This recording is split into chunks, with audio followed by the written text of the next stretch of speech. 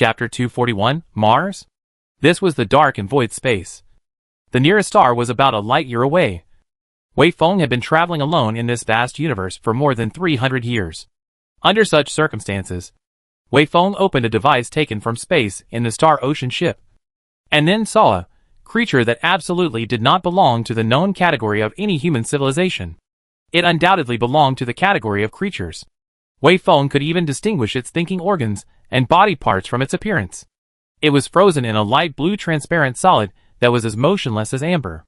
It had a large head and a thin torso, as well as skin that was covered in what appeared to be scales or something like that. It looked like a freak of nature. The most creepy thing was that above its head area, two places that seemed to be light-sensing organs were wide open, and two black eyeballs were gazing upwards quietly. When Wei Feng had just come over to check the internal condition, Wei Feng's line of sight just happened to meet these eyes. It could be imagined what a huge impact it would have on Wei Feng. So big that even if Wei Feng had undergone more than 20 years of professional training and hundreds of years of voyaging, he couldn't withstand it for a while. It took Wei Feng a few minutes before he was able to regain his senses, and then he stood up once again and once again walked to this hibernation chamber device, carefully surveying everything inside. Yi Lu's voice rang out at this time. "Captain, whether this alien died because we cut off the energy supply or not, this matter requires further analysis before we can come to a conclusion. This device has existed for too long after all. It is highly likely that it died before we discovered it." Wei Feng did not respond to these words, but remained a careful observer while slowly saying, "Look, this should be its light-sensing organ. Since it can evolve eyes, that would indicate that there must be a very sufficient amount of light above the planet that gave birth to its race. Which means that the planet must be near a star. Well, no. Its visual sense organs are a bit larger than our humans, which indicates that although there is light present on the planet where it lives, the intensity of light there must be weaker than that of the Earth. Like us humans, their visual receptive organs grow on the front of their heads, which means that above their planet, they are also at the top of the food chain, and also belong to the predators, because only predators evolve light-receptive organs that grow on the front. The prey evolve light-receptive organs to the sides of the head out of a need to avoid the predator. Its eyes are open all the time. Well, I noticed that they don't seem to have eyelid structures, which means that their eyes can't be closed. From this, it can be deduced that in the early stages of their evolution, light perception must have been very important, and the need for survival demanded that they retain light perception no matter what, even when they were resting. This means that in the early stages of this race's evolution, their survival environment must have been very harsh, and they must have had to face many crises, which is why they evolved organs that can sense light changes even when they are resting. Ya Lu, look, they also have organs similar to human ears on both sides of their head. I think this should be their sound-sensing organs. Sound has to rely on air to spread, which means they are also surviving on top of a planet with an atmosphere. Well, this suspected respiratory organ also proves this point, which means that their survival also relies on the exchange of gases with the planet's atmosphere. As for the composition of the atmosphere of the planet they live on, and the kind of gas they need to survive is unknown. It will need to be known after further anatomical analyses are taken. Is this opening on the lower side of the head a mouth? Since they have sound-sensing organs, then we can surmise that there is a great probability that they also rely on sound vibrations to pass on communication information in their daily lives. So further surmising, there is a great probability that this kind of life emits sound through this opening. There are suspected scales present on top of its body, which I believe may have evolved for insulation. By analyzing their eyes, we have come to the conclusion that they live in an environment where light is weaker than on Earth. And weaker light intensity usually means less heat and lower temperatures. So the evolution of scales can be explained. Whereas Earth life evolved hair for insulation, this life evolved scales. As to why this difference occurs, it could be due to the difference between the environment they live in and Earth. Most likely, on their planet, scales are a better way to survive than hair. It is impossible to speculate as to what exactly this difference is. You see, this life form has a large head but a relatively weak torso, which means that their planet's gravity is much smaller than Earth's. There are the following data that allows us to estimate. Our human torso-to-head ratio is roughly 9:1. While this life form, Wei Feng scanned up and down the body of this alien in the hibernation chamber, then said, the ratio of their torso to their head is roughly 3.5 to 4, 1.5 to 1. Which means that the gravity of the planet they live on is roughly about 35 to 50% of the Earth's gravity. Although it is impossible to determine the volume and mass of their planet, it is certain that both must be smaller than Earth. The appearance of lifeforms evolved in the universe, especially intelligent lifeforms, would inevitably follow certain rules. For example, lifeforms evolved on top of planets close to stars would inevitably evolve light-sensing organs. Because when there is plenty of light, being able to feel the light is a great advantage. And since those that can feel light will have an advantage, and those that can't will have a disadvantage, according to the theory of evolution, then advanced lifeforms will inevitably evolve towards being able to feel light. The same is true for the ratio of torso to head. Intelligent life is known for its intelligence, not its physical strength. So in a low-gravity environment, it would be a waste to evolve an overly powerful torso. And compared to a powerful torso, a weak torso would have an advantage in that environment. So that advantage would also be preserved. Similarly, if an atmosphere existed, then advanced life would almost certainly be able to evolve hearing and vocal organs. This is because hearing and vocal organs possess great convenience under atmospheric conditions. On the other hand, if a life form is born in the vacuum environment of the universe, or on a planet without an atmosphere, then they will definitely not evolve hearing and vocal organs. If an intelligent life is born underground or far away from the stars, then they will not evolve the light-sensing organs such as eyes. From this we can see that if there exists another planet in the universe that is very similar to the environment of the Earth, then the intelligent life that evolves on that planet must not be very different from human beings, because this is a process of natural selection. The human race can survive and reproduce to this day, has already proved that the human body structure is the optimal solution, is the most suitable for today's environment. Since this is the optimal solution, then on the other Earth, lifeforms that deviate too much from the optimal solution with intelligence as the dominant direction of development will be eliminated by the natural environment at the early stage of evolution. And it is impossible for them to have the opportunity to develop to the point where they have advanced technology. It was because of the existence of these premises that Wei Feng was able to surmise so many things through the appearance of this alien. But even after speculating so many things, Wei Feng was still completely unclear about the ins and outs of this alien. This universe was too big. There were too many stars, and there were simply too many planets that could exist that fit the aforementioned planetary indicators. Wei Feng was simply unable to determine which galaxy they actually came from. Captain, Yi Lu said quietly at this time. It's true that, like you said, if there are no additional sources of intelligence, we can only speculate on the approximate living environment of this kind of extraterrestrial intelligent life. And we can't be sure of exactly which planet they came from, and which star system they came from. But I don't know if you've noticed one thing. Among the planets we've already observed, there's a planet that perfectly matches those indicators you've speculated above? Oh! Hearing Yi Lu's statement, Wei Feng immediately became interested in his heart and asked, the one we have already observed? Which star system's planet is it? How far away is it from us? We have already surmised that the alien civilization's technological level is not too high through the aspect of material science. So if the planet you are talking about is not too far away from us, then it is very likely that that planet is their birthplace. This planet is very close to us. Li Fall continued in an inexplicably sultry tone. It was one of the first planets we ever detected. It's even right in the middle of our solar system, next to our Earth. Wei Feng was stunned, then reacted, and an extreme shock as well as a feeling of absurdity immediately surged in his heart. You mean Mars? How could it be Mars? How is it possible? What's wrong with it? Yi Lu said. You see, has plenty of light, but the light is weaker than the Earth. Has an atmosphere. The temperature is lower than the Earth. And the gravity is only 35 to 50% of the Earth's. These 4 indicators that you have proposed. Does Mars have which one does not meet? Once again, Wei Feng squatted on the ground at once, only feeling bitter in his mouth, unable to say a word. Chapter 242, Buried by Time. Wei Feng had not expected this at all. Regardless of where exactly this alien among the speculations came from, Wei Feng wouldn't be too surprised. After all, this universe is so big that there are uncountable incredible things. But if it is said that this alien is from the solar system, from Mars, then it is really a bit hard to accept. But how could it be Mars? Wei Feng muttered. The environment of Mars is so harsh. There is no water, and the atmosphere is so thin. Yi Lu said. Why can't it be Mars? Captain, you should not forget.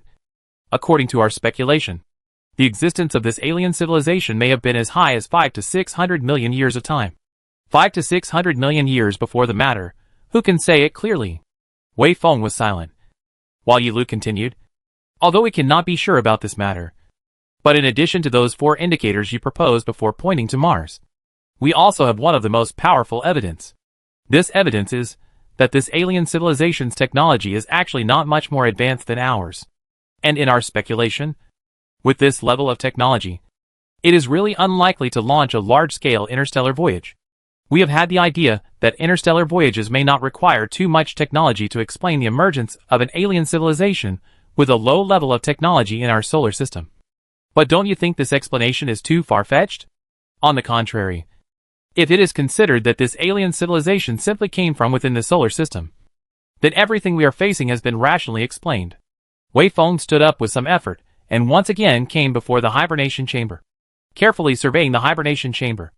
This alien life that was frozen in a light blue solid, his thoughts undulating like the surface of the sea under a gale. Indeed, if they simply came from within the solar system, then all the contradictions can be explained in a very reasonable manner. Not only that, what we speculated before, the war that happened 5 to 600 million years ago, can also be explained. Then if we look at it this way, we can make the following speculation. 5 to 600 million years ago, there existed a civilization on top of Mars, and we might as well name it Mars civilization. The Martian civilization developed to a level of technology that was slightly more advanced than that of our human civilization. But for some unknown reason, an extremely large war occurred within their civilization. Perhaps because of the repercussions of this war, or perhaps because of some other reasons, they eventually became extinct and disappeared from the solar system. And then after a period of 5 to 600 million years, the human civilization gradually emerged and replaced us. Human civilization gradually rose up, replacing the Martian civilization to occupy the entire solar system. But there is a fatal contradiction within this inference. Leaf fall, Wei Feng said. If 5 to 600 million years ago, the once Martian civilization had really developed to such a high level of technology, to the extent that its footsteps had spread throughout the entire solar system. But why have we not found any traces left behind by them in the inner solar system? If our human civilization went extinct, and another civilization appeared 500 to 600 million years later, they would surely find the traces left behind by us, because our footsteps have spread throughout the entire solar system, leaving our creations on top of almost all the moons and planets. As well as that, since they had a large-scale war, there must be a large number of debris present in space. But again, we haven't found any of these things. I don't know, Leafall said, but I have a data model that can try to explain your doubts. Look! Between Yi Lu's words, a three-dimensional image was projected directly onto Wei Feng's retina. Once again, Wei Feng saw a scaled-down model of the solar system, saw the sun, saw the planets. A group of densely packed small black dots flew up from above the different planets, and then began to entangle with each other in the middle of space. And in the middle of this entanglement, these small black dots shattered into more small black dots. And those small black dots that shattered then clearly lost the ability to act on their own. I'm simulating a space war situation, Yi Lu said. This one small black dot represents a battleship.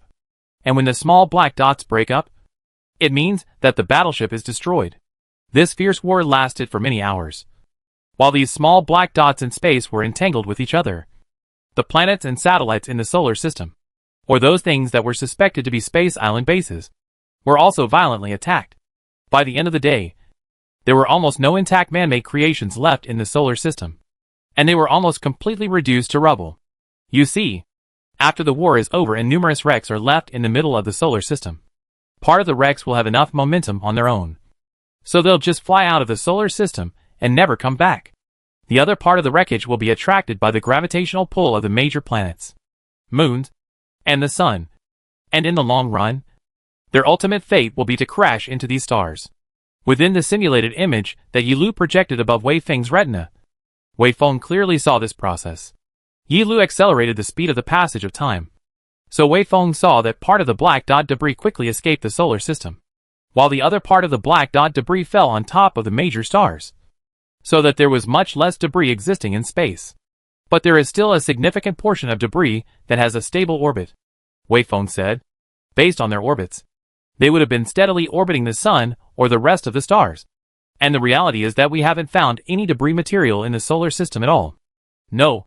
Their orbits are still unstable if you look at them on a long enough time scale. Say 5 to 600 million years, Li Fall said. Especially there's one more thing. You mustn't forget the influence of the sun. It's almost inconceivable for such a hugely large-scale war not to attack the sun. Then look again. As Yi Lu spoke, the luminosity of the simulated image of the sun suddenly increased several times. Wei Feng knew that this was Yi Lu simulating what would happen after the sun was attacked. After the sun has been attacked, the solar wind as well as the light pressure will be raised many times. And although they can't affect macro objects within a short period of time, if the time scale is long enough, the impact they can't be ignored. On the one hand, there is the influence of the sun. On the other hand, there is the gravitational pull of the planets. They are like a naturally occurring dust collector. And if the time is long enough, all the debris that exists within the solar system will be removed.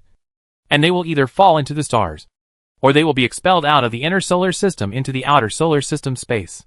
I think that's why we haven't found any debris within the cosmic space of the inner solar system. Wei Feng thought for a moment, then said, there are still loopholes existing in this explanation. For one, why is it that only the wreckage would be affected in this way, and the rest of the tiny stars in the solar system were not expelled from the solar system? Don't forget that we have found many tiny stars in our solar system. Secondly, the above explanation only explains the disappearance of the debris in the cosmic space. But what about the debris that fell on the major stars? Why haven't we found wreckage on Mars, Earth, and the rest of the stars? Yi Lu immediately replied, regarding your first question, I would like to ask you, how do you know that 5 to 600 million years ago, the solar system did not have a major clearing campaign for tiny stars because of the sun's influence? It is very likely that, because of the effects of the war on the sun not only cleared away all the debris, but also cleared away all the tiny stars. And the tiny stars that we are observing now are just the ones that have been added later from the outer solar system.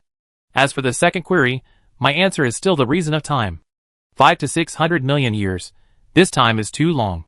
Even if the debris is on top of Pluto, that is, not affected by the atmosphere and geological movement, and the temperature is very low, the light is very short under the environment. In such a long time scale, they will gradually lose their own characteristics, and eventually, and the planet itself into one, and can no longer be distinguished. The only place where they can be properly preserved is in the outer solar system. I think this is the reason why we can't find the remains of the Martian civilization. They will all be buried by the long time. But, Wei Feng muttered, just like we once found fossils of ancient creatures, I think that there will always be some remains that fell on top of the stars that happen to be preserved due to all sorts of coincidental reasons. Right? This possibility must be very high. But why haven't we ever found even the slightest sign of it? This really doesn't make sense. I wouldn't know about this issue, Yi Lu said. Perhaps we can find the answer sometime in the future. Wei Feng pondered for a while, then shook his head, shaking these doubts to the back of his mind, and then said, although there are still doubts about this matter that we haven't been able to figure out, but I think that this matter of this alien civilization coming from Mars 5 to 600 million years ago can be confirmed by at least 80%. Then Yi Lu, do you think that this Martian civilization has survived until now, and eventually arrived in the South Gate 2 galaxy, and had some tacit understanding with the human civilization government, and then sent out a you can come over signal to the human civilization in the South Gate 2 galaxy? This kind of situation. How likely is that? I think that before we think about that, we need to think about another question. And that is, what do you think was the reason for the vast war between the Martian civilizations in the first place? Chapter 243 Encrypted Information. The reason for the war? Wei Feng muttered, thinking hard about this question, but then suddenly felt a pain in his heart. It was because Wei Feng thought of the solar system at this moment, the human civilization at this moment, and the vast war that was happening in the solar system at this moment. I think it's probably because of the Death Knot, Wei Feng said somewhat grimly. I think the Martian civilization encountered the predicament that is plaguing our human civilization at the moment as early as 5 to 600 million years ago. So they, like the human civilization at the moment, also had a serious civil war. Yes, It must have been a serious civil war. That war must have been huge. So Captain, have you ever speculated on what will happen after the war is over? I don't quite know what you're talking about, Wei Feng said. Perhaps you can speculate about the end of the war that is happening to our human civilization at this moment, Yi Lu said. Wei Feng was once again in deep thought. And after a few moments, Wei Feng said, I think that when it comes to the later stages of the war, when it comes to a real white-knuckle battle, the human civilization will definitely not be able to control its desire to lay its hands on the sun. And then the attack on the sun will be the culmination of the entire war. And it will be the turning point of the destiny of this civil war, as well as of the human civilization as a whole. The sun will indiscriminately destroy everything in the solar system. Destroying the Earth, destroying Mars, destroying the space islands. There must only be a small portion of humanity that can survive. And the rest of the people will all die. Then what about the fate of this small portion of humanity? Yi Lu continued to ask in a sly manner. Will it be escape? Wei Feng said with some bewilderment. The solar system is no longer suitable for survival. If you want to continue the civilization, you can only leave the solar system. And if you leave the solar system, where is the destination? It will definitely be the star system closest to the sun. Right. There is a planet in the South Gate 2 system that exists and has 3 stable suns and is closest to the sun. Then, it is possible that they will flee to the South Gate 2 system. I understand. Wei Feng suddenly understood and figured it all out at this moment. History was always strikingly similar. If the Mars civilization back then had also had a civil war because of the existence of the dead knot, and had laid their hands on the sun in the later stages of the war, resulting in the middle of the solar system no longer being suitable for survival, the small portion of them that was left would have fled towards the South Gate 2 galaxy as well. Just like what Wei Feng was speculating at the moment regarding the fate of the human civilization. If all of this is true, then the path that human civilization is taking at this moment was actually taken by the Martian civilization as early as 500 to 600 million years ago. The fate of human civilization has actually been played out long ago in the middle of the solar system, encountering a dead end, then civil war, then fleeing. Civilizations are different, but the journeys are always so strikingly similar. Is this destiny? Is this the fate that all technological civilizations will eventually face? Unable to open the knot? The ultimate end is only a dead end? Are you saying that the remaining small portion of Martians may have already fled to the South Gate 2 galaxy? Wei Feng thought hard. But they can really exist for such a long time. In the past 500 to 600 million years between now, they are not extinct. And human civilization has produced a tacit understanding. And ultimately, not long ago, they were not extinct. Not long before that. Sending signals to human civilization saying you can come over now? I'm just offering a possibility, Yi Lu said. What the real situation really is, no one can be sure. Wei Feng closed his eyes, and once again went into deep thought. As a member of the human civilization, Wei Feng was naturally unwilling for the human civilization to embark on the road to extinction. But if the dead end was not opened, embarking on the road to extinction would be inevitable.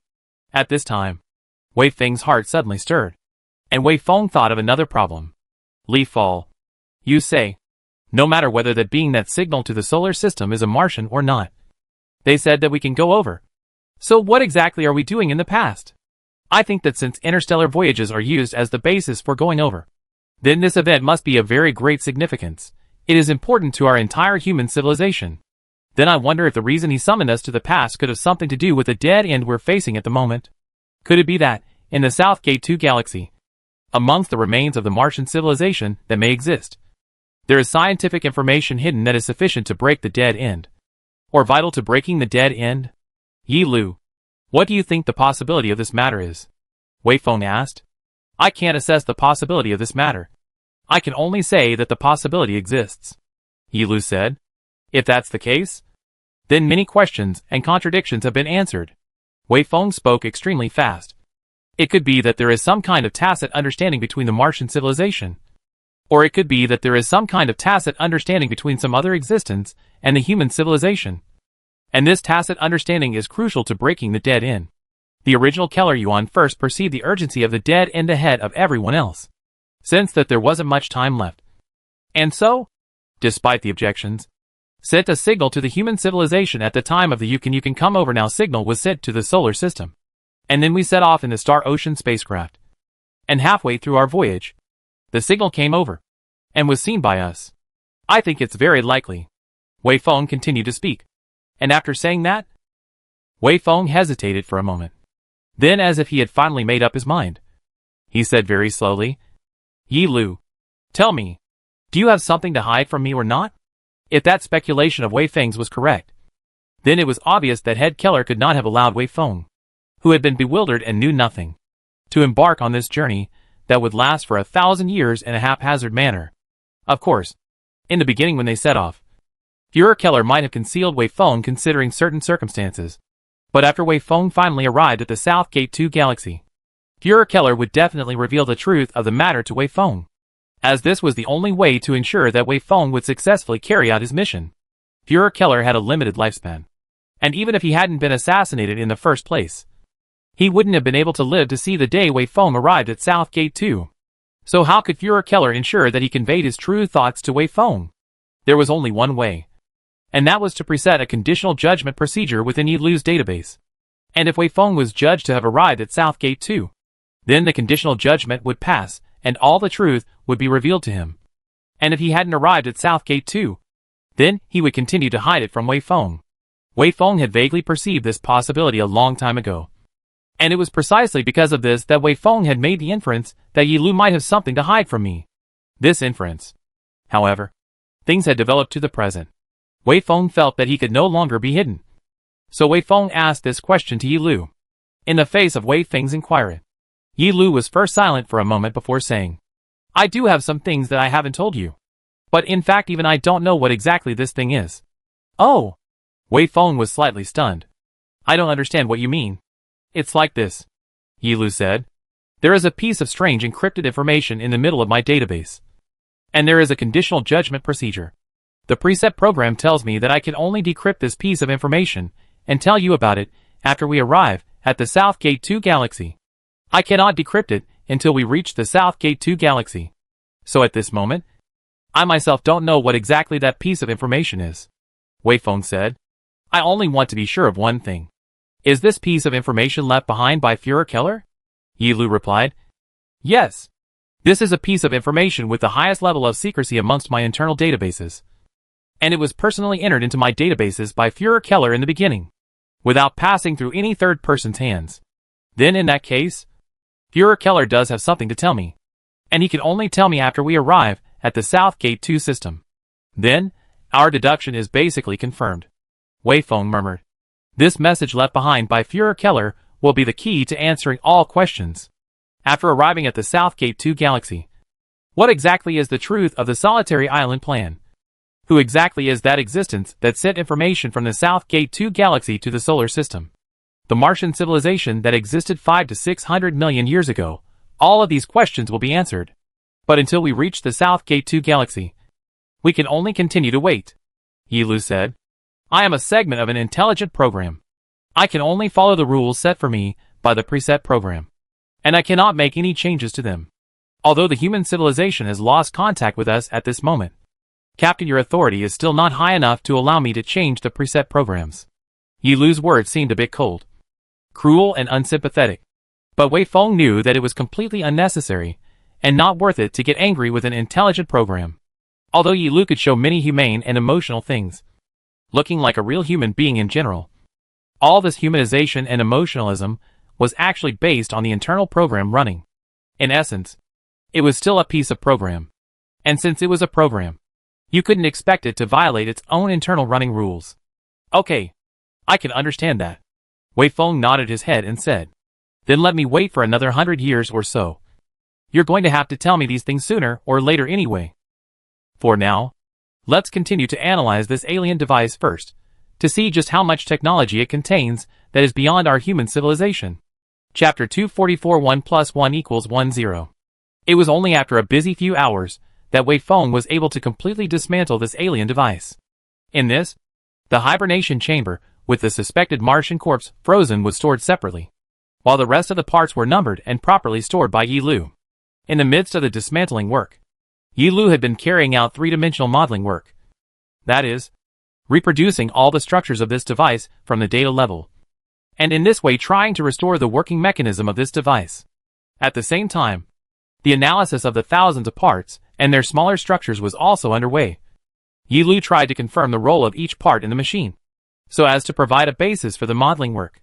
The analysis of the hibernation chamber was the first to be completed, and Yi Lu provided the conclusion of the composition of those light blue solids that had been frozen, through the analysis of the composition of these substances, as well as the scanning and analysis of the body of the suspected Martian. I have already confirmed the mode of energy supply required for the survival of this life. And at the same time, I also determined another point. That is, this life died a long time ago. And it didn't die because of our interference. This conclusion made Wei Feng feel slightly more comforted. After all, no matter where this life actually belonged, causing a life to pass away because of one's interference was not a good feeling after all. Then have you determined the cause of its death? Wei Feng asked. Through autopsy and analysis, I think the cause of its death was probably too long of hibernation. It hibernated for too long. So long that it exceeded our imagination. So it then literally slept over and literally died, never waking up again. Yi Lu replied. The working mechanism of its hibernation chamber is probably similar to ours, except that its performance is much more beyond. But even if it is more advanced, it can't support hibernation for such a long time. Do you have any other findings? Wei Feng inquired. Yes, Yi Lu replied. I have determined that after this life form entered into hibernation, the operation of this device is managed by a program with a very high degree of intelligence.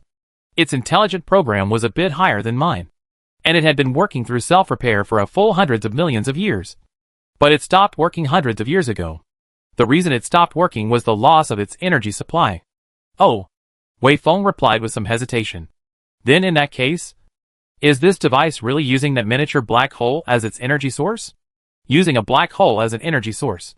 That's really a big deal. However, this device is really too small and too simple. I think that even with the Martian civilization's technology that is a little bit higher than our human civilization, they would not be able to install a black hole that is enough to provide energy for hundreds of millions of years for such a device. Right? No. This is something you thought wrong, Yi Lu replied. I parsed out some drawing structures in the database of that intelligent program, which described a giant spaceship that was 1,500 meters long, with a width and height of several hundred meters. And those drawings describe the internal core structure of the spaceship, which is the structure of the hibernation chamber, which is the same as that of the hibernation chamber. That is, the structure of the hibernation chamber is exactly the same as this device we captured. So, Captain, do you understand what this means? Wei Feng did not directly respond to this question, but asked in slight surprise. What? Leaf fall. Can you already parse out data from within this device's database? Wei Feng did not directly dwell on the previous question, but asked this new question. So Yi Lu answered. Yes, I have already parsed out some data initially, and have grasped some knowledge related to the data stored by this civilization. If I am given enough time, I think that, except for those data that have been completely corrupted and thoroughly unrecognizable, the rest of them, I am completely able to recover it. How did you do that? This is too incredible, Wei Feng muttered. These are after all two different civilizations. Two civilizations with different cultures, different living environments, different moral systems. In short, almost all of them are not the same. In this case, how could you possibly parse out data from amongst their databases? This is not something incredible, Yi Lu replied. Captain, assuming that you want to transmit some information to a completely unknown civilization that might come by storing data at this moment, then what kind of information would you store? Wei Feng thought for a while, then said, to pass information between two different civilizations to make communication. Then it is necessary to find a common ground between these two civilizations. Well, if it were me, I would look for communication methods from the mathematical system, because all the rest may be different. But only the laws of mathematics do not produce change. 1 plus 1 equals 2 in this corner of the universe, and inevitably it will equal 2 in that corner of the universe. The laws of mathematics pass through this universe, and all intelligent civilizations will understand this system. Therefore, communication through the mathematical system is the most likely to be achieved. You are wrong, Yi Lu said. Your thought of seeking common ground between different civilizations through the laws of mathematics is correct. But your calculation process is wrong, because 1 plus 1 does not equal 2. 1 plus 1 equals 10. Wei Feng shrugged his shoulders. Yi Lu, I don't think it makes sense for you to say that. No. It makes sense. Yi Lu remained unusually serious. Because different progressions may also pose an obstacle to two civilizations that rely on the laws of mathematics to communicate. Communication between a civilization that adopts the octal system and a civilization that adopts the decimal system will likely create unnecessary trouble. But unlike binary, which is the smallest of the alphabets, it has no ambiguity and is the easiest to understand. So it is most likely to be the most likely way of communication between civilizations. So what you said, Ed, that different civilizations use mathematical laws to communicate with each other is not wrong. It's just not precise enough. The most accurate description should be that binary maths is used to communicate.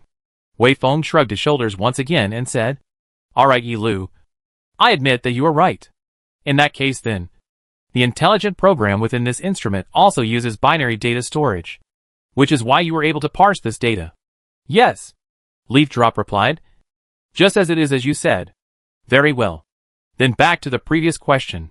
Wei Feng said. You said that the drawings you found amongst its databases described a very large spaceship, and that the structure of the drawings of this spaceship's hibernation compartment, as well as the peripheral parts, were exactly the same as this device we found? Yes, Captain. So, do you know what this means? It seems to imply that this device we captured is merely part of an extremely large spaceship. Wei Feng mused. Then that brings up another question, which is, where did the rest of its structure go? It shouldn't be a war. If it was a war, it couldn't have been separated so meticulously. Because although the device we found is cluttered, it doesn't have any broken places. No traces of damage. When he said this, Wei Feng's heart suddenly stirred, and Wei Feng suddenly remembered the miniature black hole that he had separated out. I probably know, Wei Feng said, and couldn't help but start sighing. If my guess is correct then, Wei Feng continuously said a few then, after the words, but never said out. But only a deep sigh. Wei Feng and Li Fall both fell into silence. Obviously, they both knew what the final answer was, and were almost certain of the correctness of the answer. Wei Feng knew that a miniature black hole would lose its own mass extremely quickly. And if the spaceship shown on top of that drawing was using this miniature black hole as a source of power, then it would inevitably find a way to continuously replenish the mass of the black hole. But this was the empty universe, and there was nothing here to replenish the black hole except the spaceship itself. Then the answer is clear and simple. The ship's whole structure had all been dismantled by this intelligent program itself, and then thrown into the black hole to maintain the black hole's mass. Our universe is just too empty, After the silence, Wei Feng sighed once more. It's not easy to survive in this universe. Wei Feng couldn't help but conjure up a picture in his mind. It was originally a very large spaceship that used the radiant energy of a miniature black hole as its energy source. However, as time passed, the mass of the miniature black hole was getting smaller and smaller. And if it was not replenished with energy, it would simply disappear. So the dismantling of the ship began. At first, the dismantling of the ship's unimportant parts. These unimportant parts may include its shell, its spare instruments, its propulsion device, its high-power communication parts. After all the unimportant parts are dismantled, and then began to dismantle its important parts. Kept on dismantling until the hibernating being finally died because of the long time. But the intelligent program still dominated the dismantling of the ship until there was nothing left to dismantle. In the end, only the hibernation chamber that carried the life and some very necessary instruments were preserved, and were eventually discovered and captured by Wei Feng. Wei Feng could only imagine from those drawings how majestic and huge it would be in its complete state. A spaceship over 1,000 meters long. In the end, only this much remained. Chapter 245 Greetings Through Time. Wei Feng had once heard of many stories of survival in desperate situations. And in those stories, the main character had to eat many strange, and even disgusting, and revolting things in order to seek survival. But that wasn't the cruelest time. The cruelest circumstance is that you just don't even have to eat those strange and disgusting things. In order to survive, you have to start eating your own body. Even if you know it's hemlock, you have to keep going. There were no witch things on top of an interstellar spacecraft that were unnecessary. Since it was placed on top of the ship, then it must have its own use. Although Wei Feng didn't know what kind of predicament this huge spaceship had encountered in the first place that caused it to have to start devouring itself. Wei Feng could imagine the desperation and cruelty of that situation. After eating away the propulsion device, the ship would not have any ability to navigate on its own. After eating away the communication device, the ship would have no way to communicate over long distances. After eating the navigation device, the ship couldn't go anywhere. And after eating the life support device, the life could only choose to hide in the hibernation chamber and never come out again. It was all a struggle against time. After a long time, Wei Feng finally found it. But that life had died a long time ago. In the midst of the battle against long time, it finally failed. Once and for all. This is our universe. Wei Feng sighed. When they cannot obtain food, they can only choose to devour their own bodies. And when their bodies are also eaten up, they can only wait for death in despair. This universe is supposed to be like this. It treats every civilization equally. Just like us. Didn't we also lose a lot of fuel, causing us to never be able to return to the solar system? Yi Lu said. These words made Wei Feng feel a pang of gloom in his heart. Perhaps it was in the midst of Yi Lu's emotional programming that he noticed the inappropriateness of his words. So Yi Lu continued, I'm sorry, Captain. I shouldn't have brought this up. No matter. Wei Feng smiled strongly. I'm just more curious. Hundreds of millions of years ago, at the time when this ship chose to start dismantling its own hull to maintain the mass of the black hole in order to keep its energy supply, why didn't they choose to set off towards the solar system or the South Gate 2 galaxy? After all, there's always going to be plenty of matter in a star system. And it shouldn't be too hard to get supplemental supplies there. It's not like they're like us. We can only rely on fusion fuel for power. While they're black hole engines. Black holes aren't picky eaters. No matter what it is, black holes can eat it. I'm not really sure about that. But I think that intelligent program must have left behind a record of the voyage about the ship at the time. I'm restoring that data. And once I've restored them, we'll probably know why. Okay. How long will you probably need? Wei Feng inquired. After Yi Lu made a slight calculation, he replied, I found out that intelligent program seems to very much want the data it left behind to be deciphered by the rest of the civilizations. So it uses a coding method that is very easy to decipher. So it will only take me about 3 days to decipher all the data. Alright. I'll wait for you. Wei Feng nodded. The analysis of this alien device came to an end. Wei Feng had solved many mysteries and gained many new ones. Among these mysteries, the point that concerned Wei Feng the most was something about the South Gate 2 galaxy. After all, the South Gate 2 galaxy was the destination of his voyage. And the situation there was closely related to him. Especially when it was speculated that the mysterious signal might have something to do with the dead end that human civilization was facing at the moment. Wei Feng was even more concerned about the situation there. However, all these mysteries were destined to be things that could not be answered in a short period of time. Wei Feng could only press down the uneasiness in his heart and slowly wait it out. At this moment, Wei Feng had already sailed for more than 300 years, sailing out a distance of more than 3 light years. At this moment, Wei Feng was still roughly 0.8 light years away from the planet Bilbao. But there was still more than 2 light months between Bilbao and Alpha Centauri A and B. Therefore, to truly reach the core of the South Gate 2 galaxy, Wei Feng would still need more than 100 years of time.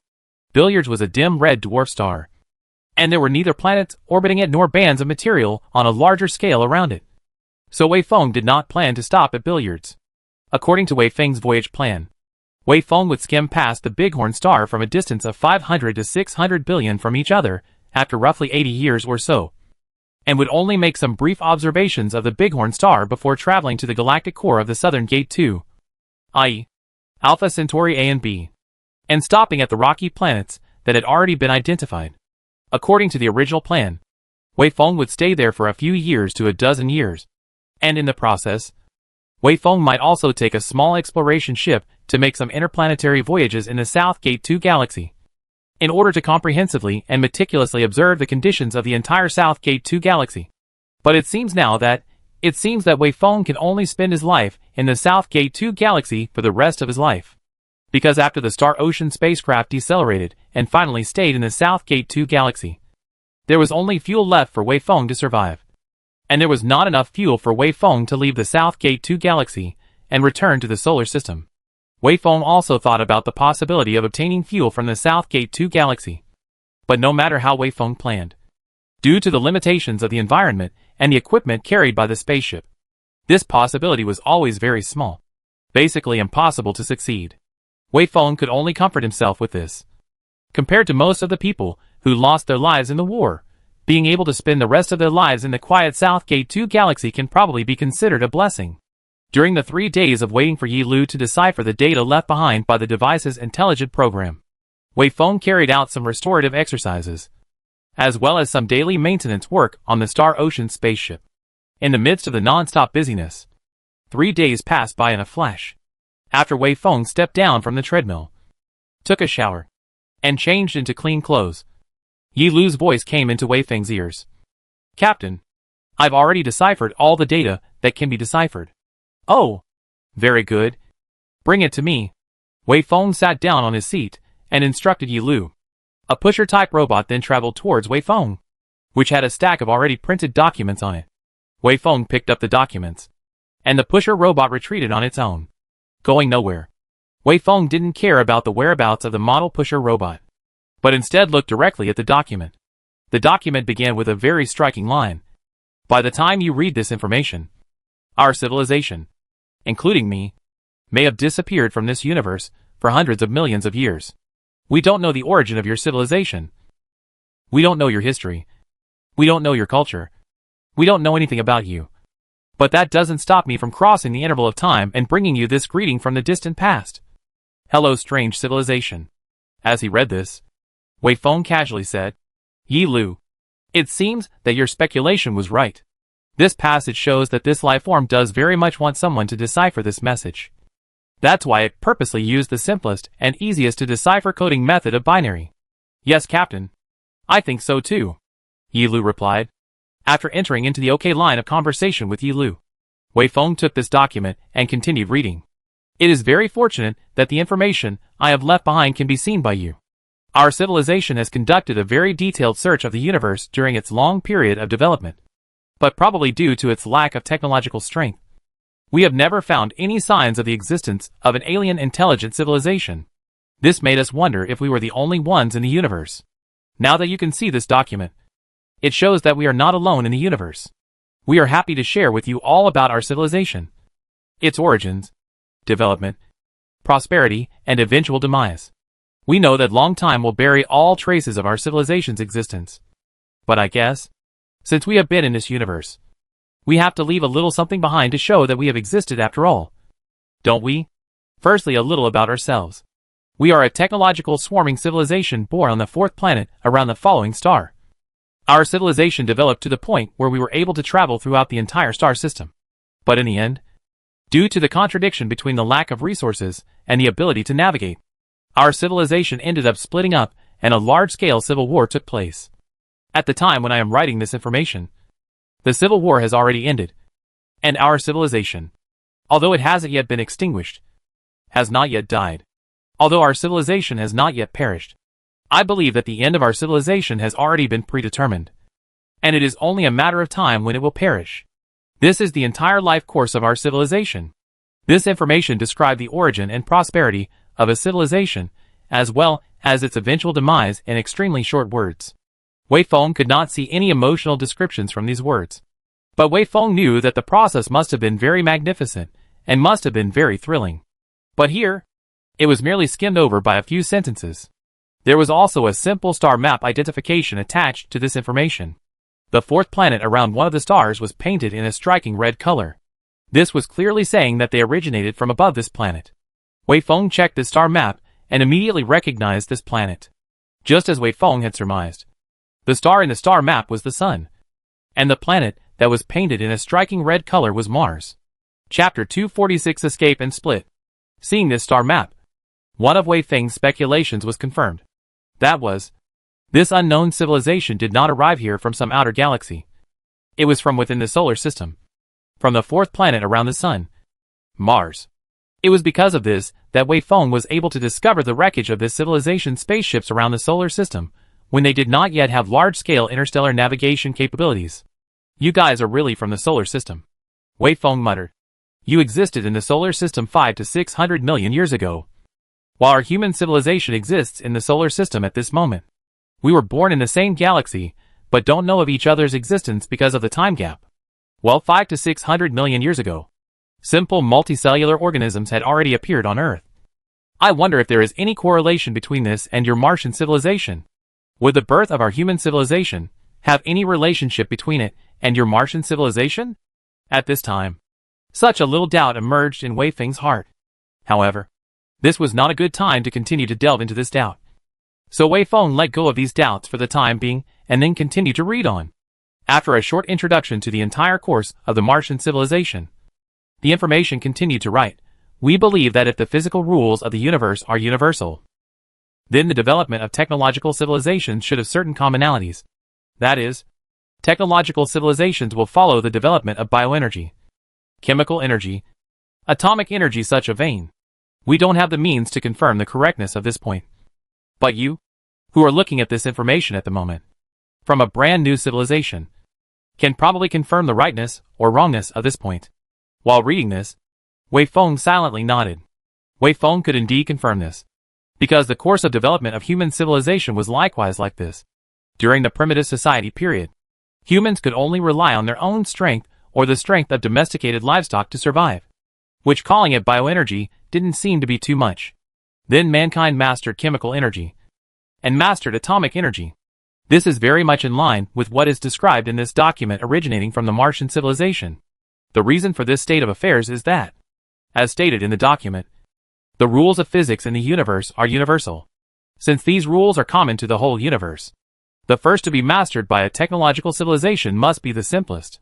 Bioenergy is simpler than chemical energy, and chemical energy is simpler than atomic energy. So bioenergy will be the first to be mastered, followed by chemical energy and atomic energy. If you can confirm this point, then I think you can also confirm this next point. Before I say this, let me make a little speculation about your civilization. I think that if the development of our technology-based civilization share a common ground, then your civilization must also have encountered a deadlock. That is, a conflict between the energy-carrying capacity of the parent star system and the needs of civilization development. Between the energy-carrying capacity of the parent star system and the needs of civilization development.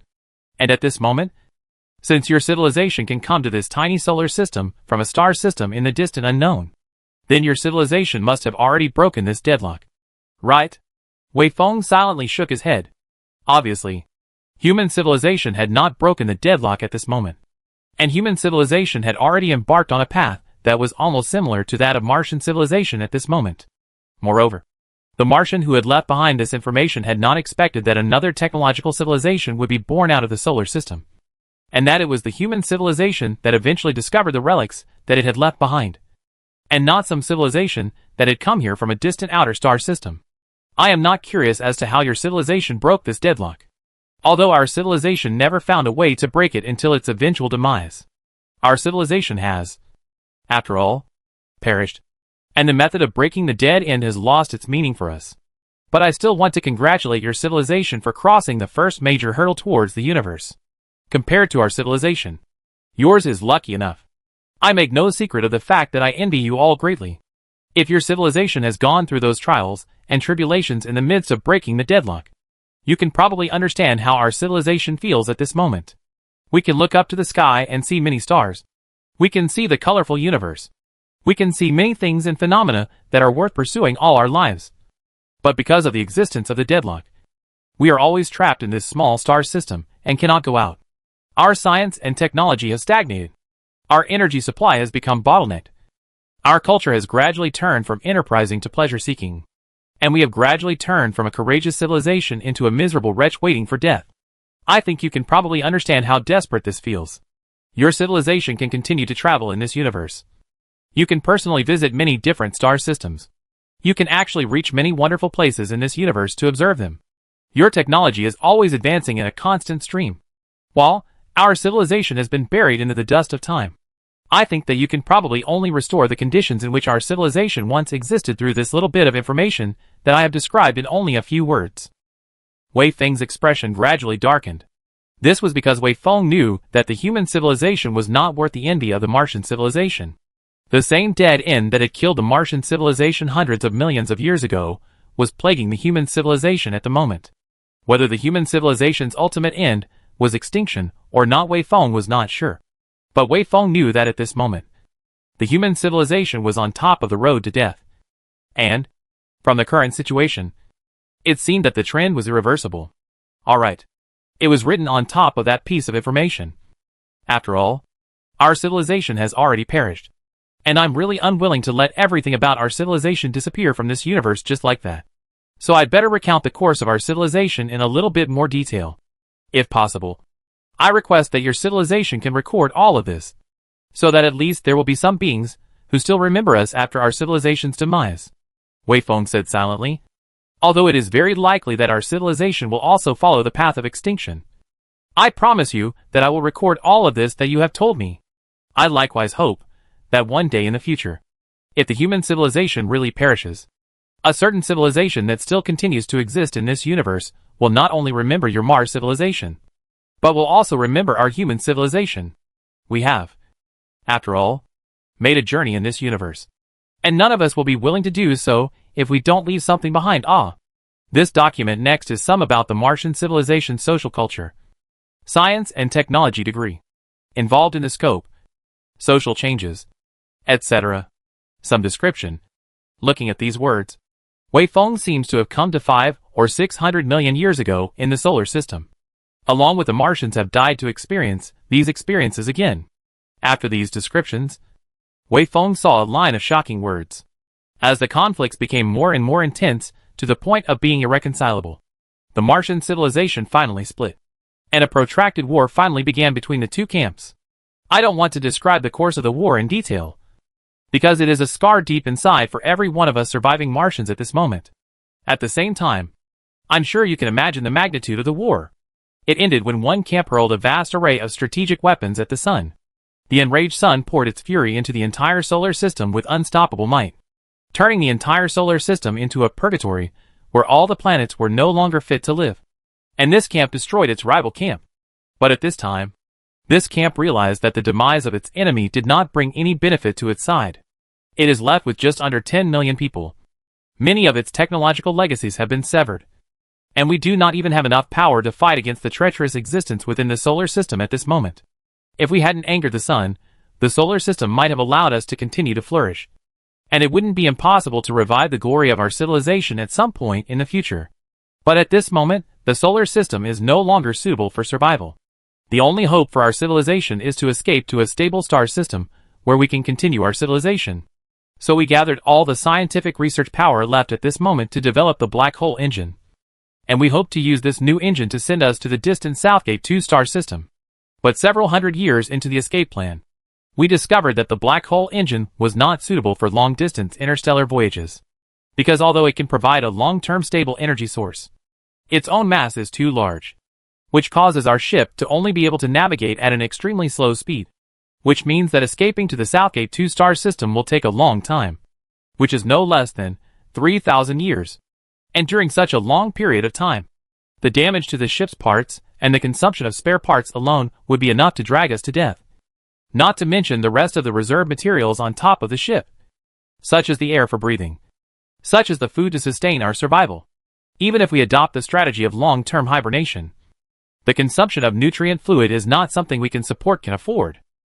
So the fleeing fleet once again produced a split. Part of the fleet adhered to the original goal of voyaging to the Southgate 2 galaxy.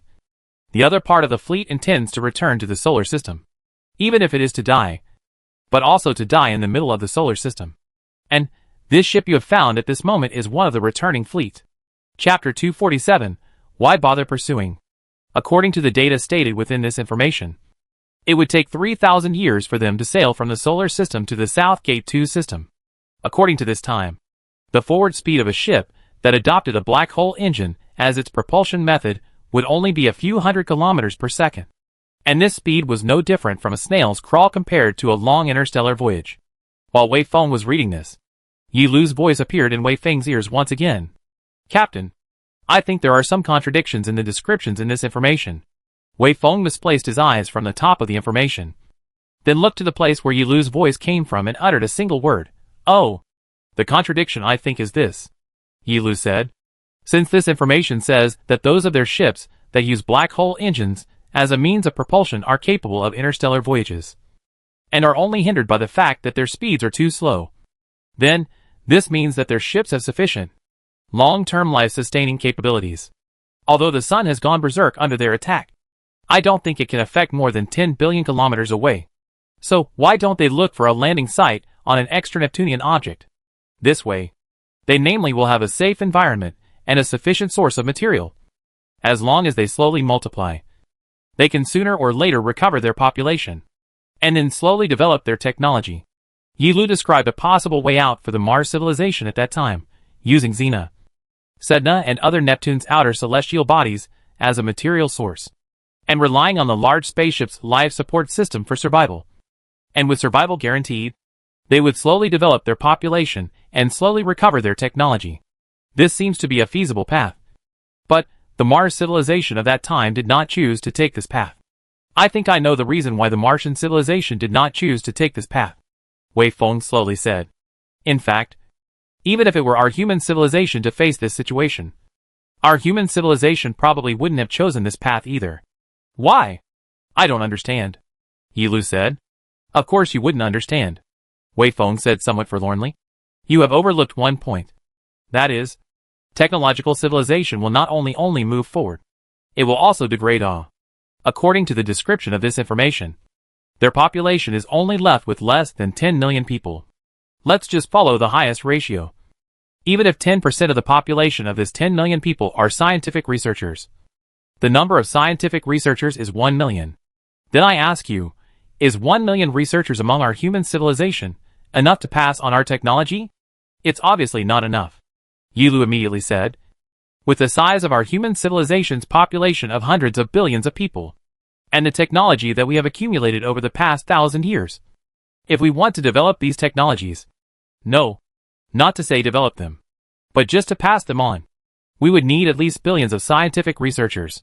The development of technology has reached a point like ours, and it has branched out too finely and too much, which is far beyond what a handful of people can afford. So the Martian civilization is bound to face the threat of serious civilization degradation. If it chooses to stay in the outer celestial bodies of Neptune, it will be fine at first. But as time passes, and as the few remaining researchers die, the Martian civilization will face all sorts of dilemmas. No one will fix the ships when they break down. No one will install the parts. And even if they will install them, no one will make them when the spare parts run out. By the time when the reserves are depleted, how do you expect a Martian civilization to survive in the cold, far from the sun? In fact, I think the Martian civilization was already facing this dilemma when the escape plan was started. And I think the spaceships they used to escape were probably built before that. When the escape plan started, they already didn't have the ability to make such large spaceships. Yilu was silent for a moment, then retorted, this can indeed explain why they didn't stop at the celestial bodies outside the Neptune. But Captain, even if they eventually reached the South Gate 2 galaxy, they would still face the threat of civilization degradation. In the middle of the South Gate 2 system, they would still have no one to fix their ships when they broke down, and still no one to build them when they ran out of parts. But there is another inexhaustible energy source there, Wei Feng said. There is a stable sun there, and there are two of them. The acquisition and utilization of solar energy is a very simple matter. I think that even if they degrade further, mastering solar energy is always not that difficult.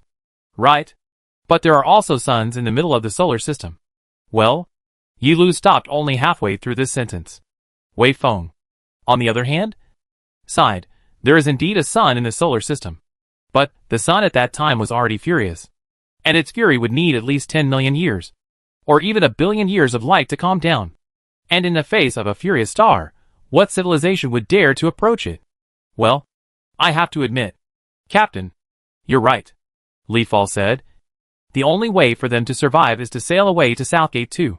Use the 2 calm suns there for energy, and then live on, slowly recovering their population and technology. As a matter of fact, I think that this is not the only reason why the Martian civilization chose to voyage to Southgate 2, Wei Feng said. There is most likely another reason. Again, this reason you won't understand, because it involves emotions. If a civilization is compared to a person, then, suppose that this person has been trapped in a room for many years, and when he is on the verge of death, will he make the decision of even if he dies? He will go to the point to see what the world outside looks like? Yilu asked. Even if this decision is not that wise? Wei Feng calmly replied. Even if this decision is not that wise. Yi Lu then said. Alright. I understand. But I still have one more question. With our human civilization's technology at this moment, it is already enough to create a ship like the Star Ocean ship with a speed of up to 3,000 kilometers per second. So why is it that the ship created by the Martian civilization, whose technology is a bit more advanced than ours, only has a speed of just a few hundred kilometers per second? If adopting a black hole engine can really only achieve such a small speed, then why don't they choose the traditional nuclear fusion propulsion technology instead of the black hole engine propulsion technology? Wei Feng shrugged his shoulders, then said, the Star Ocean spaceship that our human civilization made with a speed of up to 3,000 kilometers per second can carry several people? Yi Lu immediately said. 1. Wei Feng continued to shrug his shoulders. Then do you think that the Martian civilization's far-flung spaceships could be carrying only one person? Their spaceships. How can a ship carry tens of thousands or hundreds of thousands of people? Oh, I understand. The ship that adopts the black hole engine as its propulsion method has a huge thrust, and it can also provide an unceasing source of energy steadily over a long period of time. It is suitable for supergiant spaceships. And even though its speed is slow, it is still more technologically advanced than the Star Ocean ship that has a small thrust but a fast voyage speed. It's just that. Leaf Drop stopped speaking after uttering the word just. Yi Lu stopped speaking after uttering the word just. As if the horrifying sight that continued behind those two words was so terrifying that even he, an intelligent program, felt palpitations. Wei Feng also did not ask just what. It seems that Wei Feng also knows that thing. But Wei Feng didn't say anything either. Instead, he still read on to this information. Previously, this information recounted that the Martian civilization's fleeing fleet had once again split up after fleeing for a period of time, with one part still insisting on sailing far away, and the other part turning around with the intention of returning to the middle of the solar system. In the next, Wei Feng saw this description. Very unfortunately, when our ship had just decelerated to a point where it was almost relatively stationary with respect to the sun, the ship's propulsion components suffered an extremely serious malfunction, which was beyond the ability of us, who were already at the end of our tether, to repair.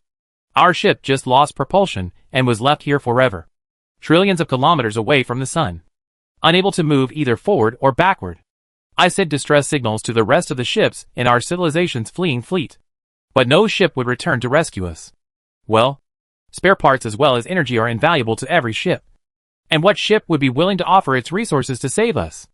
Although that miniature black hole is still constantly providing us with energy. But in this vast and barren cosmic space, this energy will always run out one day. So I entered into a long hibernation. Before hibernation, I gave the control of the ship's intelligent program left instructions. I gave it in the black hole mass reduced to a certain degree. Dismantle the ship itself to replenish the mass of the black hole authority. I hoped that someone would save me before the energy to sustain my hibernation was depleted. Although I knew full well that this wish was so remote that it was essentially impossible to fulfill. Those ships returning to the solar system will inevitably be destroyed and all their passengers will die. The ships continuing their voyage towards the South Gate 2 system, if they are lucky enough, they should be able to reach their destination before their ships are finally damaged. But even if they finally reach their destination, I am still not optimistic about their fate is still not optimistic. The population is too small. The tools are too few. And it's not easy to survive when you arrive in a completely foreign galaxy after a long journey. That's what happened to our Martian civilization. We were born out of this void and eventually destroyed in this void, as if we had never existed in this universe. I hope that you, who are looking at this information at this moment, can remember us. Remember this one tiny civilization that once appeared in the middle of this tiny solar system. We are the Martian civilization. And on behalf of our Martian civilization, I wish you good luck. This information ended here. But Wei Feng was still staring blankly. After a long time, Wei Feng suddenly said, "This Martian is hiding a lot of things." Yi Lu, on the other hand, said, "It's already in the past. Why bother pursuing it?" Chapter 248, The Disappearing Martian. Hearing Yi Lu saying, "Why bother pursuing it?" this sentence, Wei Feng let out a long sigh, left his seat, and once again walked to the porthole, looking at the endless starry sky outside the porthole of the airship for a long time without words. After a long time, Wei Feng said. Indeed. There is no point in pursuing this matter. Anyway, all the parties involved are already dead. And even this civilization has probably perished. But, those things that happened in this Martian civilization ship, how similar they are to the once Martian civilization. To the current human civilization. Ah. While Yi Lu remained silent, Wei Feng said, as if he was talking to himself. The Martian spaceship used to escape must have been huge. And many Martians must have traveled on it. And, when we finally found it, it was just a little bit left. With just one hibernation module inside. So where did the rest of those Martians go? That was the most crucial part of the question. And in that information, that Martian hadn't given any description of all the remaining Martians that had disappeared. As if they had never existed at all. It was obvious that this Martian had intentionally concealed these things. But these concealed things were still detected by Wei Feng and Yi Lu. Then, where exactly did those disappearing Martians go? Based on the description in this information, Wei Feng knew that the ship had lost its power due to a malfunction. And it could only remain in the empty space around the sun forever, orbiting the sun in an extremely long orbital cycle. It had a limited reserve of energy, a limited reserve of parts, and a limited reserve of survival supplies. Each additional one is more to consume. To get enough supplies and resources, it would have to return to the solar system or voyage far into the South Gate 2 system. Even if it still had to face the threat of civilization degradation in the end, it could at least temporarily solve its immediate predicament first. And in order to reach the solar system or go to the South Gate 2 galaxy, there must be enough resources and materials to repair the ship's propulsion module. Otherwise, how could an unpowered spaceship sail far? Without being able to repair the ship, there is no access to resources. Unable to acquire resources, one could not repair the ship. This was also a dead end. A scaled-down version of a dead end. When the deadlock enveloped the whole civilization, the civilization split up and eventually created a civil war for the sake of resources. When the deadlock enveloped the ship, in order to grab a larger share of resources, and at the same time to kill the rest of the life as much as possible to save resources. A civil war must have been created within this ship. War was the law of historical development, and it did not shift by the will of individuals. Thus, within this ship, a smaller version of the civil war broke out. The difference is that this civil war is even more brutal, because it never stops unless only the last person is left within the spaceship. Not even if there are ultimately 2 people left. Because when there are only 2 people left, as long as the opponent is killed, it means that one can monopolize all the resources. It means that one's survival time can be doubled. Such a temptation no one can resist. Then, who is this last remaining Martian? Obviously, it was that Martian who had already been dissected by Wei Feng on the operating table. It is not killed by Wei Feng. Through the anatomy analysis, Wei Feng determined that it has long been dead. As for the specific time of death, cannot be determined. The only thing that can be determined only one point. That is the time of death must be very long. As for this very long in the end is tens of millions of years, or hundreds of millions of years. Wei Feng there is no way to determine. In the civil war that broke out on this spaceship, this Martian had the last laugh. It killed all the enemies on this spaceship. It monopolized all the resources in this spaceship. It had complete authority over this spaceship. It completely mastered this spaceship. But it still died. Tens of millions or even hundreds of millions of years before Wei Feng discovered it. It had defeated everyone. But in the end, it had lost to endless time. To this empty universe. During the long period of time that it had fought for. During which it had lived more than others. The intelligence system of the ship dismantled most of the ship's mass, and threw it into the black hole to maintain the black hole's energy output. At the same time, Wei Feng was sure that the corpses of all of the Martians that had been killed by it must have been thrown into the black hole as well after all. Corpses were also mass. Even according to a single mass. And the bodies of the Martians were also mass. Corpses are also mass. Even if you calculate based on one Martian weighing only 40 kilograms. The mass of 10,000 Martians would be as high as 400 tons. And 400 tons of mass could never be wasted for nothing. The cabins that may be strewn with shell casings and blood. The numerous hibernation chambers that once provided hibernation services for many Martians. The living quarters and entertainment areas that may have housed many Martians who ate and entertained together. All of them have been transformed into the mass of the black hole with the passage of time. And through the Hawking radiation, they have been transformed into the energy that maintains the survival of this last remaining Martian. It had lived longer than any other Martian. But it had finally died, transformed into a specimen on Wei Feng's autopsy table. The hibernation chamber, and its ancillary equipment that had carried it for billions of years were dismantled by Wei Feng, and then stored by Yi Lu in separate numbers to study their uses and working mechanisms. The sea changed. The time changed. And in the blink of an eye it was such a long time that had passed.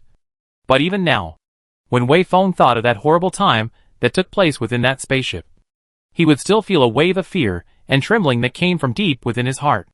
What a time that was! Wei Feng sighed. After the goal of only the last person can survive has been set, anyone would be one's enemy. Where there is no such thing as an ally, anyone could be the murderer who kills them. And one would have to kill everyone they meet. All the moral system will be broken.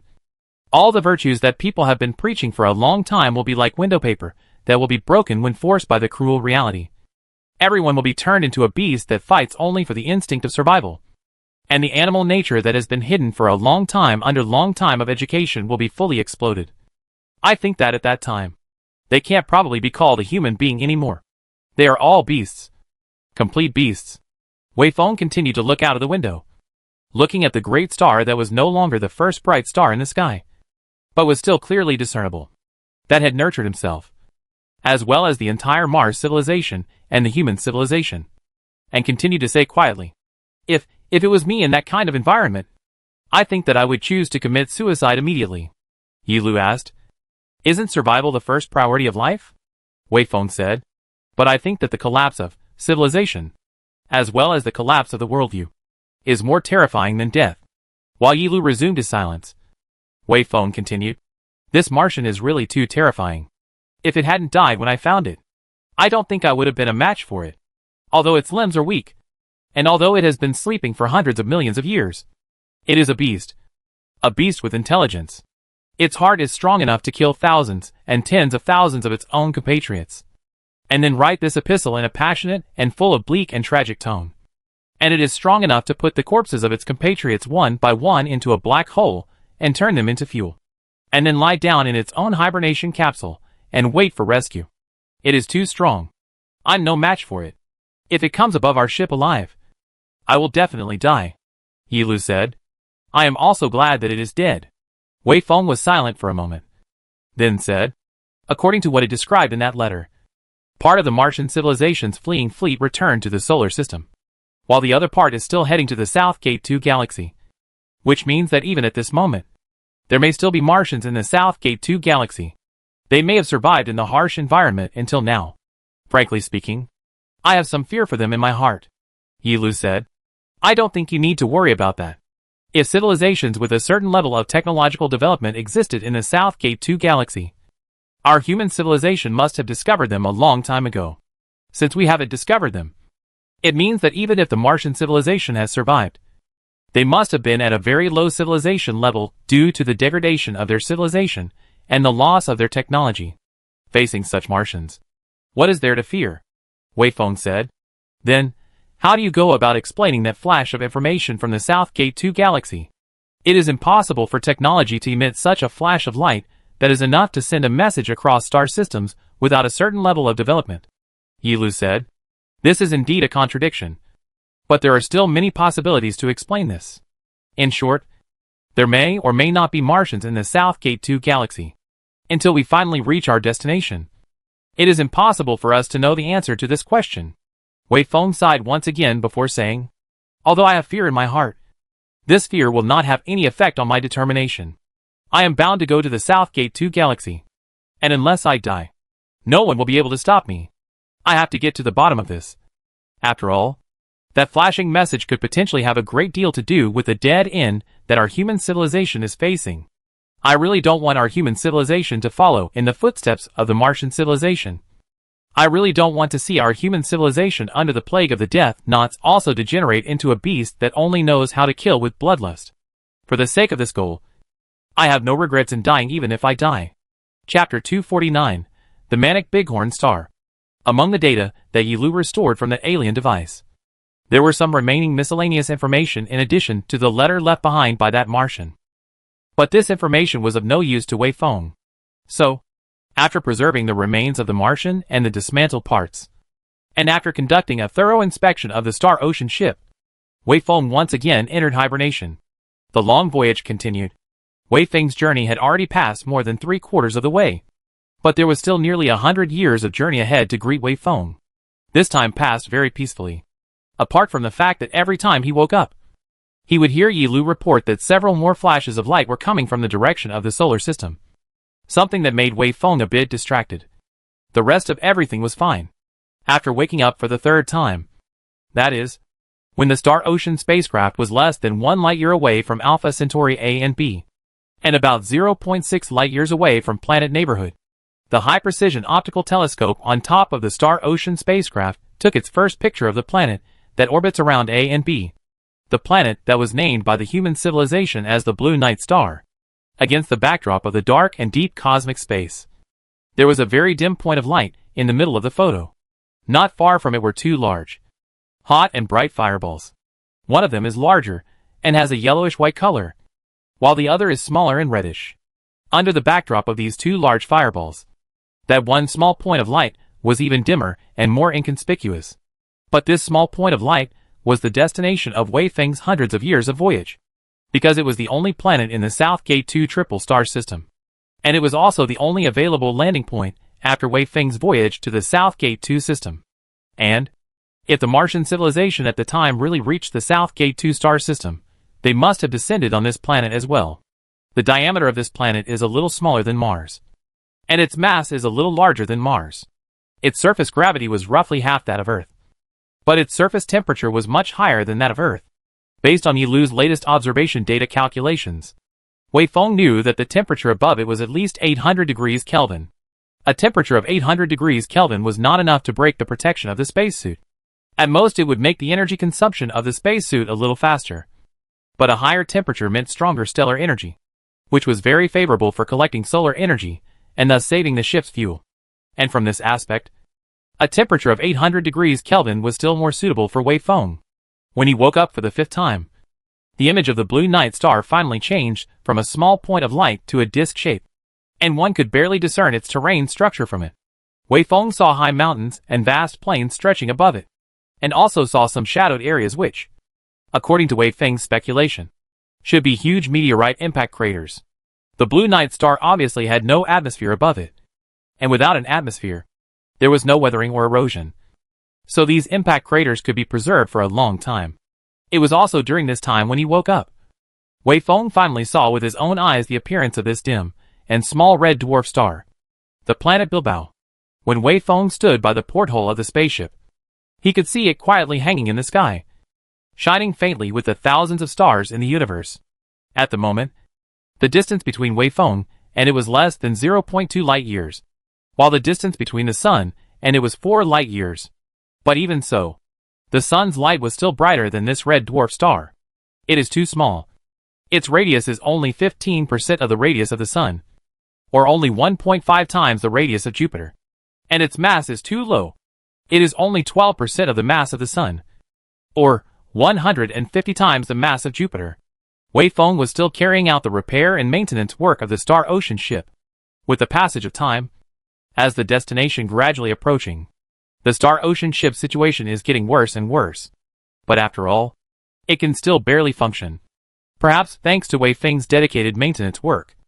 Although the Star Ocean ship has frequent minor problems, but similar to the fuel leakage of the big failure is never seen again. Several months passed, and Wei Feng once again entered into hibernation. This time, Wei Feng would continue to hibernate for 13 years. And at the same time, this was also Wei Feng's last hibernation before entering the South Gate 2 galaxy. South Gate 2 was a triple star system after all, although the distance between star B and stars A and B was very far. So crossing the orbit of star B could barely be considered as entering into the South Gate 2 system. Yes, at the next waking moment, the Star Ocean ship will reach the point of closest distance to star Biryani. After the latest calculations, this distance was 550 billion kilometers, roughly 21 light days away. The Star Ocean spacecraft would skim past the planet Bilbao above this distance, and would not make the slightest stop here, but would continue deeper into the heart of the South Gate 2 galaxy. 13 years once again passed by in a flash, and Wei Feng once again woke up from his slumber. For Wei Feng, Time seemed to have lost its meaning. And Wei Feng had completely lost all feeling for the numbers above the timer that changed in units of 10 years at every turn. Because 10 years was just the time Wei Feng spent sleeping. At this moment, he had already arrived at the closest point to the planet Bilbao. The island plan has the task of observing the neighboring star. Although at this moment the human government has been split, Wei Feng has long been forgotten. But Wei Feng is still faithfully abiding by his duties. Wei Feng lined up again and again out of the cabin walking task.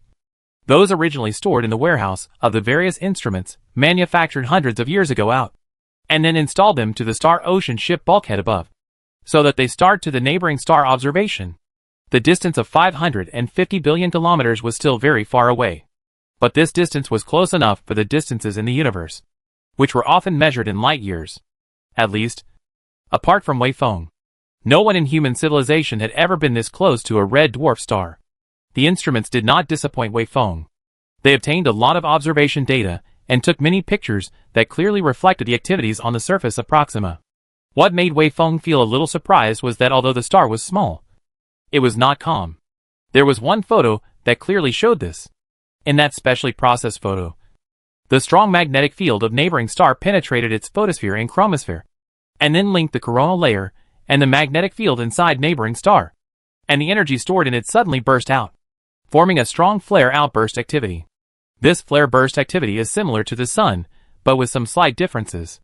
The outburst above neighborhood star more than doubles its brightness in a short period of time, and ejects a large amount of coronal mass. Wei Feng, who is only 500 billion kilometers away from it, can notice these brightness changes with the naked eye. But people in the solar system cannot do so, because it was too far away from the solar system. It was also too dark. Even if the brightness of the neighboring star was increased by 10 times, or even by 100 times, the human beings in the solar system still couldn't see it with their naked eyes. In addition to observing Proxima itself, Wei Feng also tried to look for some possible asteroids or companion stars around Proxima through the occultation method, or some sparse material belts like the asteroid belt. But the results ultimately disappointed Wei Feng. The area where the neighboring star was located looked empty to Wei Feng. There was nothing other than itself. Completely empty is of course impossible. There is a star in the place is the universe is very rich in material. Although the neighboring star is small, but in its surroundings there must be comets, asteroids and other things that orbit around it. Only they are too small. Wei Feng cannot see them. The observation of the Proxima star lasted for several months. And as the distance between it and Proxima star gradually expanded, Wei Feng finally gave up on this matter. This period of observation allowed Wei Feng to realize that Billiard Star was merely a very ordinary red dwarf star, and there were no planets present around it. So it didn't really have much value, although it was the closest to the Sun. Even if human civilization had the ability to conduct large-scale interstellar voyages, people probably wouldn't use it as a port of call for interstellar voyages. The truly valuable target was still ahead of Wei Feng. There were 2 bright suns there, and a hot but very stable Earth-like planet, which could provide a very sufficient source of material if a space base was to be built. And those 2 suns could provide a sufficient source of energy. It is the best port of call for interstellar voyages. But whether human civilization has the day to finally use this port of call, Wei Feng does not know. After skimming past the planet Beijing, the distance between the Star Ocean ship and stars A and B was still about 0.2 light years away. This meant that Wei Feng would have to sleep twice more before he finally reached his destination. In the past few months, Wei Feng had completed the observation mission of the Billy Star, completed the routine inspection and maintenance mission of the Star Ocean spacecraft, and also completed his own recovery training mission. The scheduled hibernation time had arrived, but Wei Feng did not enter into the hibernation chamber. Ya Lu. At this moment, we have already arrived at the South Gate 2 galaxy, Wei Feng said. We've even crossed over to the orbit around the planet BB. Then I think those encrypted messages that Head of State Keller left in your database in the first place can already start to be decrypted. Right? Hand them over to me, and let me see just what kind of arrangements Führer Keller made in the first place. All right, Captain. Please wait a moment. Li Fo replied. Chapter 250 The Lonely Warrior. At this moment, more than 400 years had passed since Wei Feng left the solar system, and more than 400 years had passed since Head Keller met an accident and died. Although so much time had passed, Wei Feng knew that he had actually been living under the arrangements of Führer Keller. Every single detail of the Orphan Island plan had a great deal to do with Führer Keller. If it wasn't for Führer Keller's strong opinions and appeals, the Orphan Island plan would never have been implemented. Wei Feng had also vaguely realized from a long time ago that the purpose of the Orphan Island plan was not just to go to the South Gate 2 galaxy and then come back. This was simple. There must be something deeper hidden in this plan. This was the truth of the Orphan Island plan, and also the true intention of Head of State Keller. Now, this thing that had been hidden from Wei Feng for over 400 years was finally going to be revealed. Wei Feng sat quietly in his seat, and after a long wait, at this final moment when the mystery was finally going to be unveiled, Wei Feng's thoughts unexpectedly calmed down without a single fluctuation. More than 400 years of long traveling, the profound despair of being abandoned by the entire human race, the loneliness and fear of facing everything alone, all this Wei Feng has endured. So now, what else can shake Wei Feng's mind? After Yi Lu promised to tell Wei Feng those encrypted messages, the control room entered into a short silence. This silence only lasted for a few moments, after which, the projection lamp above the control room rotated for a moment and then turned on, and a three-dimensional virtual picture was presented in front of Wei Feng. A middle-aged man who was slightly old, but still looked very tall and filled with a majestic aura appeared in front of Wei Feng. Wei Feng's pupils slightly shrunk, and at this moment, Wei Feng even somewhat involuntarily sat up a bit straighter. In this human civilization, if one were to say that Wei Feng had someone he revered, that person could only be Führer Keller. It wasn't just Wei Feng. Everyone in the Time Traveler team regarded Führer Keller as their admirer. Without Führer Keller, there would be no Silo project, and there would be no Time Traveler team. However, the Time Traveler team revered Führer Keller for more than just this one reason. The members of the Time Traveler team could barely be considered as astronomy practitioners, and only astronomy practitioners could understand how important the exploration of the deep space of the universe was. The general public is mostly short-sighted, and when they see a country or a civilization launching a rocket at great expense, or carrying out a deep space exploration, there are always many people who think that instead of wasting so much money on these meaningless things, they should save the resources to improve the lives of the poor. However, the astronomers know that this seemingly meaningless deep space exploration could change the life of the whole human civilization completely and profoundly in a few decades or hundreds of years. This is something at the strategic level for all of humanity, and it's something that many people don't see. Obviously, Führer Keller recognized this, and Führer Keller looked deeper than anyone else. That's why he firmly pushed forward the implementation of the Silo plan with great vigor, as well as almost invincible personal charisma. And that's why the Time Traveler team revered Führer Keller so much. Even until today, when Führer Keller had already died for hundreds of years, Wei Feng had been heartbroken over Führer Keller's unexpected death. The reverence for Führer Keller in Wei Feng's heart had never changed. So at this moment, even though he knew that the Führer Keller in front of him was only a virtual image, Wei Feng still couldn't help but sit up straight. And obviously, this image should be the encrypted information that Führer Keller had left in the Leaf Fall database hundreds of years ago. This piece of information had been kept in the database for hundreds of years, and the information implied in this piece of image had also been kept secret from Wei Feng for hundreds of years, and had only been made public to Wei Feng today. It could be imagined that this piece of information must be very important, and it might even be so important that it concerned the fate of the entire human civilization. Führer Keller's silhouette first froze there for a period of time, before slowly making a move. His wise and deep eyes rotated for a moment before looking straight at Wei Feng, who was sitting in front of him. Führer. Hello. Wei Feng murmured. That imaginary figure also made a sound at this time.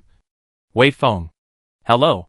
Although the final candidate for the execution of the Silo plan had yet to be determined at the time I recorded this image, I knew that it would definitely be you who would eventually be selected.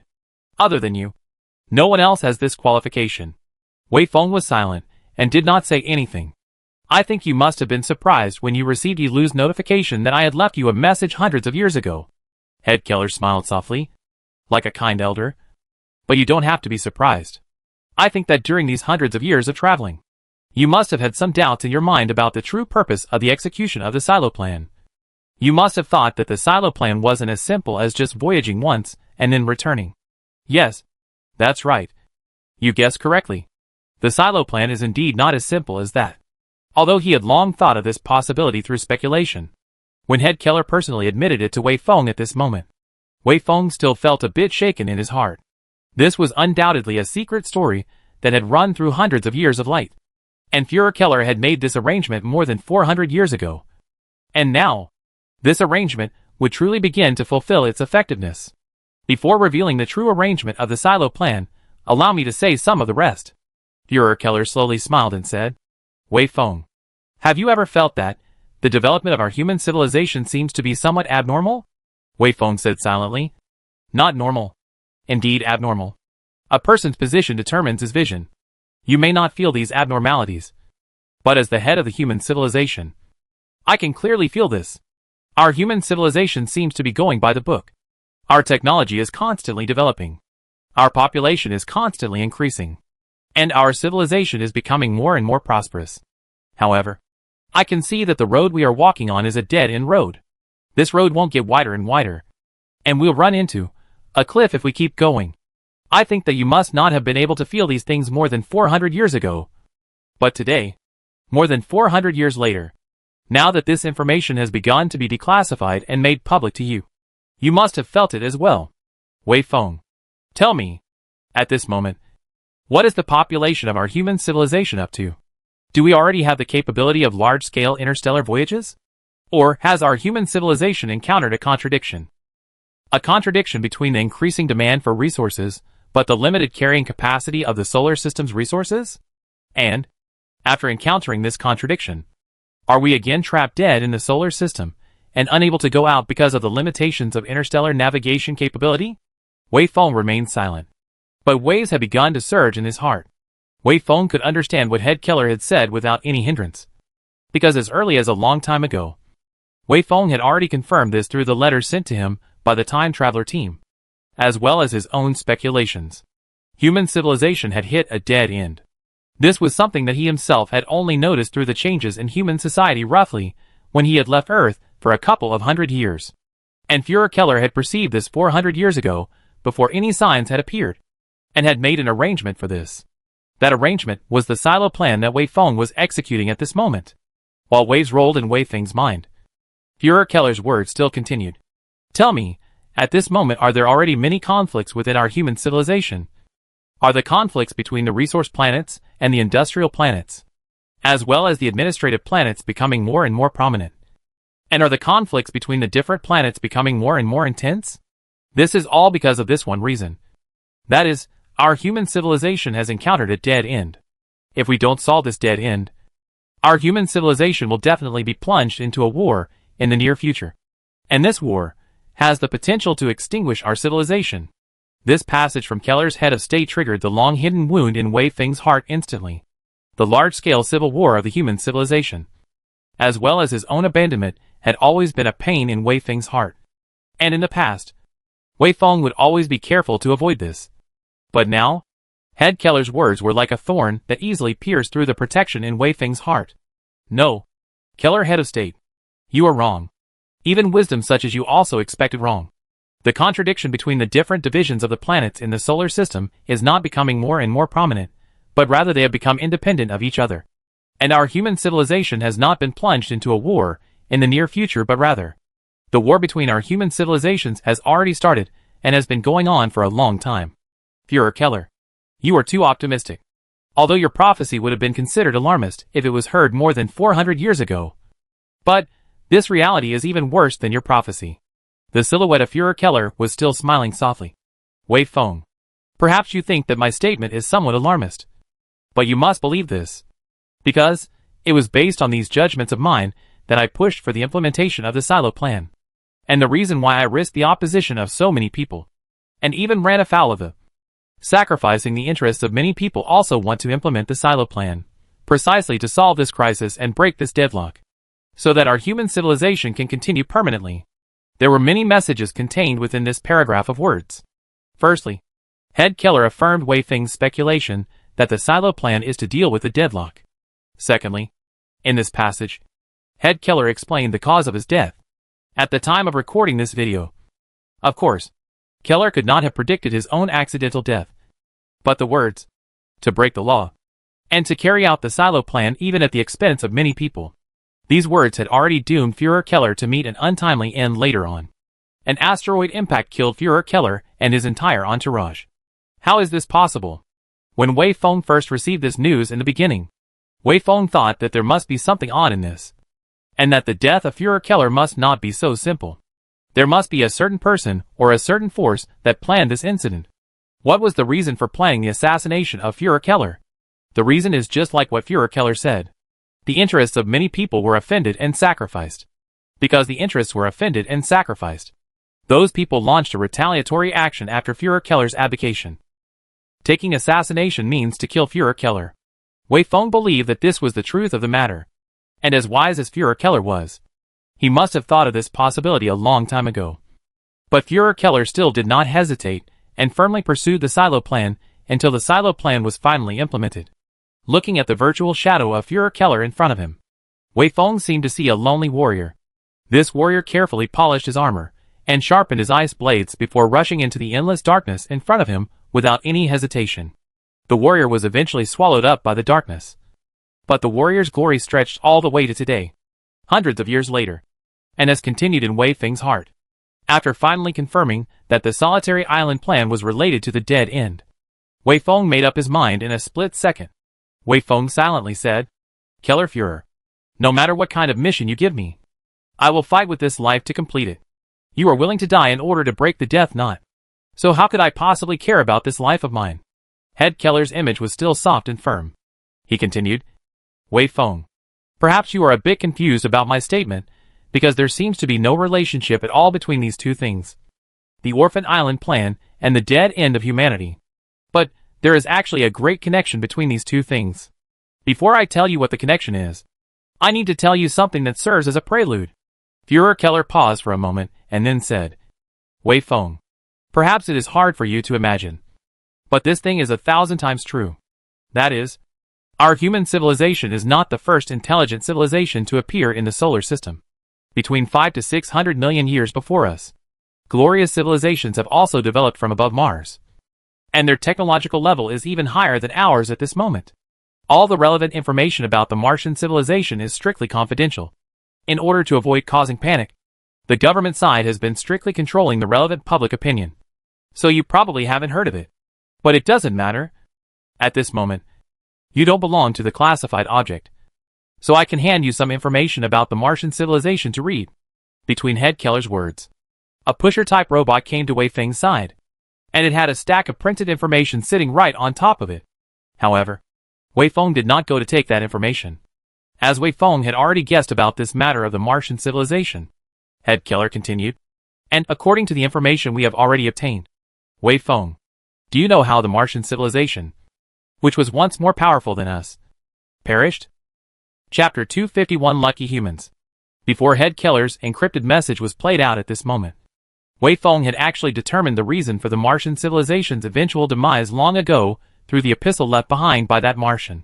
However, Führer Keller didn't know that Wei Feng already knew. So when Führer Keller finally said, "Based on our research, we believe that the Martian civilization ultimately perished because of the dead end it encountered." When this sentence was said, Wei Feng's heart did not ripple. Now, after confirming that Führer Keller also knew about this matter, the origin of the silo plan was much easier to explain and much more reasonable.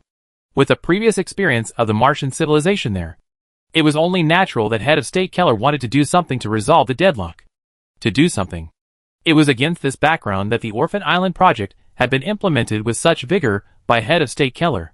However, Wei Feng still did not understand what the connection was between the silo project and solving the dead end. Wei Feng was still silently looking at the silhouette of Head Keller and quietly listening. The Martian civilization finally ended the war after turning the solar system into a purgatory. But at this moment, the Martian civilization has also declined to the extreme because of the war. They need a peaceful and tranquil place to recuperate. And at this moment, the solar system is no longer suitable for survival. In order to ensure the continuation of their civilization, they chose to dedicate their entire civilization to embark on an interstellar voyage. And the destination of their voyage, and the solitary island project is the same as that of the Star Ocean ship and your voyage. And that is the Southgate 2 3-star system. Führer Keller was still narrating in a ghostly manner. The Mars civilization has acquired the ability of interstellar voyage by transforming the giant warships left over from the war era with the premise of black hole engine technology. This is an interstellar voyage with the survival of the entire civilization as a bet. If the bet is won, the Mars civilization will still continue. If the bet is lost, the Mars civilization will die out in the universe from now on. The ending of the story is not clear to us. We don't know whether the interstellar voyage of the Mars civilization succeeded or not. We don't have any evidence to prove or disprove this. But if we deduce it from the reasoning, we are inclined to think that the Mars civilization eventually perished. Because obviously, after the Martian civilization left the solar system, and until the final development of our civilization, we have not seen any trace of the Martian civilization returning to the solar system. And if the Martian civilization had finally developed, such a situation would be essentially impossible. Of course, we can't rule out the possibility that the Martian civilization still continued, but was never able to make a technological breakthrough, or that the level of civilization has been maintained at an extremely low level, thus leading to the possibility of the Martian civilization not having the ability to return to the solar system. But we believe that such a possibility is extremely small, and the possibility of the Martian civilization's eventual demise is extremely high. So, Wei Feng, do you know what this means? The Führer said quietly. It means that there is a great possibility that the Martian civilization has left behind a large amount of civilization artifacts as well as scientific information within the Southgate 2 system, because it was an interstellar voyage that was thousands of years long, with the fate of the entire civilization as a stake. In order to avoid the fate of the civilization's ultimate destruction, those scientists remaining in the Martian civilization will definitely work desperately on researching science and technology, and will definitely work desperately to collect all kinds of observational data. And the real purpose of the silo plan is to get these things back. This is the scientific information obtained in exchange for the demise of the entire Martian civilization. The Martian civilization may no longer have the ability to parse this information and study the relevant data. But our human civilization is different. Our human civilization still has a huge population base and a perfect scientific research system. If we can obtain this information, there is a great possibility that we will break the deadlock and will obtain the ability to make large-scale interstellar voyages. The Führer paused as he spoke, only looking at Wei Feng with a soft but firm gaze, as if he was leaving Wei Feng time to use to think. Wei Feng, on the other hand, let out a long sigh before standing up. By now, Wei Feng no longer had any doubts in his mind regarding the solitary island plan. Wei Feng completely understood the intentions of Head of State Keller and the truth of the silo plan. At the same time, Wei Feng thought that this plan was probably feasible. If everything went well, if he really obtained the technology that the Martian civilization had researched at the cost of the entire civilization's demise, or the observation data that he had collected from the Martian civilization's ruins, there was a possibility that human civilization could break the deadlock. Of course, this was only possible if the civilization still possessed the necessary technology. Of course, this is under the condition that the human civilization still has a perfect scientific research system. However, the reality is far more brutal than Keller's original conception, because the human civilization did not maintain peace for another 1,000 years, as Keller predicted, but broke out into a large-scale civil war shortly after Keller's death. What exactly was the situation in the solar system at the moment Wei Feng was not sure. But Wei Feng knew that there must have been many people who had died, and there must have been many resources that had been eliminated by the war. Then, even if he really obtained that information, the human civilization after the war would really have the ability to parse it and develop them? I hope that everything is still not too late. I hope that before I go back, the human civilization hasn't laid hands on the sun. As long as it hasn't laid hands on the sun. As long as the sun is unharmed and the solar system is unharmed. Even if the human civilization's population is reduced to 1% of what it was before the war, we all still have hope. Because a peaceful sun can provide an environment for the weakened human civilization after the entire war to flourish. And as long as there is enough time, human civilization will still develop. And in this way, people can parse the information and break the deadlock before they encounter it again. In this, the most crucial point is not to go after the sun. If the Mars civilization at the time did not lay hands on the sun, the Mars civilization after the war will still be able to recuperate in the solar system. Then the Mars civilization may not have to perish. And if the human civilization had laid hands on the sun, then the human civilization would have had to be like the Martian civilization, with the destiny of the whole civilization as a stake to start an interstellar voyage. And there are up to 99% of the chances of perishing in the universe. This is a very simple truth. So simple that almost anyone understands it. But war does not depend on the will of the individual. And once a large-scale civil war breaks out, no one can control its course. When the war reaches its climax, there will surely be war maniacs who will appear. And there will surely be people who will defy all odds to throw strategic-level weapons into the sun. You want me to die? Then we all die together. The logic of this is as simple as that. Just as people know that drug use is a dead end, yet they always pick up a syringe again and again. Just as people know that smoking is chronic suicide, yet they always pick up a cigarette again and again. Just as people know that staying up all night hurts, yet they always linger on all kinds of electronic devices again and again. All intelligent beings had a self-destruct gene. And this was the same for both Martian and human civilizations. Let's hope we're still in time. Wei Feng sighed once again at the silhouette of Führer Keller. If the dead end was the same for all intelligent civilizations in the universe, then there must have been many star systems that had developed intelligent civilizations and eventually died out before falling into permanent silence, never being able to give birth to civilizations with true interstellar voyaging capabilities. But human civilization was lucky. Wei Feng had always been convinced of this, because a small solar system could develop two intelligent civilizations one after another, and both of them suffered from the deadlock. But the most crucial thing is that the human civilization is the second civilization to appear. Before the human civilization, the Mars civilization has a great probability to leave the key data to break the deadlock at the cost of its own civilization's demise, which is equivalent to the fact that the human civilization was facing a high wall that would never be overcome.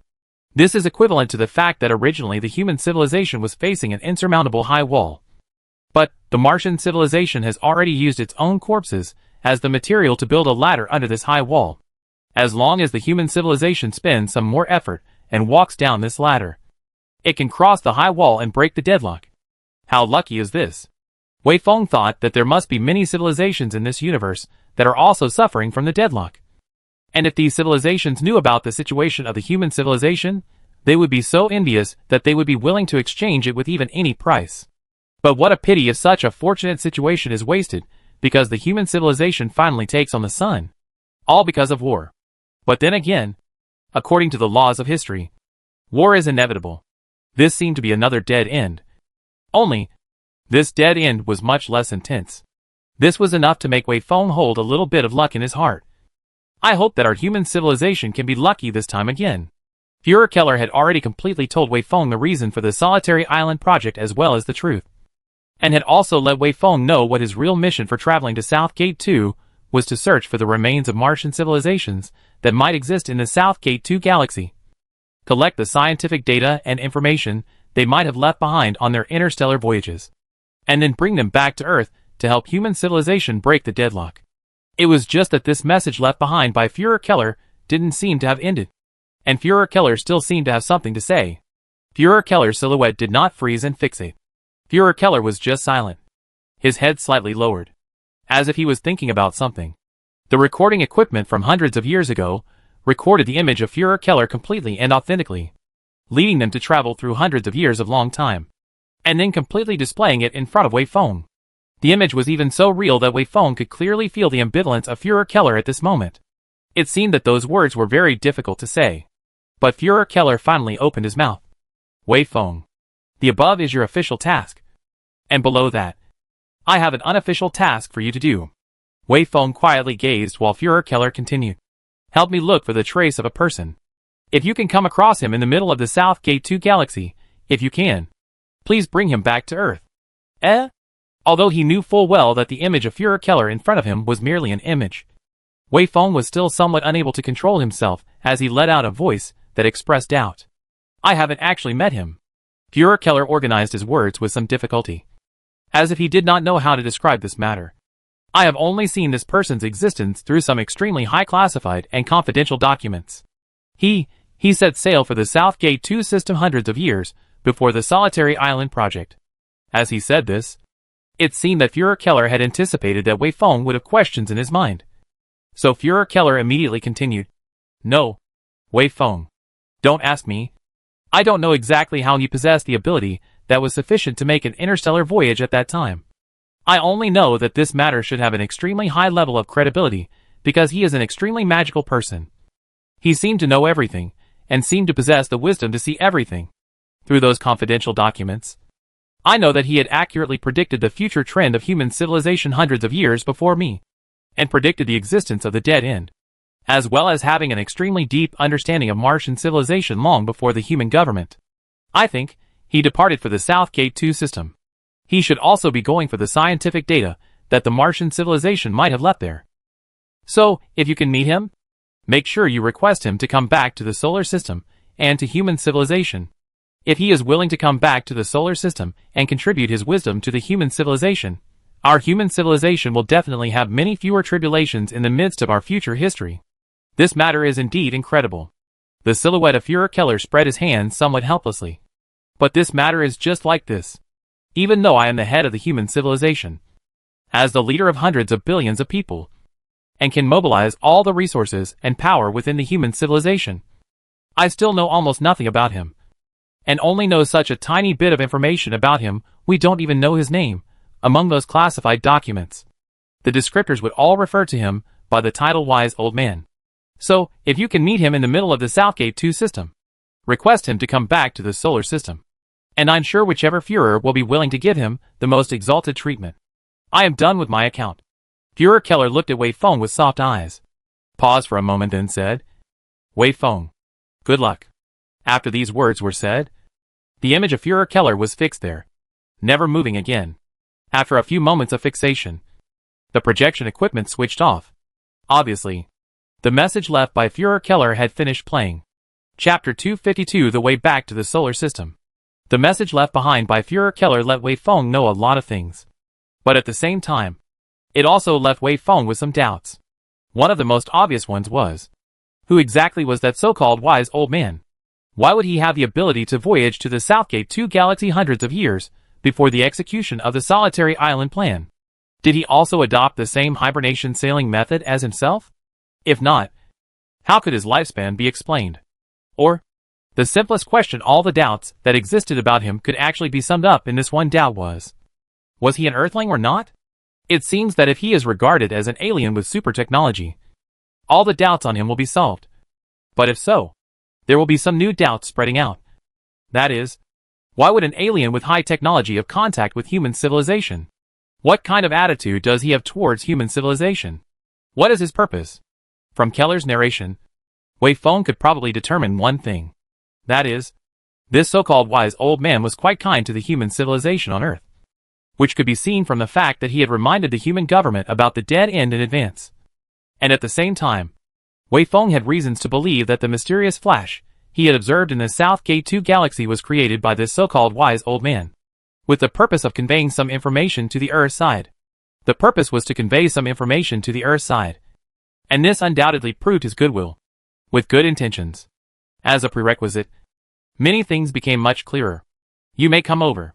These few words seemed to mean that he had made some kind of agreement with the human civilization government of Earth before he left.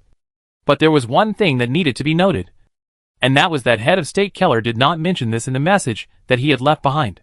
In this regard, Wei Feng had reason to believe that this was because the information related to this pact might have been lost during the passage of hundreds of years, and amidst the constant change of heads of state.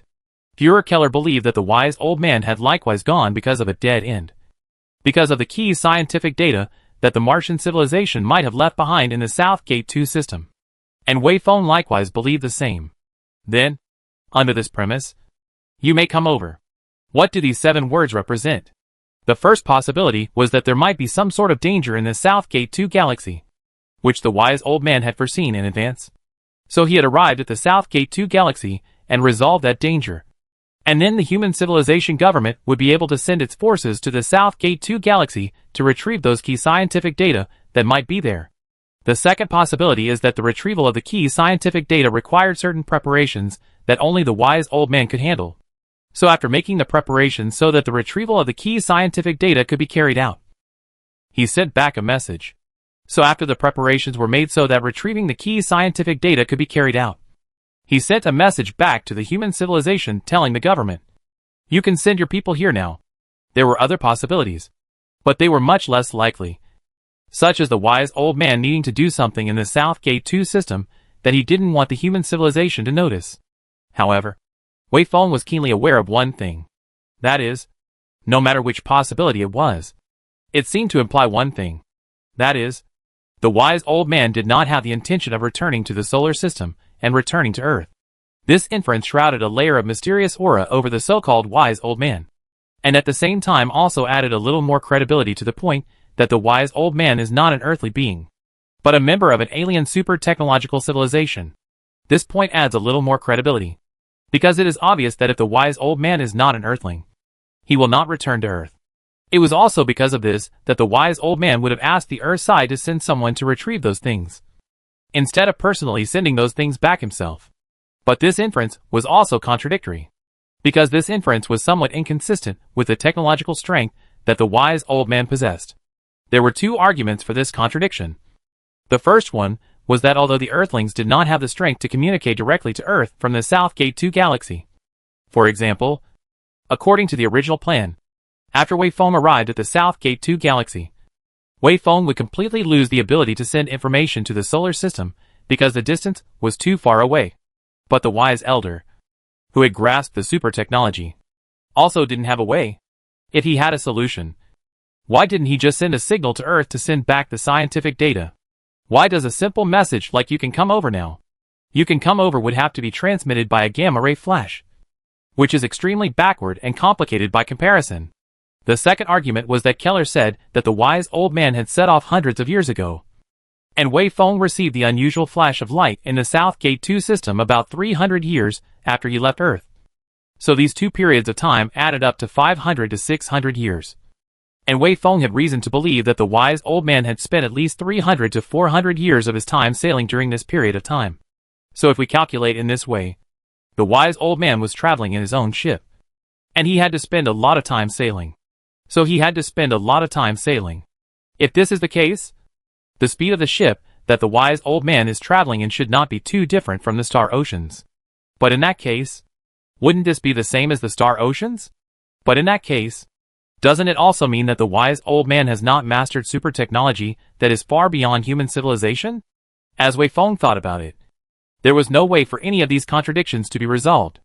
As a last resort, Wei Feng could only put these things in the back of his mind for the time being. Wei Feng thought that as long as this so-called wise old man was well-intentioned, he wouldn't pose any threat to himself. His main mission was ultimately to bring back the super technology left behind by the Martian civilization, and not to investigate the wise old man's origins. But in that case, another serious problem was in front of Wei Feng. That was that the fuel remaining on top of the Star Ocean ship was only enough for a single deceleration, as well as a period of time to sustain life. After Wei Feng arrived at the South Gate 2 system and slowed down, he had no more fuel to leave the South Gate 2 system and return to the solar system. And Wei Feng also does not have a powerful enough radio communication equipment, and cannot send a message directly to Earth from the South Gate 2 system. Then, even if Wei Feng finally succeeded in obtaining the key scientific data, how would Wei Feng bring them back to Earth? If he couldn't bring them back to Earth, what was the use of getting those things? This question caused Wei Feng to fall into a deep state of worry. The means of transmitting information through gamma-ray flashes was not applicable in this situation, because it could only transmit some extremely simple information. And the key scientific data that might have been left behind by those Martian civilizations must be extremely huge. How could it be possible to transmit such a large amount of data back only through this method? Besides, at this moment, the solar system was already in the midst of war. Even if Wei Feng had the ability to take this method, how could someone from the Earth side specifically watch the direction of South Gate 2 to receive information? This seemed to be another dead end. A dead end that could not be broken. Wei Feng fell into a long thought. Wei Feng knew that his own death or life was actually irrelevant. The most important thing was that he must send these scientific data back to Earth. Because without these things, human civilization would fall into extinction. These scientific data were the only elixir to save human civilization. It had been quiet in the control room, and after the message left by Führer Keller had been played, no one in the control room spoke anymore, although it was already hibernation time at the moment. Perhaps because he saw that Wei Feng had been thinking. Yi Lu did not speak out to remind Wei Feng. Wei Feng stayed this way for several hours of silence. After a few hours, Wei Feng's tightly furrowed brows suddenly stretched. Wei Feng stood up from his seat, then stretched lazily. Yi Lu, before hibernating, Can I drink a little water? Yi Lu replied. Eating before hibernation is not allowed. But drinking water is okay. As long as you don't drink too much, it doesn't matter. Good then. Give me a glass of water, Wei Feng said. The pusher robot sent a cup of water to Wei Feng, who picked up the cup and gently took a sip. Then said, Yi Lu, I have a solution. Yi Lu immediately said, Is it about a way to send that possible scientific data back to Earth? Wei Feng nodded. Yes, I figured out a way to send that data back. Yi Lu once again immediately said, That's impossible. Unless you can think of a way to obtain enough fusion fuel from within the South Gate 2 galaxy. And based on the data we have obtained so far, this is basically impossible. There are no gaseous planets in the South Gate 2 galaxy. And even if there were, we don't have the tools to harvest fusion fuel. Wei Feng shook his head with a faint smile. No, we don't need any help from the outside world. This method I have thought of does not require any additional supplies to replenish. That's impossible. This was already the third time that Yi Shui had uttered the word impossible. We don't have much fuel left. And there's no way that this fuel can support us to go back to the solar system. But the truth is, I really thought of a way. And moreover, I am 100% sure that I can determine that this method of mine is feasible, Wei Feng said with a smile. Then picked up a water cup and drank the water in one go. Then turned around and walked towards the hibernation room. Yes, the way to return to the solar system without obtaining outside supplies to replenish the situation. I've thought of it. Yi Lu, there is no need to be curious about what exactly my method is now. At the time of need, I will naturally tell you this method. Now, I'm going to hibernate. Yi Lu was silent for a moment and didn't continue to ask Wei Feng what exactly this method was, but said, Okay, Captain. The hibernation equipment has been prepared for you. Wei Feng quietly lay down in the middle of the hibernation chamber, then closed his eyes once more. Chapter 253, Impossible War. Li Fall was just an AI. It didn't have emotions such as curiosity that were enshrined in intelligent lifeforms like humans. So even though it still didn't understand what exactly was the method Wei Feng was talking about, it still stopped asking and instead made preparations to let Wei Feng hibernate as Wei Feng had instructed. It was just that those related calculations had been running in Li Fall's internal programs. And Li Fall tried to calculate what exactly was the method Wei Feng was talking about. But no matter how the calculations were made, Yi Lu was always faced with two irreconcilable contradictions. One of which was the fuel that was already left, and the other was the long distance between the South Gate 2 galaxy and the solar system. Do not get outside fuel replenishment, but can return to the solar system, which violates the most basic laws of physics. Wei Feng is not a god. It is impossible for Wei Feng to obtain energy out of thin air. But at the same time, Yi Lu knew that Wei Feng could not be lying. Faced with such a contradictory question, even if Yi Lu's level of intelligence was increased by 100 times, and his calculation ability was also increased by 100 times, it was impossible for Yi Lu to calculate the final answer. That was why Yi Lu gave up after just one attempt. The Star Ocean ship once again entered into a dormant state, and once again entered into darkness. The two suns in the South Gate 2 galaxy were quietly hanging in the dark and deep universe, quietly illuminating the quiet Star Ocean ship with their own brilliant light. They hung there like a pair of eyes. The distance between Star A and Star B in the South Gate 2 galaxy was too close to each other. The distance between them was less than 1.7 billion kilometers at the closest point, and the distance at the farthest point was only 5.3 billion kilometers. This distance is nothing compared to the huge scale of the universe. It is also because of this reason that these two stars will merge into one star in the direction of the Earth. Even though the Star Ocean ship had already arrived at a distance of less than 2 trillion kilometers from them, they still looked extremely close. The Star Ocean ship was still approaching them. And as they got closer, the distance between the two stars seemed to widen a bit. But they still looked like a pair of twins.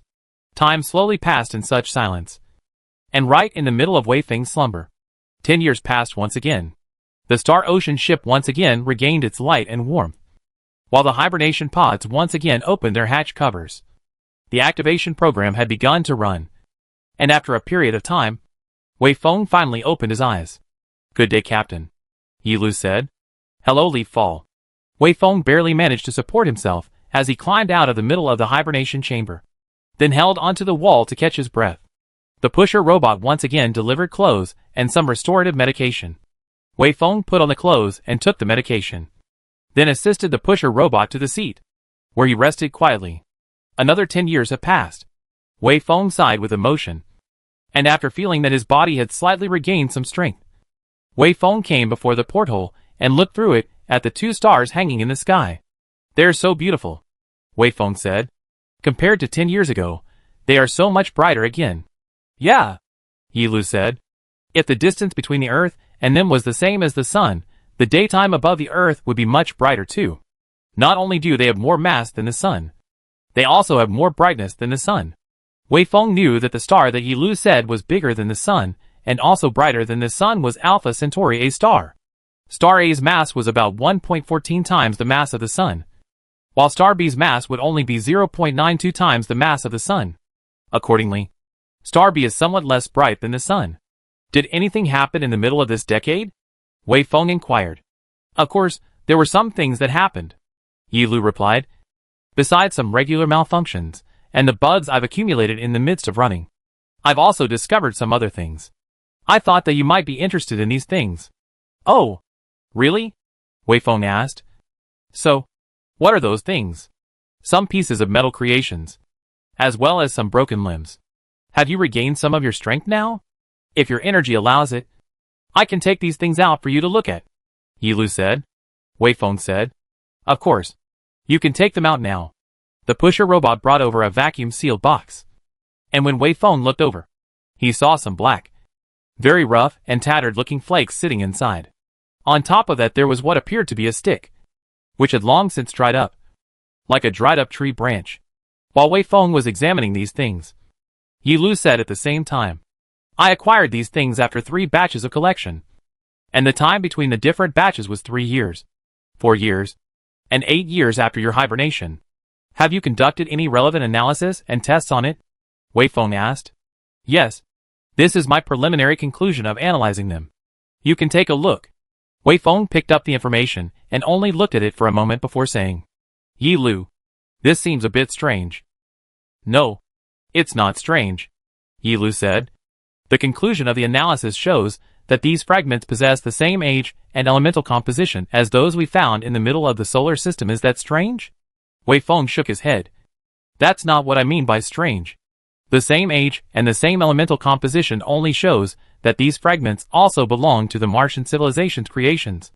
They show that the Martian civilization's interstellar voyage was really successful. They really came to the South Gate 2 galaxy, which is naturally advantageous for us. What I mean by strange is, why even the way these fragments broke up is the same as ours in the middle of the solar system. The way are so similar to those fragments we found in the solar system?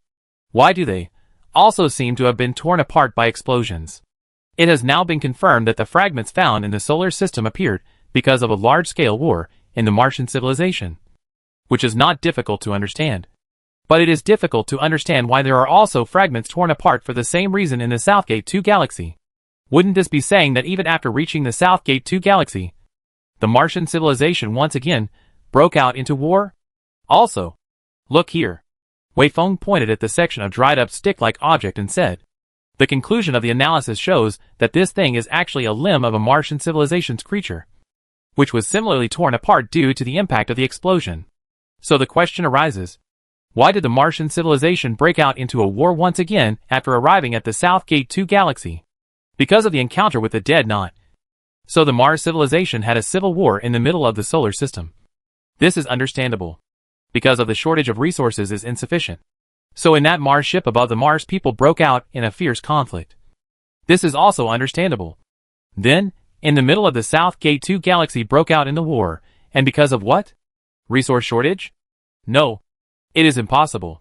Here from the Southgate 2 double star distance has been so close. As long as hold on for a period of time. Inexhaustible solar energy will not have any obstacles to shine to them. Deadlock? It is also impossible. Have come here, where there is still a dead knot, hatred between each other, or some conspiracy, such as the struggle for power and profit and other things? Again, impossible. After a war like that, and after such a long time and long distance traveling, if the remaining Martians still have a little bit of sense, then anyone will understand that recuperating here is the most important thing. In such a situation, how can there still be a war? This was what Wei Feng called strange. because no matter which way you looked at it, it was impossible for Mars civilization to break out into a war again. But now it seemed that this matter was indeed real again without a war. How did these things come about? The discovery of these things cannot be explained by the ship failure, accidental explosion, and so on by chance or accident. The reason is very simple. Yilu found these things are divided into 3 batches at different times and places. And too many accidents are not accidents. Too much chance can only be inevitable. This meant that there must be many of these fragments in a place that was nearly 1 trillion kilometers away from the South Gate 2 binary star. And since there were many of these fragments, then accident would not be enough to explain these things. Yilu clearly understood these things as well. After Wei Feng questioned this, Yilu replied, "I'm sorry, Captain. I can't answer your question. If you look at it according to common sense, it's true that it's impossible for the Martian civilization to have another war at this moment in time. But that's just judging by common sense. Perhaps those Martians are all crazy? Oh no. This explanation is too far-fetched." Wei Feng shook his head. "It's impossible." Yilu kept silent. And Wei Feng also fell into silence. Things that were impossible among speculations, but actually happened. Then it could only indicate one thing. And that was that there must be some other crucial factor that had been overlooked or had not yet been discovered. If that was the case, this impossible battle formation might have a reasonable explanation. Something extremely important must have happened amongst the Martian civilization. Wei Feng muttered. It is because of this matter that the remaining Martians have managed to go into a war despite knowing that there should be no more wars. They must have been forced to do so. I am curious, then, as to what this reason for forcing the already war-weary Martians to go to a war could be. Perhaps, Captain, you can find the answer on the planet of the South Gate 2 star system. The Blue Night Star. Li Fall said. Chapter 254. A New Civilization. The reason that caused the Martians to end up in another war didn't seem to have anything to do with Wei Feng. But both Wei Feng and Yi Lu were very clear in their hearts that there was a very big connection. The universe is vast. How mysterious. And who can guarantee that there is not something in the universe that can continue for 500 to 600 million years? If that is the case, that factor affected the Martians hundreds of millions of years ago. And now, will it have some effect on Wei Feng as well? Even if there is no such factor present. Then, Martians at the end of their strength, and the matter of the war. Will it have an impact on the key scientific data that they may have preserved? In the end, that key scientific data that may change human civilization only exists in speculation. No one has a way to be sure whether it exists or does not exist. That mysterious wise old man might know. But Wei Feng, as well as the entire human civilization, was unaware of it. But it was just too important. And just for that possibility alone, it was enough to be worth the human civilization sending a ship across several light years of distance and millennia of time to obtain it. And the matter of the war has undoubtedly cast another shadow over it. This added a little more worry to Wei Feng's heart. But it wasn't appropriate to be suspicious over this matter right now, because it wasn't the slightest bit useful. Perhaps it was really like what Yilu said. Only when Wei Feng really arrived at the destination could this matter be clarified. At this moment, there were still hundreds of billions of kilometers to go before finally reaching the destination. And it would take roughly 8 years or so to sail through this distance. However, this time was calculated with the Star Ocean ship maintaining its current speed at all times, not counting the time needed to decelerate. In Yilu's planning, after Wei Feng entered hibernation again for a period of time, the Star Ocean ship would carry out a deceleration maneuver. And at that time Wei Feng would also wake up from his slumber and personally participate in the entire deceleration process. Just like the acceleration process, the deceleration process was also scheduled for a period of 3 months. After the 3 months of deceleration, the Star Ocean spacecraft would decelerate from a relative speed of more than 3,000 kilometers per second to 3.7 kilometers per second relative to the Blue Night Star. This speed had already exceeded the first cosmic speed of the Blue Night Star. So the Star Ocean spacecraft would enter an orbit around the Blue Night Star, while Wei Feng would leave the Star Ocean in a landing craft and land on top of the Blue Night Star to carry out his own exploration, as well as the task of searching for scientific data. And at this moment, Wei Feng still had one last hibernation left before he finally arrived. There was no important task in waking up this time. It was just to repair the Star Ocean ship, remove some bugs, and debug and install some instruments. 2 months passed by in a hurry. and after instructing Yi Lu to continue to pay attention to collecting special objects that existed in this cosmic space, Wei Feng once again entered into a deep sleep. Every slumber was so uniform. And even after lying down in the hibernation chamber, Wei Feng had already calculated even how many seconds later he would lose consciousness. But cosmic voyage was such a thing. What was hidden after the thrilling excitement worth describing, and the infinitely magnificent natural scenery was a long boring time. Fortunately for Wei Feng, he could still pass this boring light time by falling asleep. After a long dream, several years passed by in a flash. Once again, Wei Feng regained his consciousness, and once again saw those familiar costumes in the middle of the hibernation chamber. Wei Feng then knew that the time had almost come. Captain, at this moment, we are still roughly 40 billion kilometers away from our destination. We will still undergo a 2-month inertial voyage phase. During this phase, you will need to recover your body and repair the ship's malfunctions. You will also need to carry out a major checkup of the ship as a whole in order to eliminate any malfunctions that may have an impact on the deceleration phase. And after the 2-month inertial voyage, we will officially start the deceleration maneuver. Yi Lu's calm voice clearly reached Wei Feng's ears, while Wei Feng effortlessly sat up from the hibernation cabin, reached out and rubbed his forehead, and then said with a slight strain, "Has arrived?" "Yes, Captain. As of now, we have sailed over 40 trillion kilometers, and we have only the last less than 40 billion kilometers left." Wei Feng thoughtfully climbed out of the hibernation chamber, took the recovery medication, and walked out of the hibernation chamber after putting on his clothes. The pusher robot followed behind Wei Feng step by step, ready to provide support to Wei Feng at any time. While Wei Feng never held up to it, Wei Feng walked until he reached the porthole of the spaceship and then looked out of the window somewhat out of breath. Wei Feng saw 2 bright and dazzling stars that were simply too beautiful to describe. They were quietly hanging motionless in the middle of the universe, and although there had been some separation between them, they were still quite close. All the stars in the universe paled in comparison to them. They were like the jewels on top of the crown, proudly looking down on all the stars in the sky. Only 40 billion kilometers away. Wei Feng muttered these self-sentiments, his eyes filled with emotion. Wei Feng turned his head and looked to the other side of the universe. There was the same sky full of stars there. So Wei Feng really struggled to find the star. It was also very bright, and still stood out under the cluster of stars. But it was unremarkable compared to the Southern Gate 2 twin stars. The process of becoming darker and brighter was mutual. The brighter the South Gate 2 double stars Wei Feng saw, the darker the sun naturally became. Now that the South Gate 2 twin stars were almost as bright as they could be, the sun was also as dark as it could be. Wei Feng watched for a long time before holding the push model robot to a seat, resting while asking, "Yi Lu, has anything happened during this period of time?" "Yes," Yi Lu replied.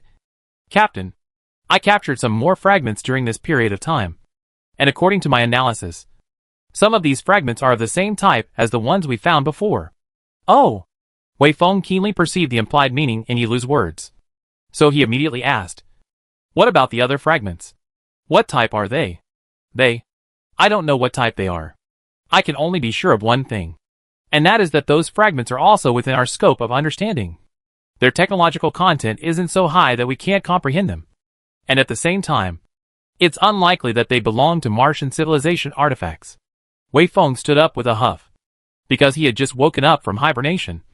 This standing up made Wei Feng feel his head spinning.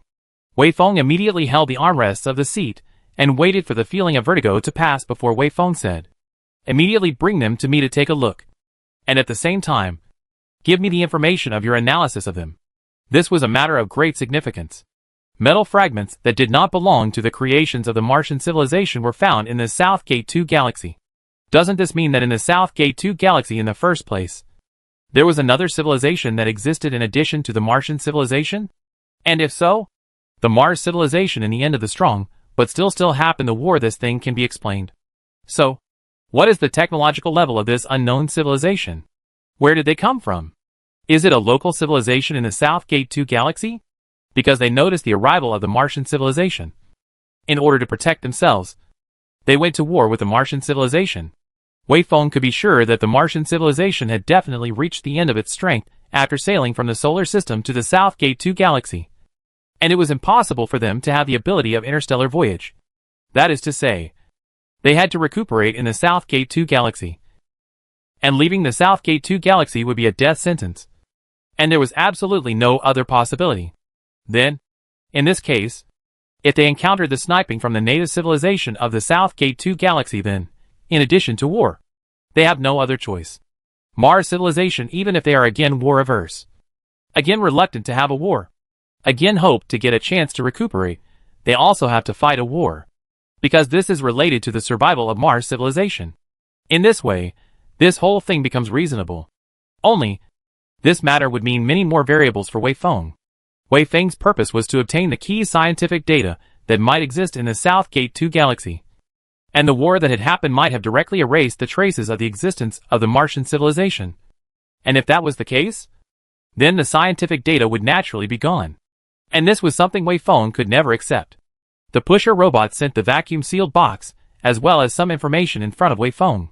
Wei Feng reached his hands into the holes of the vacuum-sealed box, and picked up those fragments through his gloves, examining them carefully. Those fragments were the same pitch-black color, and did not emit a bit of light. Wei Feng put them down after looking at them for a while, and then picked up the information that was placed next to him. As Wei Feng looked at it, Yi Lu's words sounded at the same time. According to my preliminary examination and analysis, I found that there is something strange about this material. They may have an extremely high score on one indicator, but at the same time score very low on another indicator. For example, with this material, their corrosion resistance is worse than our ordinary steel, and their resistance to high temperatures is better than our most advanced materials. When you combine these, it's hard for me to judge whether they are advanced or backward. A civilization with extremely uneven development? A statement like this flashed through Wei Feng's mind. I don't know where they came from, Yi Lu said quietly, but I think that it was probably them who fought the war with the Martian civilization in the first place. As for how the war actually turned out, I don't know. Chapter 255 something is here. At this moment, when it was established that a new civilization had arrived and had fought a war with the Martian civilization, Wei Feng suddenly thought of a point that he had overlooked before. Wei Feng then immediately brought this query up. Leaf drop, you say? With the situation of the Martian civilization after their long journey in the first place, do they have the strength to start a large-scale war? I don't understand what you mean, Yi Lu said. How big is considered big? Big enough to leave many fragments in the middle of this South Gate 2 galaxy, which is even more than enough for us to find it 5 times in the course of almost 20 years, Wei Feng said. In the case of the Star Ocean ship with extremely high-performance detection instruments on top of the ship, in more than 20 years, more than 1 trillion kilometers of voyage has found this kind of debris 5 times. This may seem to be nothing strange. After all, the Mars civilization at the time, but the entire civilization of all the remnants of the power of the entire civilization was brought to the South Gate 2 galaxy to come. Leaving behind so much debris may seem to be understandable. Just, this description ignored one point. That is, the vastness of space. The cosmic space is too vast. When not thinking about it in detail, you can't feel anything.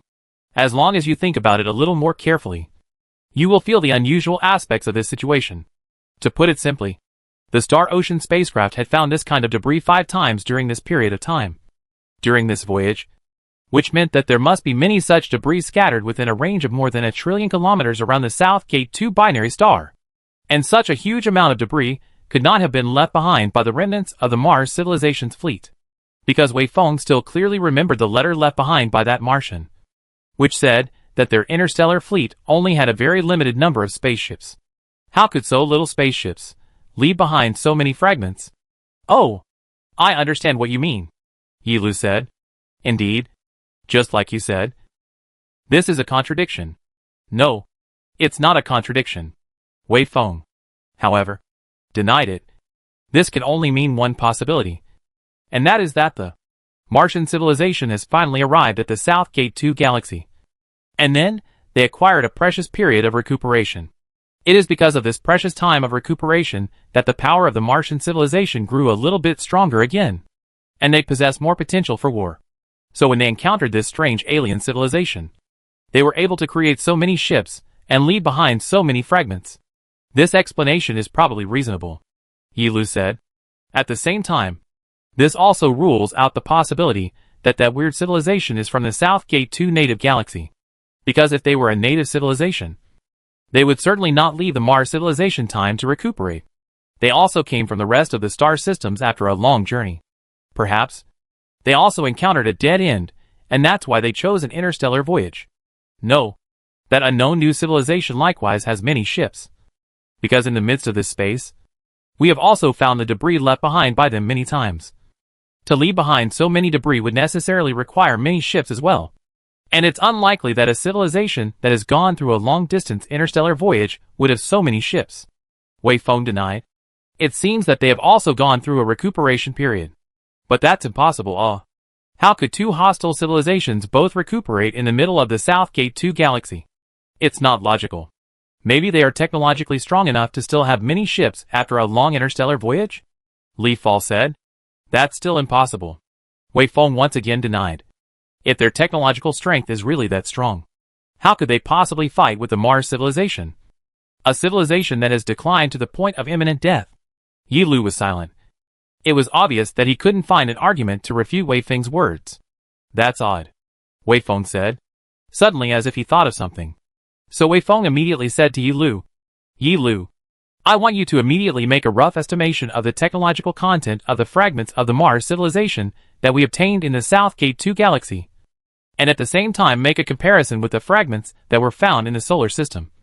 And I want you to measure the speed of the technological development of the human civilization, and measure the difference in technological content between these two kinds of fragments by roughly how many years the difference in tech content between them is. Alright, Captain. Please wait a moment. I'll go and analyze them in more detail. Sometime later, the data evaluation appeared in front of Wei Feng. According to the results of my analysis from the various aspects of the material's properties, the technological gap between the materials left behind by the Martian civilization in South Gate 2 and the materials of the Martian civilization in the solar system is roughly, according to the human civilization's previous rate of technological development as an indicator, the gap is roughly 50 years. Yi Lu said. Well, Wei Feng gently nodded his head. In that case, my speculation about the Martian civilization recuperating for a period of time in the middle of the South Gate 2 galaxy is basically certain. Obviously, these fragments were not left behind by the spaceships that the Martian civilization brought with them from the middle of the solar system. This was newly manufactured after they came to the South Gate 2 galaxy. Then why is the material performance of the spaceships made afterward worse than the material performance of the spaceships made first? Wei Feng said. Civilization degradation. Taking the Mars civilization's arrival in the South Gate 2 galaxy as the starting point of time, and the start of the outbreak of the war as the end point of time. During this period of time, the Mars civilization's level of technology has degraded by roughly 50 years, although the Martian civilization had gained precious time to recuperate. Their technology had been degrading all the time. It kept degrading until war broke out, and then, who knows? I hope it's the Martian civilization that wins in the end, Yi Lu said. If that's the case, then there will still be a large number of traces left behind by the Martian civilization on top of the Blue Night Star. And we'll be able to look for the key scientific data left behind by the Martian civilization from there. As for why that unknown new civilization still has a large number of spaceships after a long interstellar journey, but can only fight the Mars civilization whose technology has already degraded, I don't think it has much to do with our mission. Wei Feng sighed. I hope so, but I don't know why. But there's always a hidden worry in my heart about that new civilization. I think there is something odd about that unknown civilization. In response to Wei Feng's exclamation, Yi Lu chose to remain silent and did not respond. This discussion was now the end. During the subsequent voyage, Wei Feng did not bring up these things again. Wei Feng was just doing his own work, preparing for the deceleration and landing phases to come. During these few months, Yi Lu once again found some debris orbiting the orbit and captured them back. Just as Wei Feng had guessed, some of these fragments belonged to the Mars civilization whose technology had deteriorated, while others belonged to the unknown new civilization. And once again, the discovery of these things also made Wei Feng's speculation more and more solid. And at the same time, it also highlighted the eccentricity of that unknown civilization even more. 2 months passed, and the Star Ocean ship finally entered the deceleration phase.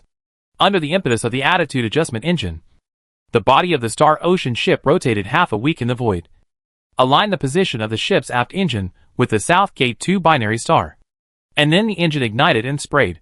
So just like when he left the solar system for the acceleration maneuver. Wei Feng was once again unable to stand still in the Star Ocean ship. And this effect would last until the end of the deceleration phase. There were more observations about the Blue Night Star that were obtained by Yi Lu, and then presented to Wei Feng.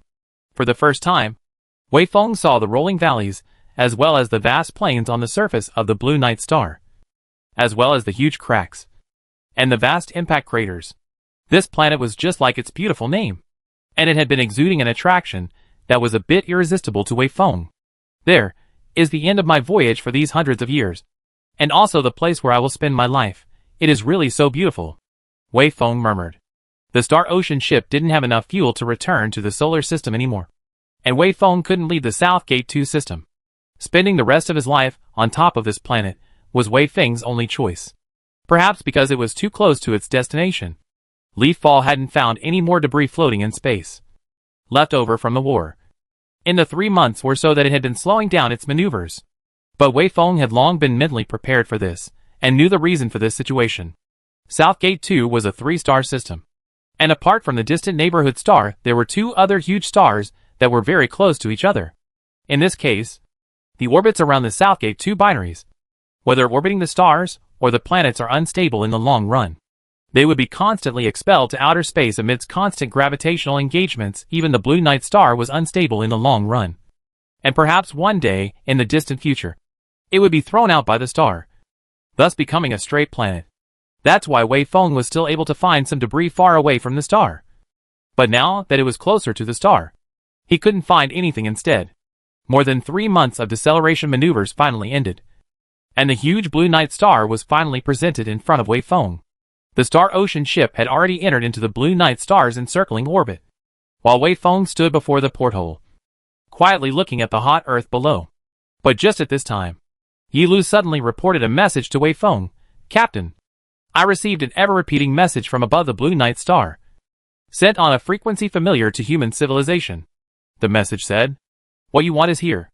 Chapter 256, The Pyramid.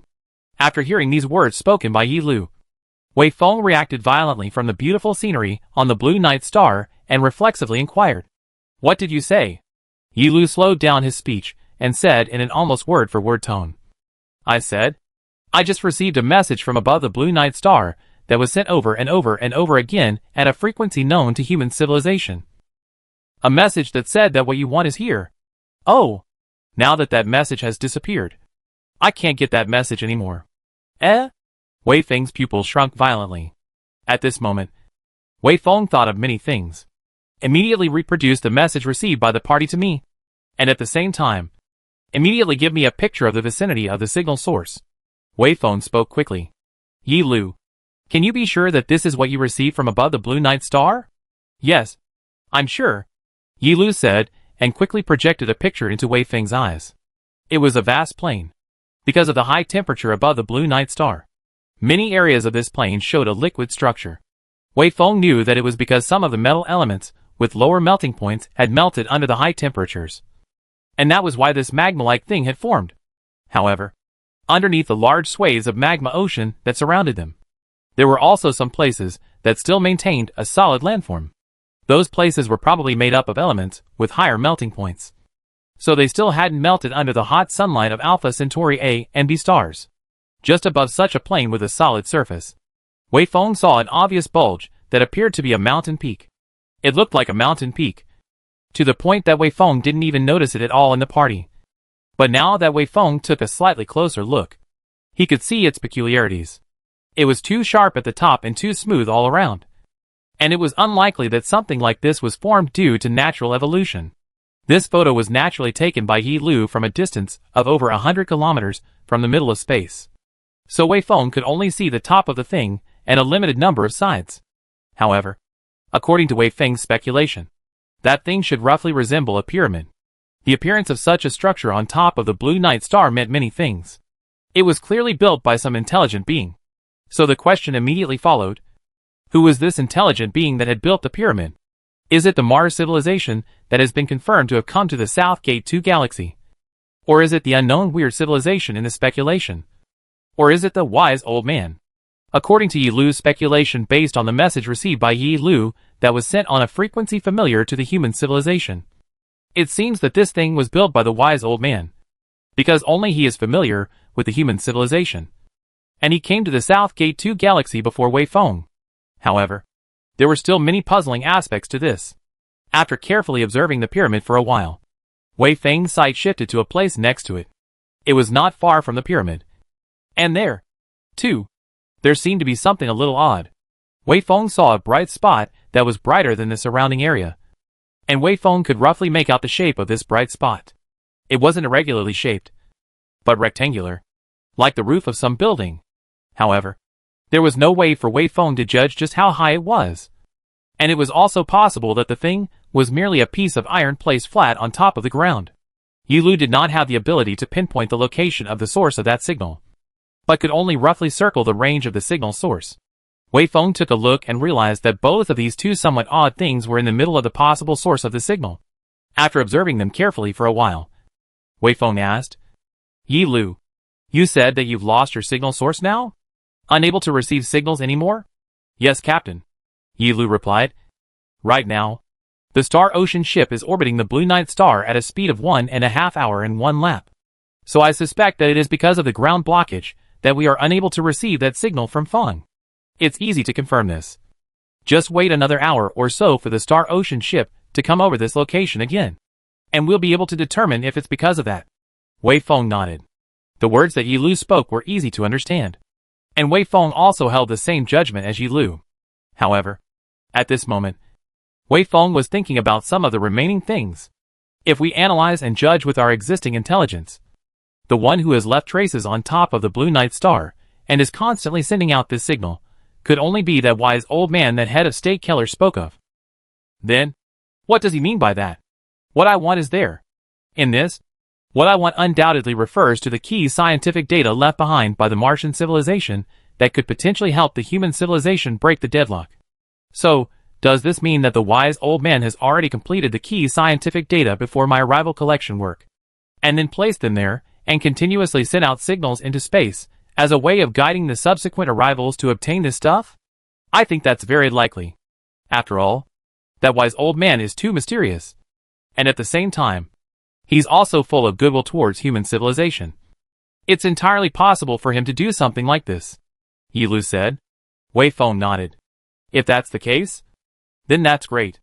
Although I have received more than 20 years of professional training, this training was more about cosmic navigation as well as spaceship maintenance and repair. And I didn't dabble much in science. Before this, I had been worried about not knowing how to start collecting data. And if that mysterious wise old man had already done that aspect of the work instead of me, the situation we were facing was much better. It seems that I must make a trip there. Yes, you should have made a trip there, Yi Lu said. I have already maneuvered 8 satellites out of the ship and into the different orbiting orbits of the Blue Night Star, and made them form a satellite communication network covering the entire globe. You can take the landing module there, and I will keep in touch with you at all times through the satellite network. Okay. Wei Feng nodded. Wei Feng began to carry out some preparations before landing, and time slipped away bit by bit in the midst of this work. In a few moments, more than an hour passed, and the Star Ocean ship orbited the Blue Night Star for a week, once again coming close to the area where the party was.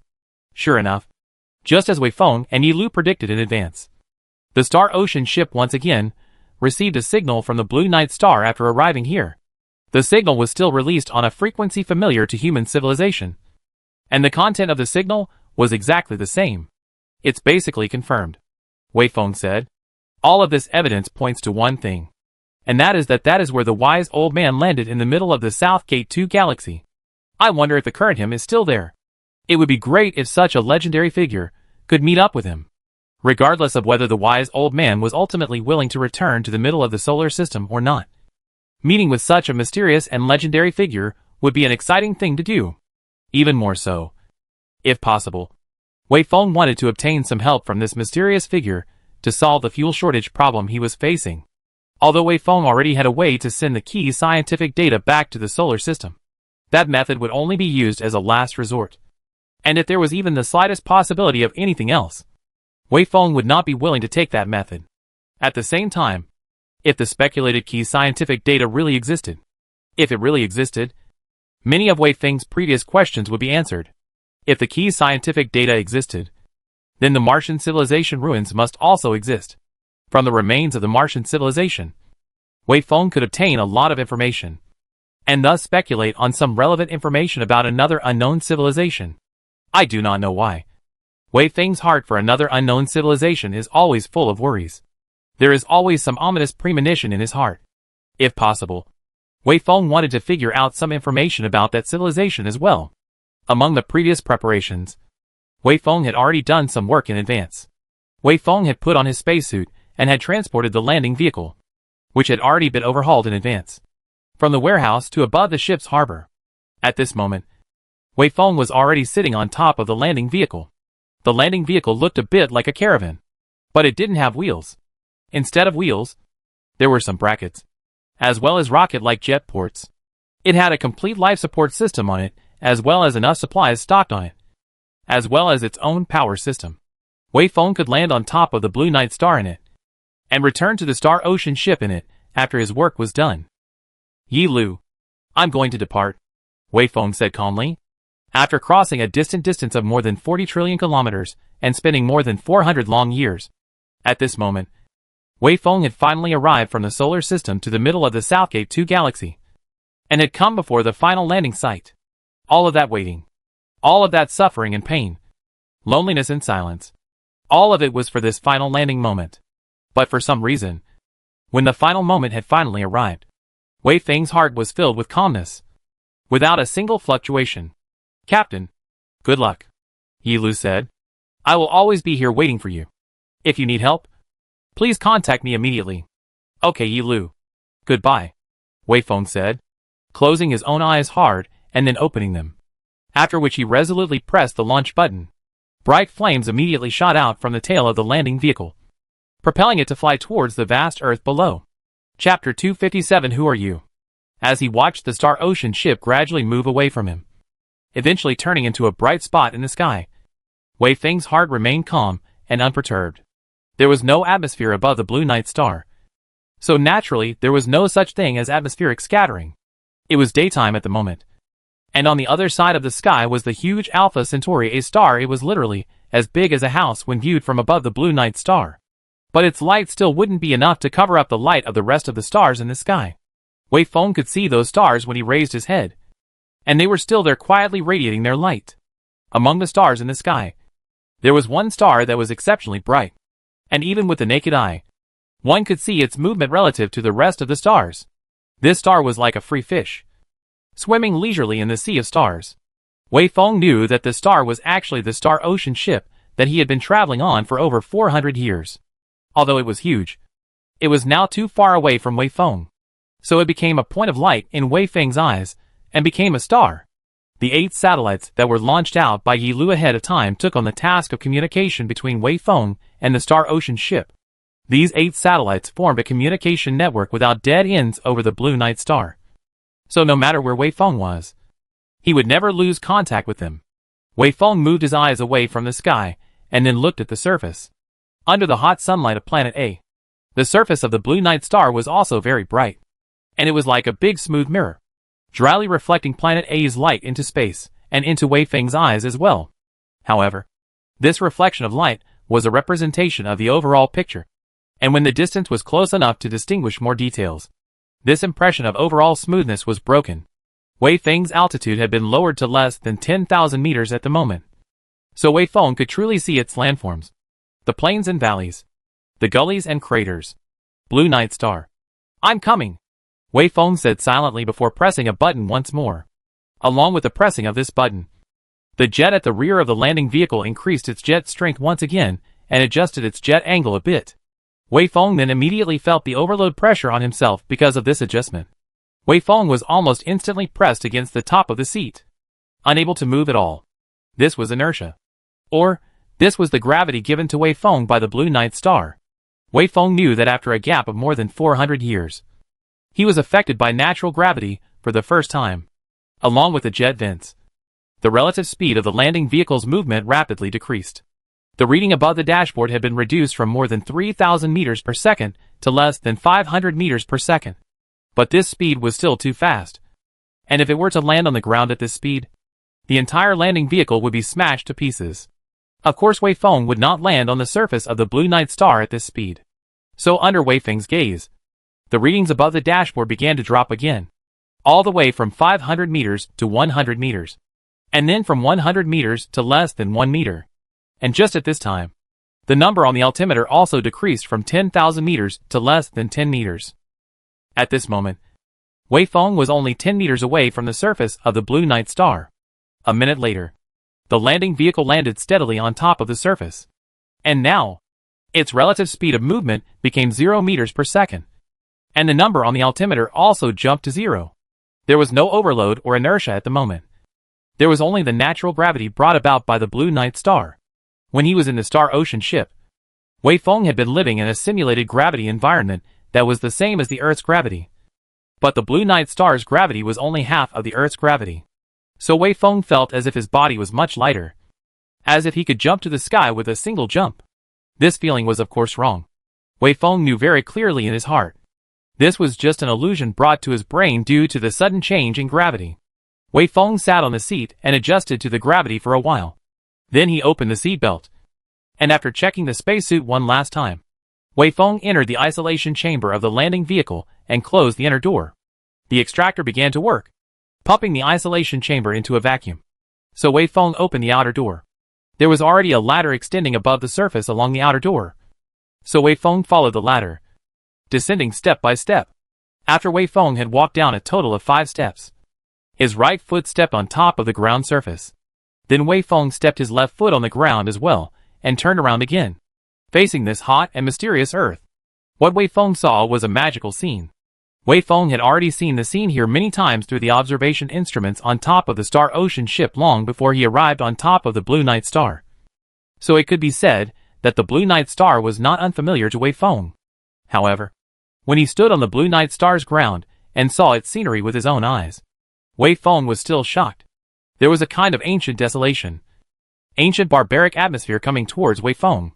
Here was another tiny planet outside the solar system. The 3 suns in this star system had been running silently here for more than 5 billion years. And this tiny planet had been running around the star for more than 5 billion years. Throughout the years, many stories must have happened here. But these stories have always been outside the sight of human civilization, and have never been detected by human civilization. Until this moment, when Wei Feng truly set his feet on the earth of this planet. Until now, the scenery in this tiny galaxy in the corner of the universe has only been noticed by the human civilization. But, Wei Feng thought, whether or not the scenery here has been detected by the human civilization, this is something that no existence would care about except for the human civilization itself. The Blue Night Star didn't care. Planet A didn't care. Planet B didn't care. And Planet B didn't care. Regardless of whether Wei Feng came here or not, they would all be orbiting along their own orbits until the end of time. That was a long period of time calculated in billions of years. That was a long period of time that a civilization might not be able to touch even a little bit in its lifetime. At this moment, when Wei Feng came above the Blue Night Star, Wei Feng's calm and wave-free mood finally fluctuated. Wei Feng was panting sharply, and his chest was heaving violently. At this moment, Wei Feng had an urge to kneel on this great land and worship all of this. Right at this moment, Yi Lu's voice was transmitted to Wei Feng's mind through the satellite communication network. Captain, I have detected that your respiratory rate has risen by 80%. Your heart rate has risen by 100%. And your body temperature has risen by a little bit. May I ask, what have you encountered? Do you need help? Wei Feng placed his right hand on top of his chest, and then closed his eyes. A moment later, Wei Feng opened his eyes again, then said, There's nothing wrong with me. Yi Lu, I'm just a little agitated. Okay, Captain. Yi Lu replied, and did not speak again.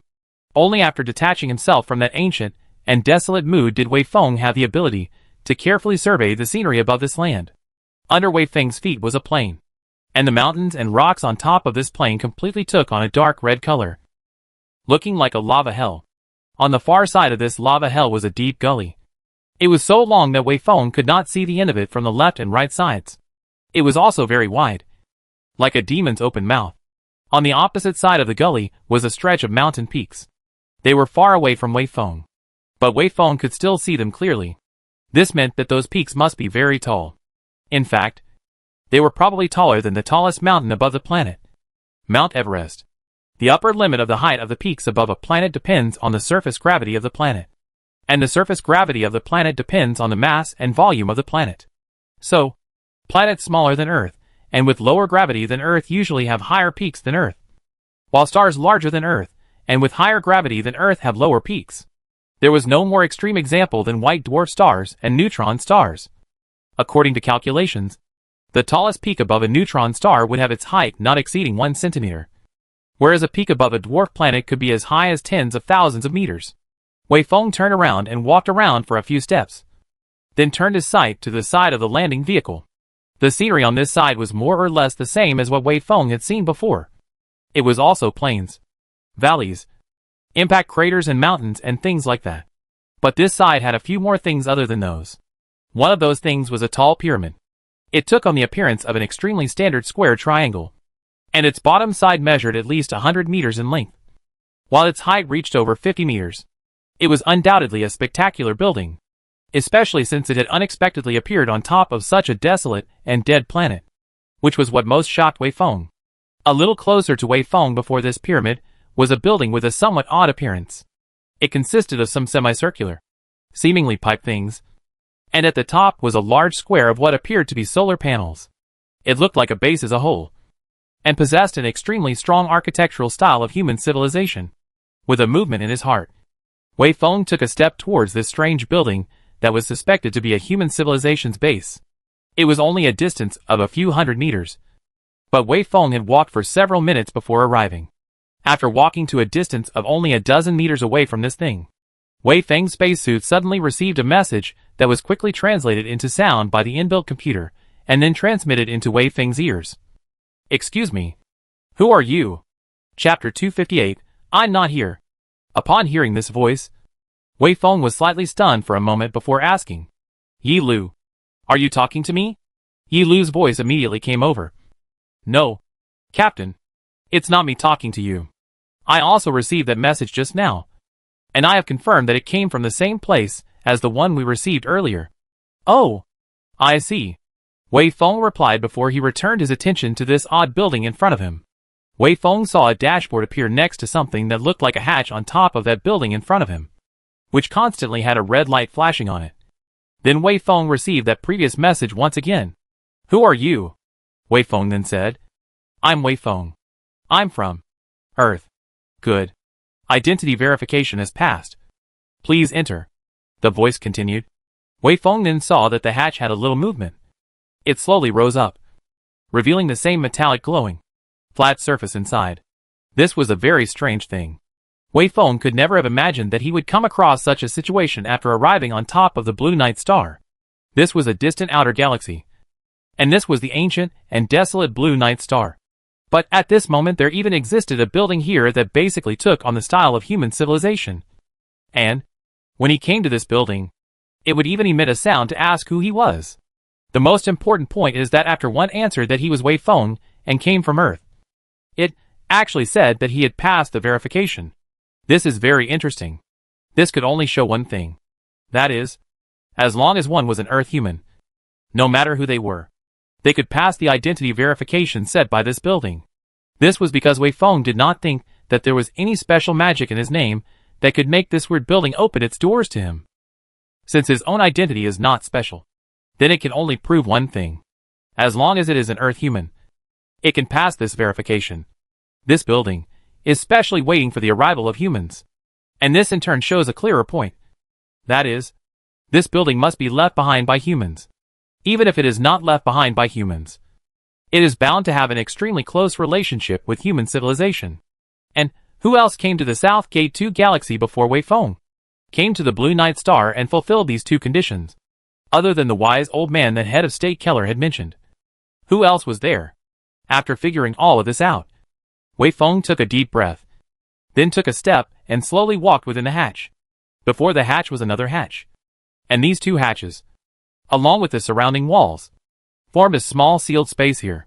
So Wei Feng knew that this was probably an isolation cabin.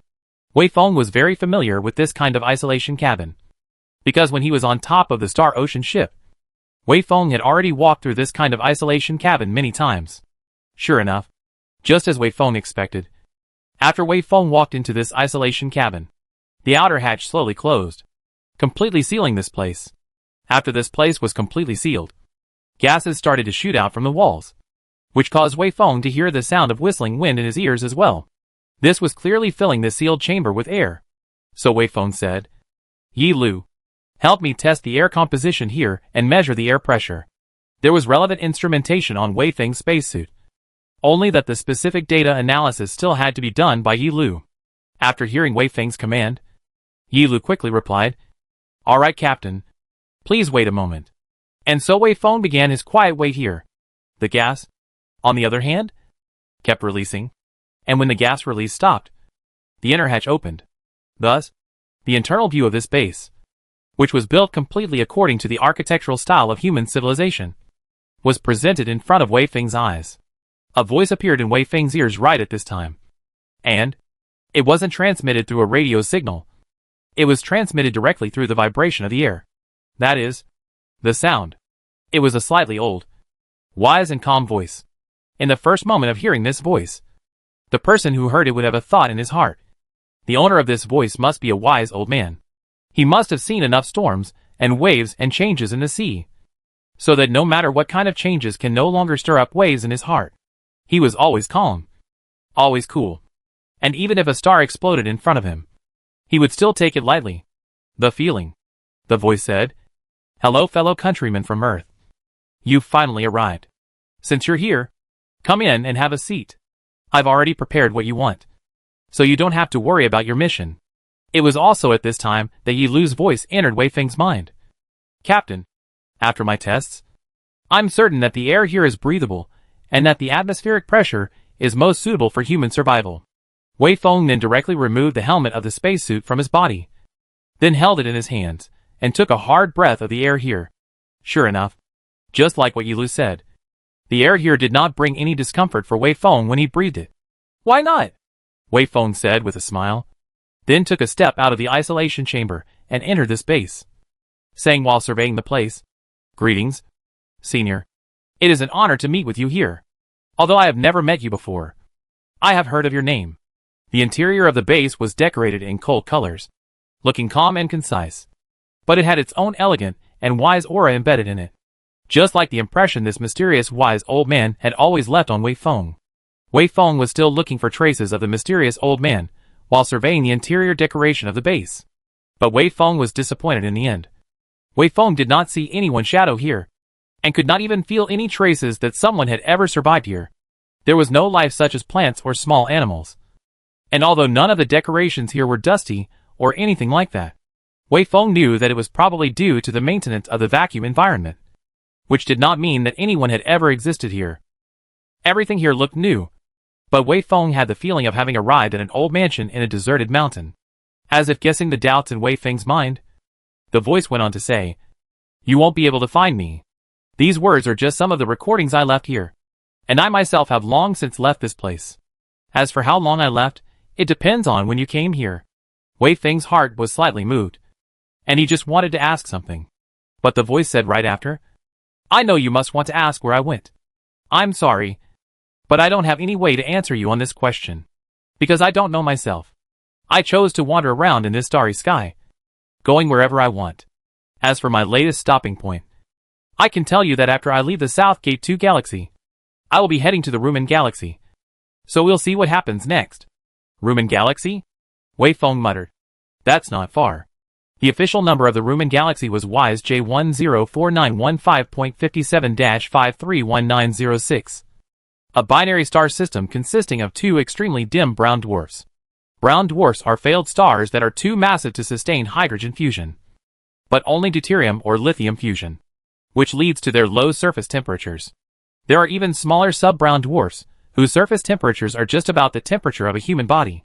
The Rumen Galaxy is only 6.5 light-years away from the Sun, a distance only a little farther than the Southgate 2 Galaxy and the Barnard Galaxy. But it is the closest to the Southgate 2 Galaxy, with a distance of only 3,500 of a light-year. That was why Wei Feng said not far away. This was why Wei Feng said not far. Although it was only a few short sentences, the elegance and temperament shown in this voice made Wei Feng feel impressed. How many people's lifelong wish was to travel freely in the sea of stars? How many people wanted to do it but couldn't? But this mysterious old man had done it. Don't ask me who I am, or what kind of experience I have. That voice continued. You only need to know that I hold great goodwill towards Earth, human civilization, and the entire solar system. That's why I traveled to the South Gate 2 system after detecting the dead end and the existence of the Martian civilization, and then speculated that the Martian civilization might possess the key scientific data to break the dead end. And after confirming that, I sent out a signal by adopting a gamma-ray flash in the direction of the Earth. I think it was precisely after you received the signal that you must have come here after receiving this signal. Right. Luckily, the human civilization government still hasn't forgotten about the agreement with me, and still sent people here after receiving the signal. Wei Feng was slightly stunned in his heart. It wasn't until now. You can come over. It was only then that the mystery of this signal was all solved. It was left behind by this mysterious old man, who had indeed made an agreement with a certain head of human civilization in the first place, and had informed the human civilization to send forces here to fetch these things because of his inability to communicate directly with Earth, as well as the fact that he was heading to the Rumen galaxy himself and wasn't returning to Earth. Now then, Wei Feng had indeed come here. But Wei Feng didn't come here because he received the signal. Long before this mysterious person's signal was sent out, Wei Feng had already embarked on a bewildering journey. And even this old man with a mysterious aura probably wouldn't have thought that, at this moment, the human civilization was already in the midst of a war. I think that the human civilization must be in great need of this thing. Then, I will give it to you now. That voice continued to speak. And at the same time, a box popped out from above the wall, and a chip was lying quietly within that box. Chapter 259, The Power of Knowledge. It was a very small chip, roughly the size of a fingernail cap. But in Wei Feng's eyes, it was big again, so big that it could not be described at all. Wei Feng knew this kind of chip very well, and at the first sight of this chip Wei Feng roughly recognized the material it was made of. It was probably made of quartz sand, something that was as worthless as sand on top of the Earth. But it was now going to be more valuable than anything else, because Wei Feng knew that if the message this mysterious person gave himself was true, then this chip meant the future of an entire civilization. The life and death of an entire civilization. This was something that the Mars civilization had exchanged for the demise of its own entire civilization. Something that the countless number of civilizations that might exist in the universe that were plagued by dead ends and eventually disappeared were willing to exchange for at any cost. The lives and deaths of hundreds of billions of human beings depended on this tiny chip. The Lonely Island Project was born for this thing, and Führer Keller died for the Lonely Island Project. Wei Feng has dedicated more than 400 years of his life to the Silo Project. There were also countless scientific research workers, logistics workers, and the entire time traveler team. All of this dedication was for this chip. It is priceless. No words can describe its value. Compared to it, any wealth, any valuable gold, diamonds, are like dirt. This is the value of knowledge. Knowledge is human civilization. No, not only human civilization. If there are other civilizations in the universe, Wei Feng thinks that they must have the same feeling as human civilization. Knowledge is the root of everything. Knowledge is the only weapon to understand this universe, to master this universe. With knowledge comes everything. At this moment, Wei Feng's legs were trembling. Before coming to the Blue Night Star, Wei Feng had envisioned many scenarios and thought about many ways to obtain key scientific data of the Martian civilization from amongst the remains of the Martian civilization. Wei Feng was even prepared to work here for decades, or even 100 years, or to dedicate all of his remaining lifespan here, because the cosmic space was very vast, and even the territory of just one star system was enough for a certain civilization to dedicate its entire life to exploring it. The remains of the Martian civilization could exist anywhere in this star system, and Wei Feng would have to spend a long time searching for them. Then, it was still unknown whether he would be able to search enough data in the end. Collecting and organizing the scientific data that might be left behind by the Martian civilization is a very difficult thing. Those key scientific data might be hidden on the planet, might be hidden in a corner of the galaxy. Even a piece of unobtrusive warship shell fragments might be hiding crucial material science data.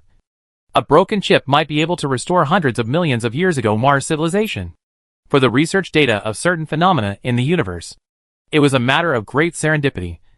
And even then, Wei Feng had no idea where to start. It was precisely because of this that Wei Feng was ready to dedicate his entire life here. But none of this amongst what Wei Feng had envisioned came to pass. Wei Feng merely came above the blue night star, then received a signal to guide him, and then came here, where this chip that carried everything Wei Feng needed was presented. Wei Feng didn't know how the wise old man did it. Didn't know what kind of price the wise old man paid for this. But all of these incredible things, if they happened to the wise old man, yet they made Wei Feng feel so natural and relevant again. After all, he was already so mysterious. It didn't seem to matter if he was a little more mysterious at the moment. Wei Feng barely suppressed his excitement before walking towards that chip. Wei Feng pulled his arm out of the spacesuit, and then with his right hand, which was wearing thin plastic gloves, he carefully picked up the chip, and then placed it in front of his eyes, and carefully examined it. It was indeed just an ordinary chip. Plain and simple. Even its model and manufacturing process Wei Feng had heard of. It was a type that had been eliminated decades ago, long before Wei Feng left Earth. After surveying it for a while, Wei Feng picked up the helmet with his left hand, and then used his right hand to stuff this tiny chip into a certain port within the helmet. Although this chip manufacturing process had been eliminated for decades, it probably still belonged to the same era as Wei Feng's spacesuit. The development of electronic products would always be compatible with previous manufacturing methods. So Wei Feng's spacesuit also had the ability to decipher this chip. Wei Feng was not a professional scientist, and even if Wei Feng was a professional scientist, it was impossible for Wei Feng to grasp hundreds of thousands of scientific knowledge at the same time, and to decipher the key scientific data that can push an entire civilization to break the deadlock. How high a requirement would it be for professional scientific literacy? Wei Feng naturally didn't have this ability, but Yi Lu had it. Of course, it was somewhat inaccurate to say that Yi Lu had the ability to decipher these data. A more accurate statement would be that Yi Lu had the ability to judge the true value of this information. It couldn't be interpreted, but it could judge the value. This was because the computer engineers who had written Leaf Fall had set up many conditions for judgment in the logical judgment mechanism of Leaf Fall, combined with hundreds of thousands of millions of professional scientific experts. To interpret whether a piece of information had value or not did not need to fully understand it, as long as it was judged whether it met these judgment conditions. This ability of Yi Lu was Wei Feng's greatest reliance in carrying out this mission. Otherwise, how could Wei Feng, a non-professional science practitioner, recognize which information was valuable and which information was not? This is Wei Feng's credentials for carrying out this data collection mission. But if this chip is real, how did that mysterious wise old man do this? How did he manage to find something valuable from amongst that potentially vast ocean of data, and have the ability to judge their authenticity? Could it be that the mysterious wise old man also had an AI program similar to Yi Lu's within his ship? However, Wei Feng knew that Leaf Fall was written only by up to tens of millions of experts in various disciplines working together. And even if the wise old man was even more mysterious, it was unlikely that one person would be able to compare it to tens of millions of people. This was beyond Wei Feng's cognition, as well as the framework of his worldview. Then, the wise old man himself alone mastered the knowledge of all the disciplines? This is also beyond Wei Feng's acceptable range. To Wei Feng to accept this, it would be better for Wei Feng to believe that the wise old man alone has written an AI program that can be compared to Leaf Drop. Chapter 260, It's Not Mine. This was almost a point that fell into the category of unexplainable. But this question only flashed in Wei Feng's mind for a split second, and the next moment, it was forcefully thrown out of Wei Feng's head. Because there were already too many things that proved that spending time thinking about the wise old man's ability was a very meaningless thing.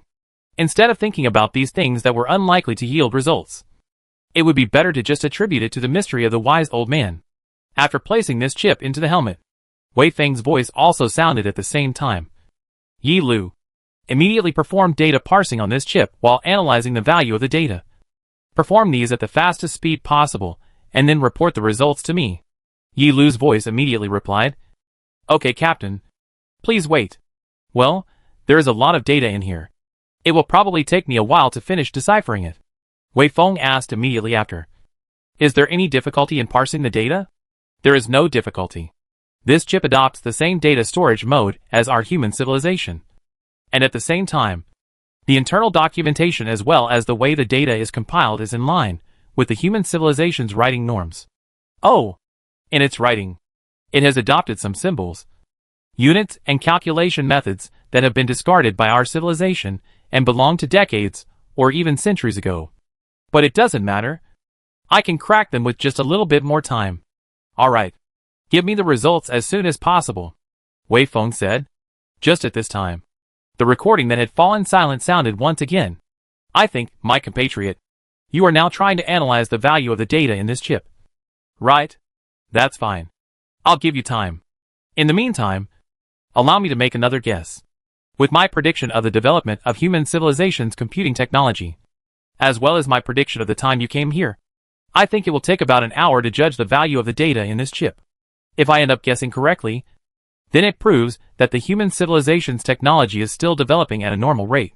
And if I guess wrongly, and your parsing takes longer than an hour, then perhaps you should tell the current head of state when you go back, so that he can pay attention to the problem of stagnant technological development. Wei Feng was silent at this. This was because Wei Feng knew that what was talking to him at the moment was merely a recording, and he did not have any need to talk to him. However, the information contained within this discourse still shocked Wei Feng.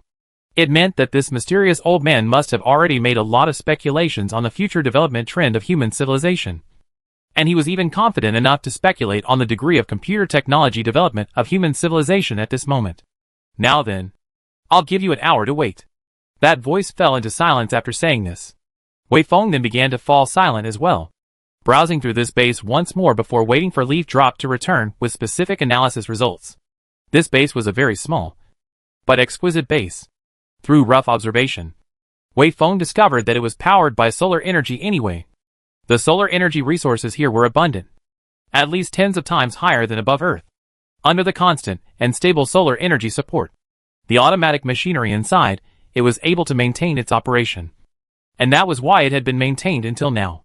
Right in the middle of Wei Feng's casual excursion, an hour's time quickly passed. That mysterious old man's voice rang out as promised. Well, did you get the feedback results? If the feedback is yes, I will continue. If the feedback is no, then I will continue to wait until you say yes. This was a very simple conditional judgment procedure.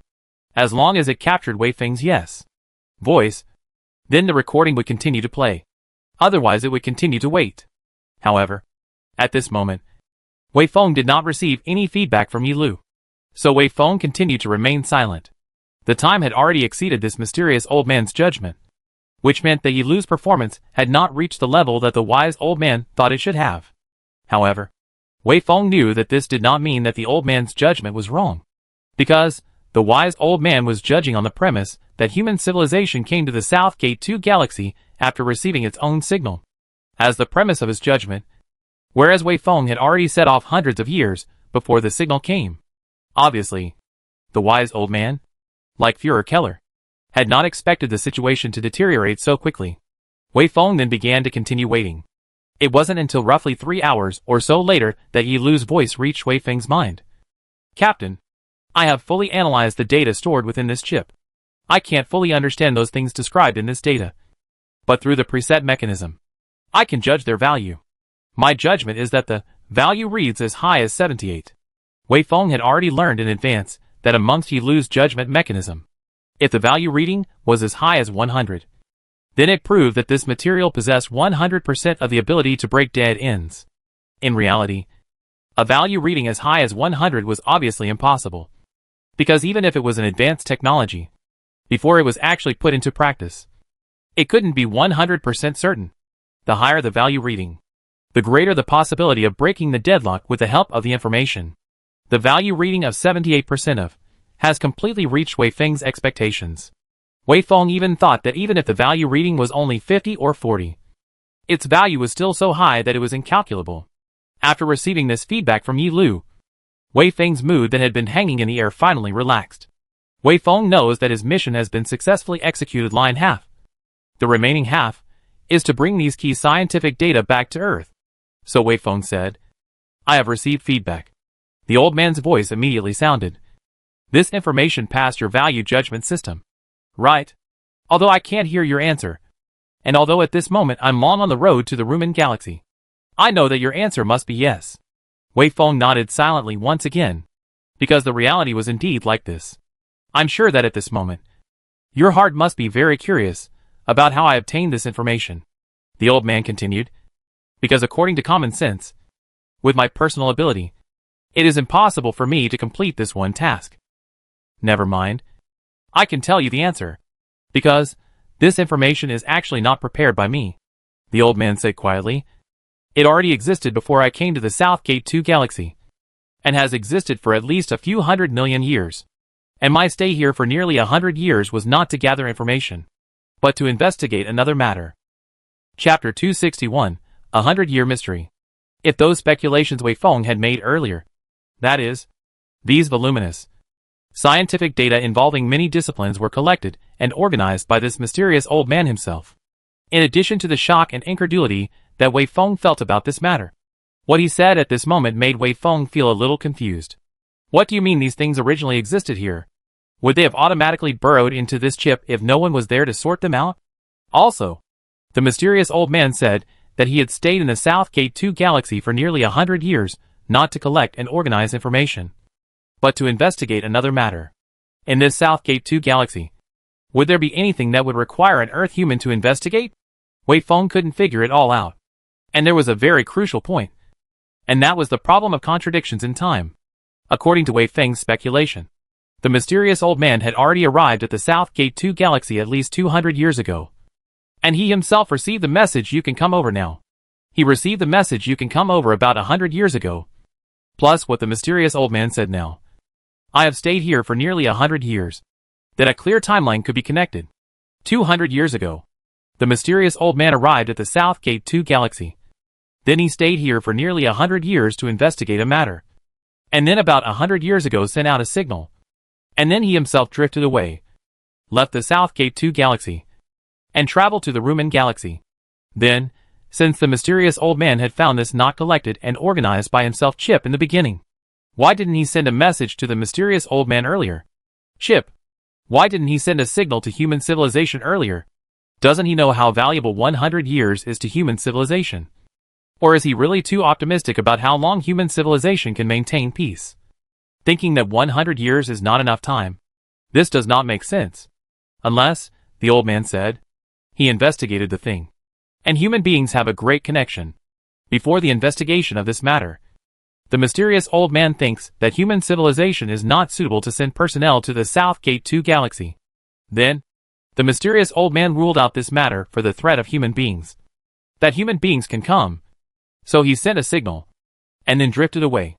Just what kind of matter was there far away in this Southgate 2 galaxy that could make this old man prefer to delay human civilization for up to 100 years just to be on the safe side?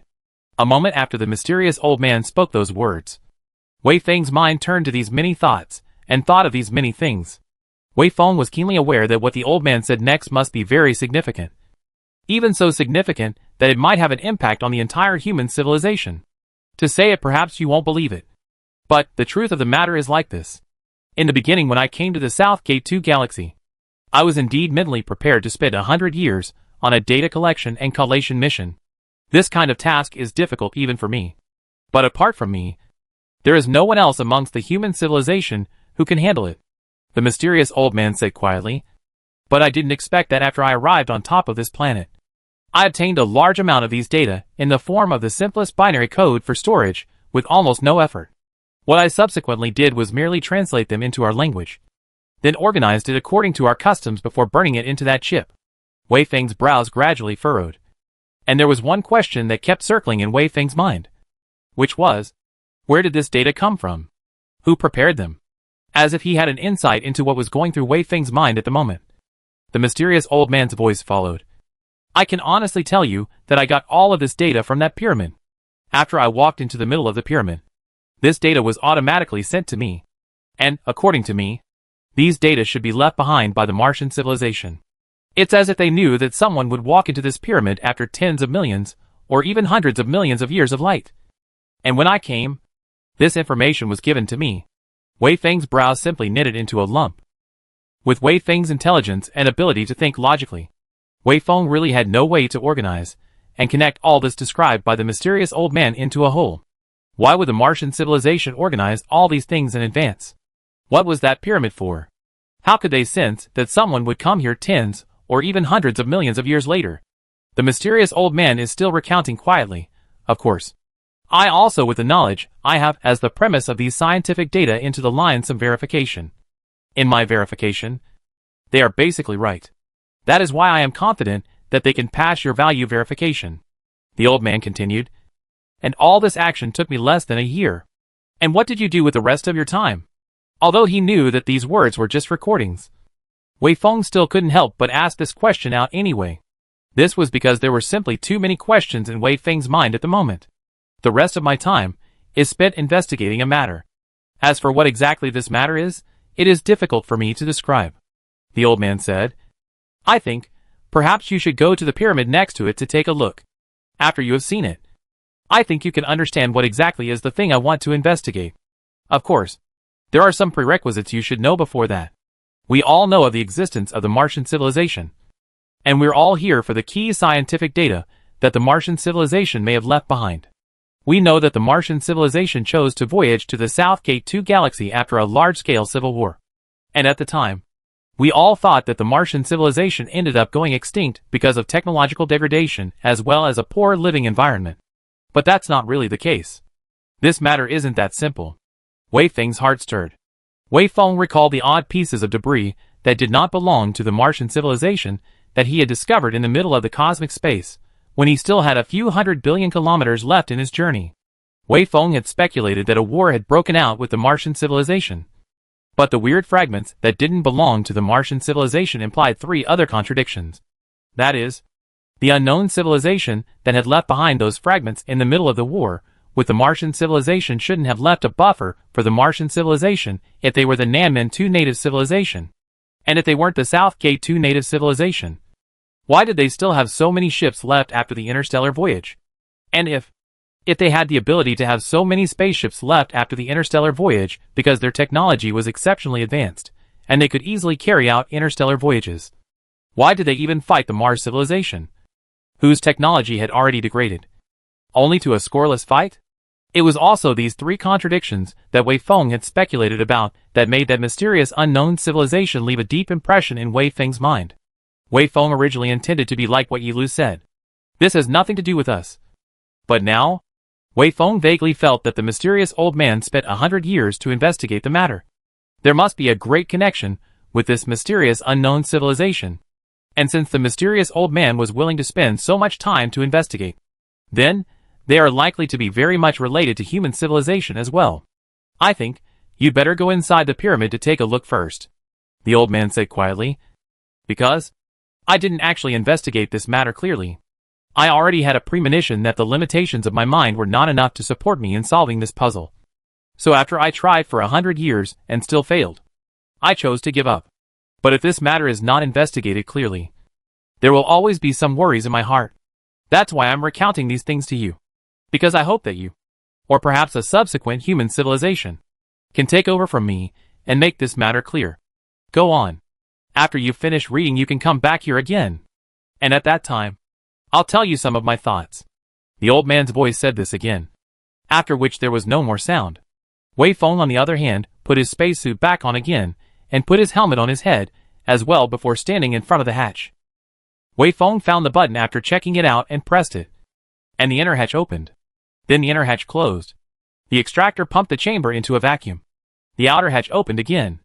And Wei Feng was once again above the surface of the blazing hot and desolate planet of Blue Night Star.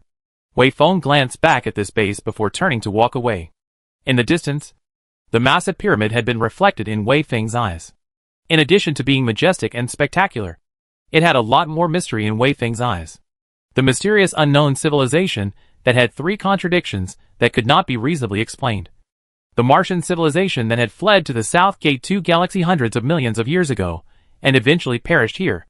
The wise old man with all sorts of magical and unbelievable abilities.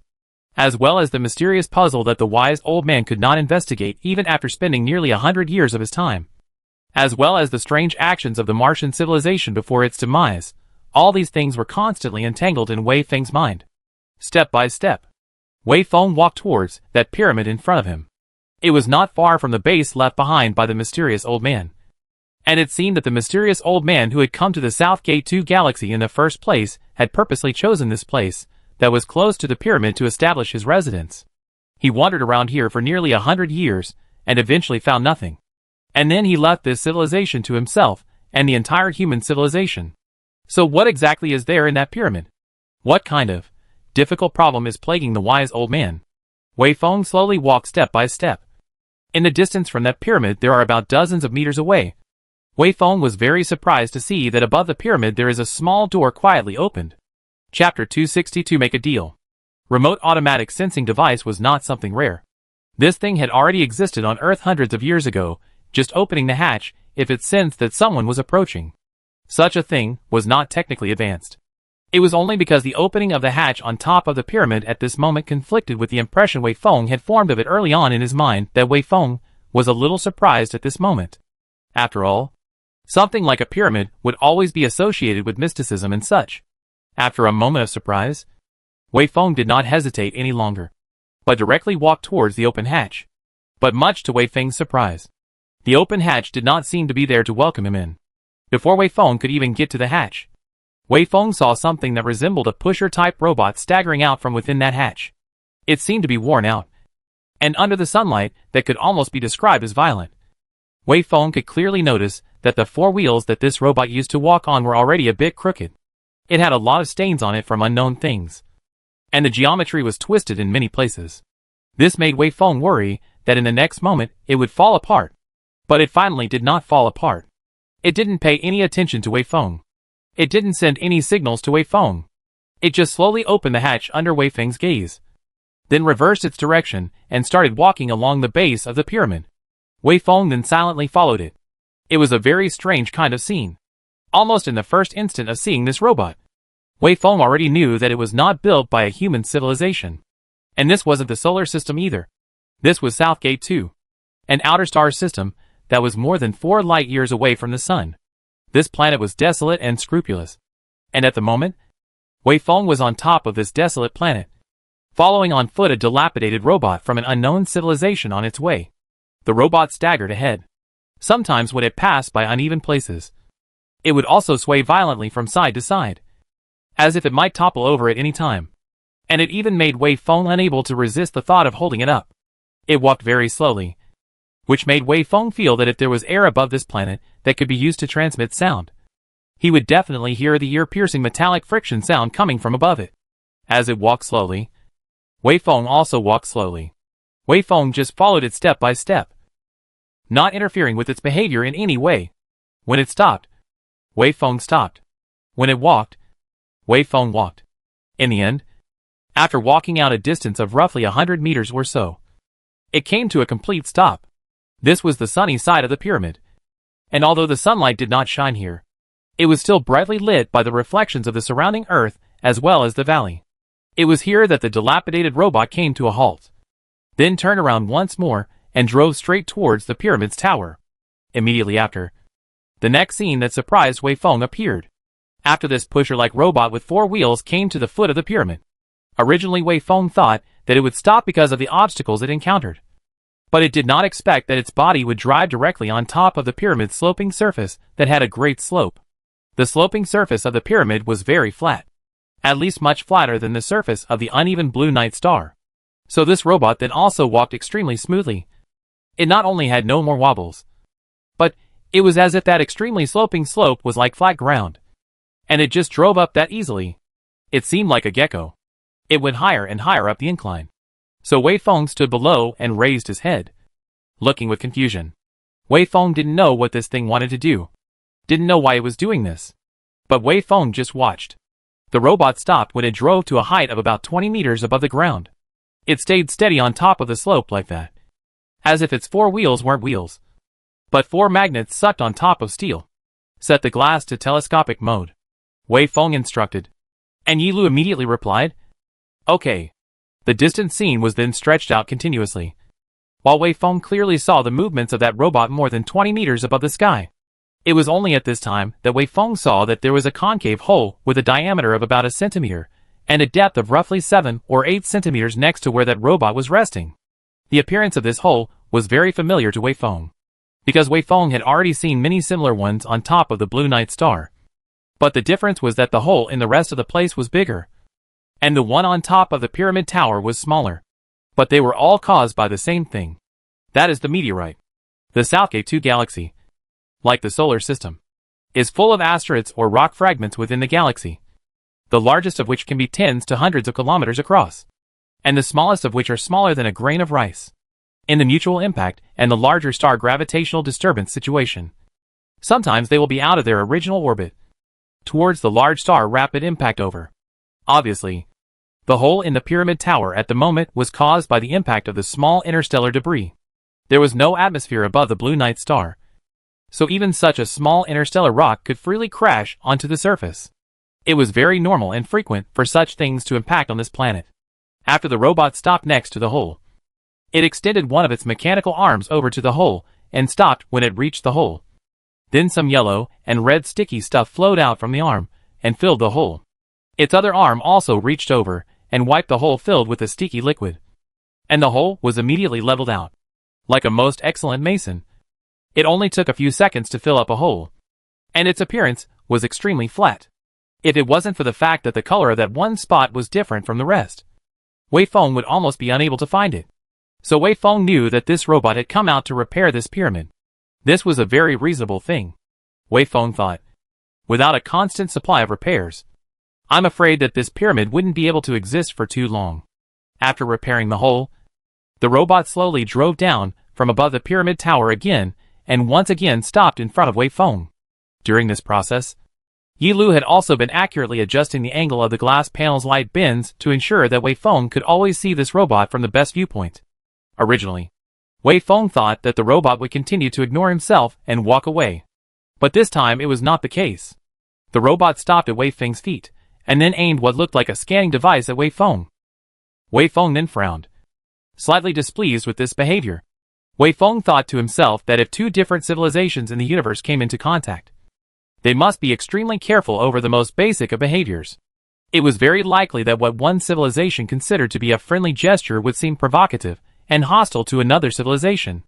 Wei Feng didn't know what this robot was trying to do, but the act of pointing something at himself would always make Wei Feng think of a pistol or something like that was being prepared to fire. Just at this time, Yi Lu's voice reached Wei Feng's ears in time. "Captain, you don't have to worry. It's not dangerous. I've already scanned it ahead of time, and I've already determined that thing is just a scanner, which means that at this moment, it is also scanning you, trying to understand your structure." Wei Feng then nodded and just stood there quietly, accepting this robot's scan. Wei Feng didn't know what kind of logic was being calculated in this robot's chip, or in one of the core devices that were in the middle of the pyramid, nor did he know what kind of results they would calculate because of this logic. Wei Feng was just waiting silently. After about a few minutes, Yi Lu's voice once again reached Wei Feng's ears. "Captain, I received a simple message encoded in binary from this robot, and have already deciphered it. It just said, 'Please follow me.'" Wei Feng then said, "Translate my words to it. You tell it. Okay. Please lead the way ahead." After this short exchange, the four worn-out and crooked wheels of this robot began to turn again and started walking towards the front. Wei Feng then followed it once more, and after walking another 100 meters or so, he arrived before the original hatch. The robot opened it, and Wei Feng followed without the slightest hesitation. The interior of the pyramid was originally very dark, but the moment Wei Feng came in, lights came on inside the pyramid. It was just that this light looked a little dim to Wei Feng. Wei Feng understood after a little thought that he thought it was dim because his eyes had long been used to the intensity of the light above the earth. Although the light here was dim, it was the most suitable for the Martian civilization creatures who were used to the intensity of the sunlight on Mars. Wei Feng didn't dwell on such details, but directly raised his head and began to survey the pyramid's internal arrangement. This pyramid looked large from the outside, but the space inside was really limited. It seemed to be mostly solid, with only a small portion of free space. Wei Feng thought that those solid places were probably all various instruments. Just as Wei Feng began to survey the arrangements, Yi Lu's voice once again entered Wei Feng's ears. "Captain, I received another message from them. Their words are, 'Guests from afar. I would like to make a deal with you if possible.'" Chapter 263, 7%. At the time Yi Lu told Wei Feng these words, Wei Feng was taking a closer look at the internal arrangement of this pyramid through the not-so-bright light. This pyramid looked big from the outside, but the space inside was quite small, probably only equivalent to a house like that. The rest of it was covered up with something made of similar metal, and it was impossible to see what was behind it. Wei Feng thought that there should be all sorts of mechanical equipment in there. This pyramid probably relied on those mechanical devices to keep it running until now. If the judgment of himself and that mysterious old man were not wrong at first, then this pyramid had existed for hundreds of millions of years, without subsequent repairs and maintenance. It would be impossible to maintain it for such a long time even if this planet was under a vacuum. There must be a whole set of repair and maintenance devices in here that can use solar energy as their energy source, and then have the ability to repair themselves. The robot I saw just now must have been created by it autonomously as well. Wei Feng thought silently like this. If you look at the state of that robot, it seems that its ability to function has been weakened a lot over the hundreds of millions of years of light, causing it to only be able to rely on a robot that is so worn out to maintain itself. This inside was also under a vacuum, so naturally there was no dust to speak of. It was only that the arrangement in here still exuded a stale and shabby aura. When Wei Feng stood here, it felt like he was standing inside a small broken wooden house in the mountains that hadn't been inhabited for hundreds of years. The rest of the place was still plain and uninteresting, and nothing appeared that made Wei Feng feel unbelievable. Only one place attracted Wei Feng's attention. It was in the middle of the inner space of the pyramid. It was a rectangular shape, with a length of more than a meter and a height of only a few tens of centimeters, just like a platform. Just as Wei Feng was about to walk over to see what it was, the words that Yi Lu translated after the translation reached Wei Feng's mind. Guest who came from afar. If possible, I would like to make a deal with you. After being slightly stunned, Wei Feng stopped himself and then said, May I ask?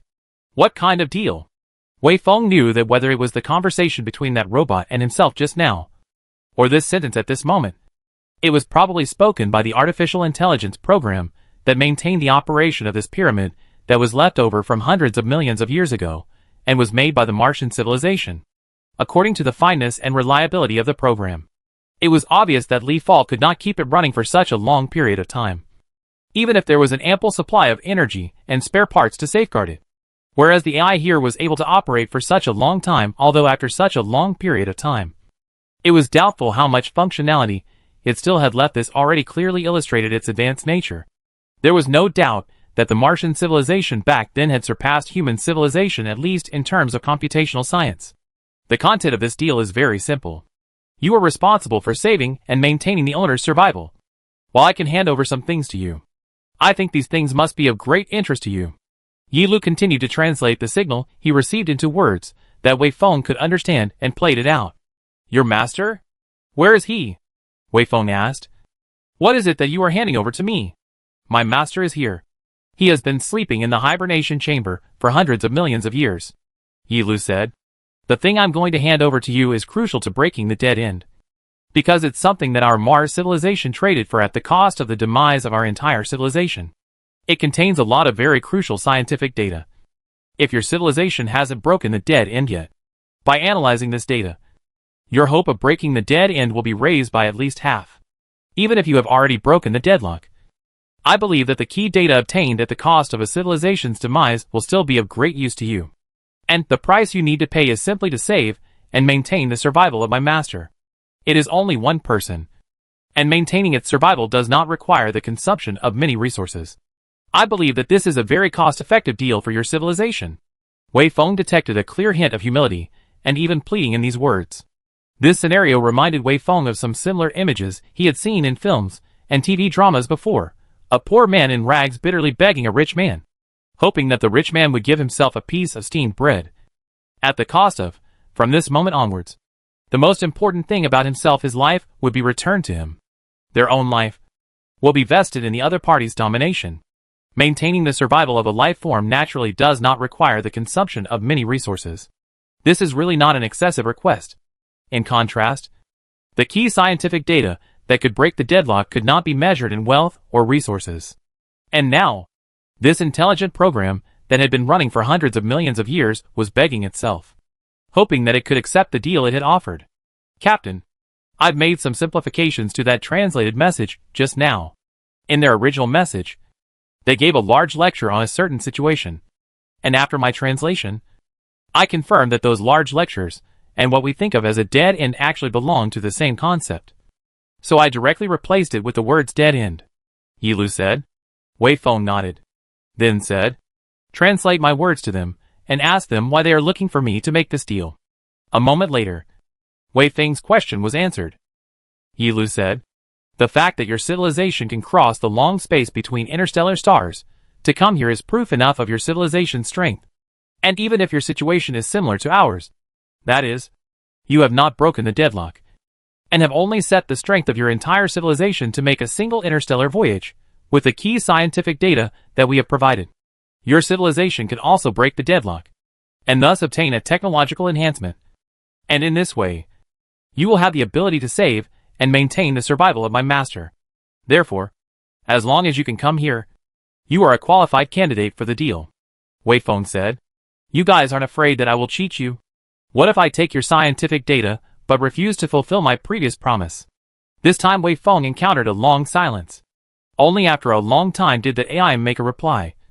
We're just betting on a hope. Because maintaining a person's survival only requires consuming a very small amount of resources. This small amount of payment is completely insignificant compared to the key scientific data we have provided. As long as any civilization that possesses the slightest notion of equality will surely keep its word. And even if this civilization that we are trading with does not have any sense of equality at all, there is no loss for us. Because something like data can be replicated. We won't lose it by handing it over to you. I can continue to wait here for the arrival of the next civilization that is suitable as a trading candidate. Wei Feng was silent for a moment. Then said, there has already been a person who came here before me, right? Yes, there has been a person who came here. We similarly made a deal with him, and gave him a copy of these key scientific data. He promised to save and keep my master alive in the first place. But he broke his word. He did not deliver on that. Wei Feng sighed. He did not break his promise. I actually belong to the same race and civilization as him. What he promised you guys, I will do it in his place. Oh no, that's not right. It's not that I'll do it instead of him. But after I send these key scientific data back to my civilization to make a technological leap, my civilization will complete the promise to you guys instead of me and him. That's fine. That AI said. My master and I will wait here for you to fulfill your promise. Where is your master? Wei Feng asked. Right here. Yilu said again. And at the same time, a not-so-harsh pillar of light was lit up here.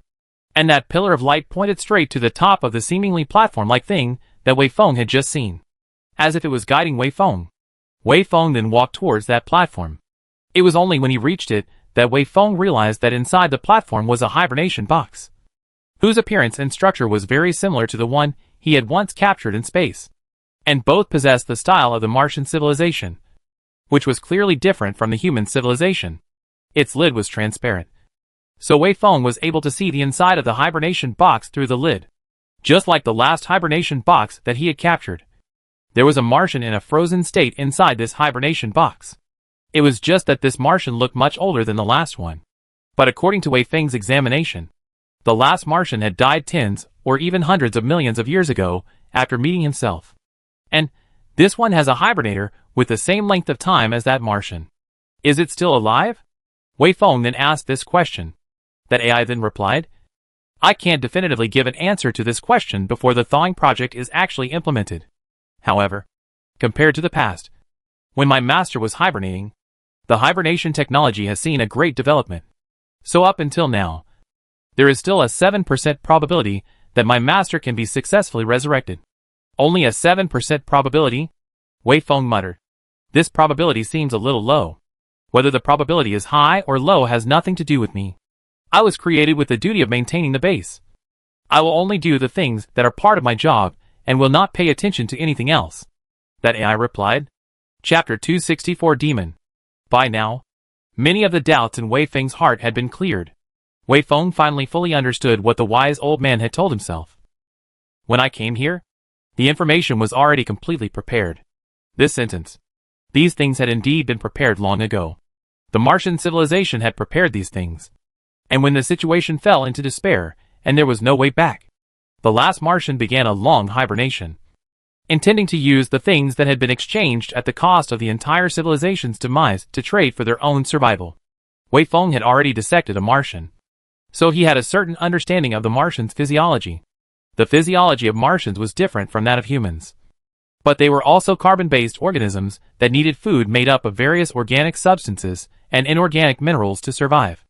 Wei Feng did a little calculation and came up with a set of data. Even if this Martian can survive for 10,000 years afterwards, the total amount of resources it consumes will only be as follows: no more than 20,000 tons of air, no more than 7,000 tons of water, no more than 5,000 tons of food, as well as the rest of the miscellaneous stuff. Compared to a civilization or a planet, these resources wouldn't even be a drop in the bucket. And the data obtained by the countless Martian scientists who have worked exhaustively for possibly up to thousands of years, the lives of the countless Martians, the countless hours spent on interstellar voyages, the wisdom of this entire civilization, the value of this transaction in this, was that little thing above. Wei Feng felt a deep sadness. Wei Feng did not know how to describe this feeling. Wei Feng instinctively felt that this transaction was unfair. But Wei Feng could not find where the unfairness was. This Martian in front of him is actually all that is left of the Martian civilization. Even if it is more luxurious and unrestrained, how many resources can it consume? In other words, even if the human civilization wanted to raise the price paid by its side in this transaction, this Martian could not enjoy it, because it is only one person. Wei Feng paced back and forth in the inner space of the pyramid, and after a long period of silence, he said, "This transaction is a very cost-effective one for us, and I can agree to this transaction on behalf of our civilization. It's just that I still have some remaining questions that I hope to get your answer." Until this moment, what the wise old man had said. It took 100 years to investigate, but still couldn't find an answer. The matter was still deeply troubling Wei Feng. The wise old man said that he would understand if he let himself come to this pyramid to take a look. So at this moment, Wei Feng made this request. "Yes, as long as it's something I know. I can tell you all of it. Consider this as something that is attached to our side in the middle of this transaction." That AI said. "Okay." Wei Feng nodded and then said, "Can you transmit to me everything you know? All the data stored in your memory. I want to use these things to solve some of my doubts about your Martian civilization." Originally, Wei Feng thought that this request of his might be rejected as it was just a bit too much. But to Wei Feng's surprise, this AI did not hesitate for a second as it immediately replied, "Okay. Because there is a lot of data. The transmission may take a bit of time. So please wait a bit." Wei Feng nodded while instructing Yi Lu. "You store all of this data." The data transfer took about a few hours, after which Wei Feng left this pyramid. By the time Wei Feng left the pyramid, this land had already entered into dusk. 4/5 of Alpha Centauri A had already sunk below the horizon, but the remaining 1/5 was still bright and blinding. The Earth was slowly releasing its temperature into space after a day of baking, and Wei Feng saw that some of the ground that had been melted by the sun had a tendency to solidify. Although he knew that it was impossible for him to feel the temperature change in the outside world through the spacesuit, Wei Feng still had a feeling that it's finally a little cooler. The light of the setting sun pulled out long shadows from all the bumps on the ground. And standing under the shadow of this huge pyramid, looking at this dilapidated building with hundreds of millions of years of history, Wei Feng seemed to see the last remnants of a great civilization left behind in the vastness of the universe. Just as Wei Feng walked out of this pyramid, the dilapidated robot that had led Wei Feng to this pyramid before also drove out of the pyramid from the passage once again. Its wheels were still askew, and its entire body looked like it was about to fall apart at any moment. But it was still moving forward strongly, and Wei Feng knew that the pyramid was probably broken again somewhere, so it needed to be sent out again to repair it. But this time, the situation was a bit different. Under Wei Feng's gaze, the robot stopped after only a few dozen meters. And then Wei Feng saw something similar to electric sparks from its body, while another stream of black smoke came out. The black smoke dissipated in an instant under the vacuum environment, and the robot completely lost its movement. Wei Feng remained watching from the side, and after waiting for a little while, he saw another similar robot traveling out from the middle of the passage. This robot was almost brand new. It didn't have any breakages on it, and it traveled much smoother. It just walked past Wei Feng, past the robot that had been paralyzed and scrapped, and then walked to the other side of the pyramid, disappearing from Wei Feng's sight. "Captain, according to the data transmitted to me by the AI, the lifespan of this kind of robot is generally around 30 years. And every 30 years, the automated machinery will create new robots under the manipulation of the AI to take on the repair and maintenance work of this pyramid.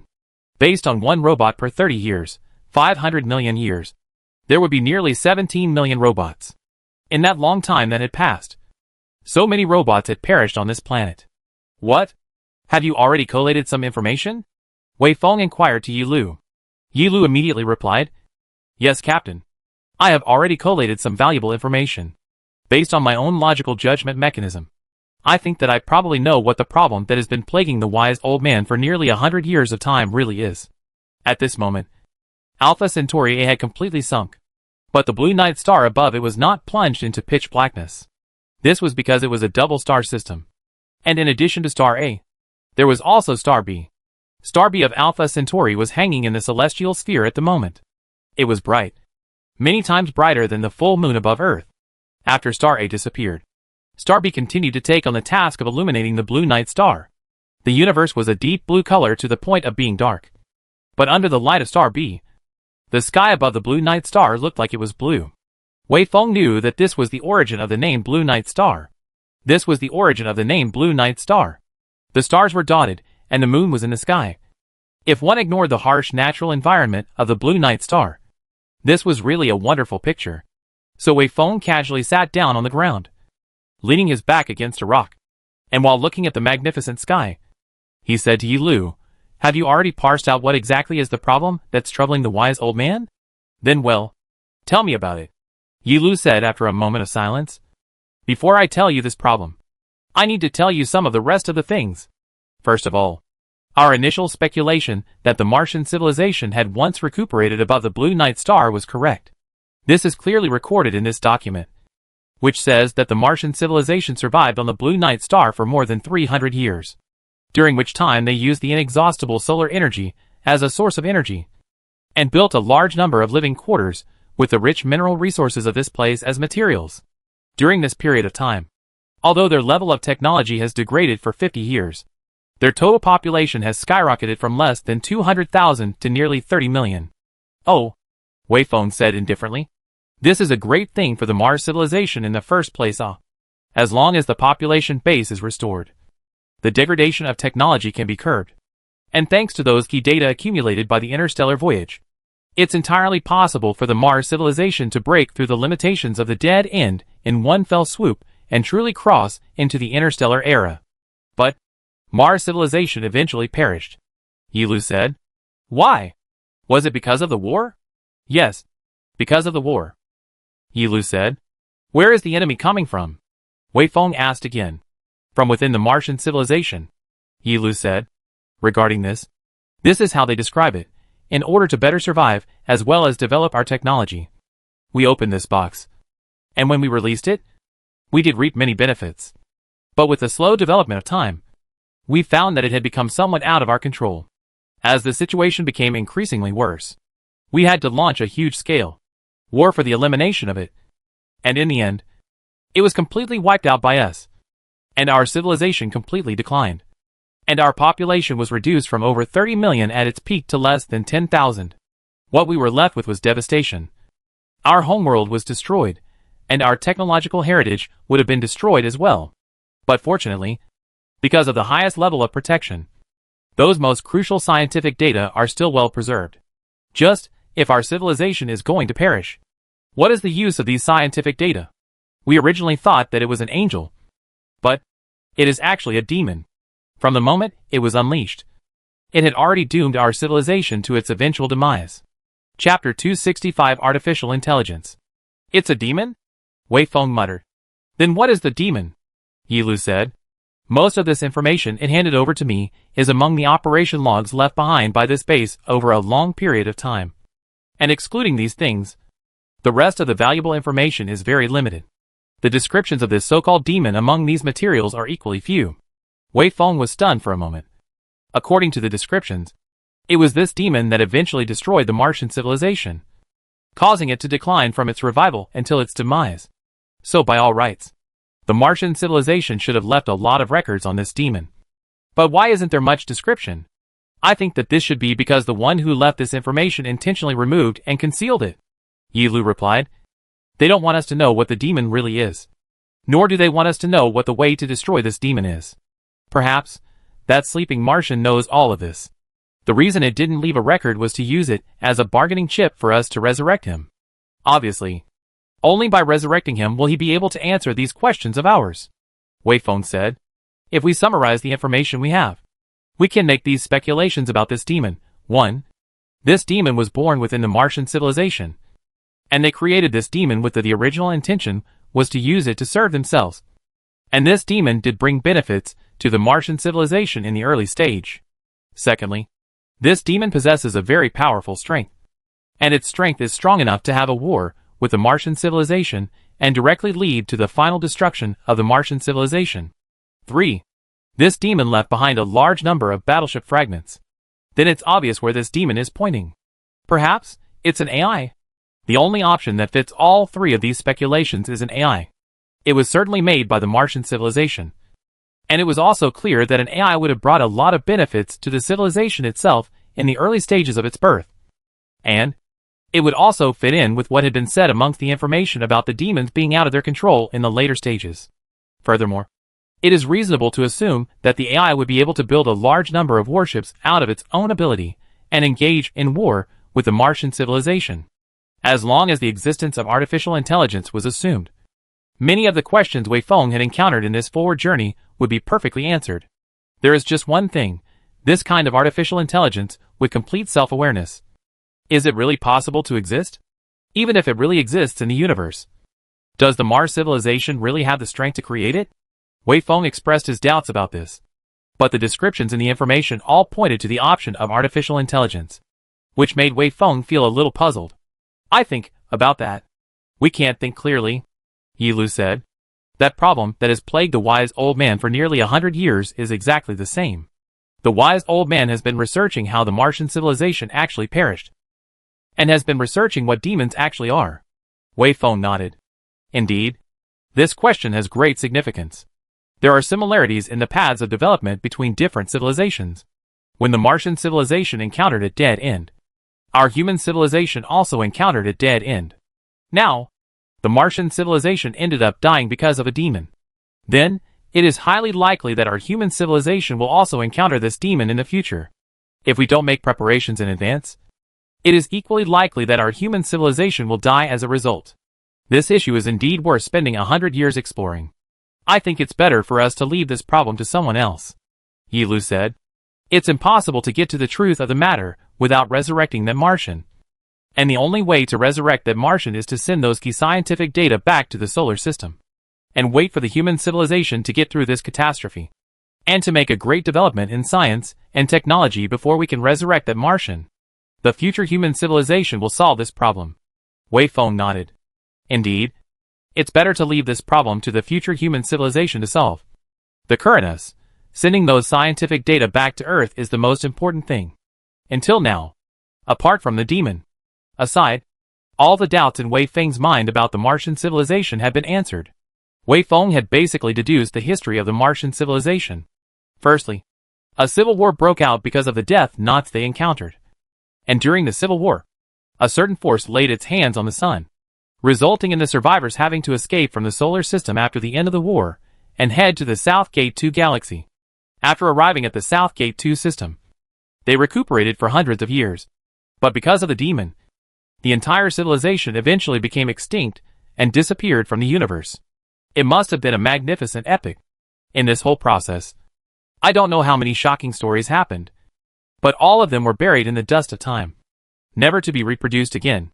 Until now, only the still magnificent, but already very dilapidated pyramid behind Wei Feng still spoke of the former glory of the Martian civilization.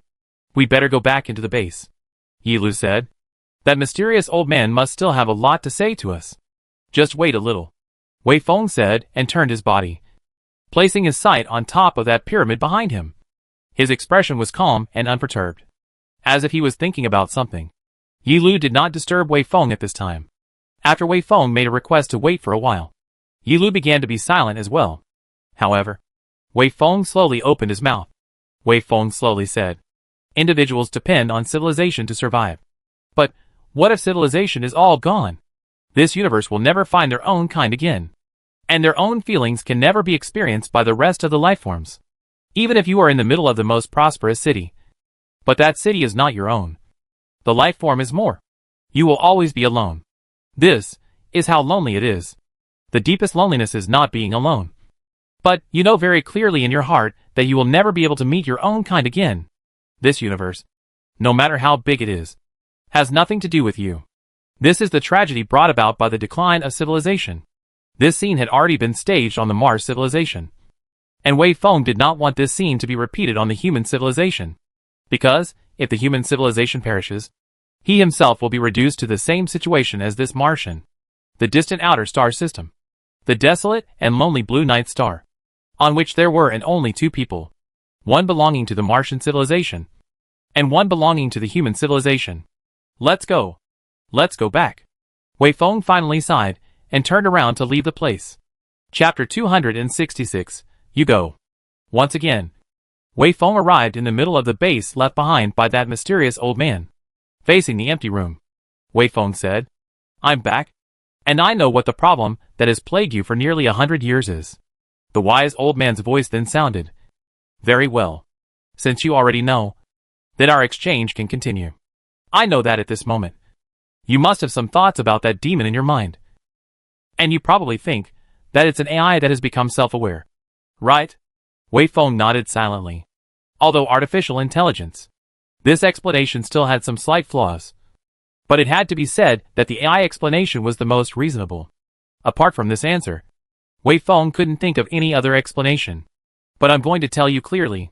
The wise old man's voice was still smooth and deep. The demon is not an artificial intelligence. At least, it is not the kind of AI that we usually think of as possessing a sense of self. This is impossible. Wei Feng was slightly surprised in his heart. Wei Feng didn't know where exactly this mysterious old man got the confidence and evidence to be able to say such categorical words. And if the demon wasn't an artificial intelligence, what could it be? Is there a more reasonable answer than artificial intelligence? The fundamental reason why the wise old man and Wei Feng were concerned about this issue was because of the speculation that human civilization may also encounter this situation in the future. The human civilization had already had many ideas about being destroyed because of AIs. And the answer of AIs was the most acceptable one. Demons aren't the type of AI that possesses a self-independent consciousness? Wei Feng muttered. But can an AI without a self-independent consciousness still be considered an AI? Moreover, how could such a crippled AI have the ability to destroy the Martian civilization? This question popped up in Wei Feng's mind in an instant. Wei Feng was waiting for the old man's explanation. And just as it was what Wei Feng thought, the old man's explanation came immediately. The reason why I made this judgment is that I don't actually have any realistic evidence, but just some speculation based on some of my perceptions. And the reality. There are two reasons why I made this judgment. Firstly, with the knowledge I have, it is impossible for an AI that possesses independent self-awareness to be created by a Martian civilization. In other words, it is impossible for a Martian civilization to have this ability. Secondly, an AI with independent self-awareness can almost be said to be the most powerful thing in this universe. So how could such a thing be wiped out by a Martian civilization? It is based on these two judgments that I believe that it is impossible for a demon to be an AI. Wei Feng was silent and did not say anything. Instead, the old man continued to murmur, as if he was talking to himself. But if is not an artificial intelligence program, what could the demon be? It was created by the Martian civilization and eventually destroyed the Martian civilization. This means that our human civilization may also encounter this kind of demon in the future. And our human civilization may also be destroyed by the hands of this kind of demon. So, I stayed in the South Gate 2 galaxy for nearly 100 years. I tried to find out the truth about the demon, and to find a way for the Martian civilization to destroy the demon in the first place. But unfortunately, I failed. I also failed, Wei Feng said, based on my trust in you, as well as my respect for your knowledge and ability. I believe in your judgment of demons are not artificial intelligence. But unfortunately, I couldn't find the answer either. And I don't know what a demon really is. The old man naturally couldn't hear these words from Wei Feng. So the old man's words were still continuing. The Martian civilization knows all this. But the Martian civilization has already died out in this universe. There is only the last Martian left sleeping here. So, if you want to know the truth about the demon, you have to resurrect this Martian. I think this is the biggest reliance for the Martian civilization to make this deal with us, and not be afraid of us breaking our promise. But it doesn't matter. compared to the truth of the demon. Not to mention providing for one Martian. Even if it's 100,000, a million Martians. It doesn't matter. So, my compatriot, do you know what you have to do? You have to bring these key scientific data back to Earth, so that human civilization, science, and technology can make another leap. And then find a way to resurrect the Martians. And ask clearly, what exactly is a demon? How can it be prevented? And if it can't be prevented, what's the way to destroy it? This is vital for our human civilization. My compatriot, you must do this. Telling you these things is all I can do for human civilization. I have already departed for this far and deep space, and will never return to Earth. So, leave these things to you. So be it. My compatriot, my words are finished. Goodbye. The message left by the old man had since played out. After this, no matter what kind of words Wei Feng uttered, or what kind of actions he made, the old man's voice did not appear again. It was as if he had said that he had already departed for this deep space, and he would never return to Earth again. Wei Feng sat down in the middle of the space, then quietly thought for a long time. There were countless emotions intertwined within Wei Feng's mind. But in the end, Wei Feng just let out a deep sigh. It's time to go. Wei Feng sighed, then walked out of the space, and returned to the Star Ocean ship in a landing craft once again. Captain, we should indeed leave. However, we don't have enough fuel. So I think that now, you should be able to tell me what exactly is the method that you have come up with to send this data back into the solar system. It's simple. Wei Feng laughed. I only said that I came up with a way to send these data back into the solar system, without saying that I would send myself back into the solar system as well. Ya Lu, you take these data back to the solar system. I won't go. I'll stay above this blue night star, and keep this sky full of stars as my companion. Yi Lu instantly went silent for a long time. Wei Feng, on the other hand, kept pacing in the middle of the control cabin inside. That Martian has stayed here for hundreds of millions of years. I think it must be very lonely. It is the last Martian. And if we aren't lucky enough, maybe I'm also the last human. Both of our civilizations were born in the solar system, and we share the same hometown. So, let me stay here with him. Chapter 267, Hope for the Future. Captain, are you really sure you want to stay here? After a long period of silence, Yi Lu finally spoke the sentence out. Yes. What else could it be? Wei Feng smiled and said, instead of me and you both staying on this planet, it would be better for just me to stay. Yi Lu once again fell into silence. From a strict sense then, what Wei Feng said, this was indeed a solution.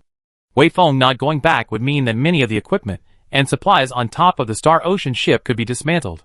Firstly, the life-sustaining materials could be dismantled. The hundreds of tons of food and drinking water would no longer occupy the quality.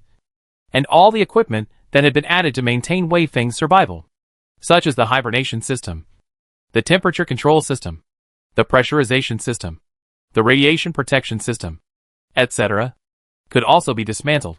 At the same time, the amount of fuel that would be saved by shutting down this equipment would be considerable. In addition, if sending these key scientific data back to the solar system is the first priority, there are many other things that could be dismantled. All kinds of scientific equipment, huge hulls, and so on. The Star Ocean only needs to keep the necessary equipment, such as navigation systems, propulsion systems, maintenance systems, etc., to complete this task. The total mass of all the removable items would be at least 99% of the Star Ocean's mass. That is to say, under the condition that the total amount of fuel remains unchanged, the total mass of the Star Ocean ship is reduced to 1% of the original, and the rest of the fuel consumption during the voyage will also be greatly reduced. In this way, relying on the available fuel to send Yi Lu back to the solar system was completely doable. This was Wei Feng's vision.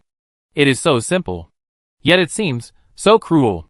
This was the ancient and desolate South Gate 2 galaxy, which was so close to the solar system, yet so far away. The distance between these two star systems was so far that Wei Feng could not cross this journey even if he exhausted his life. While Yi Lu was silent, Wei Feng was still smiling. This vision had been thought up by Wei Feng a long time ago, and it had long existed in Wei Feng's heart for a long time. So at this moment, Wei Feng was very calm. Wei Feng walked to the porthole and looked at the bright star in the celestial sphere. It was hanging in the sky like that, quietly releasing its light. Apart from this one point of light, Wei Feng couldn't see any rest of the information about this star. But Wei Feng knew that around that star, there were many people, many things, and that he himself was born there and then left there. While I was looking at that star, I wonder if there is anyone in the solar system who is also looking here at the same time. Wei Feng sighed. I think there probably isn't. Now that almost 500 years have passed since my time, and all of my past has been buried in the dust of time, there probably won't be anyone who remembers that hundreds of years ago, there was a man in a spaceship who embarked on this journey alone. But it doesn't matter. Wei Feng was still gazing earnestly at that star.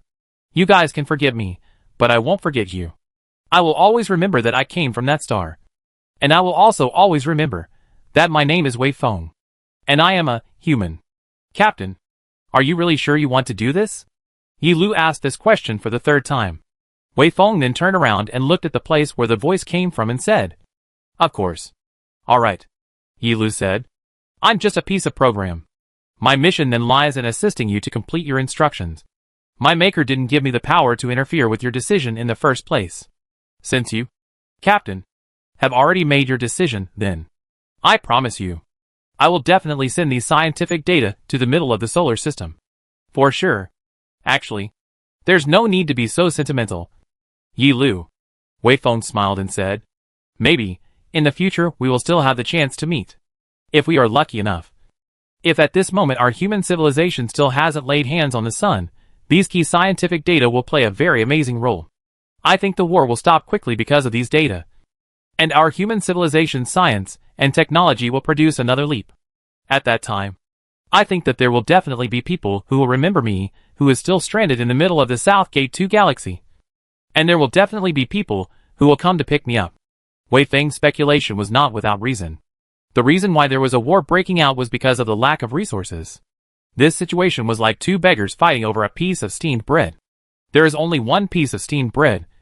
If I eat it, you won't be able to eat it. If you eat it, I won't be able to eat it. And that's how the conflict is born.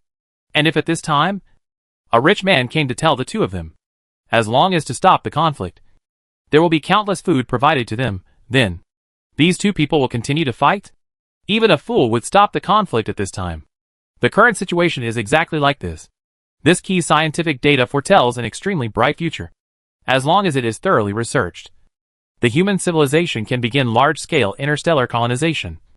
And there will be countless planets waiting for mankind to occupy. At that time, I am afraid that human beings will only worry about the lack of population to occupy so many planets. Where else will they worry about the lack of resources? So, as long as Yi Lu can send these data back to the solar system, the war will definitely stop. This was the general trend of history, which was not shifted by the personal will of a certain leader. As the saying goes, the one who knows the time is the best. If a certain leader insists on waging a war, even though he already possesses the key scientific data for his own selfish interests, he will be turned against his own family. This means a great technological development for human civilization. And it was indeed like what Wei Feng said. At that time, someone would definitely come here to take Wei Feng home. I will carry the hibernation system, as well as all the survival material reserves in the ship. Above the blue night star. There, I will use solar energy as the source of energy to maintain my hibernation. And I will enter into a deep sleep that will last until someone wakes me up. Wei Feng said. So, by that time, I think that we will meet again. Yi Lu, however, remained silent. Although Li Fall wasn't an AI with independent self-awareness, its level of intelligence was quite high. It could easily understand the meaning of Wei Feng's words, regardless of whether the meaning was superficial or implied. Therefore, Yi Lu knew that although Wei Feng was speaking optimistically, the actual situation was not like that. There were several prerequisites needed to reach the kind of scenario Wei Feng described. Firstly, Yi Lu must be able to send these scientific data back to the solar system. And Li Fall was only an AI. Its ability was ultimately limited. The interstellar voyage was so long. And what kind of things would happen in the process was anyone's guess. So, can Yi Lu really send these things back to the solar system smoothly? Secondly, human civilization at the moment the war in the end progress to where, maybe at this very moment, the light that carries the sun's drastic changes is already on its way to the South Gate 2 galaxy. Maybe the next moment, the sun's changes will be observed by Yi Lu. And once the human civilization takes action against the sun, then the destruction of the human civilization will almost become a certainty. Once again, even if Yilu really succeeded in sending these key scientific data back to the solar system, the human civilization did not lay its hands on the sun. So, through these scientific data, can it really produce technological leaps? After all, it has not been verified by practice, and it is really impossible to judge how the final result will be. Even if all of these conditions are established, human civilization really produced a technological leap to break the deadlock. Wei Feng is really safe? No. Still will not. The cessation of the war. The game of various forces within the civilization. The post-war reconstruction. The reconstruction of the economy. The restoration of the population. All of these are the basis for the launch of large-scale scientific research activities. And this process could be very long. In other words, is that even if all this goes very well, it is unlikely that the human civilization will be able to pick up Wei Feng within 1,000 years' time. And how many variations will there be in this 1,000-year period of time? Can the hibernation equipment last that long? What if the parts are damaged? What if it gets hit by an asteroid? What if the hibernation time is too long for the guard winds to wake up? The most likely ending is that human civilization does not make a technological leap, and Wei Feng will never wake up. Wei Feng will remain on top of the blue night star forever. Forever in the company of that Martian. This planet would become Wei Feng's eternal graveyard. It was because of knowing these things that Yilu kept silent. But the reality is already like this. What other way is there if you don't do this? Captain, I think that we will definitely have the chance to meet again. Yilu finally broke the silence. During this period of time, you can sleep on top of this blue night star first. Please believe me. I will definitely come to pick you up and take you home. This time may be very long. You may need to wait for hundreds of years. Or even 1,000 years. But please be sure to wait. Of course.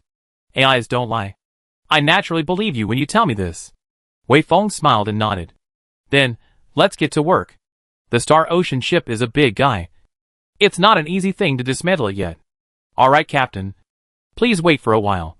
I will try to calculate the most optimal dismantling plan. We will try to reduce the mass of the Star Ocean ship the most, while retaining more functionality and reliability. Alright. I know you are better at this. Wei Feng smiled and nodded. Chapter 268 Orphan. Wei Feng was already familiar with the Star Ocean ship when he was first trained. And then after these hundreds of years together, Wei Feng could simply be said to know any part of the Star Ocean ship like the back of his hand. How a certain part of the hull was connected. What function a certain part was responsible for. The arrangement of a certain line's alignment, and so on. Wei Feng knew them all.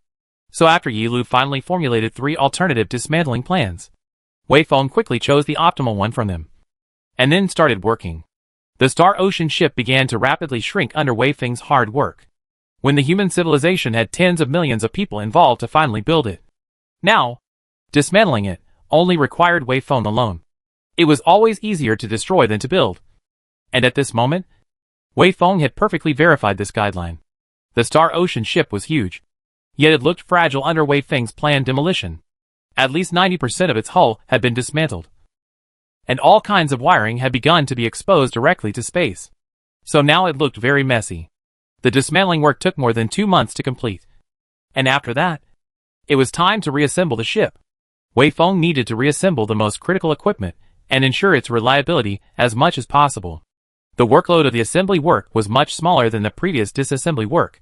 But its requirements for refinement were higher. Wei Feng knew that he had to focus all his energy on this work and could not be careless. This was because his work would be directly related to whether or not Yilu could return to the solar system smoothly. If the plan ultimately failed simply because one of the welding points was not welded properly, or because one of the articulations was not strong enough, human civilization might perish as a result. The assembling work lasted for more than 3 full months. At this moment, almost half a year had passed since Wei Feng had arrived at the South Gate 2 galaxy. And the Star Ocean ship had completely changed its appearance during this period of time. This was the orbit of the Blue Night Star. And objects that were above this orbit and had enough speed would not fall on top of the Blue Night Star. Nor would they fly away from the Blue Night Star's gravitational pull to other places. So this place became like a rubbish dump, with broken fragments and abandoned spaceship parts everywhere. And they were quietly orbiting around the Blue Night Star, occupying a large area of more than 10 kilometers in circumference. Wei Feng did not have the ability to bring these things up to the Blue Night Star. This was because slowing down for them also required fuel. And the buffering before landing also required a lot of fuel. And for Wei Feng, every bit of fuel was extremely valuable. So he had to save it if he could. So Wei Feng could only let these things stay here. And only transported the most crucial things to the Blue Night Star. These things included the necessary survival supplies, including the hibernation pods as well as the solar panels, including some electronic control equipment with emergency wake-up conditions set, as well as the rest of the things. Wei Feng would rely on these things to spend this long waiting time on top of the Blue Night Star.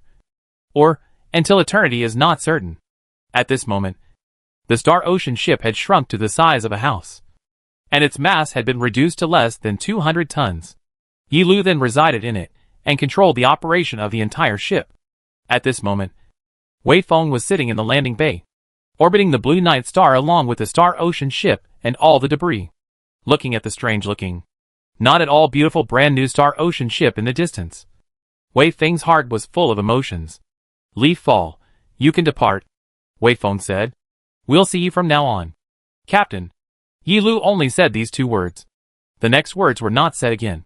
Instead, silence began once again. Wei Feng then smiled and said, "There is no more me to take care of you in the middle of the next voyage. You, yourself be careful all the way. Please don't worry. I will be careful," Yi Lu said. "Then, I will leave first. Go. Go. Take my wishes and return to the solar system."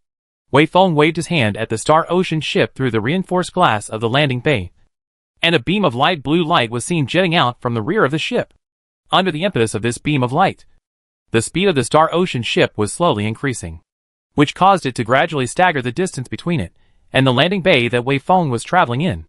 It eventually disappeared from Wei Feng's line of sight. But it didn't take long for it to reappear from behind Wei Feng. At this moment, it had yet to break free of the Blue Night Star's gravity, and that would require it to do so after orbiting the Blue Night Star 3 times. Right now, it had already circled the first time. Wei Feng's line of sight closely followed the Star Ocean ship, and although his heart was calm, underneath that calmness there was always something else hidden, always stirring in Wei Feng's heart, always refusing to calm down. The Star Ocean ship began its second lap of acceleration. It once again disappeared from Wei Feng's line of sight, and then appeared again from behind Wei Feng. So the third lap of acceleration began. Wei Feng knew that after this lap of acceleration, the Star Ocean ship would never appear from behind him again. It would keep accelerating, always uninterruptedly, until it reached 4,000 kilometers per second. It would sail at this high speed for the next 300 years or so, and then arrive in the middle of the solar system. This goodbye would be a real goodbye. "Captain, I'm leaving." At this time, Wei Feng once again received a message from Yi Lu. So Wei Feng said, "Go away. Goodbye. See you again." Wei Feng found his voice choking a bit out of his control. After saying goodbye, after these two words, Wei Feng felt that his eyes and nose seemed to be a bit hot, and there was a special kind of thing that gushed out from his own eyes, and then suspended in front of Wei Feng, like a grain of pearl. "Ya Lu, thank you for being with me through those hundreds of years. Thank you for bringing me here. Thank you. But now we must part. I will wait for you here, and keep waiting until you come to fetch me. Good luck. Leaf fall. Good luck." There was a deep sense of loneliness that invaded Wei Feng's mind. In the previous times, although he would feel equally lonely, but then there was always Yi Lu to keep him company. But now, even Yi Lu was leaving. "Captain, there were 2 of us when we came here. But now when I go home, I'm the only one left. I'm sorry. I'm sorry," Yi Lu said. "I'm the one who should say sorry," Wei Feng said. "I'm sorry. I can't accompany you back together." When Yi Lu did not respond to these words, Wei Feng did not say anything else. Instead, he just remained silent, while quietly gazing at the little blue light in the sky, as the Star Ocean ship was still in the midst of constant acceleration. This blue glow became fainter and fainter and fainter. In the beginning, Wei Feng could still see a clear tail flame, but then it turned into a star in the sky, leaving only this little bit of light, and nothing else could be seen. In the end, even that point of light disappeared. Wei Feng searched hard in the celestial sphere, but he could no longer find any trace of the Star Ocean ship. So Wei Feng knew that the leaf fall had already gone. "Let's go. Let's go. There has to be someone to go back to the middle of the solar system. If none of us go back, what should the human race do? Yi Lu, you should know that I have been an orphan since I was a child. Growing up in the middle of an orphanage. I don't have a father, and I don't have a mother. And I've already endured too much pain that only orphans can feel. So, I really don't want to lose human civilization as my mother again. Without blood-related parents, there are always the rest of my kind. But if even the human civilization is gone, then I will truly become an orphan, Wei Feng muttered. And after completely losing track of the Star Ocean ship, Wei Feng turned his sight towards the Blue Night Star, towards the pyramid that had been towering above the Blue Night Star for hundreds of millions of years. That Martian is an orphan, Wei Feng said, without the shelter of the mother civilization. It then had to rely on the charity of the rest of the civilizations in order to get a chance to continue surviving. It had to be the most humble and submissive, using the key scientific data that it had obtained at the cost of the entire civilization's demise to exchange for a little bit of insignificant resources. Even so, the chances of survival are still very slim for it. I don't want to follow in its footsteps. I don't want to continue to be an orphan. So, Yi Lu, you must succeed. You must succeed. Wei Feng murmured and once again turned his sight over, trying to find the trace of the Star Ocean ship in the middle of this vast space. But what was presented in front of Wei Feng was always that familiar starry sky. Other than that, there was nothing else. The starry sky is beautiful, but hidden behind this beauty is the deepest despair and powerlessness. Those stars hang there like that, seemingly within reach. But Wei Feng knows that it is actually a distant distance that cannot be crossed by exhausting one's lifetime. The cruelty of the universe and the sea of stars was also reflected in this point. Wei Feng sat in a daze in the seat of the landing module, looking at the place where Yi Lu disappeared for a long time. It was only after the sun once again rose behind him and set in front of him that Wei Feng came back to his senses. Let's go. It's time to go back, Wei Feng said silently, then pressed a button in the middle of the landing bay. A blazing fire light then shot out from the rear of the landing pod. And under the impetus of this fire light, it rushed towards the Blue Night Star like a meteorite. Chapter 269, Digging One's Own Grave. Wei Feng once again landed next to the base building left behind by that mysterious old man as well as the pyramid left behind by the Martian civilization. Obviously, Wei Feng was planning to arrange his long resting place here as well. There were already a lot of supplies piled up in a mishmash beside the building. All of these things were transported by Wei Feng to the Blue Night Star during the dismantling process of the previous spaceship. They contained food, drinking water, all kinds of instruments and machinery, and the most important thing of all, which was also the most crucial equipment, that Wei Feng had spent hundreds of years in the hibernation chamber. Wei Feng would rely on these things to survive the future wait that could be hundreds of years, or even nearly 1,000 years, or it was possible that this wait would be forever, until the end of days, and the end of the universe. No one would come to save Wei Feng. The future was bewildering and dark. Even if the mental quality was as strong as Wei Feng, he couldn't help but feel some fear. It was still like those feelings Wei Feng used to have. At the moment Wei Feng was facing the same scene. Wei Feng raised his head and could see the endless stars. Wei Feng lowered his face and could see the vast earth. Compared to the stars and the earth, Wei Feng knew that he was so small that he was not worth mentioning. This Wei Feng brought the most profound sense of powerlessness.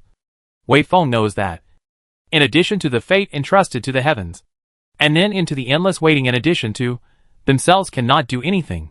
Helplessness and powerlessness. Fear of the future and bewilderment. Hope and despair. Sadness and numbness. These chaotic emotions occupied Wei Feng's entire mind. After coming out of the landing module, Wei Feng stood in front of the pyramid and the base building for a long time without moving. From this moment on, there will no longer be Yi Lu's voice ringing in his ears. There will no longer be Yi Lu to remind himself what to do. There will no longer be Yi Lu to help himself to carry out his mission. This universe is really only left with himself. Wei Feng stood quietly like that, until Star A fell and Star B rose, once again turning the sky of the Blue Night Star into a deep blue. Wei Feng finally let out a long sigh and came back from his divine wanderings. Wei Feng began to move these things that could sustain his existence piece by piece into the base left behind by the mysterious old man, and then began to assemble these things inside the base. The hibernation pod was arranged by Wei Feng into the living room of the base, and the place that was previously similar to a bedroom was transformed into a storage room by Wei Feng. The interior of the base, which was originally neat and orderly and full of calmness, quickly became cluttered under Wei Feng's arrangement, and no longer looked the same as it did at the beginning. There were still many things that could be utilized in this base. The most intuitive point was that it had a certain level of protection against meteorite impacts as well as radiation, which would bring Wei Feng a lot of convenience. Wei Feng certainly did not have the possibility of abandoning this place. Arranging various things, reassembling the hibernation chamber, and the rest of the various instruments took Wei Feng 5 or 6 days.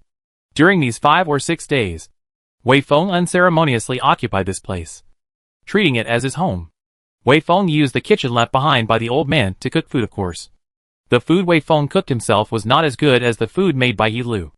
After all, if you count it up, Wei Feng hadn't cooked for hundreds of years. He borrowed the life support system left behind by the old man to maintain his own survival, and he rested and relaxed in the base. Wei Feng had always had a very strange feeling in his heart. All the actions and tasks carried out at this moment would always have a lingering special meaning in Wei Feng's eyes. Wei Feng felt like he was digging his own grave. In essence, the idiom of digging one's own grave really wasn't the least bit off when applied to Wei Feng at this moment.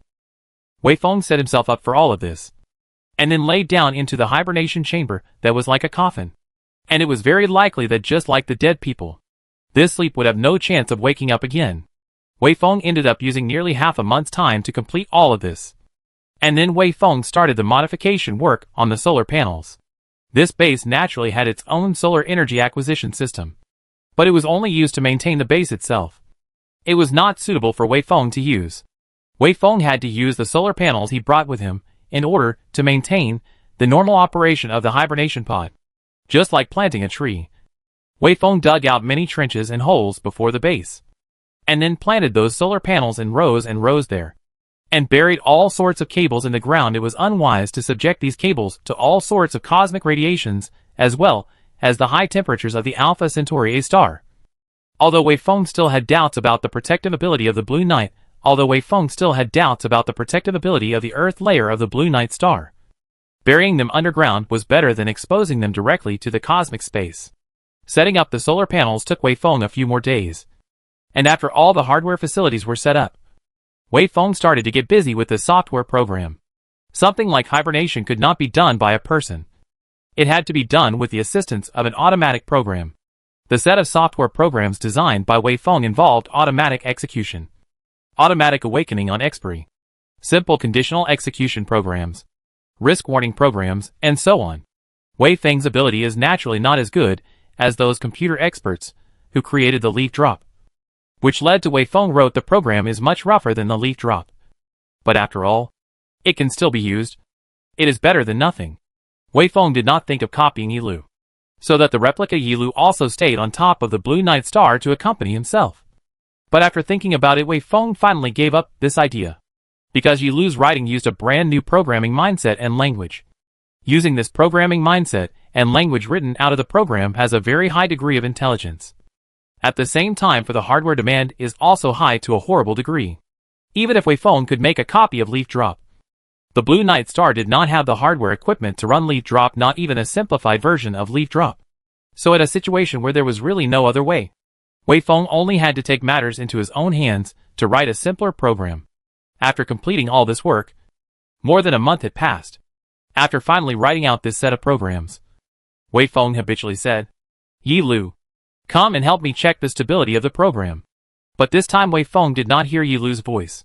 After Wei Feng waited for a moment, he couldn't help but ask somewhat strangely, "Yi Lu? What's wrong with you?" Wei Feng slapped his head and couldn't help but laugh bitterly. Although in his heart, he had long known and accepted the fact that Yi Lu had already left. Sometimes Wei Feng would always subconsciously start calling out to Yi Lu in an attempt to get a response from Yi Lu. This call to Yi Lu was just one of the countless subconscious actions that had been repeated countless times. Yi Lu has already left. Wei Feng sighed. So it's better for me to do these things myself. The program began to run in the middle of a simulated environment. Wei Feng had turned up the speed of time passing in this simulated environment by tens of thousands of times, and had set up many simulated unforeseen situations, such as meteorite impacts, such as stellar energy outbursts, such as sudden mechanical failures, and so on. Wei Feng needed to use these simulated situations to test the responses of the program. as a way to find loopholes in the program as well as to test the stability of the program. By the time Wei Feng looked up from the computer once again, several hours had already passed once again. Wei Feng then let the program run here, while he himself put on his spacesuit and once again left the base. Wei Feng slowly walked along the uneven surface of the Blue Night Star, and once again came before that pyramid. Just like the first time Wei Feng came here, that hatch next to the pyramid was once again open. But the robot used to maintain the operation of the pyramid did not appear. Wei Feng followed the hatch and walked in. And the voice of that AI program then once again entered Wei Feng's mind. Hello. We meet again. Yilu had already transplanted the voice translation function into Wei Feng's spacesuit before he left. So even without Yilu, Wei Feng could still talk smoothly with this AI. Hearing the AI's words, Wei Feng nodded and then said, Yes. We meet again. What is your business? The AI asked. Wei Feng replied, Nothing much else. I came here, this time to tell you something. I think that we're all going to have to survive here as neighbors for hundreds, or even thousands of years in the future. Or possibly forever in the middle of the future. Neighbors? The AI said. What? You're staying here too? Yes. Wei Feng said. The spaceship I came in has already returned at this moment with the key scientific data that you handed over to me. And if our civilization can produce a technological leap, in the future maybe they will come here to pick me up, and at the same time complete our deal to resurrect your master. Good. Then let us begin the wait together. The AI spoke. Welcome, my new neighbor. Thank you. I hope we can get along. Wei Feng said. The AI began to remain silent. And Wei Feng didn't know what to say more. After a long silence, Wei Feng said, Goodbye. I'm going back to hibernate. Bye. The artificial intelligence said. Wei Feng then left the pyramid and returned to the base left behind by the mysterious old man. The program written by himself had also passed the test perfectly just as Wei Feng had expected. So Wei Feng did some more preparations, and then laid down in the hibernation chamber. Wei Feng pressed a button, and the program began to run, and the hibernation chamber's door began to slowly close. The anesthetic gas had started to be released. So Wei Feng's vision quickly started to become blurry. Goodbye, Wei Feng said. Wei Feng then lost consciousness. Chapter 270 Natural Disaster. The stars in the sky fell and rose again. Rose and fell again. No matter if there were intelligent beings watching here or not. They were always repeating their footsteps. Never stopping.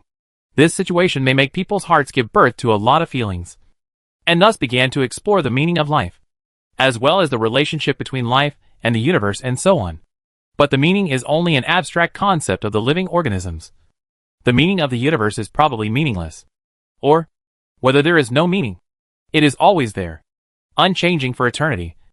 The eternal operation. This situation is probably the same in all corners of the universe. No matter whether it is the South Gate 2 galaxy, the solar system, or the rest of an unknown star system, it is probably the same situation. The difference only lies in the different planets. Different star systems to see the sky there are some subtle differences only. The rest of the big, bright stars look like mere points of light to you. And your own star looks like a point of light to the rest of the world. The light of Alpha Centauri A had repeatedly illuminated the pyramids and the base left behind by the mysterious old man on the Blue Night Star an unknown number of times. And the sun in the eyes of Furicubes, who was stuck in orbit around Mercury in the middle of the solar system, had similarly risen and then set an unknown number of times. The situation was already getting worse. Just a few months ago, Venus, one of the only two planets left in the Inner Solar System Alliance, also fell into the hands of the Outer Solar System Alliance. And up to now, only Mercury is the only planet left in the Inner Solar System Alliance. Yes, apart from Mercury, there was nothing else.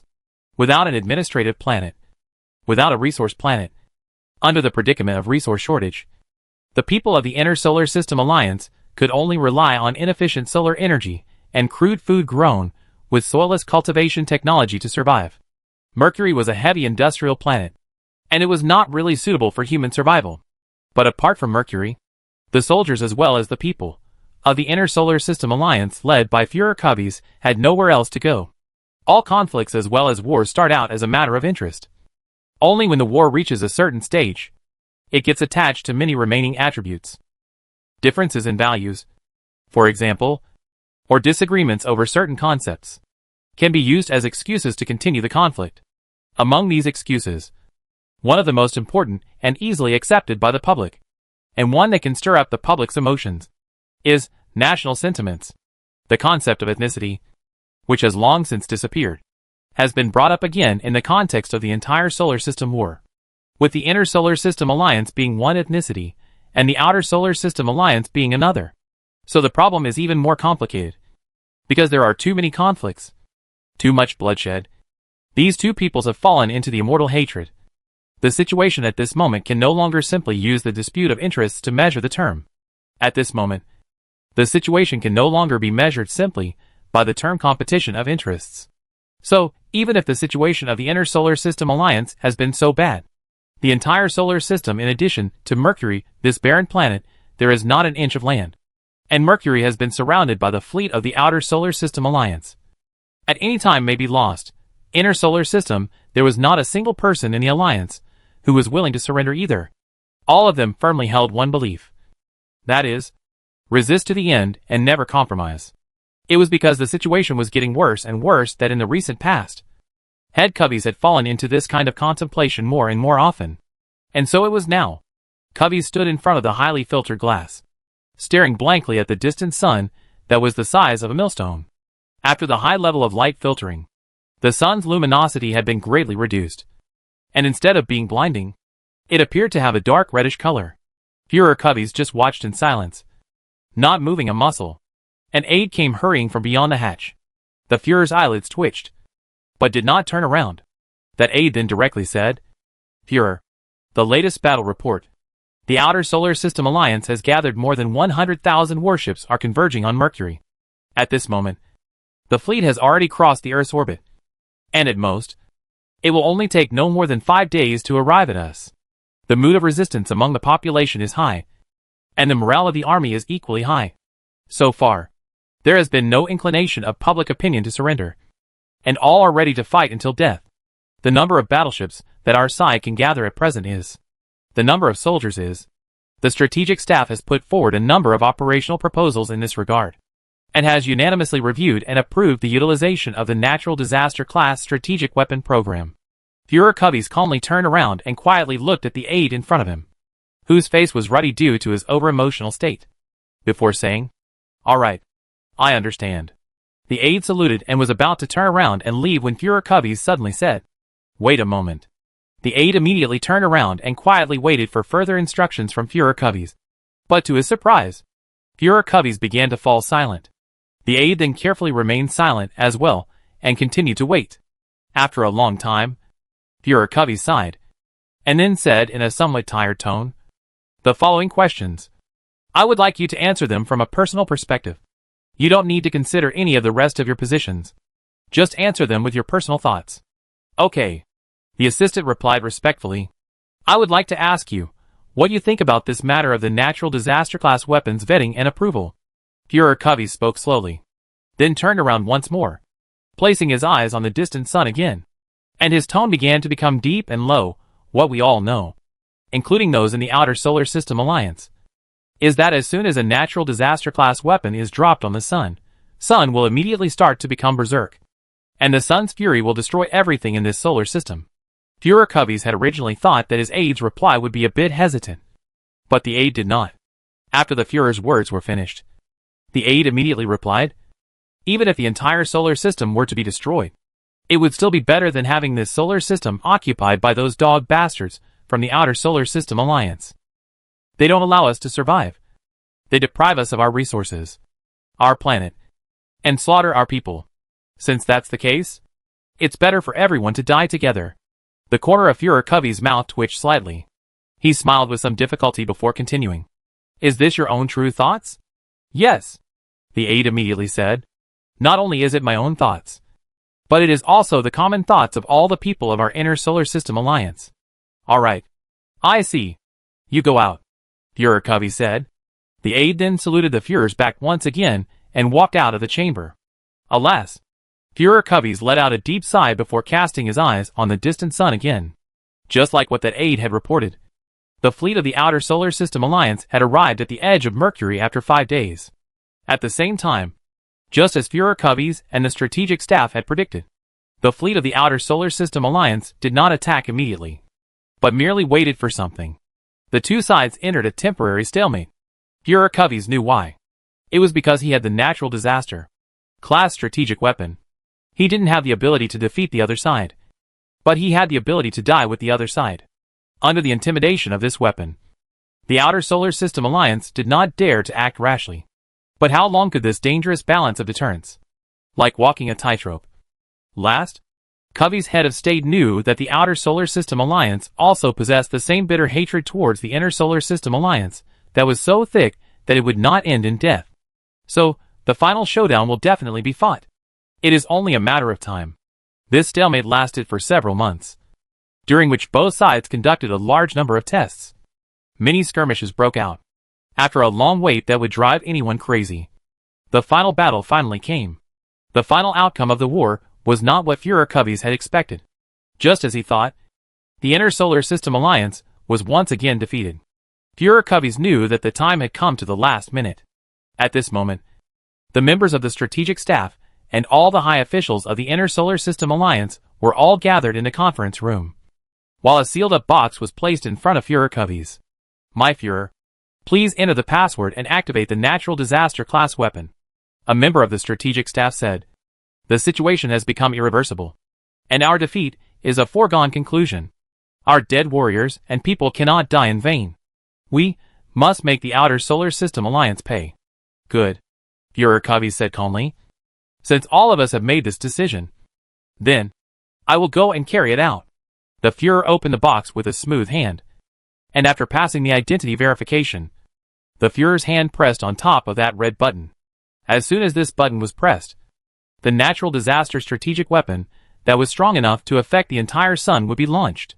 The strategic weapon would be launched and would hit the sun in no more than 5 hours. The eyes of everyone in the room were focused on the Führer. The Führer took a deep breath, then scanned the room and said, "This war has lasted for almost 700 years, and it should be brought to an end. If there is an afterlife, I hope that our next lifetime can be free of these wars." After saying these words, the Führer's hand pressed down hard on top of that red button. A piercing alarm resounded throughout the entire venue at this instant, and a female voice synthesized by machinery also came out at this moment. "Natural disaster class weapons have been launched and are expected to hit the sun in 5 hours. Chapter 271, Beat him to death. The end was coming, and the final death was already inevitable. All the people here were very clear in their hearts that they only had a few hours of their lives left at most. For the Outer Solar System Alliance, their only scruple was the natural disaster level strategic weapon in the hands of the Inner Solar System. It was also because of the scruples about this kind of weapon that the two sides had been deadlocked for such a long time before. But the stalemate was eventually broken, and although the Outer Solar System Alliance had also adopted many means such as special infiltration, agent sabotage, assassination and other means to try to block the launch of the natural disaster level weapon while defeating the Inner Solar System Alliance, they had not succeeded. And now, the natural disaster level strategic weapon has been successfully launched. In this way, the Outer Solar System Alliance will have no scruples at all, and they will raise their own battle power to the highest state in the instant after they receive the news. And they will sweep away all of the Inner Solar System Alliance's power with the momentum of the autumn wind sweeping down the leaves. As for what to do in the future, let's leave it for later. And in the face of the Outer Solar System Alliance's complete offensive that had no scruples, it was impossible for the Inner Solar System Alliance to withstand it. Once the defense circle was breached, death would immediately follow. Of course, it was also possible to end up being captured and then court-martialed to death. But people didn't see any difference between those two endings. Everyone sat quietly waiting for death to come. Military aides were constantly reporting over the latest battle reports, and with each report the faces of the attendees dimmed. The miracle did not appear after all. What should fail will always fail, and what should come will always come. The Outer Solar System Alliance, with the help of the fleet arranged in advance on the inner side of Mercury, attempted to intercept the launch of the natural disaster level weapons to the sun. But our military technicians have already anticipated this situation. They have made many improvements to our weapons to avoid the possible interception of. So far, our cataclysmic weapon has broken through 4 defense nets and is still 10 million kilometers away from the sun. It is expected that the natural disaster class weapon will hit the sun in 50 minutes.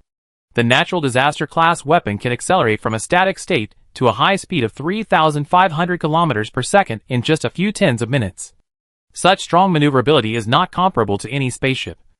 And it also possesses a strong protective capability.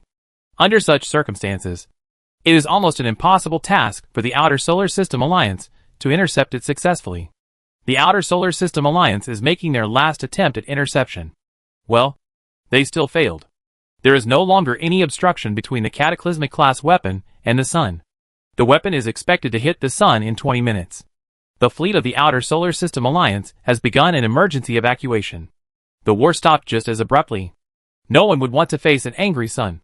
And no ship could withstand its wrath at such close range. So the fleet of the Outer Solar System Alliance began an emergency evacuation. Although it was really hard to say how much use this emergency evacuation would be. But it was always good to be a little farther away from the Sun. Everyone knew in their hearts that after 20 minutes, the Sun's fury would destroy everything that came near it. My fellow countrymen, enjoy this last piece.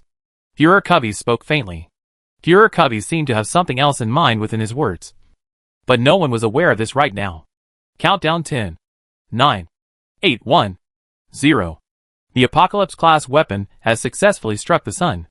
The mechanically synthesized female voice appeared once more in the room. The relevant image is expected to be observed by us in 3 minutes. Everyone closed their eyes. Even at this final moment, there was still no disturbance in the middle of the conference room. Everyone was calmly waiting for the final moment to arrive. The huge real-time image of the Sun was hanging above the giant screen in the conference room. It was still calm now. But people believed that if they waited just a little longer, it would become furious. Time slipped away bit by bit. 1 minute passed. 2 minutes passed. 3 minutes passed. The real-time image of the Sun was still calm. People then felt some doubts in their hearts. And in the midst of these doubts, for minutes passed, 10 minutes passed, the Sun was still calm as usual, without any abnormal changes. People began to talk to each other in low voices. And a military scientist broke into the conference room with some exasperation, reporting to the Führer. The natural disaster level weapon has successfully hit the Sun. But it did not explode. What? Everyone in the conference room stood up violently at this moment. And a wave of clamor swept through the entire conference room in this instant. How is it possible? Why didn't it explode? What is the reason? Where is the fault?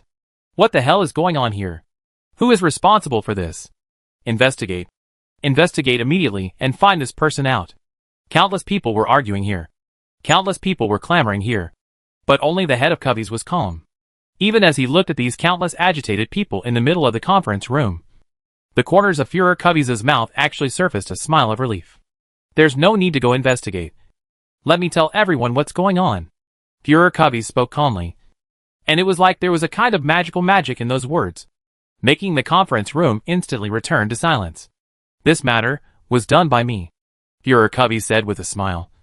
I took the opportunity of an inspection of a Heavenly Calamity class weapon, and without drawing anyone's attention to it, I modified a little bit of the detonation procedure of the Heavenly Calamity class weapon in the most secretive place. It was because of this modification that it only hit the Sun without exploding. That's right. I did all of this.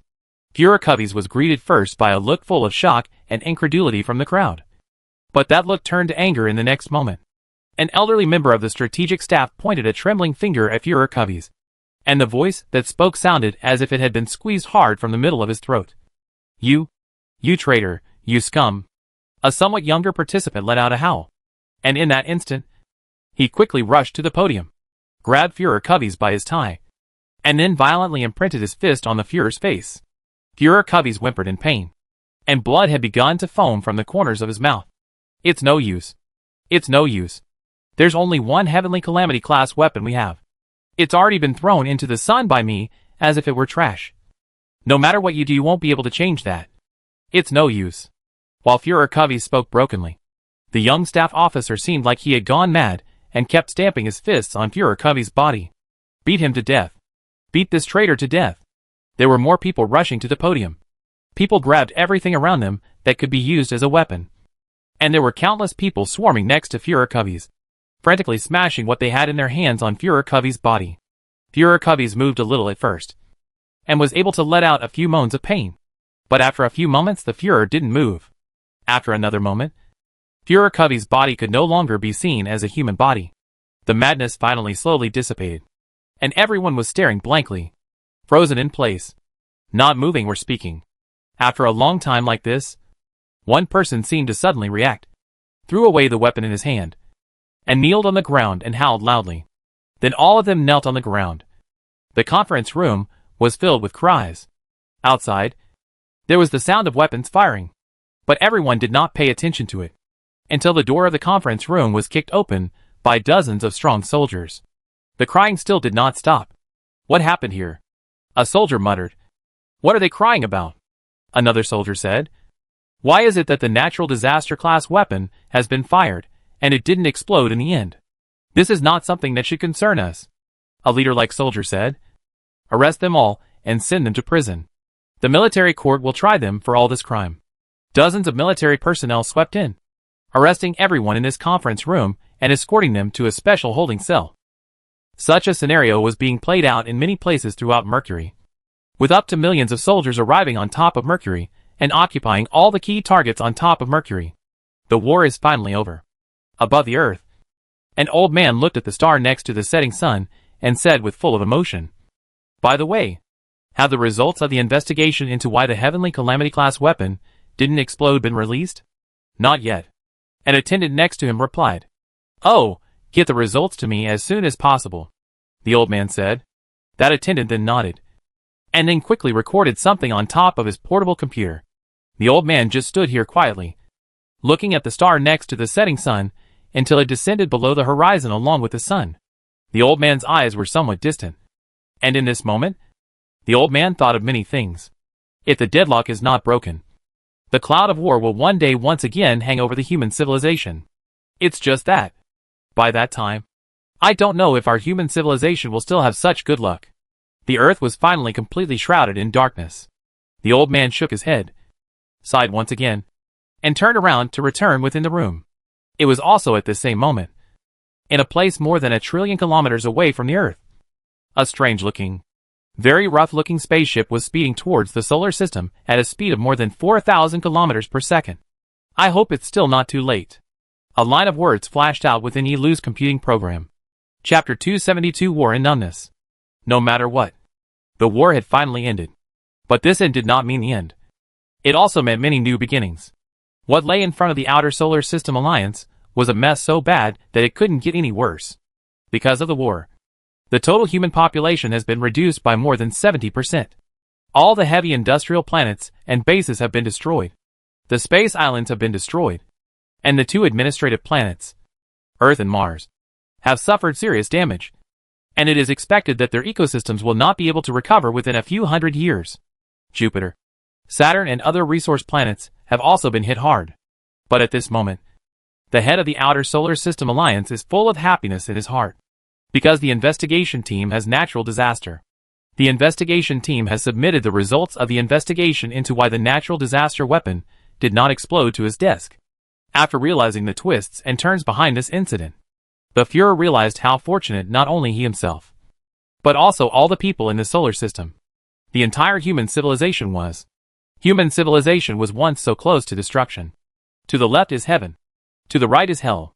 At the most critical moment of the survival of the entire civilization, the head of the Inner Solar System Alliance, Covey's, braved tremendous pressure and made the most correct choice with an incomparably strong psychological quality and a great and indescribable awareness. Führer Covey's is dead. In that conference room, he was beaten to death by the angry senior officials of the Inner Solar System Alliance. As the head of the Outer Solar System Alliance, this old man had seen Führer Covey's corpse with his own eyes, and it was miserable enough to make even this old man feel some heart palpitations. The body of Führer Covey's was perfectly encoffined, and then under the auspices of the old man, it was buried in a cemetery with the most beautiful scenery on Earth, where only the most outstanding heroes of human civilization could enter. At this moment, the old man stood in front of the cemetery of the Covey's Führer, looking at the tombstone above, full of serious, unsmiling Covey's Führer statue for a long time without words. The old man did not have an entourage with him, and it was also dusk when the sun was setting. The wind of late autumn blew through the cemetery, bringing up some fallen leaves and at the same time making people feel a chill from the bottom of their hearts. The old man stood here like this, the setting sun stretching his shadow long, looking full of depression. Cubbies. Hello, the old man said. Our pair of rivals have been battling for decades. Right? Although in the end you lost to me, I still feel ashamed when facing you. Yes, I am inferior to you. I admit that. You are the loser, but you are the ultimate hero. I am the victor, but I am nothing more than a mortal after all. At a time when hatred and conflict were already immortal. At a time when even though we were the Führer, we were still in the grip of the people and the masses. You broke through all the obstacles in your mind. Your vision rose from the nation to the height of civilization. And at the last moment, you made a decision that was enough to change our entire civilization. I think, if it were me standing above your position, I am afraid that I would be occupied by hatred and narrow-mindedness in my mind, and then make a decision that would make our human civilization never recover. I am really inferior to you. The old man sighed deeply. Although at this moment, grand celebrations had been launched in all parts of the outer solar system alliance, with almost everyone reveling. And along with this victory, the old man's reputation had also risen to a point where it could almost be said that it was at the very top of the heap.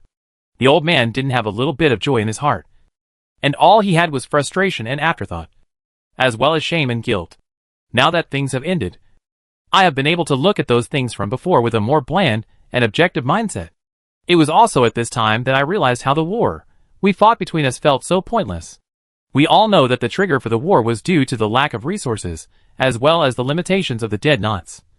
But why is it that in the later stages, when the population of our human civilization had been greatly reduced, not only did we not stop the war, but instead, it got more and more intense, and didn't have anyone feeling that it wasn't right? The old man muttered. At first even I didn't notice that this was wrong. At first even what I had in mind was to destroy you no matter what the cost. That's why I said, I'm inferior to you. The old man sighed continuously. Compared to you, I feel like a humble ant. But this reality is such an irony that it has allowed me, who is like a mole cricket, to be victorious, while allowing the great you to enter a long sleep. The old man kept pacing beside Führer Covey's grave, that figure becoming more and more stooped in this walk. Covey's, don't worry. Although the hatred between our two peoples has been depressed to the point where it is almost unresolvable, as long as I am still alive, I will definitely dissolve this hatred completely. Because we originally belonged to the human civilization together. We share a common ancestor. We share a common culture. Apart from the illusory concept of nation, we are almost exactly the same. Cubbies, at this moment, I swear in the name of the head of the human civilization before your grave that I will use my whole life's energy to complete the matter of national integration and elimination of hatred. 20 years if 10 years doesn't work. 30 years if 20 years doesn't work. And so on until I die. Even when I die, I promise that my successor will continue to push this matter, and our two peoples will surely merge together again, just as they did before the war broke out. Cubbies, rest here. Your heart's desire will be fulfilled. And if you are truly alive in heaven, you will see to that. The old man said solemnly, bowed deeply to Cubbies' tombstone, and then turned to leave the place. At the moment of turning around, I don't know whether it was an illusion or because of the change in light, the old man found that above the tombstone, Cubbies' effigy seemed to have a little more pleased expression. The old man found that the statue of Cubbies on the tombstone seemed to have a little more pleased expression. Afterwards, the old man used his own actions to fulfill his promise. Many details of the war were disclosed to the public.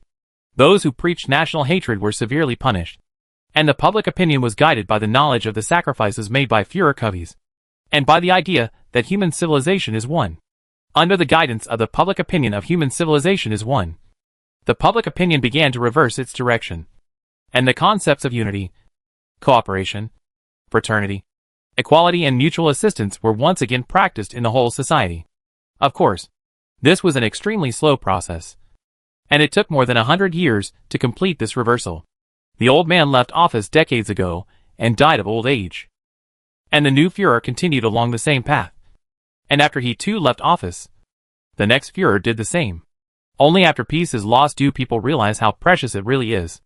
The war is finally over, and large-scale post-disaster reconstruction work has begun throughout the solar system, with people beginning to clean up the ruins of battleships and bases left in all corners of the solar system, clearing up the clusters of interstellar landmines left on planets and around key shipping lanes, rebuilding cities, restoring the planet's ecosystems, and constructing energy bases. Everything is on track.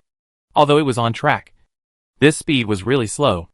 The new head of state suddenly found that although the war was over, although the solar system has returned to peace, but the population did not appear as expected large-scale rapid growth.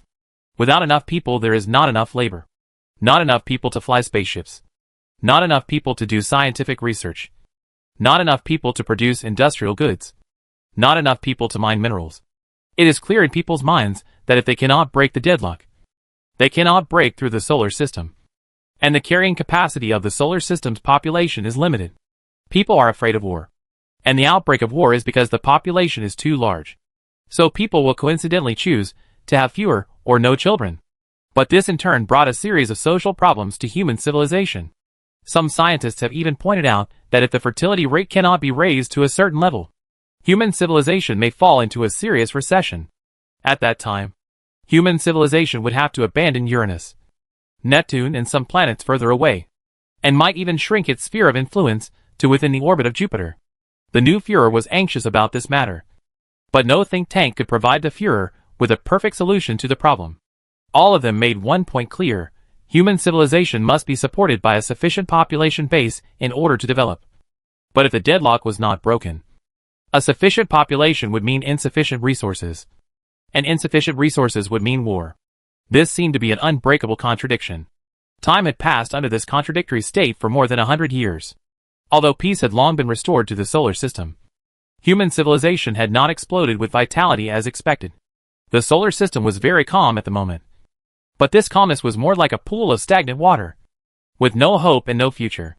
If dying in a war is a more intense way for a civilization to die, then the situation at this moment is like boiling a frog in warm water. And the Führer knows that this calmness and numbness will gradually erode people's hearts and minds. And when people finally realize that the situation is not right, they probably no longer have the ability to change the situation. Could it be that if the deadlock is not broken, the end of civilization is destined to be death? The Führer muttered. Or to die in war. Or to die of numbness in the aftermath of war? But in that case, is there any meaning to Führer Covey's death? The Führer fell into a deep daze. Just at this time, far away at the edge of the solar system, a small, worn-out spaceship has quietly arrived. Chapter 273 Return. By the time it reached the edge of the solar system, i.e. Pluto's orbit, Yilu's forward speed relative to the Sun had been reduced to less than 2,000 kilometers per second. If he continued to advance at this speed, leaf fall would reach Earth after almost a month's time. The speed of 2,000 kilometers per second was not fast enough compared to some of the warships made by the human civilization at the moment, which meant that a spacecraft advancing at this speed would easily be captured by the observatory or base of the human civilization. However, Leaf Drop did not receive any signals from the human civilization at this moment, which means that no human civilization has discovered Leaf Drop at this moment. Under the observation of the high-precision optical and radio telescopes equipped on top of the Leaf Drop, the entire solar system appeared to be quiet. This seemed to mean something unsettling. Leaf Fall was just an intelligent program. It didn't have its own emotional response. So Leaf Fall just lowered a certain rating from A to C amongst its own internal programs. The further back this rating was, the lower the probability of human civilization surviving. It took Yilu a total of 330 years to voyage here from the South Gate 2 galaxy. Perhaps because of good luck, Yilu did not encounter any catastrophic events along the way. Occasionally, there were some minor glitches that occurred, but they were also completely within the range that Yilu could cope with on his own.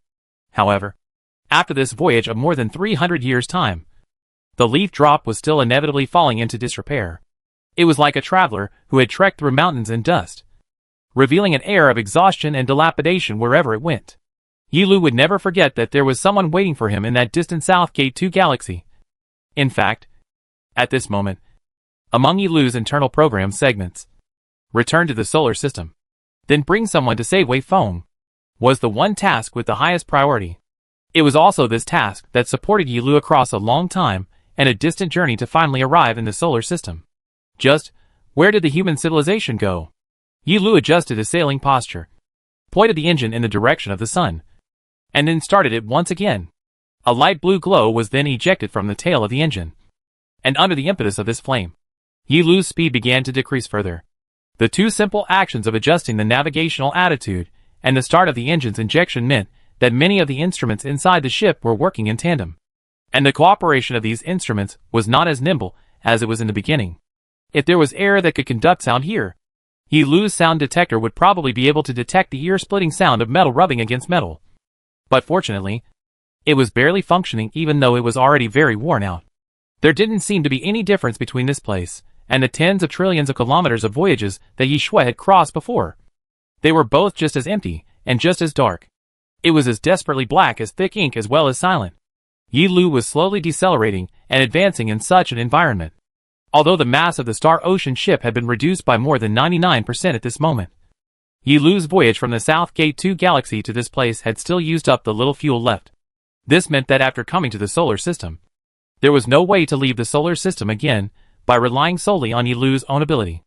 Only by obtaining the help of the human civilization could Yi Lu embark on another journey. Otherwise, Yi Lu would remain in the solar system forever. That was an incomparably terrible end. Staying in the solar system. When the fuel is finally consumed, Yi Lu will also stop functioning and fall into a deep sleep. And this sleep may be the passage of billions of years. By that time, Wei Feng might be long dead.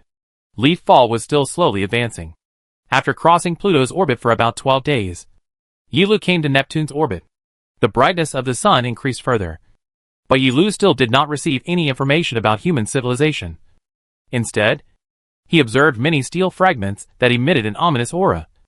Just like the fragments he had once observed in the outer solar system and the South Gate 2 galaxy. Those fragments heralded the demise of the Martian civilization. But what do these fragments herald now?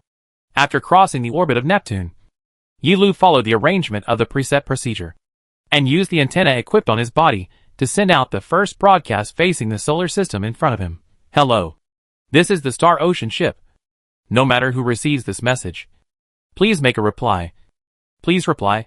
The first broadcast did not receive a response. So after 3 hours, Yi Lu began a second broadcast. But the second broadcast also did not receive a response. So Yi Lu raised the broadcast frequency to once every hour. And while advancing, he broadcasted at the same time. When Yi Lu was about to reach the orbit of Uranus, a response message was finally transmitted to Yi Lu's antenna. At the moment of receiving the message, Yi Lu immediately decoded it, and then quickly understood the meaning of the message. Hello Star Ocean ship. This is the number 3 Deep Space Monitoring Station in Uranus. Please submit your ship number as well as your voyage destination and the voyage mission code below. We will provide you with the assistance you need. Yi Lu replied. I'm sorry. I don't know what my ship number is. And I don't have a voyage mission code. The response from the 3rd Deep Space Monitoring Station in Uranus was quick. How is it possible that you don't have a ship number as well as a voyage mission code? When did you leave, and what was your mission? What is your current condition? Did you encounter any accidents during your voyage? Yi Lu replied. My departure time is? The exact time is 837 years, 6 months, 16 days, 3 hours, 6 minutes and 17 seconds ago. The mission I carried out was to sail from the solar system to the South Gate 2 system and then return. I did encounter an accident during my voyage. I am the AI program of this ship. I am the AI program of this ship. I am the AI program of this ship. I am the AI program of this ship. I am the AI program of this ship. I am the AI program of this ship. I am the artificial intelligence program of this ship. And my captain is currently staying in the South Gate 2 galaxy waiting for rescue from the human civilization. In the face of Yi Lu's reply, the staff of the number 3 Deep Space Monitoring Station in Uranus maintained a long silence. The response arrived only after a long time. Oh, I think you must be joking. May I ask, are you a human? I'm not a human. I'm the artificial intelligence program of the Star Ocean ship, Leaffall replied. But my captain is human. And at this moment, he is still stuck in the middle of the Southgate 2 system waiting for rescue. Please slow down immediately. Our monitoring station will send a ship forward to inspect your ship on the ground. The tone of the staff of the 3rd monitoring station began to be serious. We have already reported your situation to the higher authorities, and you are not allowed to enter the solar system for the time being before obtaining permission. Sorry, Yi Lu said. My current voyage speed is too fast. I can't decelerate to a stationary state in a short period of time. Moreover, if I decelerate, I will lose the power to keep going as I don't have much fuel left. Please report your coordinates. The staff at Monitoring Station 3 said. Oh. Okay. My coordinates are. Yi Lu sent a series of information over. Then continued. By the way, I need to remind you of one thing. The solar system coordinate system I'm using was used more than 800 years ago relative to you. And you may have already abandoned this coordinate system nowadays. The staff of the third monitoring station immediately replied. Please prepare to receive the information of the coordinate system we are using now. And then mark your position on top of that coordinate system. Yi Lu received many messages right after that. And after translating them, Yi Lu quickly grasped how to use this coordinate system. Yi Lu then reported his coordinate system once again. Soon after, the staff of monitoring station number 3 once again sent over a piece of information. Very well. Our Heavenly Patrol monitoring system has captured your presence. Now please start sailing towards Deep Space Detection Base 6. The distance between you and Deep Space Detection Base 6 at this moment is enough for you to make a deceleration buffer. Our staff will begin your inspection there. And please don't worry about fuel. The staff at Deep Space Detection Base 6 will provide you with sufficient fuel replenishment. Okay. Thank you. Yi Lu said, as he adjusted his sailing orbit, while increasing his deceleration progress. After a slight pause, Yi Lu added, Hello, can I take the liberty of asking? How is the human civilization doing now? Has the war ended yet? The personnel from the third inspection base replied. Sorry. We can't tell you any information about the solar system until you pass the inspection. We also ask you to cooperate with us. If you show any hostile movement, our police personnel will immediately destroy you. If you ultimately pass the test, the staff of Test Base 6 will answer all your questions. Yi Lu then said. Alright. I know. The communication with Deep Space Monitoring Base number 3 was thus disconnected. And then the communication channel of Detection Base number 6 was accessed, establishing a communication link with Yi Lu. The staff of Base number 6 sent a large number of navigational parameters to Yi Lu. And Yi Lu then followed the guidelines of these parameters, and gradually arrived at a small base suspended in the void that looked very shabby in appearance. Yi Lu then maneuvered the Star Ocean spacecraft to park in the designated bay. And a few moments later, a dozen or so staff members wearing fully isolated spacesuits hurriedly arrived in front of the Star Ocean spacecraft. After seeing the appearance of these staff members, a message immediately flashed in Yi Lu's internal program segment. Fortunately, the one who occupies the solar system at this moment is still human. Fortunately, the human race has not yet perished. Chapter 274 Hope. Those staff members who appeared beside Yi Lu carried out the most detailed inspection of the newly formed Star Ocean spacecraft. And Yi Lu also showed the greatest degree of cooperation in this process. After finally determining that this was indeed a ship made by the human civilization, the alert level was lowered from the highest to the important level, and then to the important level, and then lowered it to the normal level. After that, the staff made a copy of the data in Yi Lu's database and sent it to a higher level command center. A large amount of data was stored in Yi Lu's database. These data included all kinds of scientific knowledge, emergency treatment methods, maintenance programs, survival programs, spaceship information, etc., which were preset by Earth scientists when the silo plan was initially implemented, as well as all the astronomical phenomena, star charts, etc., which Yi Lu observed along the way, and a large amount of voyage logs, which even contained information on the status of any one of the Star Ocean spaceship's components at any one time. The most important data is, of course, the data of the fire, which is the most important data. Of course, the most important data is the data left behind by the Martian civilization for the exchange of survival resources with Wei Feng. This was an extremely large amount of data, and comprehensively analyzing and testing this data was not something that a few people could do. After the data was sent back to the Central Academy of Sciences, hundreds of thousands of scientists in the Academy were involved in analyzing the data. At the same time, brief information about the Star Ocean ship was also sent to the Führer as quickly as possible. Immediately find out all the details of the Star Ocean ship. I need to know the beginning and end of the birth of the silo plan, and the execution process of the silo plan, immediately. The Führer commanded. After the war that lasted for hundreds of years, the information that recorded the events of hundreds of years ago had almost all been lost. There was almost no one amongst the current human civilization who still remembered this matter. It was not an easy task to find and restore the information of the Orphan Island project. Although this matter had been taken seriously by the Fuhrer, it still took the staff 3 days to find some fragmentary records. After being combined and perfected, this information was presented to the Fuhrer. The Fuhrer's hands were trembling slightly as he picked up this thin stack of information. The Solitary Island project began in XXXX80. And Keller, who was then the Fuhrer of the human civilization, single-handedly promoted this matter. The details of the Lonely Island project consisted of launching a giant spaceship with a speed of up to 3,000 kilometers per second, spending 480 years to voyage from the solar system to the South Gate 2 galaxy, and staying in the South Gate 2 galaxy for 10 to 20 years before returning to the solar system, more than 200 years after the departure of the Star Ocean spacecraft. Because of the deterioration of the internal situation of the human civilization and the appearance of the signs of division, the Inner Solar System Alliance at that time, in order to prevent the use of the Outer Solar System Alliance, dismantled the 8 giant antennae that were used to maintain communication with the Star Ocean spacecraft. And the human civilization has lost contact with the Star Ocean spacecraft, as well as with the Weifeng, which was used to carry out the mission of this interstellar voyage. Ever since then, we have known nothing about the status of the Star Ocean ship since then, and the alternate astronauts at the time, those who were there, died one by one in the ensuing war.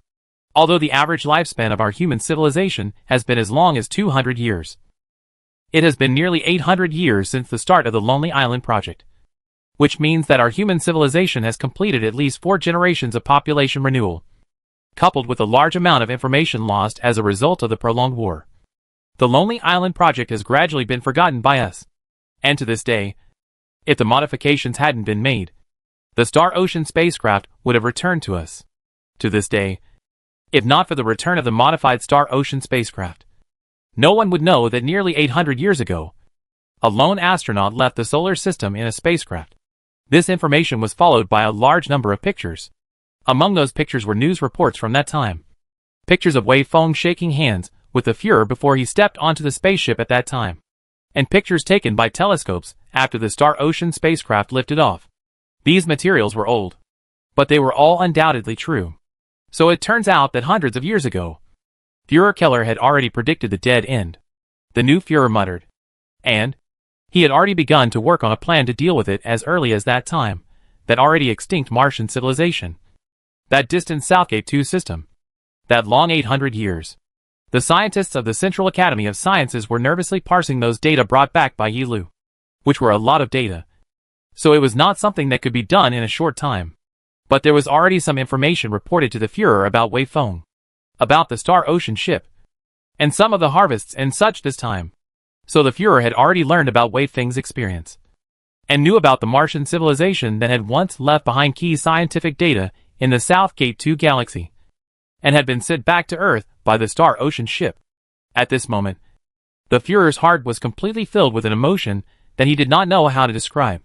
Those individual characters should have existed in history, and even under the wash of time for a long time. Their colors had faded, only becoming a symbol in the history books. But at this moment, those characters once again vividly reappeared in the Fuhrer's mind. What they had done had finally had an impact on human civilization after spanning 800 years.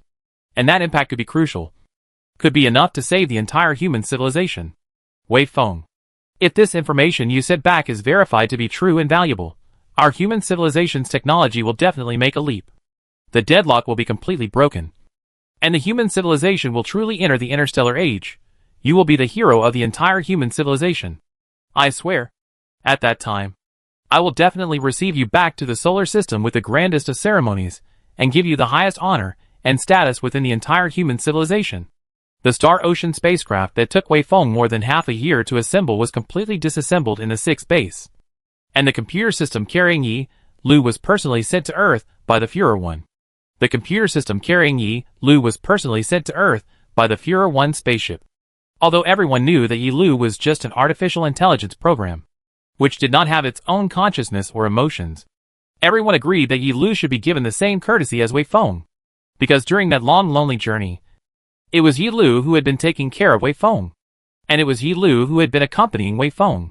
At the end of the matter, it was also Yi Lu who personally sent this information that was vital to human civilization to the solar system. Yi Lu was reassembled in the middle of the Führer's office, where the Führer would personally have a talk with Yi Lu.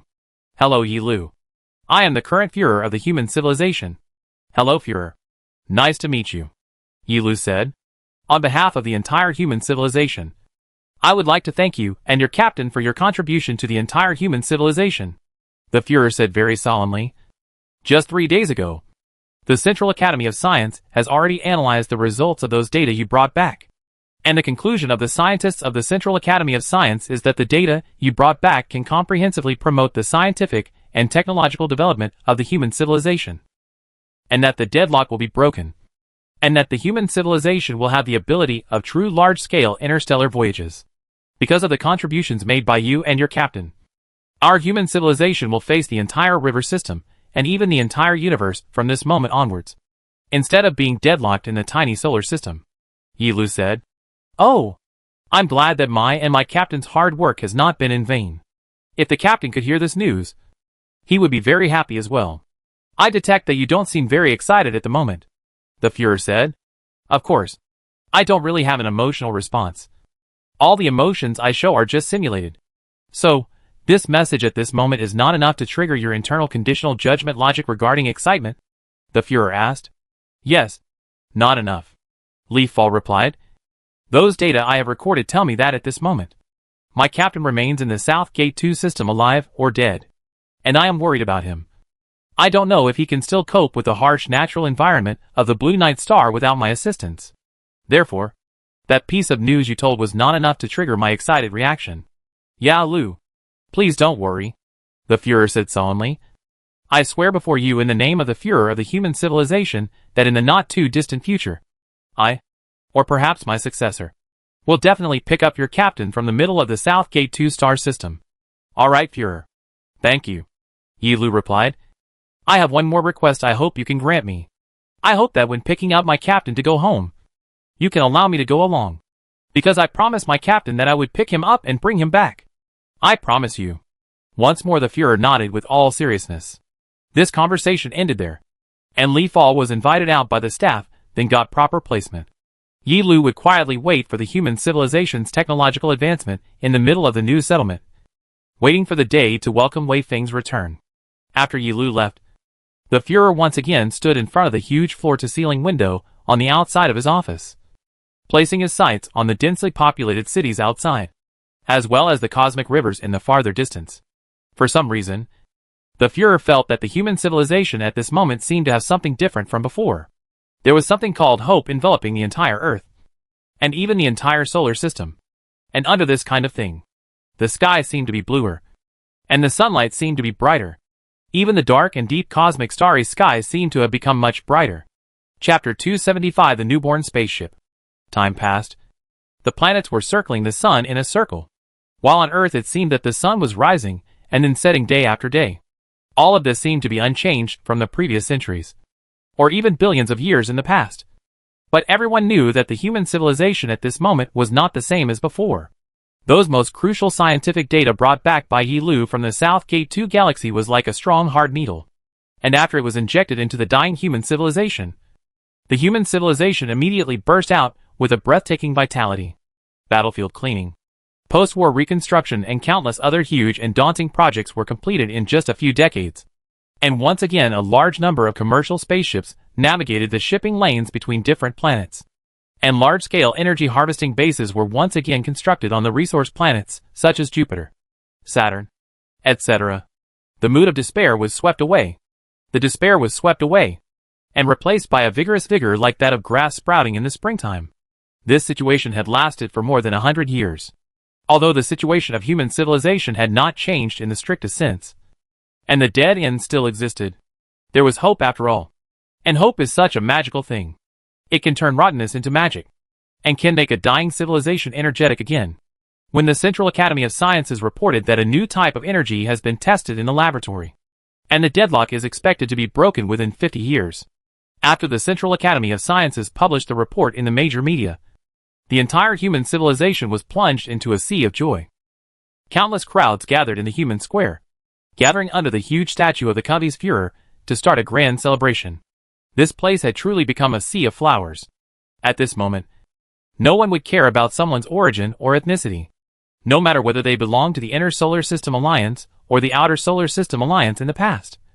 What does it matter? After all, we are all members of the human race. Unity. Common struggle is the most in line with the interests of all of us. Is not it? Has been looking at the sun. With the operation of the sun and changed the direction of their own face Covey's head of state. In this moment, that is full of serious face above also seems to appear a little smile. The deeds of Führer Covey's had been widely known for a long time. And after the war ended, even those who had been in a state of hostility with Führer Covey's before were convinced by Führer Covey's broad-mindedness. Therefore, in the voting meeting after the war, the participants unanimously agreed to erect a statue of Führer Covey's in the middle of the People's Square, and to make Führer Covey's face the sun all the time through technical means, in order to commemorate Führer Covey's great contribution to human civilization.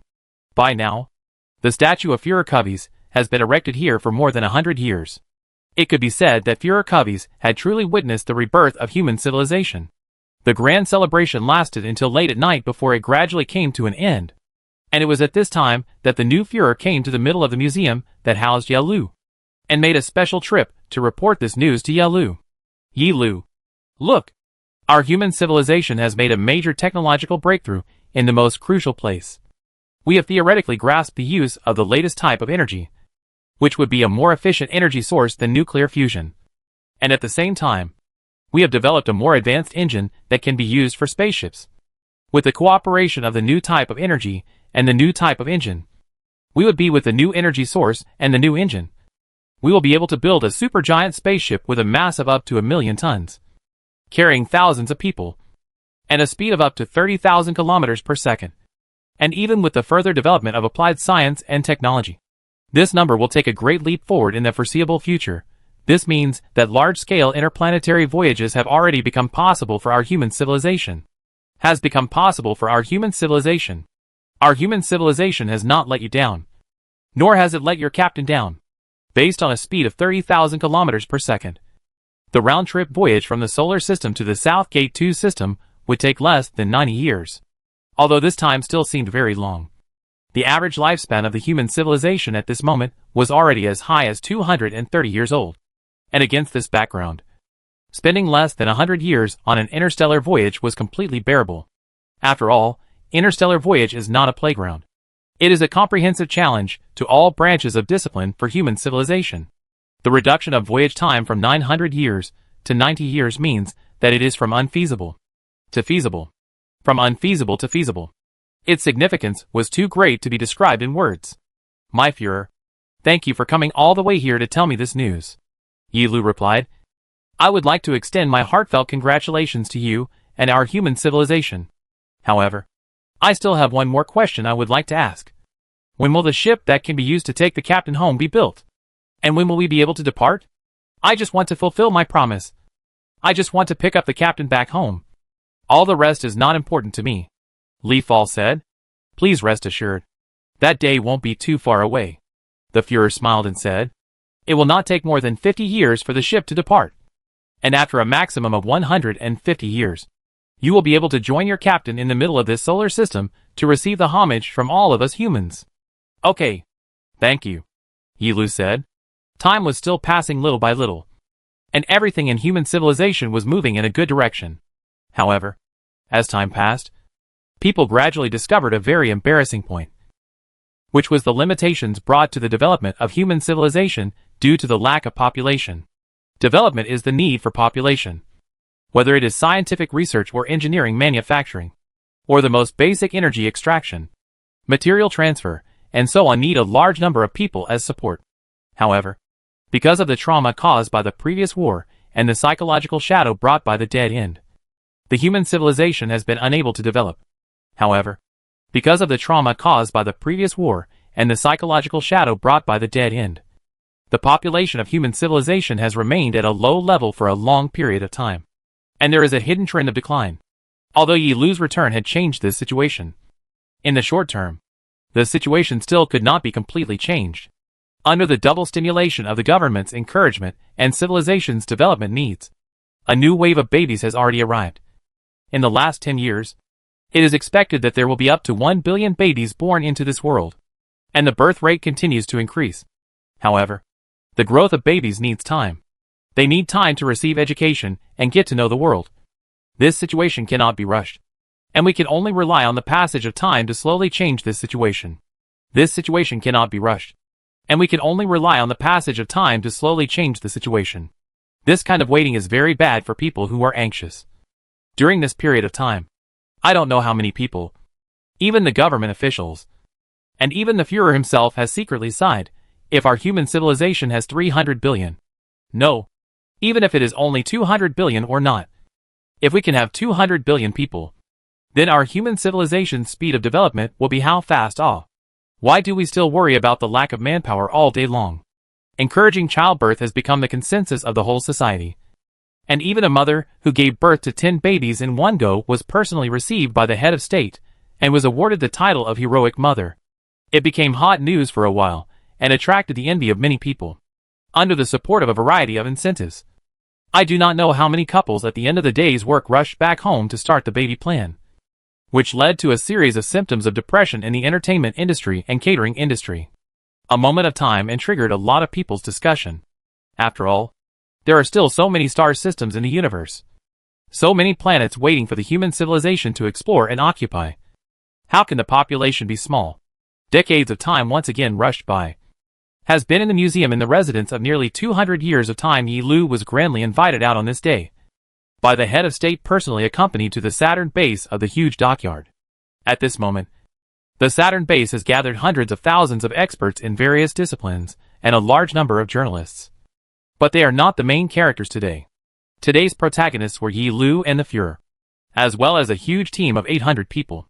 This team gathered the most outstanding astronauts, scientists, and logistic personnel, in addition to the most outstanding hibernation resuscitation experts and doctors of various disciplines. They will take the newly created new life.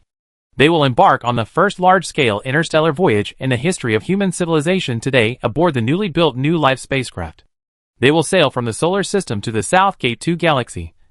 And in the process, they will verify many scientific conjectures, collect many scientific data, and in addition, they also have the most important task, which is to take the heroes home from the South Gate 2 galaxy. We still remember the despair and suffering we experienced more than 200 years ago, and we have also personally experienced the rebirth and metamorphosis of our human civilization over these 200 years. Once, our human civilization was only one step away from extinction. And once, we could only look helplessly at the stars in the sky. They seem to be very close to us. But the truth is, that distance is enough to exhaust our whole life cannot cross. But now it's different. We've already built the New Life spaceship, and we can already carry out large-scale interstellar voyages. So please tell me, who is it that saved our human civilization from the abyss of despair? And who is it that allowed us to start a new life for our human civilization? After the Führer asked this question, the crowd below immediately erupted in deafening cheers. Wei Feng. Wei Feng. Good. The Führer waved his hand forcefully.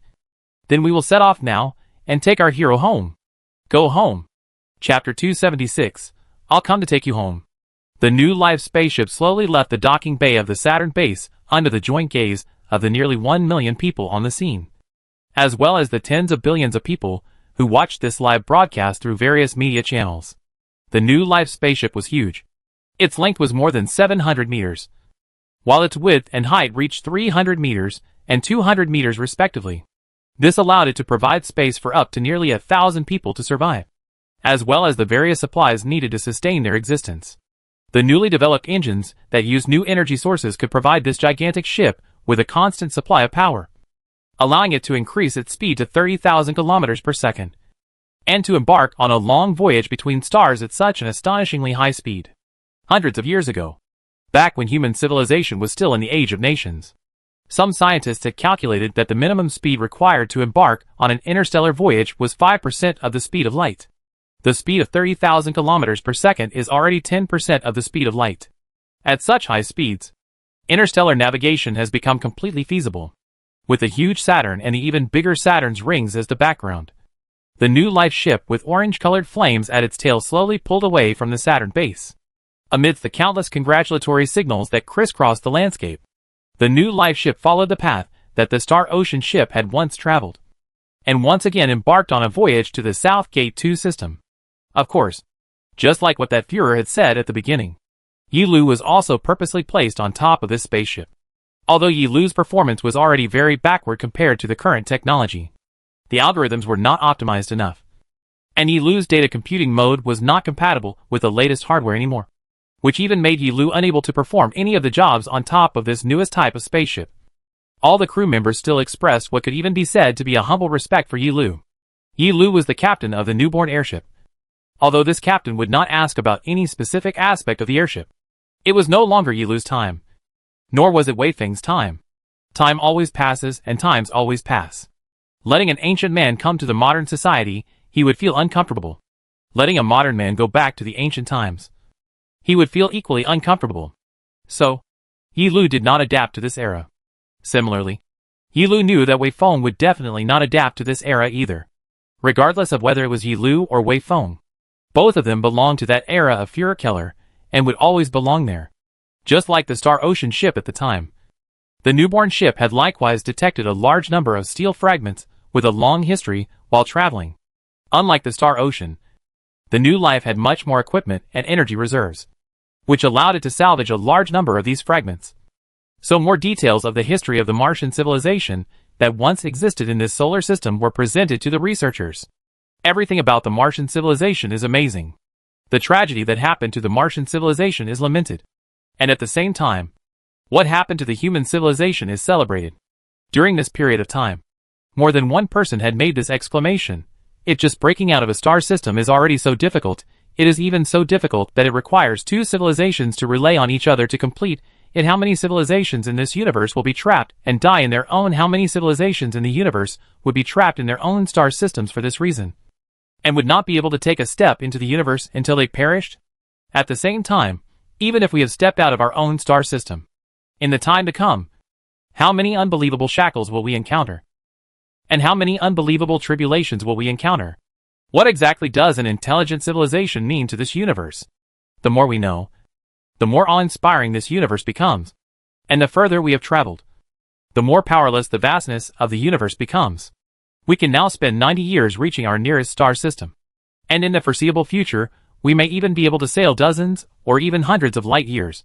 But the Milky Way alone is 100,000 light years across.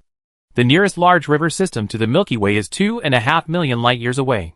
The radius of the visible universe was 137 billion light years. No matter how far the new life ship sailed, the scene outside the window never changed. It was always a black sky dotted with stars, unchanging. Therefore, the scientists in the new life ship, who were originally excited, with hearts higher than the sky, and had a great ambition to poke a hole in the universe, quickly fell silent. The newborn ship less laughter, more heavy for no reason. At the same time, the scientists' work efficiency was much higher than before. Regarding this change, Yi Lu had been quietly watching from the side, without expressing any opinions or views. Only through numbers, pictures, aka videos, can never experience the vastness of the universe. What you see is the magnificent starry sky. What I see is a graveyard in one place. Underneath this magnificent image, any one of these places could be a graveyard where a civilization is buried. The Martian civilization once died here, leaving nothing behind but some relics and wreckage. Let's hope that our human civilization's luck will be a little better, and we can go a little further. People of the future, I wish you good luck. Yi Lu thought silently like this. The new life ship finally crossed over the long distance of several trillions of kilometers, and came to the South Gate 2 galaxy as expected.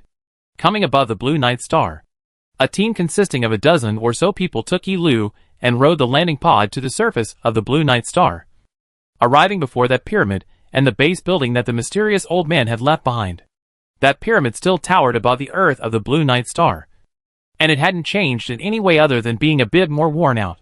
When Yi Lu came here, that pyramid happened to be at maintenance time again, and a robot that was just as worn out as in Yi Lu's memories came out of the hatch with a hobbling gait, and then started its own repair and maintenance tasks. Yi Lu looked there for a long time before he could barely discern that the robot was not the one he remembered. The Herald team saw many things outside the base left behind by the mysterious old man. There were arrays of solar panels there that were already worn out, but still barely working, and saw the still flickering red light above the base's doorstop. This showed that after hundreds of years, this base was still functioning. And as for whether the one living inside it was still alive, no one knew. After all, the design standard of that hibernation capsule Wei Feng used was to maintain a single hibernation time of no more than 15 years at most. And at the same time, there was no leaf drop above the blue night star to help Wei Feng monitor the various physiological indicators in the midst of his hibernation. And there was no leaf drop to wake Wei Feng up on time and to help with his restorative training. And Wei Feng has been sleeping here for hundreds of years until now. During these hundreds of years, Wei Feng and the solar system were completely disconnected, and no one knew what had ever happened here. The Herald team opened the hatch of the base according to Yilu's prompts. And after entering the base, people immediately saw the bulky and worn-out hibernation pod placed in the center of the living room. Everyone gathered around. So people saw the internal scene of the hibernation pod through its transparent glass cover. Inside there was a middle-aged man whose hair was already white, and whose face already had many wrinkles sleeping there. This person's face was very pale, and his body did not move in any way. He was lying there silently, just like a dead body. Is this the hero who saved our entire human civilization? Wei Feng, a Herald team member murmured. But the Wei Feng on top of the information is a young man. He's already old. Another team member said grimly. Hundreds of years have passed. Who knows what he has experienced on top of this desolate and dead planet? The staff got to work after a brief moment of silence. The various operational data and status information of the hibernation module were collected by the advanced tools that the people brought with them and sent them back to the newborn ship. Inside the new life ship, dozens of the best hibernation resuscitation experts would hold a meeting to discuss how to most securely resurrect Wei Feng. The resurrection plan was determined after a day's time. So this time, there were dozens of people who arrived with more advanced tools. And they began to busy themselves in this base left behind by the mysterious old man, working for several days before stopping. All the things that can be done have already been done. As for whether Wei Feng can be resurrected or not, it will be left to the will of heaven to decide. His physiological condition is very bad. Even with our current technological means, there is only less than a 30% chance of reviving him. Hundreds of years of time of slumber. This has never been done above the history of our human civilization. The hibernation pod had already received the wake-up command. And this moment was the most crucial moment to test whether Wei Feng could eventually be resurrected. When this moment came, everyone remained silent. The hibernation chamber lid was finally opened. But Wei Feng, who was lying inside, still didn't make the slightest movement. There was an unsettling foreboding passing through the crowd. And there were some who had already closed their eyes in sadness. Yilu, who was mounted on top of a robot that could walk on its own, walked over to the hibernation pod. He bent down and whispered in the neutral voice that had remained unchanged for more than 1,000 years. "Captain, you should wake up. I've come to take you home." Wei Feng's eyelids moved gently, then slowly opened his eyes. At this moment, cheers resounded throughout the base. Chapter 277, The Departed and the Left Behind. It all seemed like it was still in a dream. Yes, that's right. This must be a dream. Because in a dream, Wei Feng was not unfamiliar with this current image. Wei Feng had even recorded that he had seen this image at least dozens of times in his dreams at least. Those beautiful and gorgeous dreams would always make Wei Feng smile from the corner of his mouth even in his sleep. And it was also those dreams that supported Wei Feng to live on this desolate and dead planet. Wei Feng always believed that he could wait for the day when human civilization would come to greet him. But the waiting time had been too long. So long that Wei Feng dared to think of it as a dream. And didn't dare to hope that he could wait for that day in reality. He could wait for that day in reality. But this time, the dream seemed to be a little different from before. This time, the dream world was going to seem a bit more real. At least, the style of the spacesuits worn by those astronauts surrounding him this time was something he could not have imagined before. Wei Feng didn't know what material they were made of. But he just felt that they were very soft and aesthetically pleasing to the eye. And although he didn't understand the style of cutting, for some reason, Wei Feng just felt that they were very beautiful. Very nice to look at. Wei Feng tried hard to reach up his arm to touch those people. But perhaps because of the hibernation time is too long, Wei Feng tried for a long time arm but never lift up. Those people beside him were watching Wei Feng closely. And after noticing the slight movement of Wei Feng's body, they gathered forward some more. "Captain, I've come to fetch you," Yilu said in that neutral voice once again. Wei Feng sighed softly. then tiredly closed his eyes and said silently, "Well, a dream is always a dream. It's time for me to wake up." Wei Feng's voice was hoarse and low, sounding like a meaningless string of moans coming from his throat. However, Yi Lu still accurately reduced these sounds into words. And then Yi Lu said, "No, Captain, this is not a dream. I am Li Fall, and I have followed my promise. And today, after a lapse of more than 300 years, I have brought our fellow humans with me from the solar system to come here to take you home," Yi Lu said, placing his mechanical hand on top of Wei Feng's already wrinkled face. Then gently stroking it, feeling the warm touch transmitted from above Yi Lu's palm. Wei Feng's tears came out of his eyes in this moment. How many years have one always lived alone on top of this planet alone? In addition to the magnificent, but always make people feel desperate starry sky, as well as the desolate earth. And that cannot be regarded as neighbors of the Martians. There is no one to have accompanied themselves. This long wait has already made that beautiful dream gradually fade. One can't even remember the specific appearance of those people and those scenes in the memories. But just at this time, the human civilization came to pick up themselves. With the help of Yi Lu, Wei Feng finally sat up from the hibernation chamber. It was only at this time that Wei Feng looked clearly at the people who had gathered around him. Wei Feng did not recognize any of these people, but Wei Feng could detect that familiar feeling of closeness from them. This was a feeling that only a kindred spirit, only a fellow human being could bring. "Senior Wei Feng." "Hello." One of the astronauts stepped forward and said with all seriousness, "I'm the deputy captain of the newborn spaceship. I've been entrusted by the Führer, as well as the entire human civilization, to come here to take you home." Yi Lu was the captain of the newborn spaceship. And this astronaut, who was responsible for handling the specific affairs of the entire spaceship, could naturally only be the vice captain. Wei Feng said with some difficulty, "Is the war over? Has the dead end been broken through?" The vice captain said, "The war ended 316 years ago. The dead end has been broken 147 years ago. This new life ship that has come to take you home is the first ship that our human civilization has built for large-scale interstellar voyages after the dead end was broken. Now please lie down and rest first, because during the long hibernation in the past, your various bodily functions have been severely damaged. Your body is temporarily unable to cope with these strenuous movements or emotional fluctuations. However, please don't worry. We have brought the most advanced medical equipment and hibernation resuscitation experts in the human civilization this time.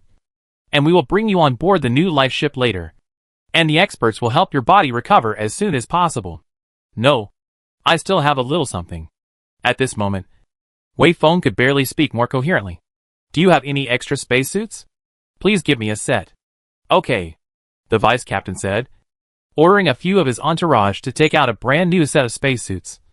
And after helping Wei Feng put them on, he pushed in a special wheelchair, so Wei Feng sat on top of it. "Yi Lu, you come and push me," Wei Feng said. "Before I leave, I want to take a look at my neighborhood." "Okay." Yi Lu agreed and pushed Wei Feng's wheelchair out of this base, with the vice captain and those accompanying staff following behind.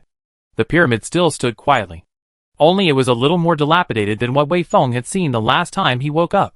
Yi Lu pushed Wei Feng to the hatch, which then automatically opened, and Wei Feng and his entourage entered the interior of the pyramid. The interior of the pyramid remained unchanged. It was basically the same as the last time Wei Feng came here. "My compatriots have come to pick me up. I'm leaving," Wei Feng said. "Congratulations," that intelligent program said. "I guarded my master and waited here for more than 500 million years without waiting for someone to come to pick us up. But you waited for only 300 years. It's because your civilization has perished, while mine has been reborn in fire and flourished again," Wei Feng said. "I came here this time because I intend to fulfill the agreement between me and you. May we take your master away? We may have the relevant technology amongst our civilization to awaken your master. Think you can keep your promise?"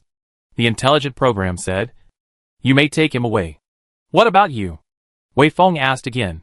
"Perhaps you can also follow me along to our civilization. I've already sensed that this pyramid won't be able to support itself for too much longer. In the near future, you will lose your shelter due to the aging equipment. You may have forgotten that I am just a piece of intelligent program. I have no concept of life or death," that intelligent program said. "Among my initial programming settings, there is no setting where I can leave this place. So I will always remain here, regardless of whether my master exists here or not." I will always be tasked with the maintenance and upkeep of this pyramid, doing my best to keep it functioning properly until I stop functioning due to the loss of hardware, aka the loss of energy. Alright. I respect your choice, Wei Feng said. Then, we will take your master away. The entourage had already known about the existence of the pyramid, and the matter of Wei Feng's pact with it through the information that Yi Lu brought back to Earth. So they had also long been prepared to take this Martian away. So under Wei Feng's orders, dozens of hibernation equipment experts launched an analysis of this hibernation capsule. And after understanding its structure, they dismantled it from the pyramid and hooked it up to a new source of energy to keep it running. We'll go first, Wei Feng said. Good luck. Thank you. And good luck to you as well, that intelligent program said. So Wei Feng's group of people left the place with the Martian hibernation pod. By the time they walked out of the pyramid, half of Alpha Centauri A had already fallen below the horizon. And at this moment, it was already twilight time in the blue night star. The setting sun stretched the shadow of this pyramid, making it look more of a vicissitude. Wei Feng stared blankly for a long time before he finally let out a long sigh and let Yi Lu push himself into the landing module. The landing pod then began to lift off. It would send Wei Feng into the new life ship, where Wei Feng would receive the best treatment and rest. In order to take care of Wei Feng's body, the landing capsule lifted off very slowly, so the dust splattered wasn't too much. And through the glass window, Wei Feng could still clearly see the pyramid in the distance. As Wei Feng watched, the hatch of that pyramid opened once more, and the already very worn-out robot once again walked out with a hobbled gait. This time, it was unknown where another malfunction had occurred that it needed to fix. Captain, I have something to ask you, Wei Feng said.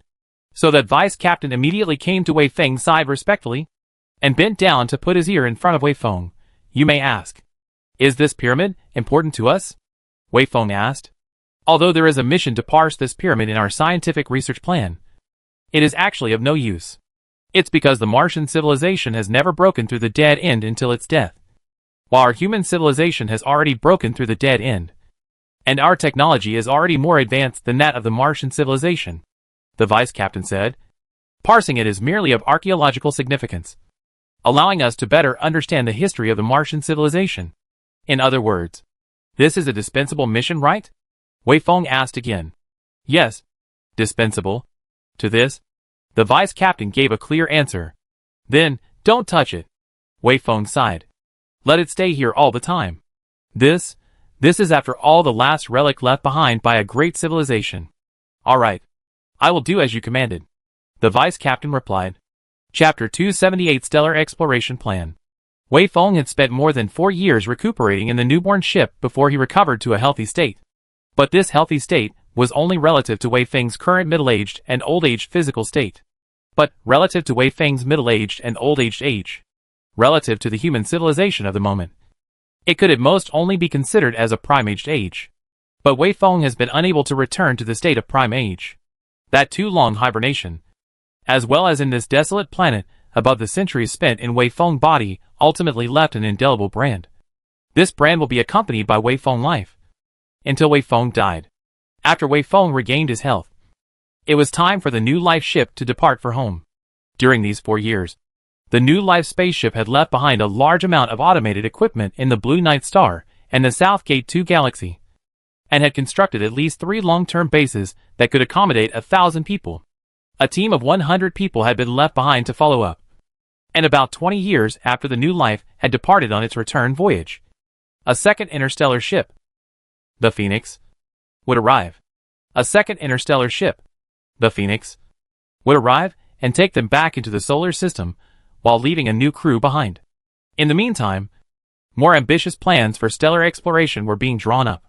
The human civilization planned to send out exploration ships to explore all the star systems within 10 light-years around the solar system within a period of 200 years, and leave behind permanent survival bases of large or small scale, as well as the relevant watchmen there. In front of Wei Feng was a list that made him feel a little dizzy. The names of the stars on it were all very familiar to Wei Feng. But in the past, these stars had never been anything that Wei Feng dared to fantasize about in his sleep. The bartered system. The launch of the Hope was planned for 25 years later, with a crew of 3,000 people. The bartered star system.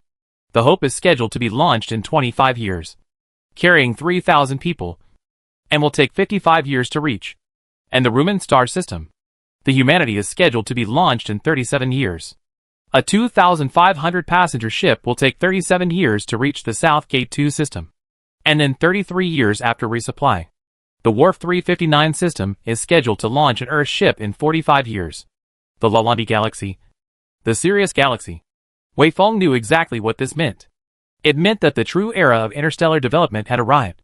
And human civilization had truly stepped out of the solar system and into the cosmic stars. Human civilization will spread its branches in different star systems. And the door to endless resources has been opened to human beings. And in the foreseeable future, human civilization will no longer be restricted by resources or geography. From now on, the human civilization will only think that its population is not large enough, and will only think that it doesn't have enough people to occupy and develop those galaxies, and will no longer think that too much population will be a burden. In the midst of Wei Feng's thoughts, which were like the ebb and flow of the tide, the new life ship began to slowly accelerate, and the blue night star began to shrink in Wei Feng's eyes. Wei Feng had been standing in front of the porthole looking at this place that he had spent more than 400 years to arrive at, and had stayed here for a full 300 years. In the blink of an eye, 800 years had already passed, and he had finally waited for his compatriots, who had come to greet him. Do not know at this moment the Earth. At this moment the solar system has become what it looks like. I wonder if my own thoughts, my own way of behavior, the way of life can still adapt to this era. What will human society be like? Can he be integrated into this society? It is because of these many questions. In this return journey, Wei Feng's heart, in addition to a hint of joy and expectations, but also more apprehensive and uneasy. The so-called near-home feeling is probably talking about my situation. Wei Feng let out a deep sigh. Captain, it's time for you to go hibernate. Just at this time, Yi Lu walked up to Wei Feng and said to him, the performance of human civilization's hibernation equipment has improved a lot. You don't have to wake up frequently anymore. As long as you sleep. By the time you wake up, we'll have already arrived at the solar system. No matter how much time had passed. Yi Lu's title for Wei Feng never changed. It was always the word captain. Upon hearing Yi Lu's words, Wei Feng turned around and arrived in the hibernation room under Yi Lu's guidance. In the hibernation room, there were already many astronauts who were ready to start hibernating. After being away from the solar system for more than 40 years, they were all very excited about returning to Earth. And the hibernation room was filled with laughter and laughter. Only Wei Feng appeared to be a little heavy. After Wei Feng entered the hibernation room, all of them stopped talking and at the same time bent down respectfully to Wei Feng. Hello, Senior Wei Feng. Hello, Captain Yi Lu. Wei Feng barely managed to squeeze out a little smile and greeted everyone before entering into his hibernation chamber. The hibernation pod lid began to close once more, and Yi Lu stood outside, saying to Wei Feng, I will wake you up when we reach the solar system. Wei Feng nodded, and that hatch then closed completely at this time. The anesthetic gas began to be released, and Wei Feng's consciousness once again began to dissipate. Before this consciousness completely dissipated, this thought flashed through Wei Feng's mind. I hope that Earth is still the same Earth that I am familiar with. Apart from Wei Feng, who could hibernate all the way to the solar system, the rest of the astronauts had corresponding work assignments, and they would awaken after a period of slumber to take over the work of those astronauts who were awake. The astronauts who had previously been on duty, on the other hand, would go into hibernation. This was the mode in which the New Life spacecraft maintained its operation. The huge New Life spaceship was quietly suspended in the dark and deep space. It looked like it was standing still, but the instrumentation clearly told people that at this moment, it was moving at a high speed of 30,000 kilometers per second. At such a high speed, the red and blue shifts have even become so strong that they can be seen by the naked eye. The star in front of it began to become ghostly blue, while the star behind it became more bright red. Under such a slightly bizarre scenario, decades passed by leisurely. At this moment, if people had good eyesight, they could even use their naked eyes to see the several giant planets in the solar system in front of the ship. At this time, the New Life spacecraft began to decelerate, and the deceleration would be maintained for several months. And when it reached the orbit of Pluto, the New Life spacecraft would decelerate to a speed of less than 3,000 kilometers per second, and would maintain its deceleration to arrive at the base of Jupiter, and would finally be parked in the base of Jupiter. A few months passed by in a hurry. and the New Life spaceship finally arrived at Pluto's orbit. Wei Feng was also awakened from hibernation at this time. It had to be said that the performance of the new hibernation module was indeed very good. In the past, when he was traveling on the Star Ocean spacecraft, Wei Feng had hibernated for 10 years at a time, and after waking up, he still needed 2 months to recover his physical abilities, whereas now, after sleeping for more than 40 years, he had woken up in less than 10 days and had already recovered completely. After waking up, Wei Feng always used to stay in front of the porthole and stare blankly at the scenery outside the window, although there was really nothing to see in this scenery, because the solar system was as empty as interstellar space. So what Wei Feng saw was the same deep universe that was no different from interstellar space. But Wei Feng still stubbornly maintained his habit. Whenever Wei Feng was staring at the porthole, Yi Lu would come to Wei Feng's side and accompany him to watch the scenery outside the window. At this moment, amongst the thousands of people in this entire spaceship, Wei Feng was probably the only one who could understand Wei Feng's reasons for doing this, as well as Yi Lu, the intelligent program. This is the solar system, ah. This is the place that I have been looking forward to for hundreds of years of time, wanting to come back, ah. This is the hometown that gave birth to me, ah.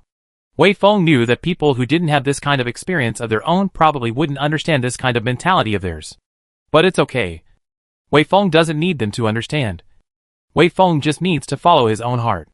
No matter what Wei Feng wanted to do, as long as it wasn't out of the ordinary, the people in the middle of the newborn airship would try their best to satisfy Wei Feng's request. And respectfully, without the slightest complaint. In their eyes, it seemed to be an honor to contribute to Wei Feng, because in a strict sense, Wei Feng was the one who had given new life to human civilization. The Jupiter base had finally arrived, and as the first giant interstellar ship in the history of human civilization, the New Life ship and its crew received the warmest welcome. An uncountable number of people had gathered here to celebrate the return of the newborn ship and greet the crew of the newborn ship. But in addition to that, people all knew that there was another most important thing. That was welcoming Wei Feng home, as early as when the newborn spaceship entered the solar system, in order to express his respect for the newborn spaceship as well as for Wei Feng. The Führer had personally accompanied the newborn spaceship all the way in the Führer-1 spaceship to escort it. And after arriving at the Jupiter base, the Führer had even personally come to the newborn spaceship's hatch before, where he had waited for Wei Feng to appear. Wei Feng was the first to step out of the newborn spaceship, while Yi Lu was the second and the vice captain was the third. Yi Lu was a robot whose expression never changed, while the vice captain's expression was excited and thrilled. Only Wei Feng's expression was a little less normal. Wei Feng was bewildered. And besides bewilderment, there was also some constraint, as well as apprehension, and even some fear, because Wei Feng did not know what kind of world he was about to face. Chapter 279 Our Time. After Wei Feng appeared, everyone gathered here at Jupiter base began to cheer. A huge and incomparable wave of sound instantly swept across the entire Jupiter base, everyone shouting the same name at this moment. Wei Feng. Wei Feng. At this moment, it was unknown how many reporters were filming Wei Feng, and it was unknown how many people were watching the live broadcast here before the various media. The Führer accelerated his steps and quickly walked over towards Wei Feng, stretching out his hands a long distance away from Wei Feng. Wei Feng stretched out his hands somewhat helplessly, and they were immediately gripped by the Führer with a firm grip.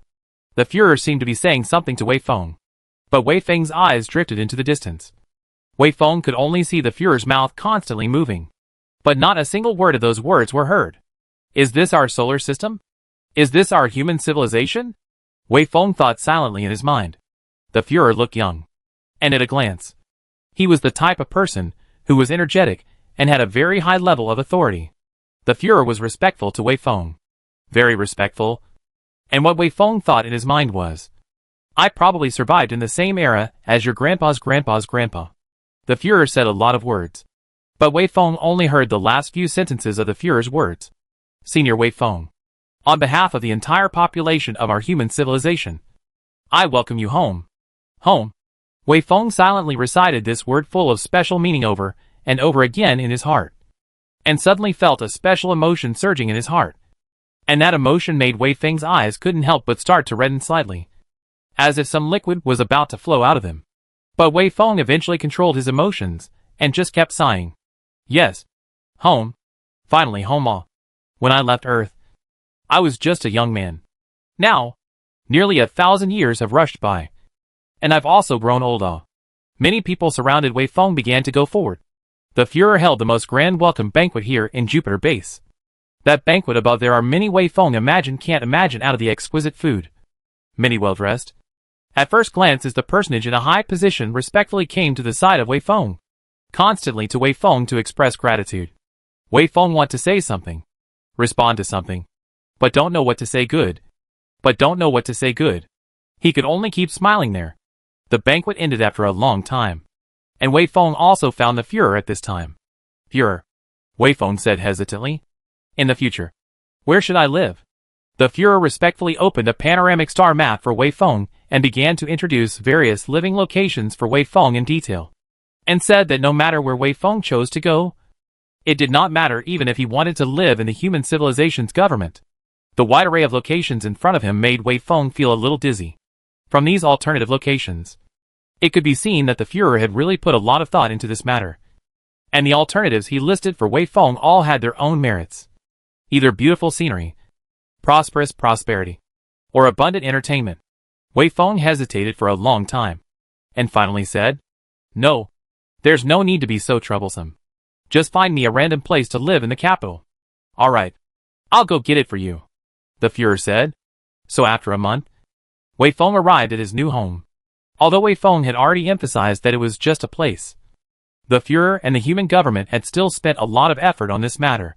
This could almost be said to be the best place to live in the entire capital city. Whether it was the scenery or business, whether it was humanities or security, this was the best place in the entire human civilization. Bar none. The Führer also had a team specially equipped for Wei Feng. No matter what kind of requirements Wei Feng had, this team would do their best to reach them for Wei Feng.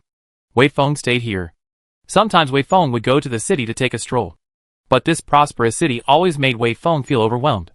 What you see is something you can't understand. Wei Feng can't understand people's conversations. Can't understand people's movements. Don't know how to operate various equipment. Wei Feng always feels that this city is isolated from himself. No matter how hard he tries, he can't be integrated into the city. In this city, there are only 3 places that Wei Feng likes the most. One of these 3 places was the human square where the statue of Führer Covey's was placed. One was the remains of Führer Keller Cemetery, and the other was the Split War Victim Cemetery. Within these 3 places, Wei Feng's favorite place to visit was the Split War Victim Cemetery. Wei Feng had once asked the Führer to look for the whereabouts of Chu Hai and the others in the time traveler team. But because too much time had passed and Chu Hai and the others were not important figures, the whereabouts could not be found. And it could only be generalized that they had been buried in the cemetery of the dead. So this place became Wei Feng's favorite place to go. In his spare time, Wei Feng would always come here and face the tombstones that filled the mountains, speaking quietly into the air there, as if he was speaking to the members of the former time traveler team. I finally come back from the South Gate 2 galaxy, and the dead end has been broken, and our human civilization has entered the interstellar age, my friends. Are you happy? Wei Feng resided in the middle of the capital city for 3 months before finding the Führer once again. Führer, please help me find a place where there are no people. I want to live alone for a while. Hearing Wei Feng say this, the Führer then looked a bit terrified. Senior Wei Feng, what's wrong with you? Is it because I didn't take care of you? Wei Feng shook his head and sighed. No, you took good care of me. It's just that I'm already old. I'm not suited to surviving in the middle of the city. I think I would be used to places that are a bit quieter. The Führer had no choice but to agree. Before leaving, Wei Feng hesitated for a while, and finally said, Führer, I'd better remind you of one thing. What exactly is the demon that led to the eventual demise of the Martian civilization? A matter that we have never been able to investigate the truth about. But I think that this matter may cause certain hindrances, or even crises, to our human civilization in the future. That hibernating Martian knows the truth of all this. If possible, I hope you can resurrect it, and let it tell us what the demon really is, so we can also make some preparations in advance. I know about this matter, the Führer said respectfully, but that Martian has been sleeping for too long. Our existing technology is not enough to resurrect it. And even, it may never have the chance to be resurrected. But our human civilization will definitely try our best. As long as there is a little hope, we will not give up. All right. Wei Feng nodded and then said, "Goodbye. I'm leaving." Wei Feng brought only Yi Lu alone to a specially divided protected area next to the capital city originally. The Führer still intended to send a team to follow Wei Feng, but Wei Feng strongly refused. So the Führer had to give up this protected area. It was sparsely populated, and basically no one would come here. Wei Feng built a bungalow here, surrounded a fenced yard with tree branches, and reclaimed a piece of farmland not far away, where he planted all kinds of food as well as vegetables. Every month, there would be specialists who would come here to replenish Wei Feng with some essential materials that he could not produce on his own. Other than that, Wei Feng and the entire human civilization had been completely disconnected. Life seemed to have returned to the same situation he had lived in the South Gate 2 galaxy. But Wei Feng knew that it was actually different, because this was the hometown. Because there was Yi Lu's company here. It was probably only from Yi Lu that Wei Feng could find a little bit of his own era back then. The world outside was the era of human civilization. But that was not Wei Feng's era. Only this tiny house, as well as Yi Lu, and the fenced yard as well as the farmland, were the times that truly belonged to Wei Feng. "Ya Lu, we will always live here from now on," Wei Feng said. "Do you like it here?" Yi Lu replied. "Captain, I'm just a piece of intelligent program. I don't have any personal likes or dislikes based on it. If you like it here, I will like it here as well." "Good," Wei Feng said with a smile. "Then it's settled. Let's live here until the end of our lives." "Okay, Captain." Yi Lu still maintained that neutralized voice, repeating Wei Feng's words one word at a time. "Just live here until the end of our lives." As the sun was setting, the sun had already turned red long ago, incidentally coloring the clouds in the sky into a crimson color as well. There were already some shining stars naughtily drilling out in advance in the sky, blinking their eyes continuously in the sky, and seemed to be surveying this world where Wei Feng was in quite an interested manner.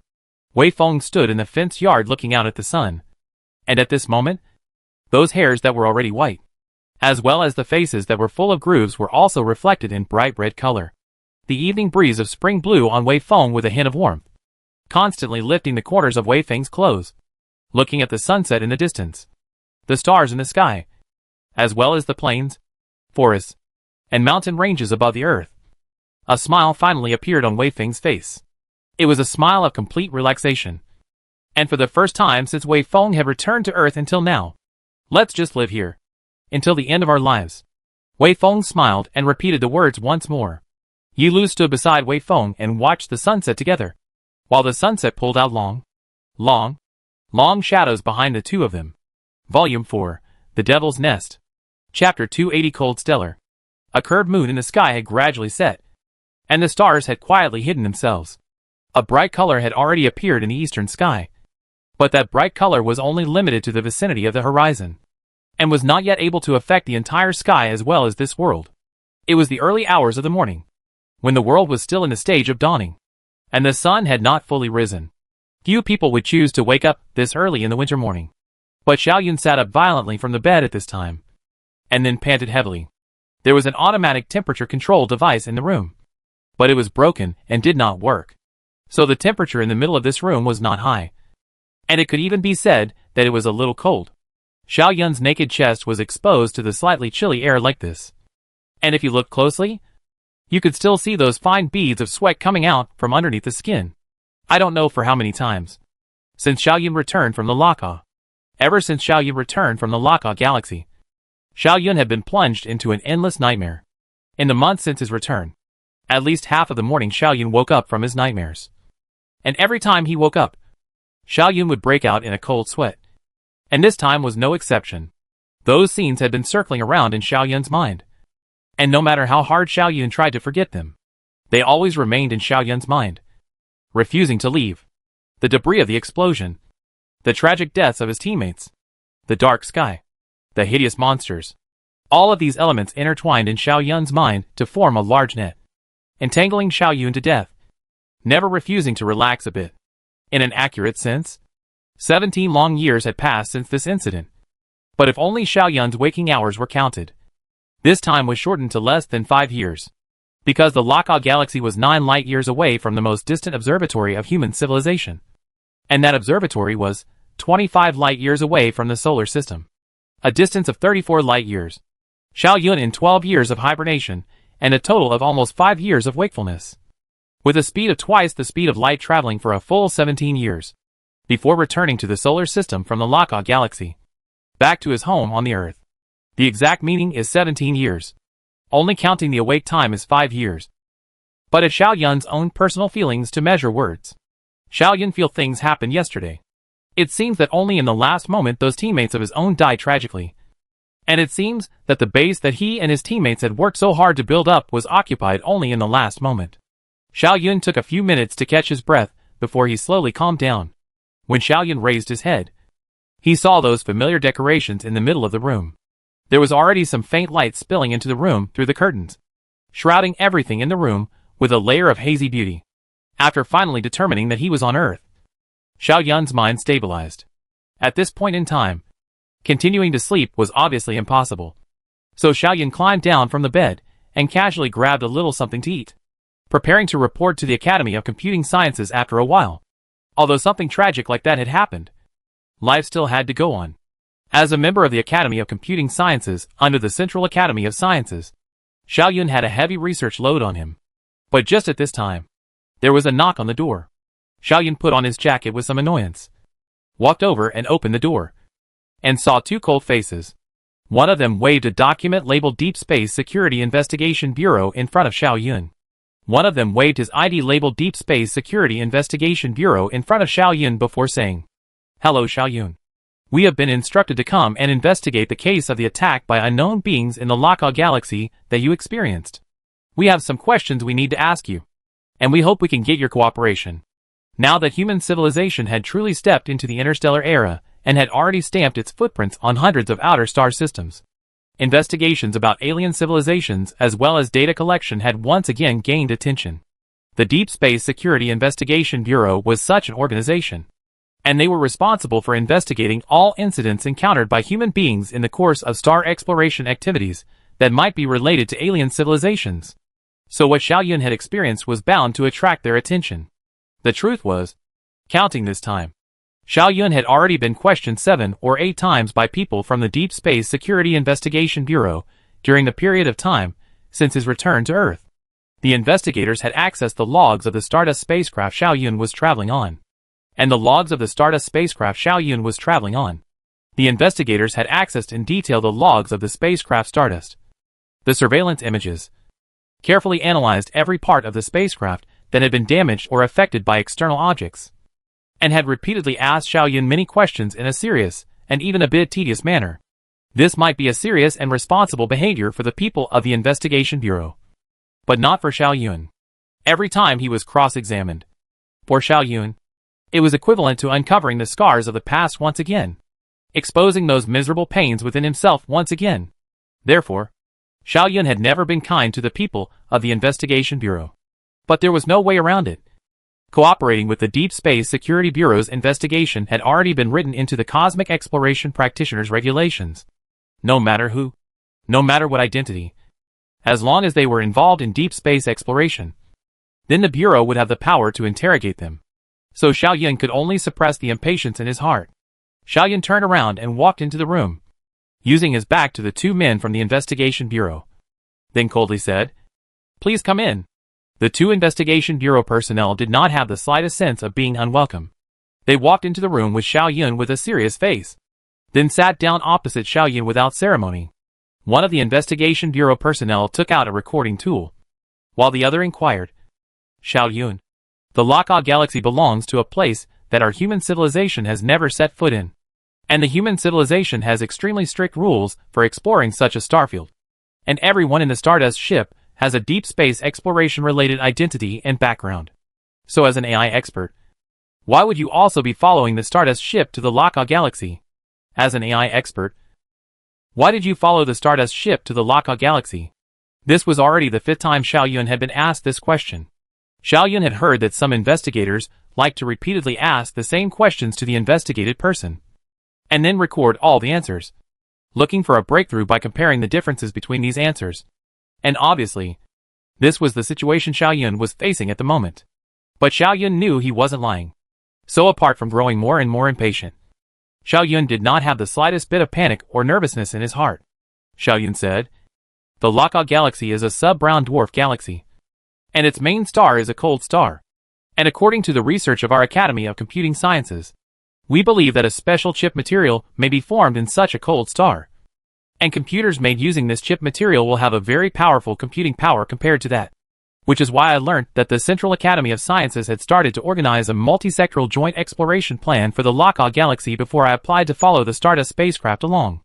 Brown dwarfs were a very amazing kind of star. Their masses were all very low. Even so low that they could not trigger hydrogen fusion. Compared to real stars, they were more like an existence between planets and stars. Or they were failed stars. Such stars exist in large numbers in the universe. But because they are so dim and so cold, it is not easy to find them. Compared to brown dwarfs, sub-brown dwarfs are even less easy to find. Sub-brown dwarfs have lower masses than brown dwarfs. And they can't even trigger the fusion of deuterium and lithium. But they really don't look like planets, if they are planets at all, because they have the same formation process as normal stars, both due to nebulae collapsing, and are much more massive than planets in the usual sense. If they are stars, they are too small and too cold. The LSE is one such star system. That's why, although it's only a few dozen light years away from our solar system, human civilization didn't discover this star until recently. Laka is unable to trigger an internal nuclear fusion reaction, and maintains its stability only by electron merger pressure, the same form of existence as a white dwarf star. However, its surface temperature was much lower than that of a white dwarf. Only 300 Kelvin, at temperature similar to that of the human body. It was precisely because Xiaoyun thought that there would be a very special material on this star during his research. And this special material was very suitable for the development of more advanced computer chips. So Xiaoyun, who was an AI expert, applied to follow the Stardust spacecraft to go to this star system for exploration. After hearing Xiaoyun's answer, the researcher was silent for a moment, then continued. According to the information we have obtained, we have learnt that in the entire Academy of Computing Sciences, you are the only one who believes that a certain special material above the cold star would be helpful in the development of a new type of computer chip. Xiaoyun replied with some annoyance. So you guys think that my following the Stardust ship to the Laka galaxy is a conspiracy? You guys think that it was a premeditated thing? That I killed all the rest of the crew on top of the ship, and then disguised myself as an encounter with an unknown alien creature? And then I escaped back alone? We don't think so. We have surveillance data to prove your innocence. That investigator said. We are just wondering if there is any relationship between you and those unknown alien beings you mentioned. Xiaoyun froze for a moment, then asked, Why do you say that? That researcher replied, Because there were 367 people in total, and everyone's died except for you. So what do you think? Is this your luck? Or is it because of some kind of inevitability? Chapter 281-89 Coincidences. After the investigator asked this question, Xiaoyun fell silent before his brain began to run rapidly. Only after a long time did Xiaoyun say, What do you guys mean by this question? It's simple. The researcher snapped his fingers. We're trying to find out what makes you special as a way to explain why you're the only one who survived the attack of the unknown alien life. Xiaoyun was simply a bit cackling at this question. I'm sorry. This question of yours makes me very confused. I don't know if I've misheard you or you're asking the wrong question. I'd like to confirm it to you again. You suspect that because I'm the only one who thinks that a certain special material above the cold stellar is helpful in developing a new type of computational chip. Those alien beings let me off the hook. You think that there is a causal relationship between these two events? If all the rest of the possibilities are ruled out, then that only leaves this one possibility. The investigator said indifferently. No matter how unbelievable it seems, it will be the only truth. Xiaoyun spread his hands. Why don't you guys consider this my luck? We carefully analyzed the surveillance data you brought back, the investigator said, after you landed on the only planet in the Laka system, numbered Laka B. You set up a semi-permanent survival base. And there is a stable data channel between the survival base and the Stardust spacecraft located in orbit around it. So everything that happened in the survival base was recorded and then transmitted back to the Stardust ship. It's by analyzing the data that we've been able to get to the Stardust. It is by analyzing this surveillance data that we have come to our conclusion. That is to say, we don't think that you escaped because of luck. Why? Xiaoyun asked. Didn't you feel that way back then? The investigator asked back. Look here. The other investigator accompanying him opened the instrument and operated on that. So a three-dimensional stereo projection image appeared between Xiao Yun and the two investigators. The filming perspective was from above. So Xiao Yun seemed to have descended into that nightmare again, from a god's perspective. Xiao Yun's fear, anger, sadness and despair began to churn in his heart again. But right at this moment, the indifferent and calm voice of the researcher dragged Xiao Yun out of his memories. Look here. The three-dimensional stereo projection screen was instantly fixed. And in the middle of the screen, a strange-looking thing with a metallic luster all over its body, as if it was some kind of bug-shaped metal machinery, was flailing in the middle of a certain passageway. And in front of it was Xiao Yun, who was terrified, as well as a few of his teammates, who had already lost their lives in the catastrophe. Xiao Yun said grimly, I remember that time. But you've overlooked something, the investigator said. Look at this time. This monster can easily harvest your life. You guys at that time had already used up all your ammunition. Your energy weapons were no longer usable. You can only use some primitive cold weapons against the enemy, as long as it extends its limbs forward. You will be killed. But you are not dead. It was as if they were deliberately avoiding you, just circling around you, and then starting to slaughter your teammates. They didn't give chase even as you began to flee in terror. As the investigator narrated, that which had already passed once again began to replay in Xiao Yun's mind. In the past, Xiao Yun had never thought of this. But at this moment after the investigator said this, Xiao Yun also detected the oddity of this. It seemed that it was really like what they said, that those alien monsters deliberately avoided themselves. Xiao Yun felt that his head was a bit messy. After barely thinking for a while, Xiao Yun said, maybe this is just a coincidence. Coincidence? No.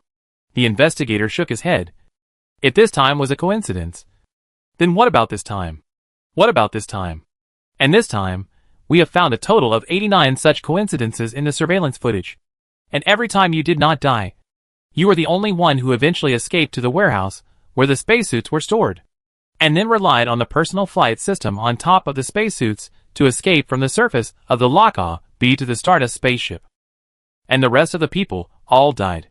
Xiao Yun only felt as if his head had been hit by a sledgehammer, and his ears were filled with that buzzing sound. And it was as if gold stars were starting to come out in front of his eyes.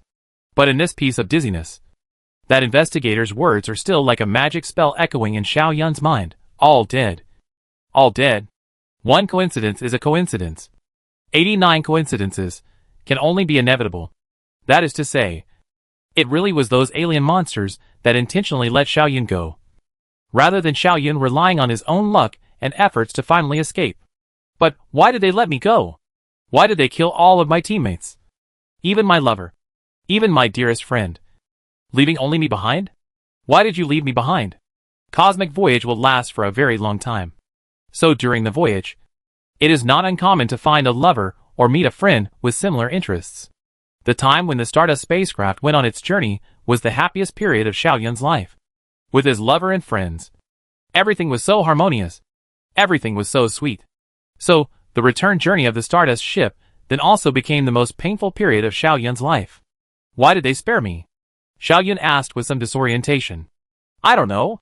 The investigator's answer was very dry. It is precisely because we don't know that we are interested in some peculiarities in you. We're trying to find out what makes you different from the rest of the people who were killed. Trying to explain your survival. And obviously, your status as an AI specialist is the biggest difference from the others. Another investigator added, there were physicists, biologists, mathematicians, astronomers, psychologists, and so on top of the Stardust ship. Only you were an AI expert. The first investigator continued. So we're wondering if it was your identity that allowed you to survive. But there's no reason for that. Xiao Yun spoke in a disorientated manner. What does my identity have to do with my survival? Even if there is a relationship between the two, how did those alien monsters know my identity? This is a very absurd, very incredible thing. There was a lost world that was dozens of light years away from the solar system, and only 2 unmanned probes had reached there before the Stardust ship arrived. And no one had ever known that some form of life existed there, as well before Xiao Yun's batch of people. And yet, the Stardust ship's monitoring data showed that their monsters were intentionally sparing themselves? Why? In the face of Xiao Yun's question, the 2 investigators were silent. And silence returned to the room. Xiao Yun's mind once again began to replay the many images. From the very beginning of the discovery of the unknown creatures, to the unknown creatures breaking through the gates of the base, to the teammates began to take measures to resist, to the fact that everyone except himself was killed, and he escaped to the warehouse, and escaped from the planet with the help of the flight equipment on top of the spacesuit in the nick of time. All of this took less than 2 hours. 2 hours ago, this was heaven, and 2 hours later, this was hell. It was also the experience of these 2 hours that let Xiaoyun know that all the scenery above planet Laka, including the thick overcast clouds, the dark surface world, the streams and lakes due to the geothermal heat, the rolling peaks, and the boundless plains, all of this would become a nightmare that would haunt him for the rest of his life. After a long silence, one of the investigators opened his mouth. Xiaoyun, please don't worry. We will investigate all of this clearly.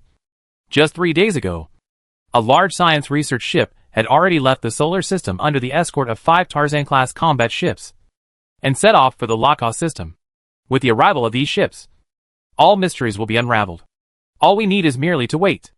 Xiaoyun was lost in thought as he said, "Wait. Yes. Wait," the investigator said. "The ship's round trip as well as the investigation will take about 40 years.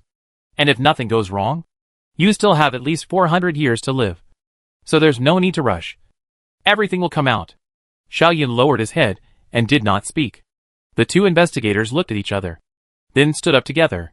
One of the investigators said, "Originally, I thought that informing you of the matter of your escape was not due to luck, but due to the intentional indulgence of an unknown alien creature would remind you of some clues. But now it seems to have not yielded anything other than making you a little more depressed. For that we apologize." Another investigator patted Xiaoyun's shoulder. "I've heard that you're an outstanding expert in artificial intelligence, and you've achieved the praise of many predecessors at the age of less than 100 years old. Do a good job, and a great future awaits you. Life must always go on. Forget about all those dark things in the past. There are many good things in this, there are still a lot of beautiful things in life. Isn't it? That's it. I'm sorry for disturbing you today. We'll take our leave first," the two investigators said, and shook Xiaoyun's hand before turning around and leaving the place. Outside, the sun had only just risen. Xiaoyun opened the curtains and let the soft winter sunlight shine on him. His eyes filled with confusion. "What in the world are you guys letting me off because of?" Xiaoyun mumbled to the sun. Chapter 282 40 Years of Holiday. The sky was gradually getting brighter. Although it was winter time, today's weather was very good. There were no clouds in the sky, so the soft sunlight was unreservedly sown over this earth. The windows isolated the cold air outside, but allowed the warm sunlight to shine in without hindrance. They sprinkled on Xiaoyun's body, causing Xiaoyun to feel a wave of warmth as well.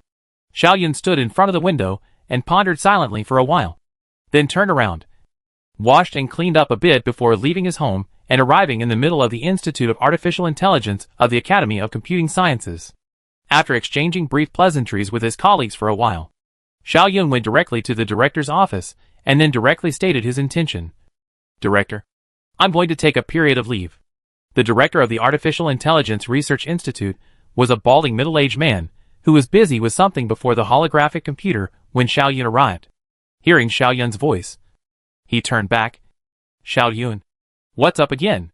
Have the results of your investigation on the kind of material above the cold stellar that might have the potential to develop a new type of computing chip come out yet?" Xiaoyun said. "I'm sorry. The investigation report may take a while before I can give it to you. I have some things I need to attend to." "So?" The director nodded and then said, "Tell me, how long do I have to hire this time?" 40 years. Xiaoyun calmly uttered these 3 words. Although the average life expectancy of people had increased dramatically nowadays, to the point where it had exceeded 500 years old, 40 years of holiday was still a bit too much. After hearing Xiaoyun say this time, the director opened his mouth in surprise. "For 40 years? Right." Xiaoyun nodded. "No." The director almost didn't even think about it before flatly rejecting the request. "This time is too long. Xiaoyun, you are the most outstanding expert in the direction of artificial intelligence amongst our institute. There are still a lot of things that need to be done by you. Before you travel to the Rocket Galaxy to conduct investigations and research, you already delayed a lot of things. Now it's not easy for you to come back, but you want to take a leave of absence for another 40 years? Since Xiao Yun returned from the Lockout Galaxy, he had been under the investigation of the Deep Space Security Investigation Bureau. And the investigators of the Bureau had made it clear that they had asked Xiao Yun to keep all the encounters in the Lockout Galaxy a secret. So at the moment, the colleagues of the Institute as well as the director did not know about all those things that had happened in the Lockout Galaxy yet. If they knew, they should know what the 40-year period meant. After the director made it clear that he refused, Xiao Yun's reaction was even drier. If you don't allow me to take my leave, I will resign. Xiao Yun's reaction was somewhat out of the director's expectation. After getting such a resolute reply from Xiao Yun, the director looked at Xiao Yun with some surprise. Then his tone also slowed down a bit. Xiao Yun, it's not that I don't want to grant you a leave. But before that you've already detached yourself from the mainstream academia for 40 years. If you detach yourself from the mainstream academia for 40 years again, I think that you will not be able to keep up with the times. The learning in your head, your ideas, your inspiration, all of them will fall behind the times. Xiao Yun smiled faintly. It doesn't matter. In the branch of science has been so fine-tuned today, it is difficult to have a subversive scientific development similar to the theory of relativity or quantum mechanics in general. Our entire human civilization is only doing some perfect work, which means that even if I leave the world of learning for 400 years, as long as I go through a period of time, I can still be quick to learn, study. I can still quickly catch up with the trend of the times, and can still conduct the most cutting-edge research work. It was indeed just as Xiao Yun had said. At a time when the total population of human civilization had already exceeded 30 trillion. And at a time when the footprints of human civilization had already spread over hundreds of star systems. The number of branches of science and technology had also grown to a level that could be considered terrifying. The so-called technological leap hadn't occurred for a long time. And human civilization at the moment was like a worker cutting a trestle on top of a cliff, only able to advance little by little. And it was always easier to learn than to innovate. So Xiao Yun was not worried that he would lag behind the times after 40 years or 400 years. Being poked by Xiao Yun's words, the director actually did not know what to say for a moment. However, he still instinctively felt that 40 years was too long a period of time. So he still kept shaking his head. Seeing the director's reaction, Xiao Yun also no longer tried to persuade him, but instead directly tapped on top of his own portable computer. And a document appeared on top of the director's holographic computer. This is my resignation report. Forget it. I'll grant you your leave. Let's talk about this matter of resignation later. The director finally sighed, and agreed to Xiao Yun's request. Thanks. Xiao Yun nodded before turning around and leaving the place. After leaving the Artificial Intelligence Research Institute, Xiao Yun immediately went to the Hibernation Management Bureau, where he filled out some forms and submitted a hibernation application before arriving here at the Deep Space Security Investigation Bureau. Once again finding those two investigators who had been at his home this morning. I have decided to hibernate for a period of 40 years to wait for news to come back from the Rocket Galaxy. Xiao Yun very briefly explained his intentions. The hibernation will begin in a month's time for a period of 40 years. So, if you still have any questions you want to ask me, please do so as soon as possible. The investigator's expression was somewhat surprised. Hibernate for 40 years? Why do you need to hibernate? Is it bad for you to continue your life while waiting for the results of the investigation to come out?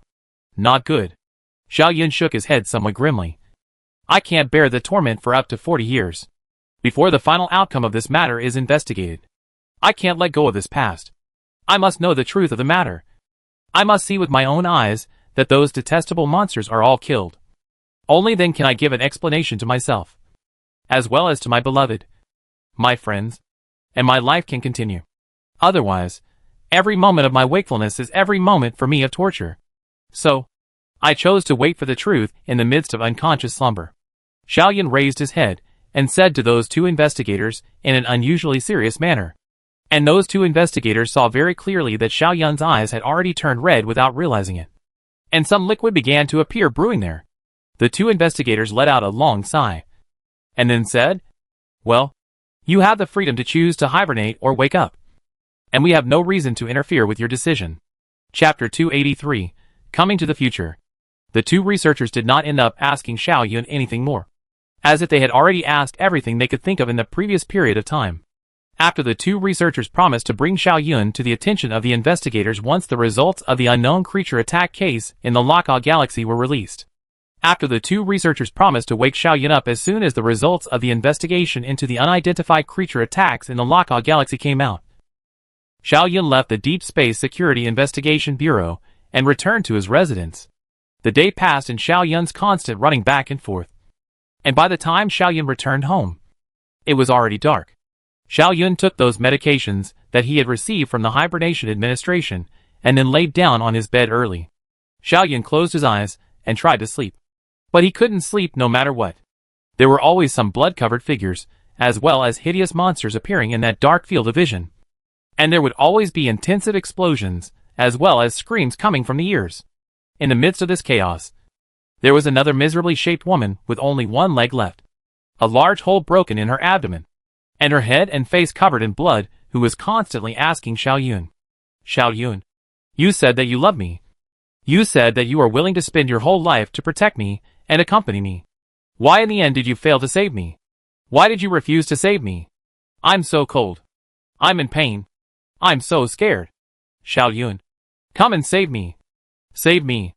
Xiaoyun closed his eyes, gritted his teeth in death.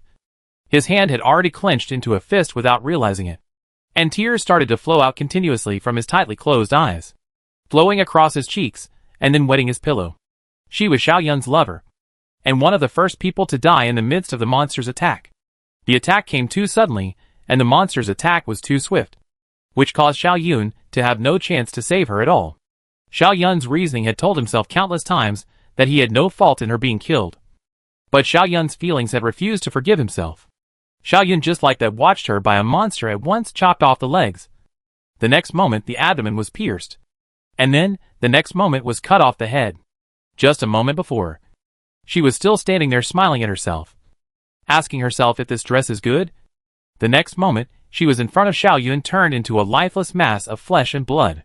Xiaoyun even clearly remembered the image of the body that had lost its head convulsing under the unconscious nerve reflexes. "I'm sorry. My love. I'm sorry. It's not that I don't want to save you. It's that I'm incapable. It's that I'm incapable," Xiaoyun muttered. "Please don't worry. I will definitely investigate the truth of the matter clearly. I will definitely wait until the day when those hateful monsters are all wiped out. I will avenge you.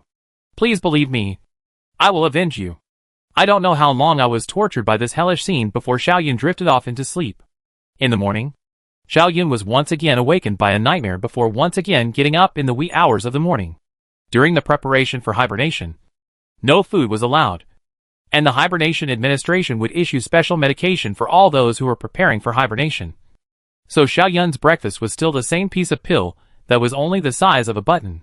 After swallowing the pill, Xiaoyun once again stood in front of the window and stared blankly at the scenery outside. The month-long hibernation preparation time was spent in this state, and after a month, Xiaoyun became very haggard under the torture, and even had some mental trance. But fortunately, perhaps because of his previous good physical foundation, even though he had already emaciated into this state, Xiaoyun still passed the physical examination before hibernation. After everything was ready, Xiaoyun was led by the staff of the Hibernation Authority to the hibernation warehouse.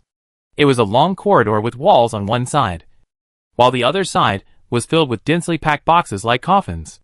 They were stacked on top of each other at least 5 or 6 layers, 3 or 4 meters high, and their length was beyond one's reach. Xiaoyun knew that inside each of these coffins was a living human being. Because of personal or other reasons, these people chose to freeze their lives and then awaken at some point in the future. Xiaoyun also knew that after he entered into hibernation, the box carrying him would also be stacked here like a coffin. And after this, he would no longer have a name, and what he would represent himself would be a string of cold and icy numbers that had no breath of life at all. After walking for a few minutes, Xiaoyun came to the hibernation preparation room under the guidance of the staff. Xiaoyun took off his clothes here before lying down in the hibernation chamber. To confirm for the last time, "Mr. Xiaoyun, are you sure you want to start a 40-year hibernation?" Xiaoyun said, as he laid down while the staff stood next to him. Looking down at Xiaoyun, Xiaoyun slowly closed his eyes. "I'm sure. Okay. After you enter hibernation, you will not be able to wake up unless you reach the time limit you set, or something happens that satisfies your preset conditions, or you receive an administrative request from a government agency. Hibernation countdown begins. 10, 9. 8.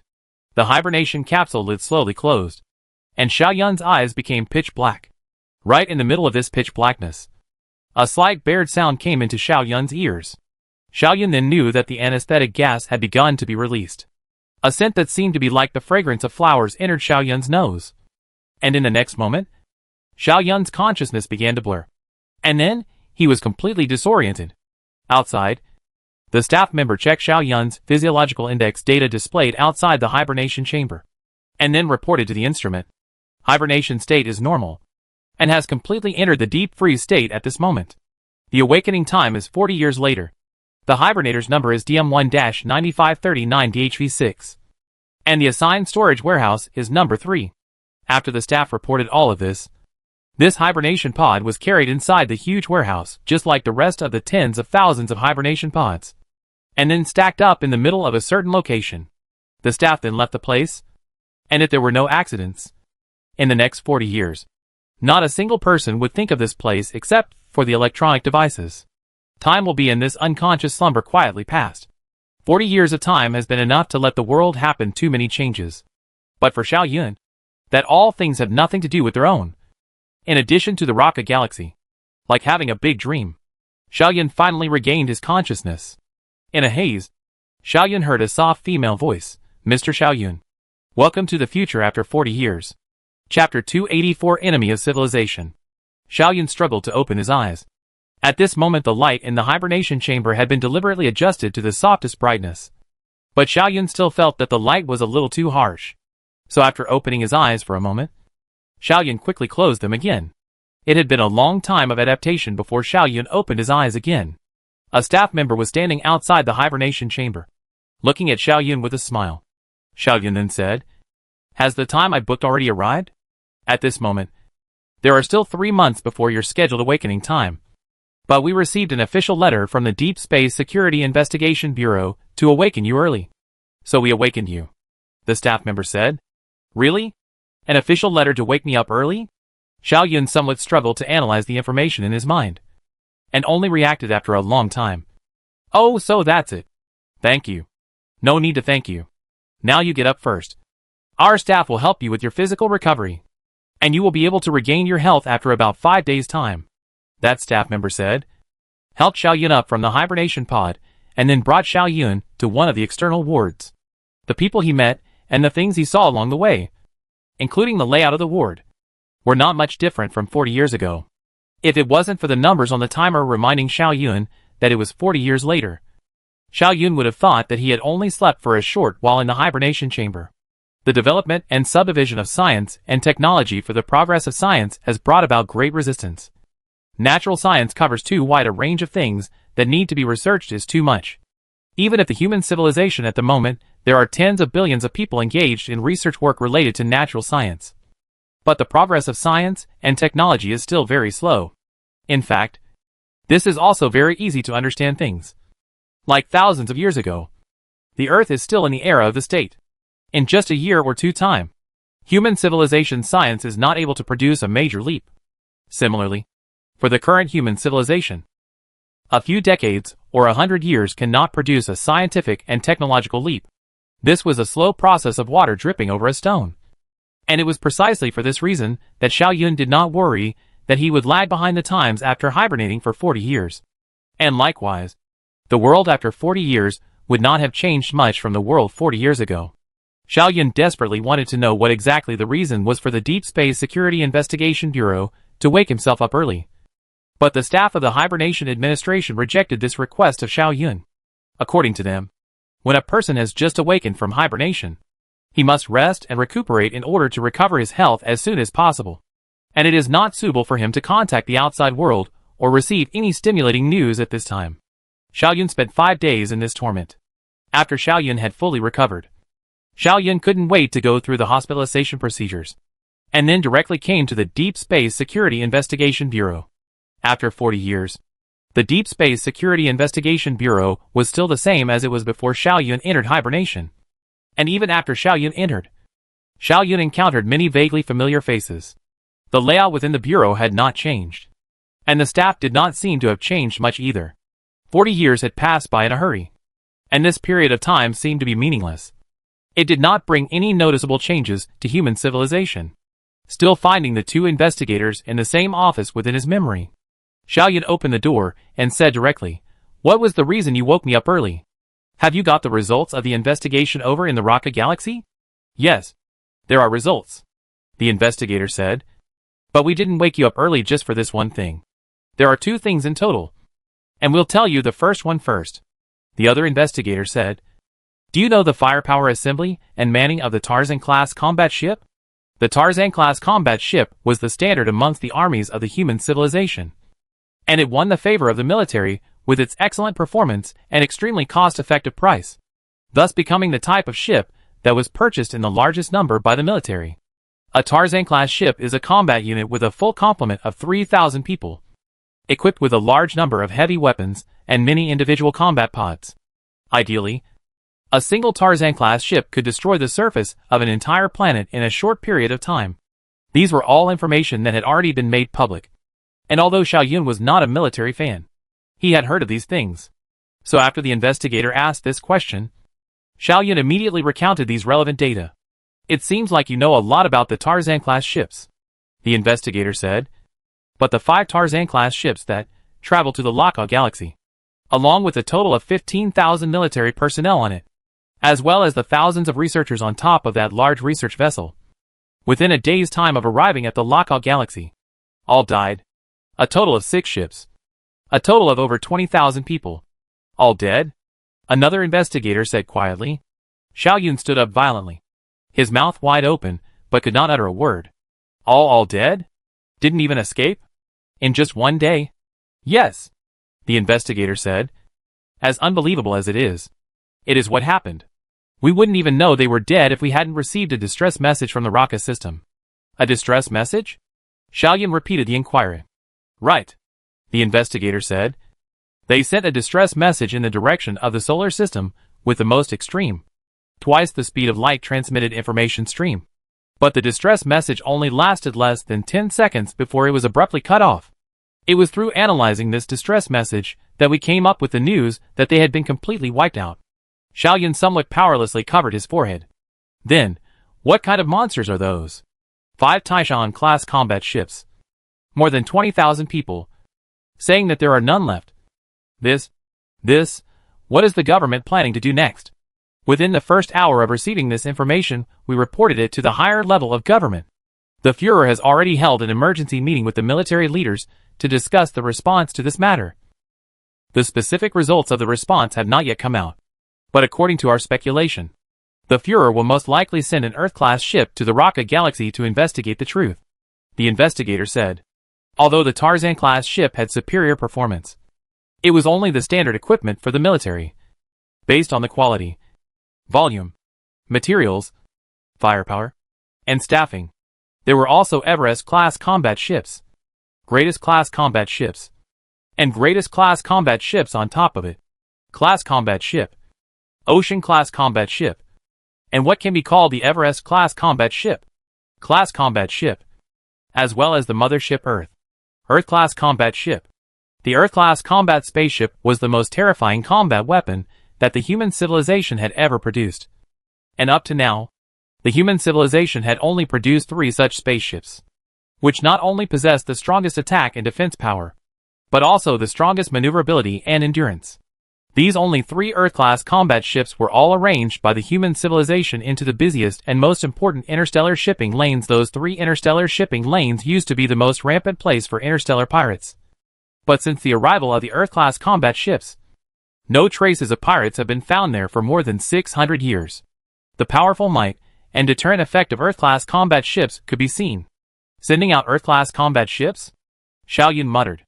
Although Xiaoyun inwardly hated those monsters immensely, and was also deeply shocked by the demise of the 5 Tarzan-class ships, even Xiaoyun felt that the matter of sending out Earth-class ships was really a bit of a fuss.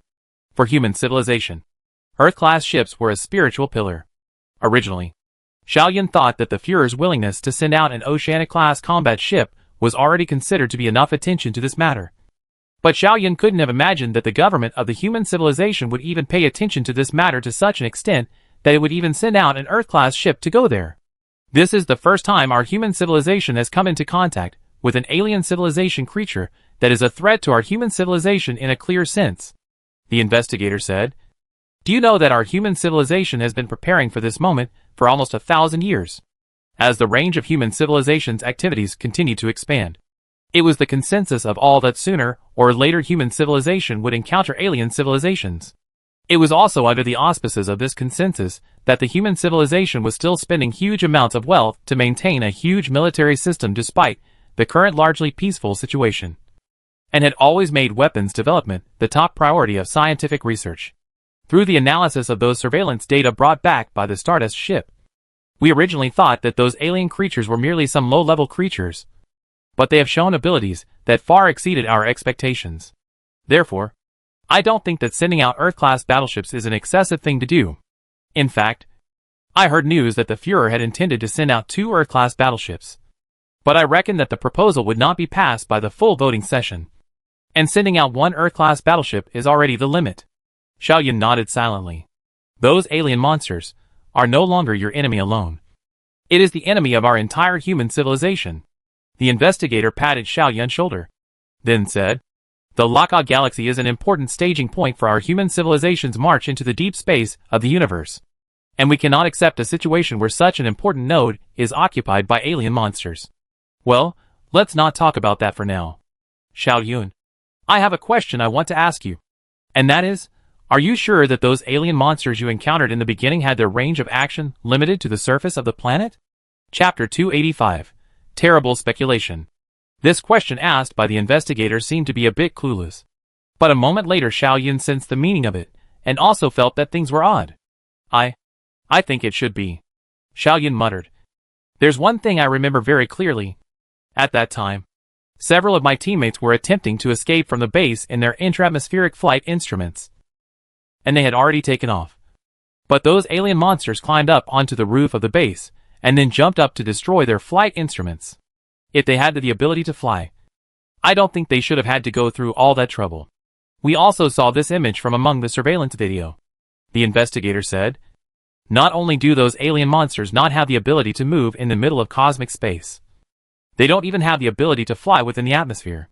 But then things will be difficult to explain. To know that large research ship as well as the 5 Tarzan-class spaceships are not likely to descend to the surface of the planet. They will only be in the planet around the orbit of the orbit, and they will certainly have personnel to stay on top of them. But if those alien monsters don't have the ability to move in the cosmic space, how do they move those monsters that are located in the cosmic space? How do they move those monsters that are located in the cosmic space? How did they destroy these spaceships located in cosmic space? Xiaoyan was also caught up in thought. This is indeed something that is hard to explain. If those alien monsters have the ability to move in cosmic space, and they didn't launch an attack on the Stardust ship simply because of their own special characteristics, how can they explain the matter of them taking a jumping approach to attacking the ship's in-atmosphere flying instruments? Perhaps they had reservations when facing the people involved in the Stardust ship? They didn't bring out their full strength? This also seemed to be unexplainable. Xiaoyan always felt that there was something strange in the middle of this matter. Alright, let's put this matter down for now. That investigator clapped his hands and then said, Xiaoyan, in fact, this matter is not the reason why we woke you up early. The real reason is another matter. Xiaoyan had also had doubts in this regard before. In Xiaoyan's opinion, he was not at all involved in what was happening there in the Rocket Galaxy. So it seemed unreasonable to wake himself up early just to tell himself this news. What is it? Xiaoyan immediately asked. This matter is very strange and involves you. The matter is urgent. And the Führer as well as the think tank team wanted to get a response from you as soon as possible, which is why we woke you up early from hibernation, the investigator said. The Führer? The think tank team? Involving me? Xiaoyan had a strange feeling in his heart. How could something that could make even the Führer take it so seriously involve me? I'm just an ordinary AI expert. I don't think that my identity can attract the Führer's attention. Don't be in a hurry first. Take a look at this document, the investigator said, and operated on top of his personal computer. So a 3-dimensional projection appeared in front of Xiaoyan. It was some textual information, and it was very short. Xiaoyan had already finished reading it in just a few seconds. But not only did it not solve the doubts in Xiaoyan's heart, but instead, It plunged Xiao Yun into a deeper confusion. Xiao Yun, can you get the victory this time? What does this mean? Xiao Yun asked, pointing at the message. This message was received by us from the Rocket Galaxy, the investigator said. It was transmitted back together with the distress signals from those 5 Tarzan-class ships and that large research vessel, because you were explicitly mentioned in this message. That's why we woke you up early, hoping to get some clues from you. Before I tell you the clues, you need to let me know some clues first. Xiao Yun shook his head somewhat incredulously and said, This is too clueless. I don't know what's going on. There are no more clues, the investigator said. At the moment, we only know that this message was transmitted back from the Rocket Galaxy along with the distress signal. And we don't know the rest. Xiao Yun tried to push down the emotions in his heart and thought hard. The fact that it was transmitted back from the Rocket Galaxy indicates that this message seems to have something to do with those unidentified creatures in the Rocket Galaxy. Plus, those unidentified creatures intentionally spared me before. Plus, the message seems to have the implication of a challenge. Perhaps the person who sent this message is challenging me? And what would he challenge me to? To win? The war between me and those unknown creatures? But I'm just an ordinary person. How can I have such power? Isn't this a war between a human civilization and an alien civilization? There must be something else crucial missing. So at this moment, there is no way for us to fully surmise the exact meaning of this message. Then, let's take this message as a challenge for the time being. That person asked me if I could still achieve victory this time. The meaning of this seems to be that I have fought with him many times in the previous times. And every time I have gained a victory. Only under such a context can this piece of information be considered reasonable. However, have I fought anyone before? Have I gained many victories? And who is this person who sent the challenge? What does he mean by war? What are his motives for doing this? Xiao Yun muttered, feeling more puzzled the more he analyzed. The two investigators, on the other hand, were silent, waiting for the results of Xiao Yun's thinking to appear. However, Xiao Yun's thoughts ultimately did not come to fruition. The available information was too little, and it was basically impossible to surmise anything based on this little bit of odds and ends. The Führer's think tank team also agreed that the available information was too little to surmise anything. But basically one thing can be confirmed, and that is that you must have played a very special role and possessed a special status in the case of the unidentified creatures attacking in the Rocket Galaxy, that investigator said. Moreover, this incident is not as simple as a low-level alien civilization attacking humans. There must be a deeper background and events that support it after this incident. This is some of the rough speculations. Perhaps it will enlighten you. The other investigator opened a document again. First of all, the following speculations can be made. That challenger has crossed paths with you many times before, perhaps unintentionally, and each time he failed. So he planned the Rocket Galaxy unidentified creature attacks. This is actually a test question that was specially set up for you. That's why he's asking you if you this time can still be victorious. Because it was specially laid out for you. The fact that you weren't attacked by the unknown creatures was then explained obviously. If you had been killed, then this exam question would have no meaning. Secondly, your status is that of an AI expert. So it is likely that it is your expertise that this challenge is challenging. Then it is also possible to make a speculation based on this. That is, those unknown creatures in the middle of the Rocket Galaxy are most likely not creatures of any kind. And there is a great possibility that they are robots. Robots operated by artificial intelligence. This is also supported by some arguments provided by the Führer's think tank team as well as some scientists, who, through analyzing the surveillance footage, have concluded that those monsters are most likely metallic creations, and not some naturally evolved beings.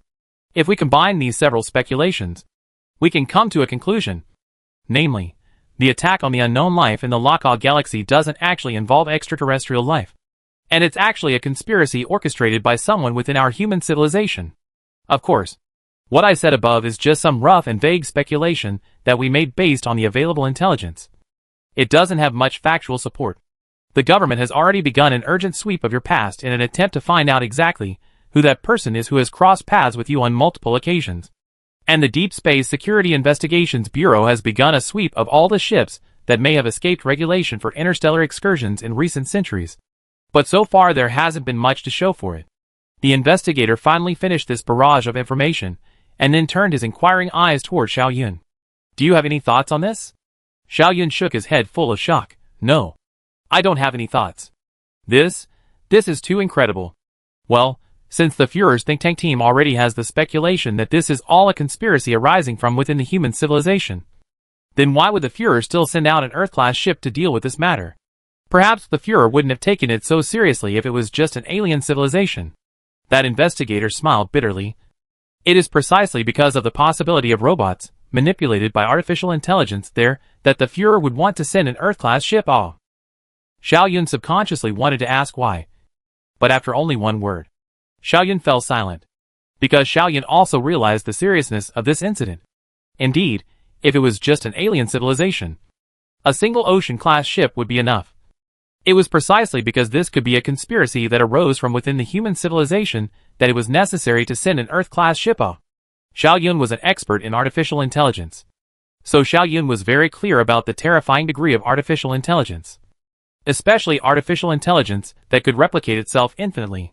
Even for the human civilization at this moment. An AI that can infinitely replicate itself is something so terrifying that people dare not imagine the horror. Even just the slightest possibility of existence was already worth the trip of an Earth-class ship.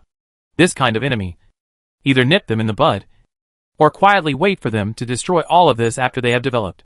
Chapter 286: The Physical Structure of a Robot. It was no exaggeration to say that robots with the ability to infinitely replicate themselves were the most terrifying things in this universe.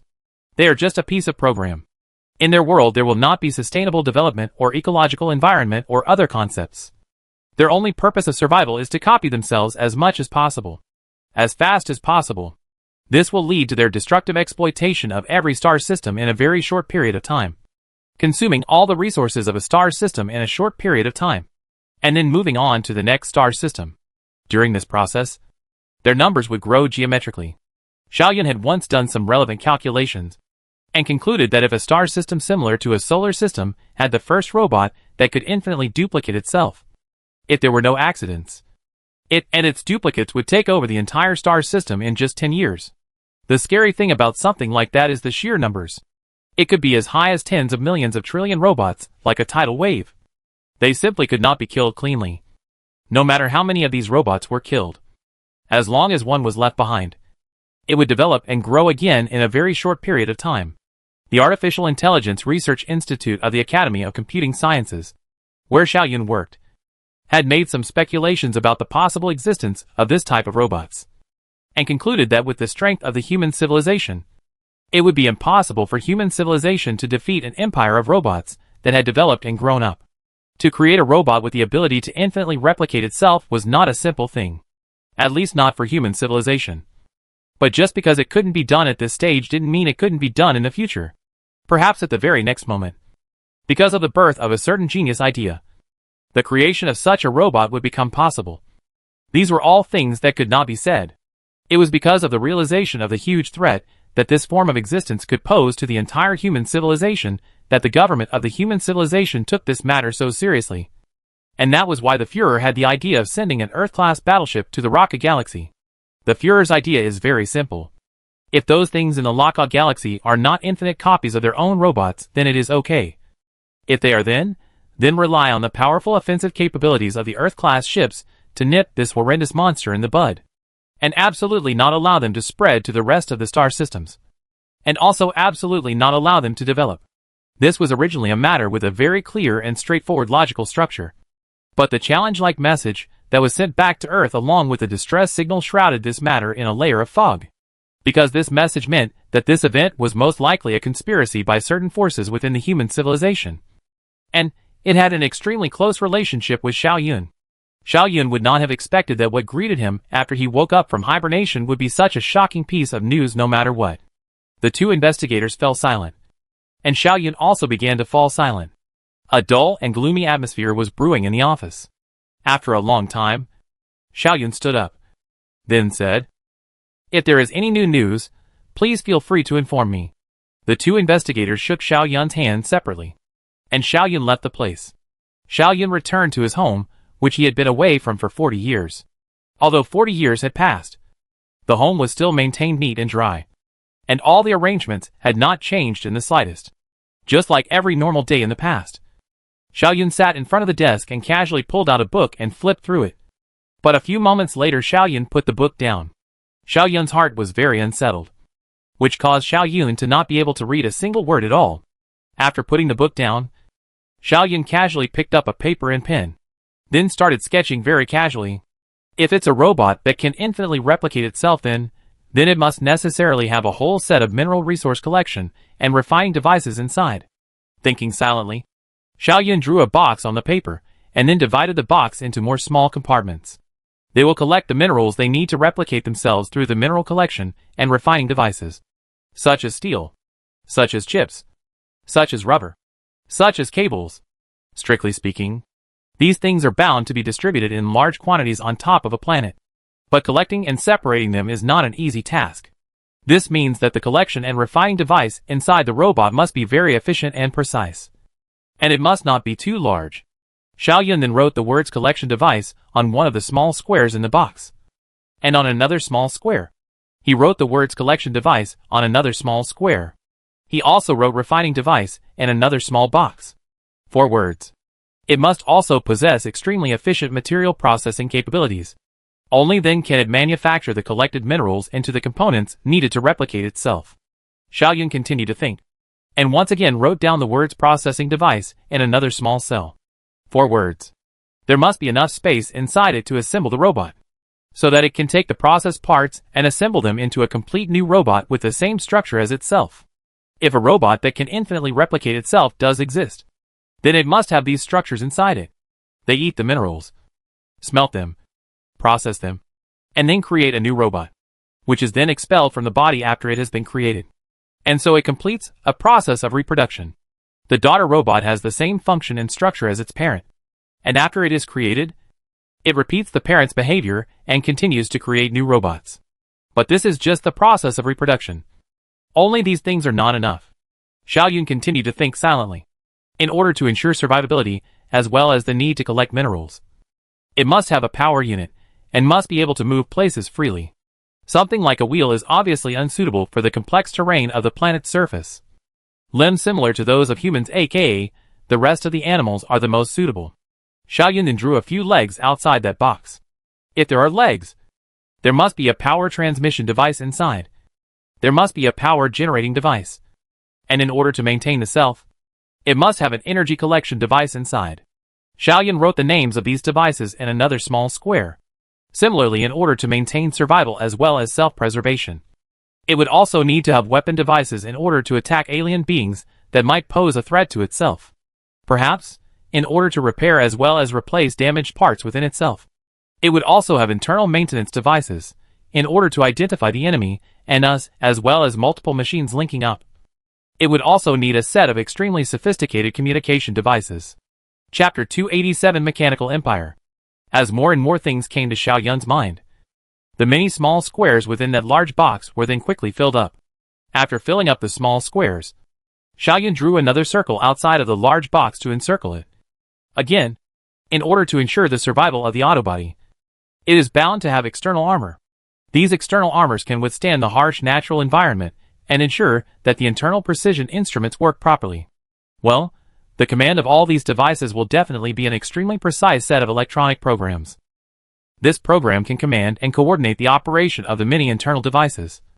It can optimize the algorithms to obtain the most resources for the replication of itself with the smallest amount of effort.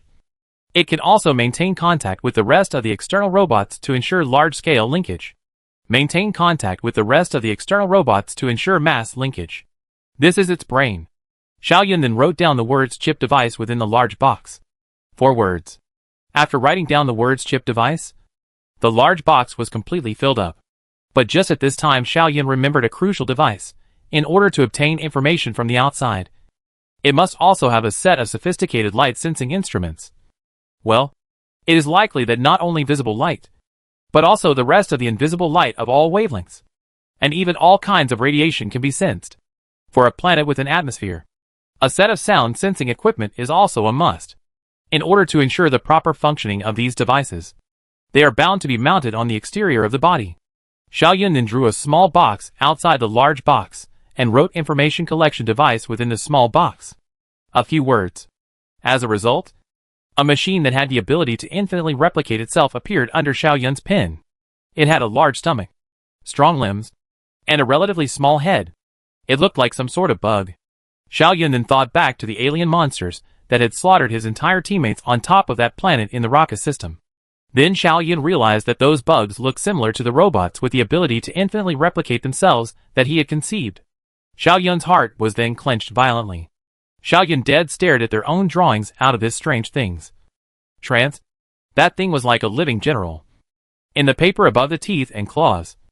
And then violently toward Xiao Yun jumped over. Xiao Yun shouted and reflexively leaned back. So the chair was also brought down. And Xiao Yun fell heavily on the floor. The pain from the fall brought Xiao Yun back to his senses. But that horrible feeling from before was always hovering in Xiao Yun's mind, refusing to leave. Xiao Yun propped up the ground with one hand, and sat on the floor breathing heavily for a long time before reacting. Then Xiao Yun picked up the chair and sat on it again. And then he once again saw the piece of paper, with the drawing of a strange-looking bug. It was still lying quietly on top of the desktop without any movement. It took Xiao Yun a full few minutes to regain his composure. So Xiao Yun began to think once more. The decay furnace is its heart, which is responsible for providing energy for all of the organism's actions. The internal maintenance device is its immune system, which is responsible for repairing internally damaged parts. The ore harvesting and refining device is its digestive system, which is responsible for providing the materials needed to replicate itself. The internal assembly device is its uterus, which is responsible for reproducing the next generation. The information gathering device is its eyes and ears. The weapon device is its fist. And the chip is its brain. By the way, for this type of robots, the replica robots birthed within them are most likely not complete structures, but only have certain necessary parts.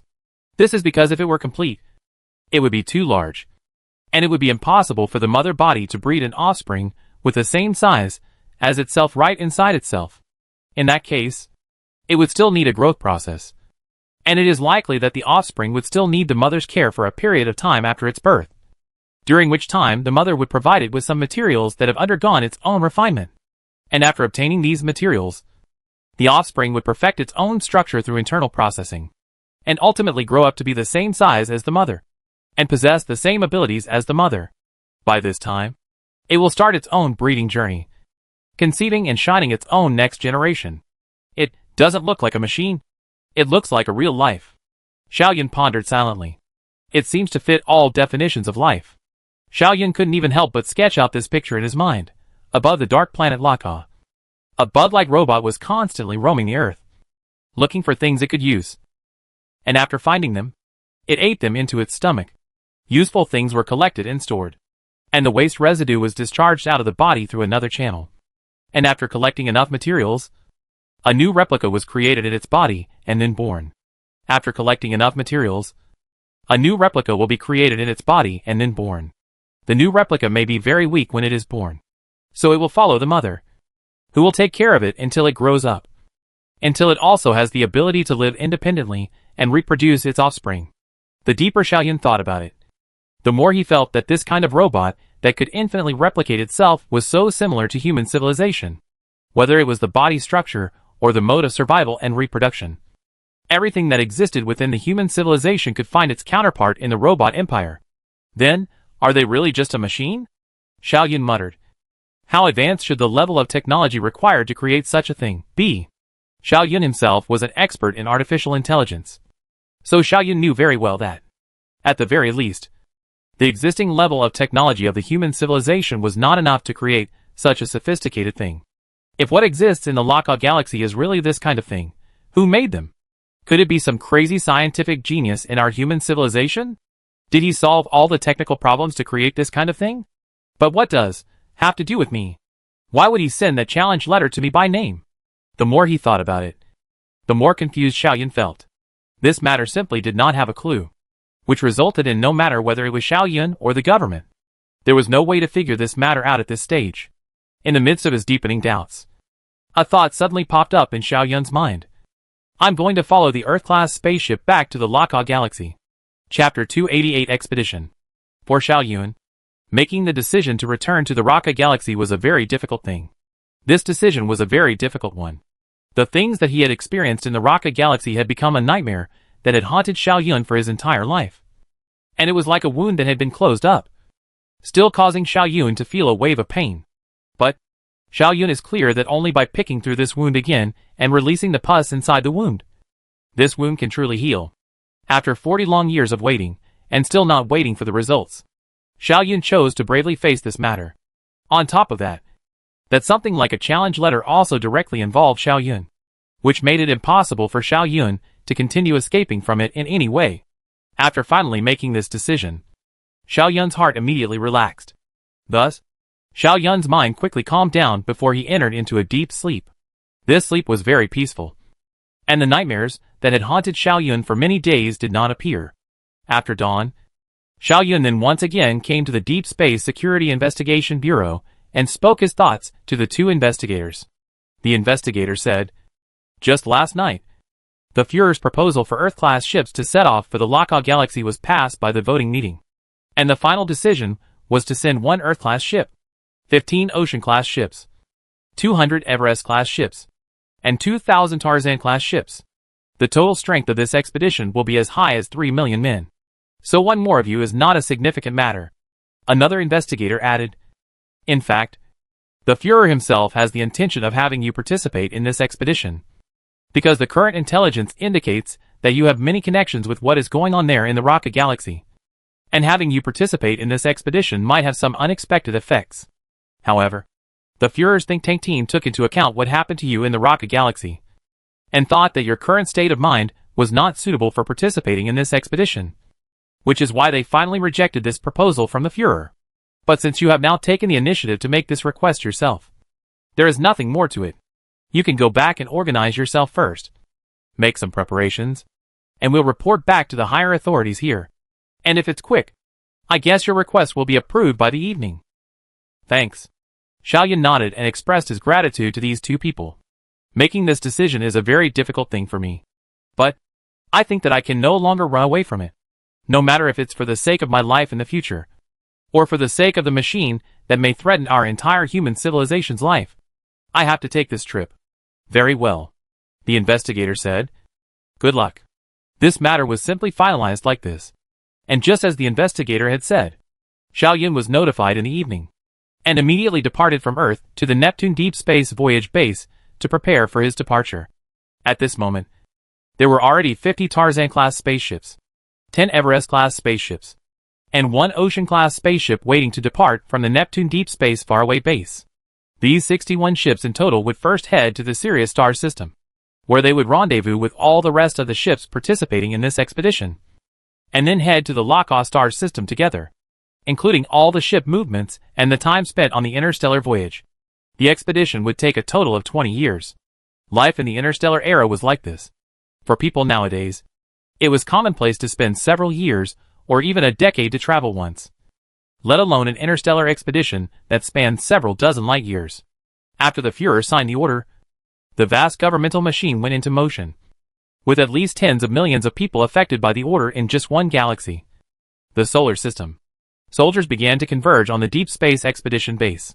Engineers began to carry out pre-war overhauls on the spaceships. Logisticians began to mobilize the resources needed for combat as well as for life. Many people began to be busy, and Xiao Yun was just one of these tens of millions of people. But compared to the entire human civilization, no, just compared to the population of the entire solar system, these tens of millions of people are only a very small part. While these tens of millions of people were affected, there were hundreds of times more people who were not even aware of this. People are still living, working, relaxing, and having fun as usual. Human civilization is too big, and the population is too large. It was impossible to travel at FTL speeds within a star system. So Xiao Yun took almost a month to arrive at the Neptune Deep Space Voyage Base from Earth. Because of the signing of the previous order, the entire Neptune base had already gathered a lot of population, and the previous dullness within the base was swept away, starting to become noisy and prosperous. If it wasn't for the fact that most of the people coming and going were wearing military uniforms, Xiao Yun would have thought that he had come to a bustling bazaar somewhere. Xiao Yun took his employment letter and found the captain of the Ocean-class ship, and under the captain's arrangement, Xiao Yun was assigned a room for his daily life, and was also temporarily given the title of Intelligence Analysis Staff. However, Due to the special nature of Xiao Yun's identity, the captain did not assign him a specific job. For the captain, his task was only to bring Xiao Yun to the Sirius star system, and then hand him over to the captain of the only Earth-class ship in the expedition. And Xiao Yun's specific tasks would be arranged by the captain of the Earth-class ship. The name of the captain of the Earth-class ship was Emmerich, and he was also the true commander-in-chief of the expedition. And all the personnel and ships involved in the expedition were subject to Emmerich's control and command. This was the true top level of the human civilization. And nominally, his rank was even higher than the highest administrator of a star system. After all, the human civilization had now occupied dozens of star systems, while there were only 3 Earth-class warships. To have such a big shot personally lead thousands of battleships and millions of soldiers to the Laka galaxy was enough to show the importance that the human civilization's government attached to this incident. Of course, Xiao Yun knew very clearly in his heart that no matter how much importance was attached to facing a robot empire that might exist to infinitely replicate itself, it would not be excessive. After all, that was a terrifying existence that could destroy an entire civilization and even occupy an entire river system. Chapter 289: The Demon's Challenge. The preparations ended after 2 months' time, and the huge fleet departed from the Neptune Deep Space Voyage Base to the Sirius star system under the leadership of this one ocean-class ship. The entire voyage was expected to take more than 4 years. During these 4 years, most of the people in the fleet would spend their time in hibernation. Xiao Yun was naturally no exception. Moreover, Xiao Yun would remain in hibernation until he arrived at the Sirius star system, and did not need to wake up in the middle of the journey like the rest of the people. The Sirius star system was a crucial transit point for human civilization. Near the Sirius star system and further away were Wharf 359, Ross 128, Ross 614, and a dozen other star systems with great development value. From the solar system to reach these star systems, all of them had to be transited from the Sirius star system. So even though there were no large planets in the Sirius star system that fit the definition of human beings, there were only a few dwarf planets and some asteroids and things like that. But Xiao Yun would be the exception. Although there are no large planets that meet the definition of human, but only some dwarf planets and some asteroids and other things. But it is still by the human civilization of the importance of the human civilization. One of the only 3 Earth-class spaceships are stationed in the Sirius star system. The Sirius star system is a binary star system. Sirius A is the main star of the Sirius star system. Its mass is about twice as much as the Sun. Its brightness is more than 20 times as bright as the Sun. And it belongs to the category of blue dwarf stars. Its companion star, Sirius B, was a white dwarf. And long ago Sirius B was an even bigger star than Sirius A. But the bigger the star, the shorter the lifespan. So Sirius B ran out of fusion fuel before Sirius A did, and eventually collapsed into a dim white dwarf. The fleet spent more than 4 years traveling at twice the speed of light. The fleet did not enter within Sirius' gravitational field of influence, but anchored more than 20 billion kilometers away from it. The fleets mobilized from the rest of the star systems also arrived within an equal amount of time. So the expeditionary corps finally converged here. It was at this time that Xiao Yun awoke. Although the fleet was still more than 20 billion kilometers away from the Sirius star system at this moment, the Sirius star still looked extremely dazzling here, to the point that it was impossible to look directly at it. This place was originally an ancient and desolate outer star system, and since its birth, no one had ever ventured here until thousands of years ago. It was only after the footsteps of human civilization arrived here that it gradually prospered, because of its crucial location. For business and other needs, human civilization had built many giant living bases here, and so far, more than 10 billion humans had lived here. However, Xiao Yun did not have the chance to enjoy the exotic flavors of the Sirius star system. This expedition was under high secrecy. Before the incident in the Laka galaxy was investigated and resolved, the government decided to strictly block all news to prevent social unrest. So not only Xiao Yun, but also the rest of the expedition personnel were ordered to be confined within the spaceship and not allowed to leave.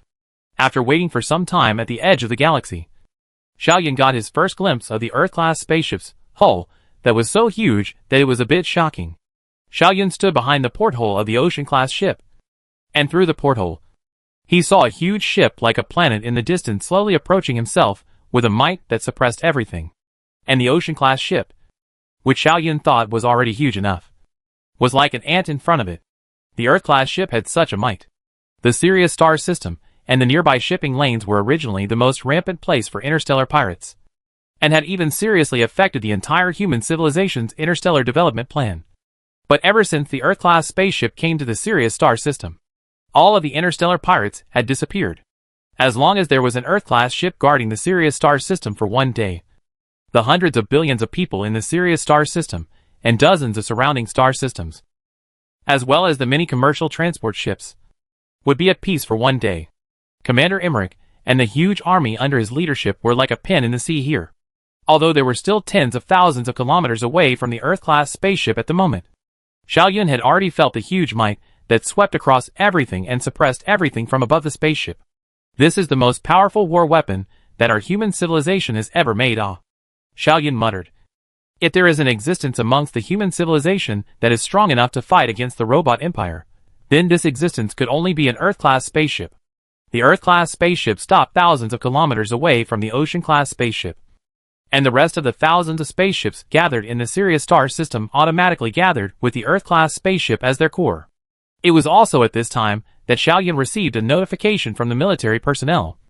According to the original plan, you should now go to the Earth-class ship. Commander Emmerich wants to receive you personally.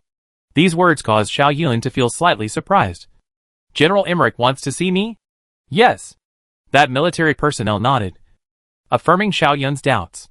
Xiao Yun felt a little apprehensive in his heart for no reason, because no matter in what way, General Emmerich was an extremely high-status being in the human civilization, and Xiao Yun had even heard some military personnel discussing about it in private.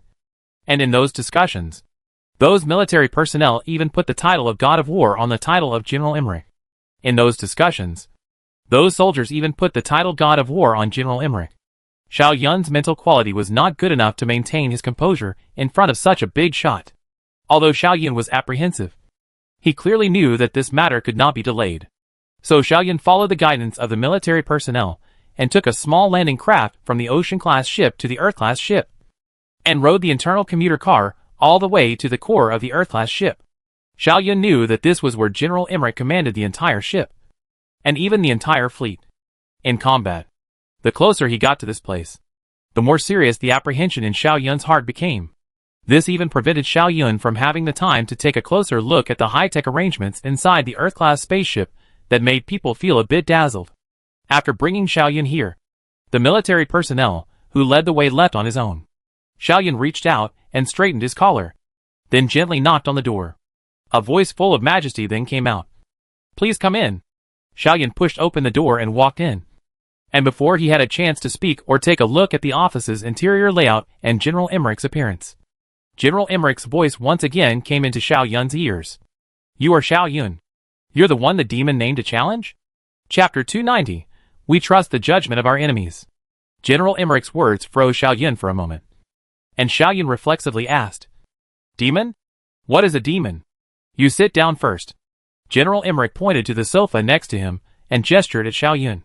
So Xiao Yun sat down with a stomach full of doubts. It was only at this time that Xiao Yun had the time to take a look at the layout of this office. Although he was a significant figure in the military of the human civilization, General Emmerich's office was extremely simple, and could even be said to be somewhat humble. Xiao Yun did not find any flashy decorations in this office, but instead saw many cold weapons that exuded an air of bloodshed and killing, as well as some primitive hot weapons that were already very old. On top of General Emmerich's desk there was also a long knife, the blade of which was a pitch-black color, without any luster. But as long as one looked at it, one could perceive the coldness emanating from it. The hilt of the knife had been moistened and rounded, and it was evident that the knife must have been often played with in the hands of its owner. General Emmerich himself was just like this long knife. His figure was extremely tall, but his body was not very strong. But his eyes were exceptionally godly, and when he looked at Xiao Yun, it would make Xiao Yun feel that there was a knife swimming around him.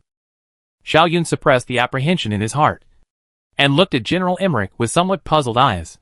General Emmerich stood up, but did not speak, instead carefully sizing up Xiao Yun before saying, "It seems that you do not know about these things. No matter. I can tell you all about the origin of this matter." Xiao Yun's heart was then violently clenched. Xiao Yun realized that in the next few moments, he would hear many things that were strictly kept secret within the realm of human civilization. And the reason why he would have the qualifications to hear these things was undoubtedly because of what General Emmerich had said earlier. He himself is the person that the demon has named to challenge. Recently, the so-called challenge himself had only received one. And that was an unknown challenge message from the Laka galaxy. But General Emmerich called it a demon's challenge. So it was obvious that General Emmerich knew something he didn't know. You may have heard of the Martian civilization, General Emmerich said. Our human civilization is not the first civilization to appear in the solar system. 400 to 500 million years before our human civilization appeared, a great civilization was also born on Mars, which we call the Martian civilization. The Martian civilization's technology developed to the extent that it was about to enter the interstellar age. But it eventually perished because of the limitations of the dead end. Originally, our human civilization would also have been trapped in the solar system because of the dead knot. But it was only after the original human hero Wei Feng brought back those crucial scientific data from the South Gate 2 galaxy that our human civilization finally broke the dead knot and developed to where it is now. These things were not a secret. It was just that too much time had already passed. And if they were not intentionally collected, it was impossible for ordinary people to know such a clear picture even if they had heard of these things. Xiao Yun also belonged to the category of ordinary people. So Xiao Yun had merely heard about it. Yes, I've heard about the Martian civilization. And I've also heard about Wei Feng. Xiao Yun nodded. General Emmerich continued. But the thing you don't know is that the Martian civilization wasn't actually trapped by a dead end. Originally, the survivors of the Martian civilization had sailed away to the middle of the South Gate 2 galaxy and had gained a respite there. And if there were no accidents, the Martian civilization would have prospered again. But in the end, the Martian civilization died out. So, do you know the reason for the Martian civilization's eventual demise? These things that General Emmerich said would not be known by ordinary people. And Xiao Yun naturally did not know these things. So Xiao Yun shook his head. Back when Wei Feng arrived at the South Gate 2 galaxy, he found a pyramid left behind by the Martian civilization on top of the Blue Night Star. While inside the pyramid, there was a Martian hibernating. And according to the information he left behind, the Martian civilization ultimately died at the hands of a demon. But what the demon actually was, he didn't say, as far as we can surmise. By not saying what the demon really is and the way to defeat it, he is trying to use that to coerce our human civilization into bringing him back to life. But unfortunately, that Martian has been hibernating for too long, which causes us to no longer have a way to bring him back to life. Until now, that Martian is still stored in one of the scientific research bases on Earth, while the secrets of the demon and the method to defeat the demon have been buried into the dust of time along with the Martian's slumber. Xiao Yun listened silently while continuously thinking rapidly. Xiao Yun didn't think that General Emmerich would talk about these things for no reason. So what was the connection between what General Emmerich had said, the demon that had led to the final demise of the Martian civilization in the first place, and the thing that was encamped in the Raka galaxy at this moment? Because this involves a catastrophic event that may be encountered during the course of a civilization's development. Our human civilization has always attached great importance to this. After all, the demon that caused the extinction of the Martian civilization in the first place may also happen to our human civilization when it reaches a certain stage of development. That's why our scientists have done a lot of research on the remains of the Martian civilization. And we have finally come to a conclusion. I think that you, as an AI expert, should have already guessed what exactly this is, General Emmerich said. Xiao Yun's heart jolted, and he immediately raised his head. Could it be that the so-called demons that caused the extinction of the Martian civilization in the first place were robots that could infinitely replicate themselves? General Emmerich said. We don't have direct evidence, but we agree that this is the case. And you know about what happened in the Laka galaxy. We likewise suspect that those things that exist in the Laka galaxy are the same kind of things as the so-called demons that caused the extinction of the Martian civilization in the first place. They caused the extinction of the Martian civilization in the first place. Who knows if they will cause the extinction of our human civilization in the present? General Emmerich spread his hands. It is precisely for this reason that we take this matter so seriously. And at the same time, also take you so seriously. Because the demon's challenge is directed at you.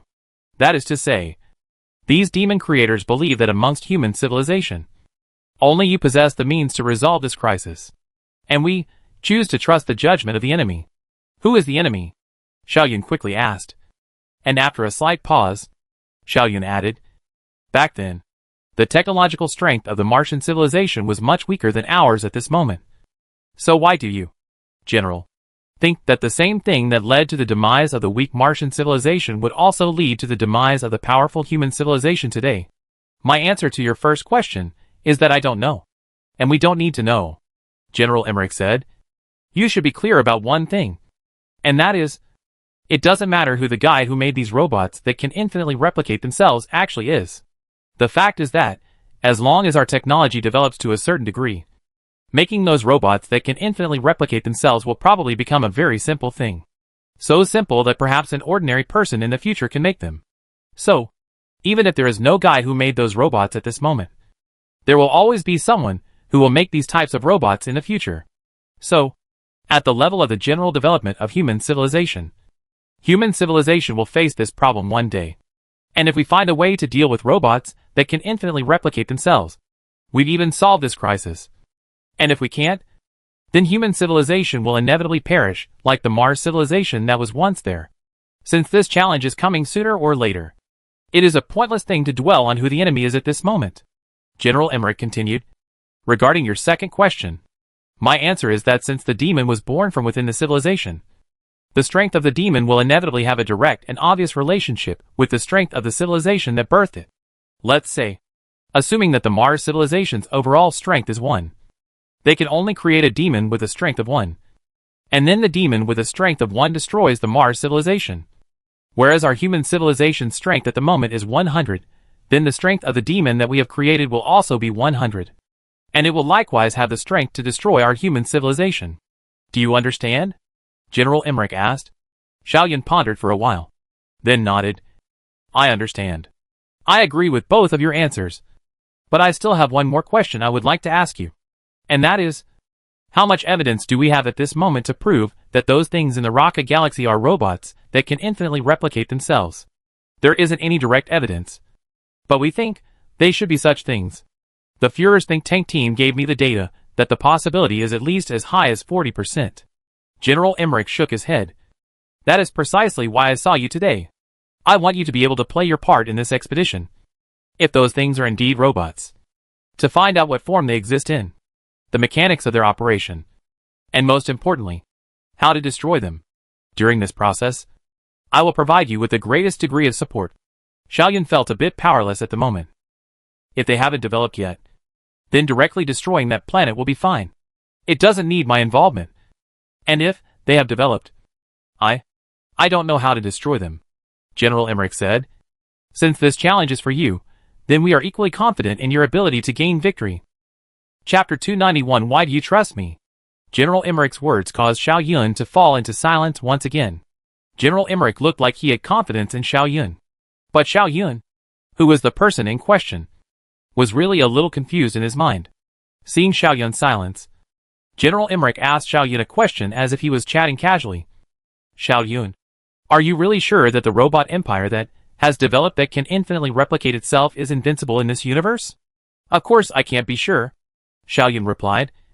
I can only say that they are invincible within a certain level, as long as they are not so high that they are crushed by unbeatable technological strength. Then the robot empire can wipe out the gap by virtue of its own huge numbers. After all, the robot empire doesn't have internal consumption and the rest of the miscellaneous stuff. They were born with a mission of constantly replicating themselves. The more the better.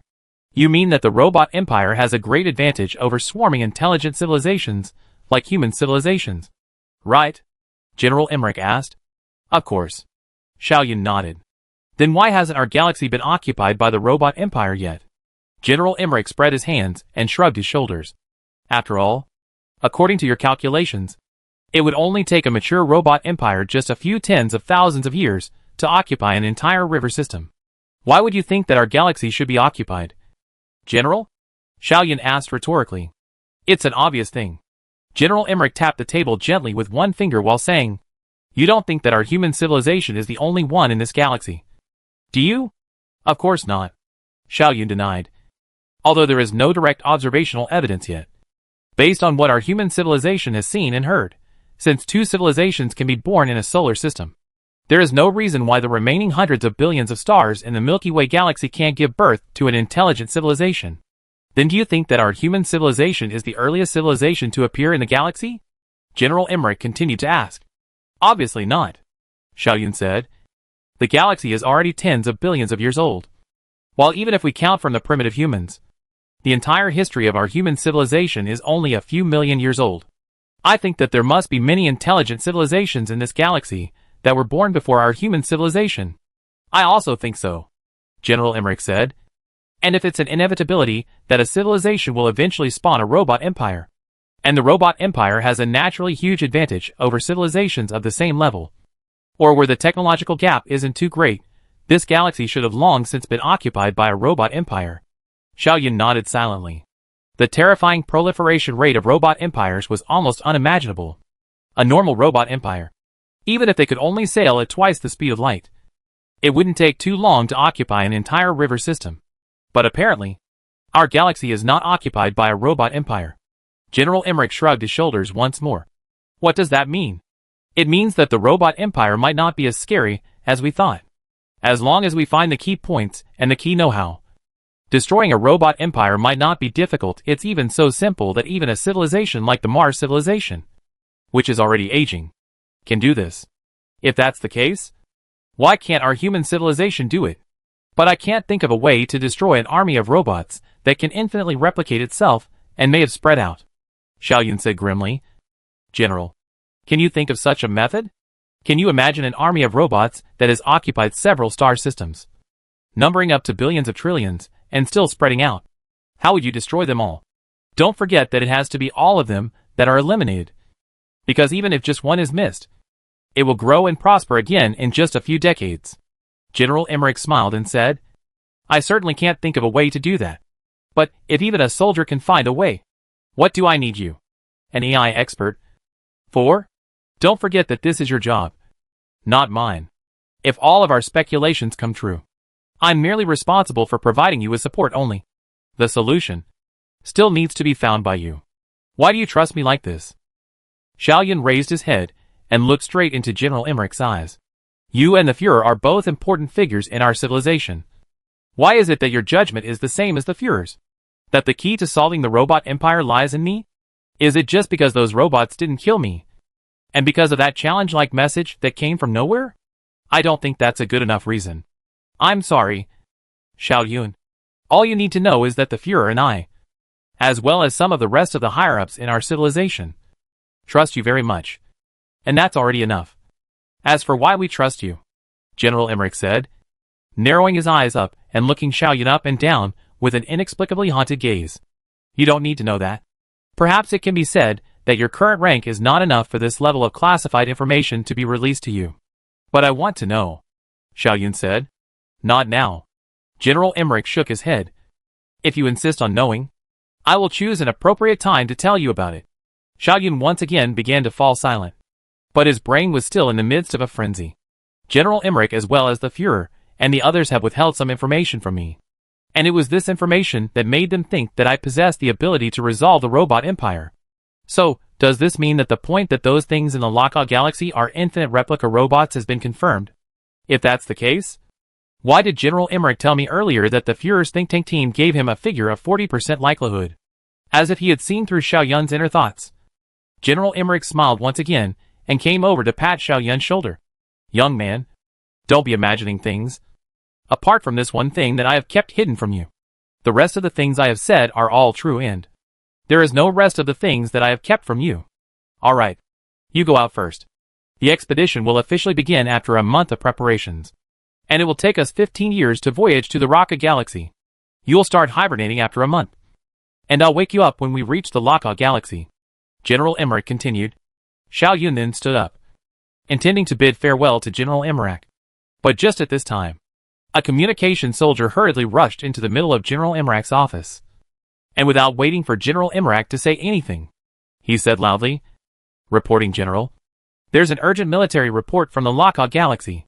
General Emmerich frowned, then glanced at Xiaoyun, who then immediately said, General, then I will take my leave first.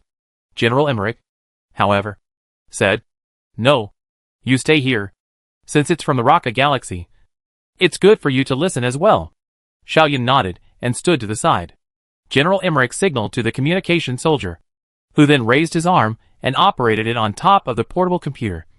And a three-dimensional projection appeared in front of the three. In the middle of the projection was a bald, middle-aged man wearing a white coat, who seemed to be a scientific researcher. After the projection was opened, the middle-aged man said hurriedly, "General, according to the latest observation information, we found that Laka star had a very abnormal flickering some time ago. We don't know what caused this flickering, but this event is so unusual that we thought we should report it to you." The Laka system was the destination of this expedition, and a place where infinite replica robots might exist, and every move from there would be taken seriously. However, Xiaoyun felt that something was wrong.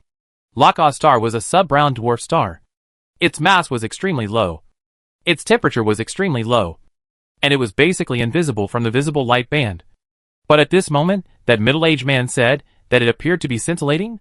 But that middle-aged man answered the question in Xiaoyun's mind in the next moment.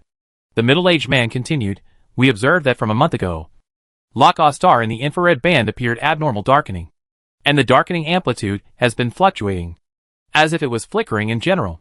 The flickering lasted for a month and only stopped recently. And after the flickering the brightness of Laka star returned to normal levels." Xiaoyun then let out an "oh" in his mind and secretly thought, so it was a flicker in the infrared band. General Emmerich asked, "What does this scintillation mean? What is the cause of its formation?" "It's not clear yet," the bald middle-aged man said. "But according to our speculation, this may be due to a large amount of interstellar matter obscuring it. It is possible that during this month's time a large amount of interstellar matter has appeared between Lakar and us, obscuring Lakar's radiation. And that is why we have observed this phenomenon. But as no such flickering has occurred in Lakar for hundreds of years before, and only recently, we believe that these flickers are most likely not a natural phenomenon. At the same time, because of the distance of more than 20 light-years between our observatory and the Laka system, these scintillations actually occurred more than 20 years ago, and we did not notice them until now." General Emmerich said faintly, "Continue to observe the Laka galaxy closely, and report every move there to me." Chapter 292 The Kamraka Galaxy. The communication soldier went out after reporting back to General Emmerich, while General Emmerich looked at Xiaoyun once again. "Do you have any thoughts on this matter?" "Thoughts?" Xiaoyun said while thinking. "I agree with those inferences he reported to you, and I share the belief that this flickering is caused by some object obscuring it. The Laka galaxy has never seen this kind of scintillation before, and now it has. Then it seems obvious that it is those demons that exist in the Laka galaxy that are blocking the radiation from the stars. What are they doing in the middle of the Laka galaxy?" General Emmerich muttered. "Blocking the light of a star. It must have taken an extremely large number of robots linking up together to do it, which means that this is a very large operation. And I would like to know what their intentions are in doing so. You should probably consult your staff team," Xiaoyun said. "I don't know how to fight. I can't judge the enemy's intentions. But the enemy is not human. They are most likely infinite replicating robots." General Emmerich looked deeply at Xiaoyun. "You are an expert in artificial intelligence. I want to hear your opinion." Xiaoyun hesitantly said, "The available information is too little for me to judge. However, I have a principle that I can tell you. That is, all the movements of the infinite replication robots, all their behaviors are based on internal procedures that have been edited long ago. And at the same time, all these movements and behaviors must be based on a single purpose, and that is to replicate themselves faster and better. The robots wouldn't do anything meaningless. Everything they did was for this purpose. In other words, the actions they are performing at this moment must also be for the purpose of replicating themselves faster and better. And as far as the star being obscured, I believe that this is merely a side effect. I think you might be able to base your thinking on that premise." General Emmerich thought for a moment, then waved his hand. "Go ahead and get out." "Okay, General. Goodbye." Xiaoyun bowed deeply to General Emmerich before walking out of the General's office. Not only did this conversation with General Emmerich not relax Xiaoyun's mind, but it made Xiaoyun feel heavier and heavier. There were too many unknowns and mysteries plaguing Xiaoyun, and worries about the future always hovered in Xiaoyun's mind and refused to leave. This made Xiaoyun's steps a little heavy. A logistics officer walked up to Xiaoyun and then arranged a place for him to stay and informed him of the subsequent arrangements for him. After doing these things, the logistics officer left, while Xiaoyun came alone into the middle of the collective dining hall of the Earth-class ship, intending to have something to eat here. The dining hall was filled with military personnel in board uniforms, because it was break time. The military personnel had also put down their usual seriousness, and were constantly joking with each other. There was laughter everywhere inside the dining hall. And it seemed that Xiao Yun was the only one who had a preoccupied look on his face. They probably all still don't know what they are about to face. Xiao Yun thought silently. After this Raka Galaxy expedition, I wonder how many of the people sitting here will be able to return to the solar system alive, regardless of whether the thing that existed in the Laka Galaxy was an infinite replica robot or not. This trip to the Laka Galaxy was bound to be uneventful. The battle was bound to be grueling. And even if the human side sent out Earth-class ships, Xiao Yun still didn't think that the humans had a surefire win in their hearts. After all, those things had destroyed 5 Taishan-class ships and a large research vessel in a very short period of time. And their speed was even so fast that it was too late for those ships to even escape. When there was a war, there were bound to be deaths. And if Xiao Yun didn't remember wrongly, from the time human civilization stepped out of the solar system until now, apart from some small-scale battles when dealing with interstellar pirates, the larger-scale ones, which could be called wars, had not happened even once. Hey! Xiao Yun silently sighed and turned around to leave the place after eating what was left in the middle of his dinner plate. Time passed quickly. A month's time rushed by, and the preparations before departure were carried out. A total of 2,216 combat ships of all levels, up to 100 heavy supply ships, as well as 10 logistics ships, as well as a total of up to 3 million military personnel, scholars, logistical support personnel, medical personnel, etc. on the ships. All have converged around the Earth-class spaceships. General Emmerich gave the order to depart, and the 2,000-odd ships began to accelerate together. After leaving Sirius at a certain distance, the FTL navigation was activated, and the ships disappeared from the visible universe. What awaited Xiao Yun and everyone in the spaceship would be a long journey of 15 years. The rest of the people also needed to undertake a variety of duty tasks, which resulted in them not being able to hibernate all the time. But Xiao Yun was different. Xiao Yun did not have any specific tasks to undertake, which meant that Xiao Yun could hibernate until he reached his destination. If something happened during the voyage that required Xiao Yun's presence, the staff in the ship would naturally wake Xiao Yun up. The huge fleet left the Sirius star system like this, while the tens of billions of humans living in the Sirius star system knew nothing about it. They were still continuing their lives, and they would never have thought that the Earth-class spaceship that had brought long-lasting peace to the Sirius star system and all the important shipping lanes around it had already left in silence. Let's hope that the departure of the Earth-class ship won't be known by those damn interstellar pirates. Xiao Yun thought silently. I also hope that this Raka Galaxy expedition will take care of those demons. The time for hibernation had arrived. Lying in the hibernation chamber, Xiao Yun's mind flashed with such a thought. Then the anesthetic gas was released, and a few moments later, Xiao Yun entered into the deepest sleep. Time flowed. The sea of stars changed. When Xiao Yun regained consciousness again, it was already 15 years that had passed. This voyage was as calm as ever. There were no accidents or changes during the journey. Everything was so calm that it was as if only one night had passed, and only one sleep had been taken. However, Xiao Yun knew that there were already many things that were different from before. The time span of nearly 30 light years had brought about a completely different starry sky from the Sirius star system, or the solar system. There were still many stars in the sky, but they were all unfamiliar. No, they were unfamiliar to others, but not to Xiao Yun, because just a few short decades ago, Xiao Yun had once come here. The stars in the sky had witnessed the tragedy that had occurred in the Raka Galaxy, Xiao Yun's hasty escape, and the destruction of the 5 Tarzan-class ships, and the science research ship. But Xiao Yun did not know what they would witness next.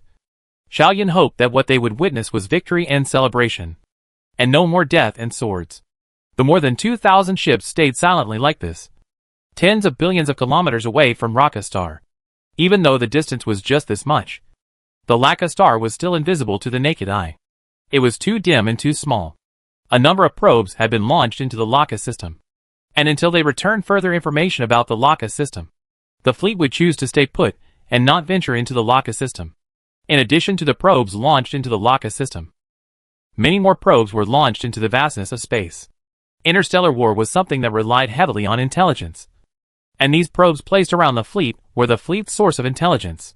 Whether the enemy chose to sneak attack or attack openly, they could not escape the detector's detection. Of course, in addition to being intelligence collectors, those probes also took on another task. That is, to collect fragments of possible spaceships or unidentified creatures around the Laka system. The 5 Tarzan-class ships and the research vessel must have fought fiercely with the unknown creatures of the Laka system before they were destroyed. And since there was a battle, there were bound to be fragments. By analyzing those fragments, General Emmerich would be able to obtain a lot of information. But the subsequent development was very unexpected. The fleet had launched hundreds of thousands of probes in half a month or so since arriving in the Raka system, exploring and searching tens of billions of kilometers of space. But not even a single piece of debris had been found. Technically speaking, the fleet did find some things, but those things were all under several thousandths of a millimeter in diameter. Although they could be distinguished from ordinary interstellar dust by means of precision detection instruments. And they did prove that a war had indeed taken place here. It was just that all those large pieces of debris had gone to where? There isn't any debris around the Laka galaxy. The probes that were launched into the Laka galaxy didn't find any debris inside the Laka galaxy either. Not only did they not find debris, they didn't even find the unknown lifeforms that had almost certainly existed in the Laka galaxy. Not a single one. It was as if the Laka system had been cleaned most thoroughly. And apart from the star Laka and its only planet, there was nothing else here. There were no alien monsters, no ship wreckage, no human bodies, nothing. Everything is clean as if all the previous experiences were just a dream. The Raka galaxy still maintained its calm that had lasted for billions of years, as if it had never changed. Then let the robots land on the planets and take a look. There's no way those alien monsters haven't left a trace, General Emmerich said. Chapter 293 Planets and Candy. Planet Laka was just silently suspended tens of billions of kilometers away from the fleet. It was like a lost world, full of endless mystery and darkness. There was a heavy cloud layer above planet Laka, which was even thicker than the cloud layer above Venus in the solar system. This resulted in the probes launched by General Emmerich not being able to obtain any information on the surface of the planet at all. Under such circumstances, sending robots to land on the planet was the most appropriate approach. If the robots explored and determined that there was no danger on planet Raka, it would not be too late to send humans to land at that time. A formation of robots was launched from one of the ships and set off on a vast dark journey. It would take 10 days or so to navigate to planet Raka, and then reveal the truth that was covered by this heavy cloud to the people waiting here. Xiao Yun then saw the information transmitted back by these robots in the combat command hall together with General Emmerich. There was basically no visible light on the surface of planet Laka, so the robots were using infrared light to film, which caused the images people saw to always have a strange hue, looking like some old video footage that had lost its true colors after a long period of time. This was the first time that the people in the fleet had seen the surface of planet Raka. But for Xiao Yun, these things were not rare, because decades ago, Xiao Yun had once lived in this kind of environment for a long time. Whether it was the undulating mountains or the horizontal gullies, as well as the gusts of wind that could blow away boulders, these things were all familiar to Xiao Yun. There was just one thing: although the mountain ranges were still mountain ranges, although the gullies were still gullies, they all looked a little different from what Xiao Yun had seen before. Mountains of course towered above the earth, but the mountains above planet Raka at the moment didn't look like that. To describe them in a hard way, it would be, they seemed to be piled up rather than pierced out from under the earth. Xiao Yun tried hard to think of an adjective in his mind, and only after a long time did he suddenly remember that these mountains were similar to the sand dunes in the deserts on Earth. Those gullies are also the same. They are no longer sharp, but have become very gentle, like a small ditch blown out by the wind in the desert.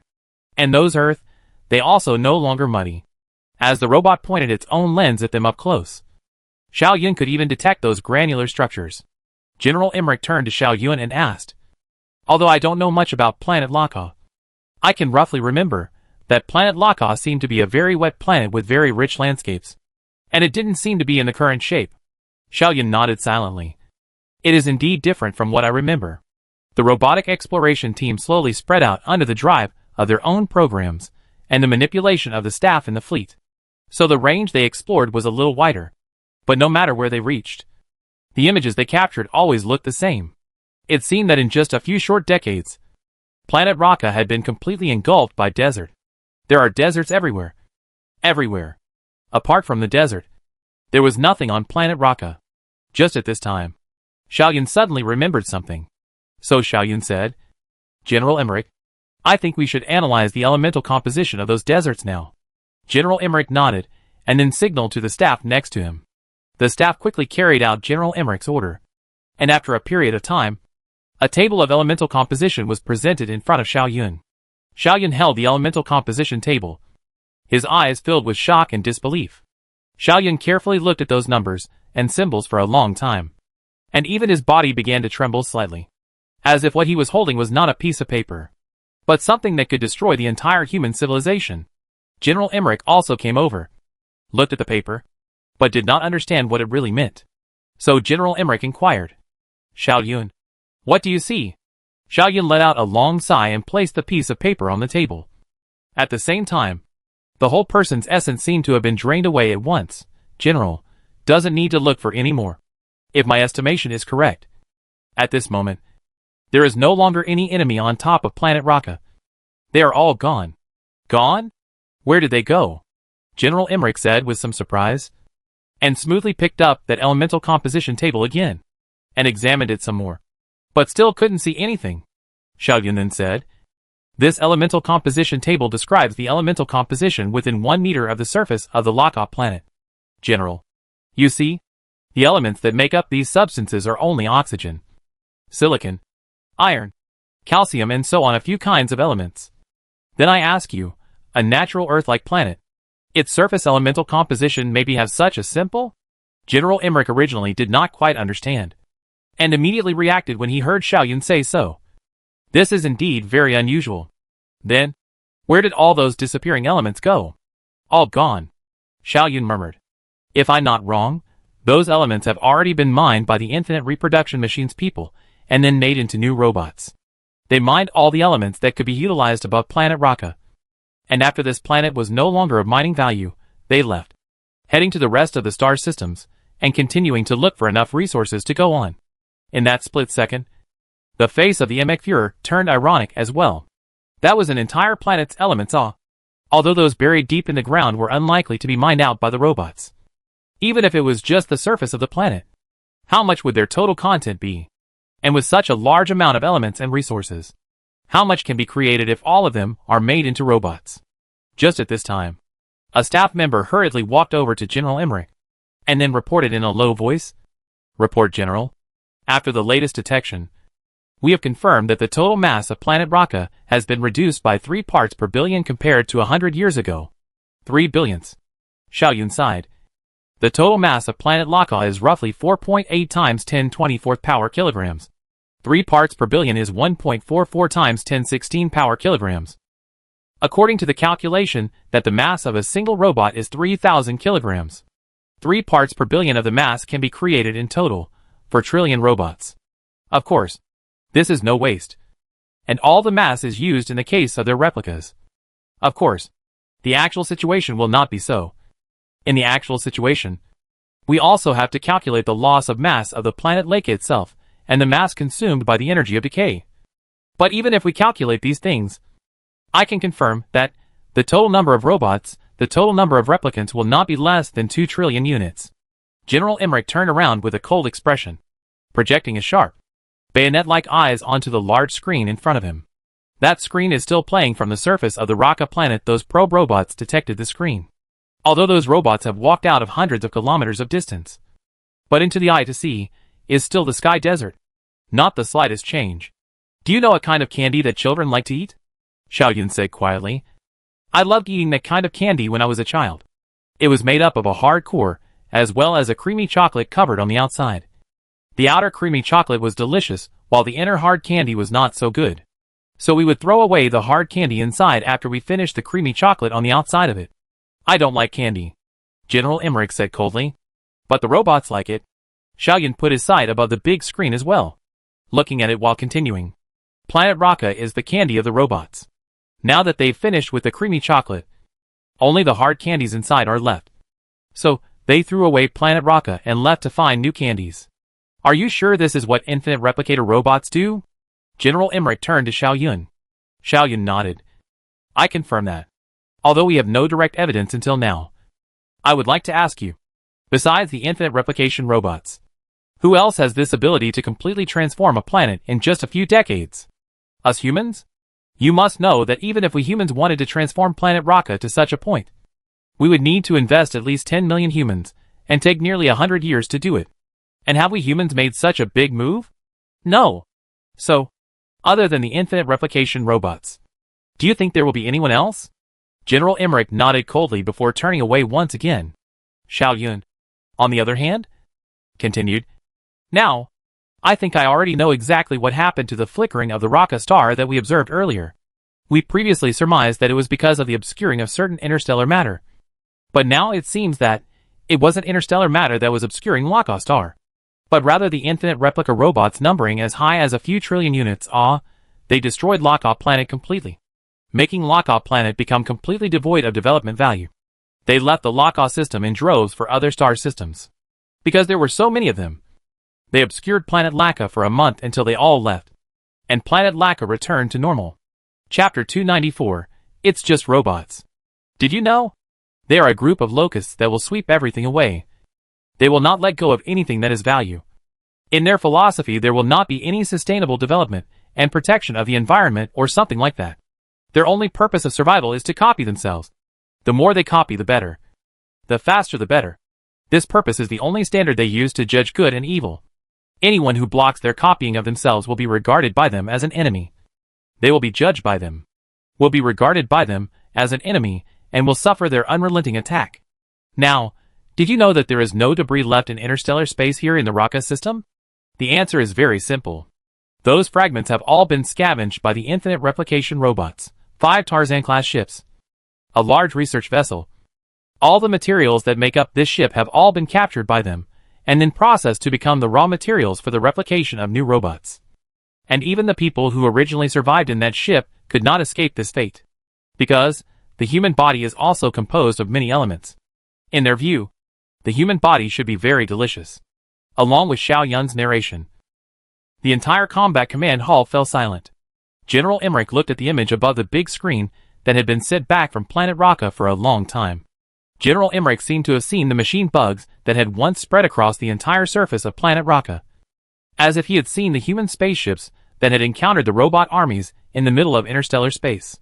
The 5 Tarzan-class ships would not be able to fight back in the face of an army of trillions of robots. After the swarm flooded them, their only end would be destruction, with not even fragments of the ship or human corpses remaining. It was like what Xiao Yun had said. Ship fragments and human corpses are both delicious to the robot army. General Emmerich also thought of the scene when the robot army left the Raka system. That kind of scene would send a chill radiating from the bottom of one's heart just by thinking about it. Trillions of bug-like robots flew up from above planet Raka in swarms, like a tornado heading straight up into the sky, leaving this planet Raka, which had already been turned into a barren wasteland, and then coming into interstellar space. They flew by in such a vast swarm that they even obscured the Raka star, making it look as if it were shimmering from the outside. Covering the sky wasn't even enough to describe the scene. They were a vast torrent of steel, a sea of robots, and in front of this endless ocean of robots, any existence would be torn to shreds. The huge fleet led by General Emmerich had taken more than 10 years to arrive here, but those robots had left this place nearly 50 years ago. General Emmerich was a soldier, and soldiers, to guard their civilization was their vocation. Even in the face of the vicious interstellar pirates, General Emmerich had not been so angry at this moment. Because even if the interstellar pirates are ferocious, they still belong to the category of human beings. They have done bad things. Naturally, there are laws within the human civilization to punish them. And at this moment, General Emmerich was facing something that human civilization had never touched before. Nearly 20,000 humans had died here, and 6 ships belonging to the human civilization had been destroyed here. That was originally a living life. That was a good man in the army. That was a researcher who had contributed his life's work to the scientific and technological progress of the human civilization. They all died here. General Emmerich's eyes began to become red. His hands also unknowingly clenched into fists. But this situation only lasted less than 10 seconds. After a deep breath, General Emmerich regained his composure. War is not a thing to play around with. Bringing emotions to command a war is something that will go terribly wrong. General Emmerich is an outstanding soldier. He knows this truth very clearly. So now General Emmerich's mind regained its clarity, and was not disturbed by the slightest emotion. Xiao Yun, let me ask you a question, General Emmerich said. Those robots that can infinitely replicate themselves, do they count as life? Not really. Robots can never have life. Xiaoyun said without hesitation. I can be 100% certain that human civilization, or civilizations that are 1,000 years or 10,000 years more advanced than human civilization, as long as the technology is still within the framework of our science, they will never be able to create true mechanical life. Life is the most complex thing in the universe. A bunch of chaotic elements gathered together to form an elemental polymer can actually use their own thinking and means to explore and understand the universe. This is the most strange thing in the universe. In other words, only this endless universe under an almost endless sample base can develop intelligent life. And our human civilization is still far from that. So what are those robots? General Emmerich continued to ask. After a moment of silence, Xiaoyun made this reply. They are just robots. Nothing more. Like I once said, everything they do is edited internally in a programmed manner. They kill people because the program judges that the existence of humans is blocking them from replicating themselves. They take planet Laka captive. Again to replicate themselves. They leave the Laka galaxy after exploiting the resources in it to the hilt. Again to replicate themselves. General Emmerich nodded slowly. I see. So what kind of battle power do they possess? Can you make some judgment on that? Xiaoyun shook his head with some difficulty. I can't do that. Unless we can capture a robot for me to analyze on the ground. I think we should send people to launch the most comprehensive search of planet Laka. A planet is very large. Even if those robots search the planet more closely, there should always be some omissions. As long as we can get a little bit of their components, we can analyze their technology level through material science, structural science, and so on. In this way, we might be able to speculate on their battle strength data. Okay. I agree with you. General Emmerich nodded and instructed an aide next to him. Pass on my order to immediately launch a comprehensive search for planet Laka.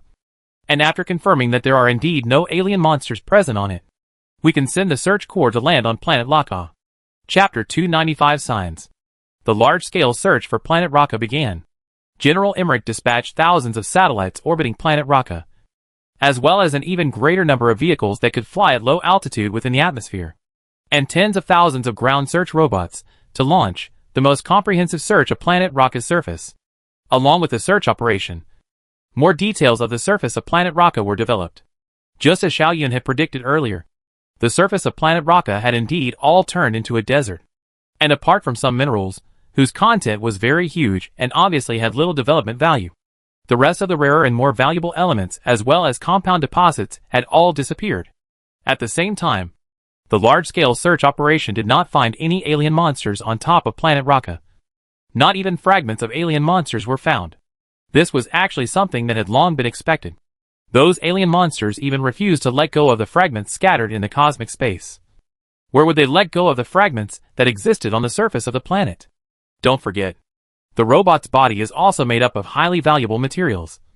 Xiaoyun is almost certain that as long as a robot is destroyed because of a malfunction or some external reasons and can't repair itself, then immediately there will be thousands of tens of thousands of robots swarming up to completely split it into pieces. The original composition of all the materials of it will be back to the furnace to rehearse, and then turned into the newborn robot's body on top of some part. The newborn robot's body would then be turned into a part, although he could not find anything on top of planet Raka, which Xiaoyun, as well as General Emmerich and the others, had already thought of. The searching action still did not stop, but instead expanded a little more. After all, a planet is too big. There will always be some places that those robots can't find, such as the depths of the earth, the depths of the caves, and such places will leave a little trace. After confirming the safety of planet Raka, a large-scale human army also landed on top of planet Raka. Originally, only a few thousand soldiers were sent here, but then it increased to tens of thousands. These tens of thousands of soldiers were traveling on the most advanced vehicles, using the most advanced searching instruments, and together with the robots that had already been dispatched here, as well as the aircraft and satellites. They were searching here. Xiaoyun was also involved in this process, and received the strictest protection from the soldiers. As long as there was any accident, Xiaoyun would immediately be evacuated. After all, as the key figure in this incident, General Emmerich would not allow Xiaoyun to have any accidents. Xiaoyun descended from the intra-atmospheric craft, and then stood on top of this roiling sand, and dust on the surface of planet Raka. Looking at everything in front of him that was both familiar and unfamiliar, Xiao Yun's heart fluttered in his mind, never able to calm down. Decades ago, he had fled from here in fear. Decades later, he came here again. But this place has long since changed. And even those demons that killed his companions and killed his loved ones have disappeared. Raka planet has an atmosphere, and also very thick, which means that even if the wind speed here is very low, it will also have great destructive power, because they have been so thick that they are like water flow. Water flow to wash away a piece of stone is a very normal thing. The wind here to blow away a piece of stone is also a very normal thing. However, there is no stone here. Here there is just this sky of sand and dust. After those sand dust is blown up, it will stay in the sky for a long time because of the air buoyancy. And it has been floating there, always refusing to fall down. When the lighting shines on them, their constant changes under the effect of the wind will truly show in people's eyes, looking like the face of a constantly changing devil. Everywhere is wind and sand. Everywhere is floating in the sky dust, which leads to this world is always full of a kind of magic and unreal flavor. Let a person does not know how to face good. The scenes seen on the big screen in the combat command hall were always less shocking than seeing them on the ground. Although Xiao Yun had been psychologically prepared before coming here, Xiao Yun still had a strange feeling after actually coming here and landing. Xiao Yun shook his head vigorously, shaking off those pie-in-the-sky thoughts in his mind before taking a few steps forward. Those soldiers next to him, who were responsible for protecting Xiao Yun, then followed suit and walked forwards. Xiao Yun stopped after walking for some time, and those soldiers stopped as well. Xiao Yun stood here in a daze and did not move. Time slipped away bit by bit. Several minutes had passed, and Xiao Yun was still standing here. A soldier next to him was about to come over and ask Xiao Yun what was wrong. But Xiao Yun then waved his hand to indicate that he was fine. So the soldier stopped and continued to stand in place to carry out his guarding duties.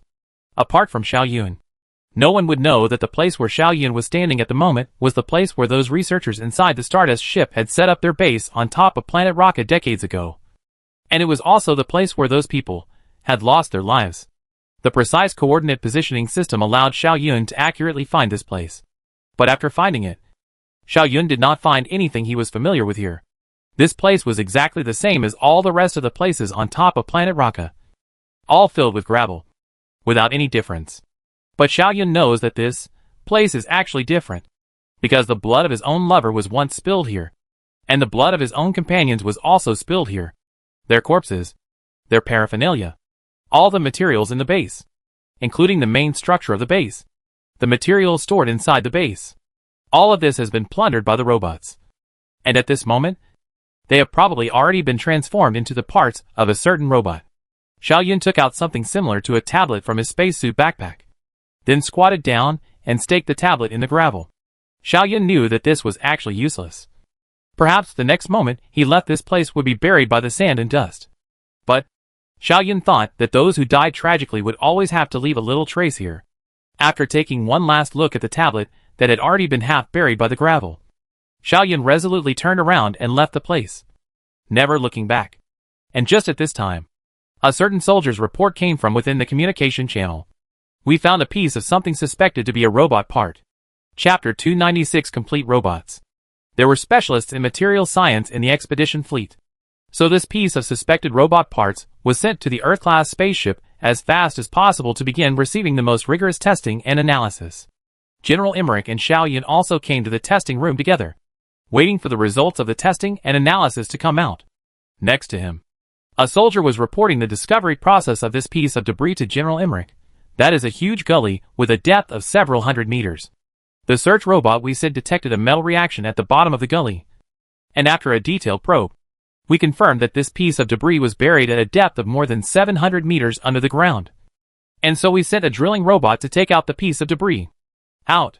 According to our speculation, it is because the fragment was buried so deep that it is likely that those robots didn't acquire its ability or didn't discover it, that it could have been preserved until now and found by us. We think that there may be more of these fragments above planet Raka. And if we continue to look for them, we should still have something to show for it, the soldier said. General Emmerich then nodded. All right. Then you will continue your search. Well, in that case, double the number of robots, satellites, and interatmospheric vehicles used to search for debris again, and increased the searching manpower to 300,000. Yes, General. The soldier immediately stood upright and loudly agreed. After waiting for a few more moments, the results of the testing and analysis of that fragment finally came out. But for some reason, those experts who finally got the test results all had somewhat surprised expressions on their faces. This made Xiao Yun's heart and mind heavier and heavier. Could it be that the technology of these infinite replica robots has already reached such a high level, even to the point of making these experts feel surprised? General, an expert said hesitantly, the test results are very inconsistent with the data we expected.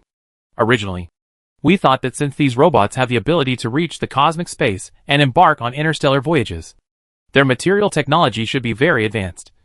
And even if they lag behind our human civilization, they shouldn't lag behind too much. But, however, our test data shows that this piece of what is presumed to be a limb power transmission unit thing, its material science performance is very poor, not even comparable to the materials of some of our human civilization civilian spaceships that can only carry out intergalactic voyages. That expert's words caused Xiao Yun to be surprised as well. What? How could their materials be so backward? Can robots competent enough for interstellar voyages be made from such backward materials?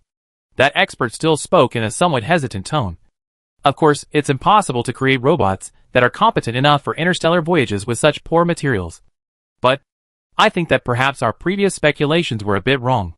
And it's also possible that just the leg power transmission units of those robots are made of this kind of material composition.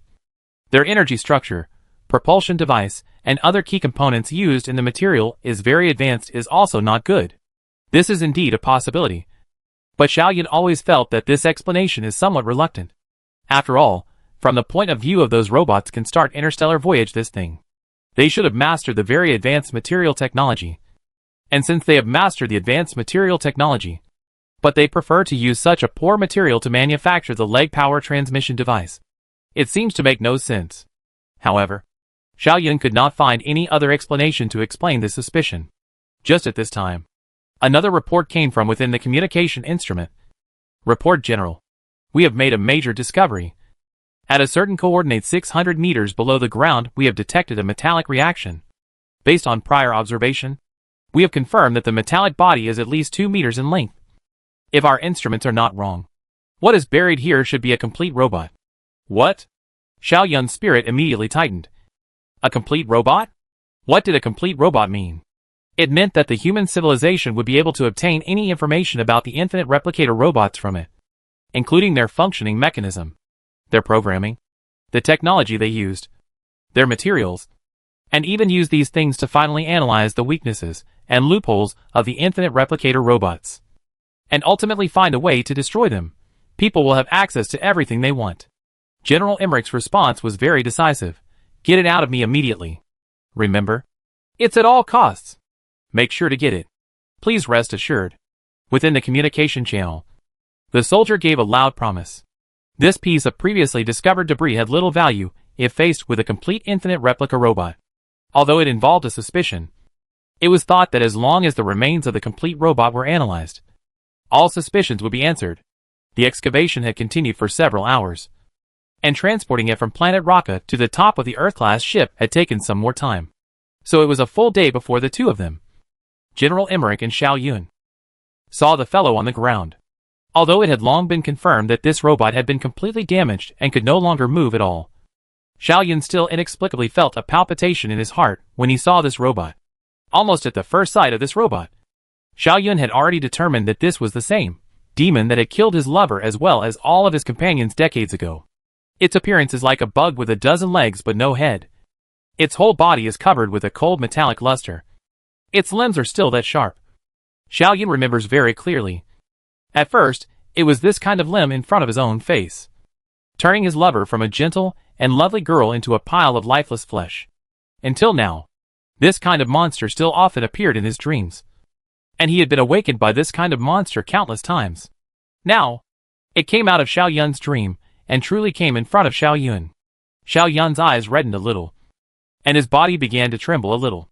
General Emmerich patted Xiao Yun's shoulder, and Xiao Yun then whispered, "I'm fine. Don't worry about me." After calming his emotions, Xiao Yun said, Separate its head.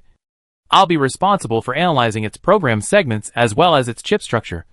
And you guys will be responsible for analyzing its body composition, as well as its functioning mechanism. Okay. A scientist said, and maneuvered the instrument to send this robot into the lab. People would first use scanning instruments to determine its internal body structure, and then completely disassemble it under the premise of being recoverable. Scientists from various disciplines would analyze everything about it in the most exhaustive manner, unearthing all the mysteries contained within its body. This was an important matter involving the survival of the entire human civilization. After all, now that the infinite replicator robot had been confirmed, knowing a little more about it would give us a little more hope of defeating them. The specific dismantling work would still take some time. So Xiaoyun started waiting outside the lab together with General Emmerich. While General Emmerich still had that serious look about him, Xiaoyun looked a little disorientated, not knowing what he was thinking. General Emmerich seemed to have seen through Xiaoyun's heart. So he intentionally stirred up the topic, trying to distract Xiaoyun's attention, according to the soldiers who discovered this guy. This guy drilled into the ground with the intention of obtaining minerals from the depths of the earth. And then probably because of the machine malfunctioning or some other changes, it was stuck in the ground, because it was buried too deep. Its companions didn't find it, so that it was lucky enough to stay until now, and eventually be found by us. Xiaoyun whispered oh. After letting out a sound, he continued to remain silent. It seems that our human civilization is about to suffer another calamity. General Emmerich muttered. I have fought a lifetime of wars, and the number of interstellar pirates who have died under my command is uncountable. But this is the first time I have faced this kind of enemy, and I don't know how their strength is, and whether or not our human civilization will be able to obtain the final victory. Xiaoyun forced a smile, then said, after all, our galaxy has not yet been occupied by infinite replica robots. Isn't it? General Emmerich slapped Xiaoyun's shoulder hard and laughed out loud. That's right. Our galaxy has not yet been occupied by these monsters, which means that they are bound to have fatal flaws. In that case, what do we have to be afraid of? Of course, we can't deny the terrifying nature of such things. General Emmerich continued. I won't take any of my enemies lightly, and I will certainly go all out when facing them. At the same time, our human civilization will also go all out. After the results of the comprehensive analysis of this robot come out, I will send this information to the solar system more than 30 light-years away by means of FTL communication, and ask the human civilization government to immediately issue a mobilization order to mobilize the entire civilization to get ready to face a long and vast war. After all, what we are facing is probably an enemy that is 10 million or even 1 billion times more numerous than the entire population of our human civilization. As infinite as the sea of stars. General Emmerich sighed there, and a researcher had already walked out at this time. General Xiaoyun, there is a bad news to tell you. That is, this robot most likely activated the self-destruct device inside its body before it finally lost its power. And all the key parts inside it were destroyed, including those brain chips that commanded all of its movements. Chapter 297 The Genius of Creating Ideas. That researcher's words caused Xiaoyun's heart to sink. Self-destruct device? All the key internal parts are completely destroyed? Is there any possibility of recovery? If it cannot be recovered, what kind of information can you still derive from it? Most of those damaged parts are recoverable. After all, those are technologies within our realm of understanding. That researcher uttered a better news. But, Xiaoyun, you are an AI expert, so you should know that although most of its body can be recovered, the brain chip that is responsible for directing all of its body movements cannot be recovered. Oh, that's not accurate. The accurate way to say it is that the chip can be recovered and even recreated, but the information carried on top of the chip is completely lost. Mechanical damage was always the most thorough form of damage. The core component that commanded a robot's actions was a tiny chip. But the value of this tiny chip was greater than the robot's entire body, because all the design ideas of the person who designed these infinite replica robots, the method of realizing various functions, the coordination between the robots, and so on, all of this information was stored on top of the chip. It could even be said uncritically that if that crucial chip could be obtained, the probability of human civilization finding a way to deal with the infinite replicating robots would rise by at least 30%. But the chip was not available. Fine, Xiaoyun said with some disappointment. Then what about the rest of the information? General, both you and Xiaoyun can come in and take a look. the researcher said, and led General Emmerich and Xiao Yun into the research room together. There were still many staff members busy in the research room. In front of them was a pile of parts that appeared to be scattered, but were clearly organized between them. Obviously, the robot had been completely disassembled by these researchers. The researcher used a long stick to point at those parts while introducing Xiao Yun. Look here. After our initial analysis, we confirmed that this is its power unit. Like our human civilization, it also adopts the decay energy drive method. This is its mineral collection and refining device. This is the parts processing device. And this is the assembly workshop. It took that researcher a long time to introduce the scattered parts. After finishing the roll of the last part, the researcher turned around and said to Xiao Yun, "Yes, everything is just like what you said on the report you submitted at the beginning. The internal structure and functional modules of this robot are basically similar to the ones you conceived at the beginning. It is a robot that can infinitely replicate itself." After that researcher stated this conclusion, both General Emmerich and Xiao Yun's moods were somewhat heavy. Before this, no matter how many ideas and guesses the two had made, and no matter how solid the logic of those guesses were, neither of them could be sure that what they would be facing in the future would be an infinite replicating robot. Such a terrible thing. Because speculation is always just speculation. As long as there is no actual evidence, it can only be speculation. But now, the speculation had become reality. The researcher continued, "We have detected a large number of structures and components with the manufacturing style of human civilization within this robot. And most of the technologies used are already available within our human civilization, while a small number of the technologies applied to this robot, which were not mastered by our human civilization, have a very obvious inheritance relationship with our human civilization. I.e., those technologies are all inherited from our human civilization, which means that they are the same as our human civilization. The technology that we have not mastered has a very obvious inheritance relationship with our civilization, i.e., those technologies are developed on top of ours. So, I can say with great certainty that this thing was made by a human, or an alien who is very familiar with human technology." Xiao Yun turned around and once again began to take a closer look at the scattered parts. The researcher followed behind Xiao Yun and continued, "The working mechanism of this robot is very precise, because of the lack of core chip information. Even if we have disassembled it into the most detailed analysis, we can only grasp the general principle of its working principle.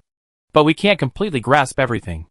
We can only grasp the general principle of its operation, but not everything about it. I can responsibly say that its design is extremely subtle. So subtle that there are many parts of it that we simply cannot understand. The guy who designed and built this robot is without a doubt a genius. Each and every part that makes up this robot is equipped with a certain function. In order to achieve this function, human civilization might need an entire production line, or an entire factory. The genius who had designed and built this robot had condensed an entire factory into a small box with a volume of no more than 5 cubic decimeters, and used this small box to realize all the functions of a factory. There is a difference in output between the two, but in essence they are the same. To do this, the technological foundation or knowledge accumulation is no longer the first important thing. The most important thing is scientific thinking. And ordinary scientific research workers through the efforts of the same can master the foundation of science and technology or have enough knowledge accumulation. But scientific thinking, this kind of thing, is not the same. And the gap between the genius and ordinary scholars is precisely in the scientific thinking. Just like the great genius, who was the first to propose the idea of computer design in the history of human civilization. And his same era of people do not lack a people who have the same deep knowledge as him, but ultimately put forward the computer design ideas as he, not others. Genius is responsible for creating ideas. Others can only learn ideas. Now this robot on top of the situation is also the same. Although he was born in the same era as the genius, neither Xiao Yun nor anyone else in the Artificial Intelligence Research Institute could do what the genius did. The genius had created this kind of thought, and created a robot that could be replicated indefinitely, while Xiao Yun could only analyze and learn from the genius's thoughts through this robot with a shocking mood like everyone else. This would bring a very complicated state of mind to everyone. No one was willing to admit that they were inferior to others. But in front of this reality, again, no one could not admit this. That person is a genius. Xiao Yun sighed. Yeah, he's a genius. That researcher also said. Realizing all of this in its entirety is truly a difficult thing to do. But that genius did it. No. What I am talking about is not this matter. Xiaoyun shook his head. I think, because you guys aren't scholars in AI, you shouldn't have truly experienced that genius's awesome place yet. The truly awesome part of that genius is here, Xiaoyun said, and took the long wooden stick in the hands of that researcher. Then pointed to a part inside the robot's body. That part was used to store the core chip. And at the moment, the chip that had been completely damaged was lying there quietly. To use a piece of program to achieve the coordination and operation of all the robot's parts. To achieve the understanding and judgment of information from all external sources. To achieve the coordination and linkage of a group of robots. And to achieve the communication between robots. This is something even more difficult than creating the parts inside its body. Obviously, that genius did it. But because the chip has been damaged, we can't get any information from here. And we can't appreciate his genius more precisely. General Emmerich said coldly. I don't really care how genius that guy is. All I know is that he is the center of our entire human civilization. And he has committed a heinous crime against the entire human civilization. As a soldier, my duty is to capture him and send him to the execution ground. Xiaoyun and that researcher looked at each other and laughed bitterly together. After a moment of silence, the researcher said, Oh yeah, there is one more thing. Through our analysis and research, we have confirmed one thing. And that is that the level of technology of this robot is actually about the same as the piece of power transmission fragment that we acquired earlier. General Emmerich's eyes immediately narrowed. That is to say, right now, this robot doesn't actually have the ability of interstellar navigation. Right? Right. The researcher nodded. Not only does it not have the ability to navigate interstellarly, it doesn't even have the ability to enter into space. And even, it can't fly within the atmosphere. It can only crawl on the ground like a bug. Xiaoyun's heart sank once again. And it was clear that General Emmerich hadn't thought through the key points. Then tell me, why could those robots destroy the Tarzan-class ships and large research vessels that were located above the planetary orbit in a short period of time? And why were they able to leave the Raka system before we arrived? That researcher was silent while Xiaoyun said slowly. This means two possibilities. The first possibility is that the genius who made these infinite replica robots has been with them all along. These robots have a certain data interface within their bodies. And that genius can then use this data interface to constantly upgrade the program and hardware performance of these robots, thus making these robots more and more capable. So, the robot that has existed for a long time does not have interstellar navigation capabilities, while the rest of the robots that have been upgraded and modified have interstellar navigation capabilities. The second possibility. Xiaoyun hesitated and did not continue. However, both that researcher and General Emmerich saw a touch of fear from the depths of Xiaoyun's eyes. Chapter 298 Scientific Progress and Self-Evolution. At this moment, Xiaoyun was indeed in fear. After that researcher had stated the level of technology of this robot at this moment, Xiaoyun had instantly surmised these two possibilities. The first possibility was already enough to make people fearful. Think about it. A genius who could create thoughts was following a group of replica robots that could reach an infinite number at any time, and could apply them to these robots at any time after having any new technology that could enhance their strength. How horrifying was this?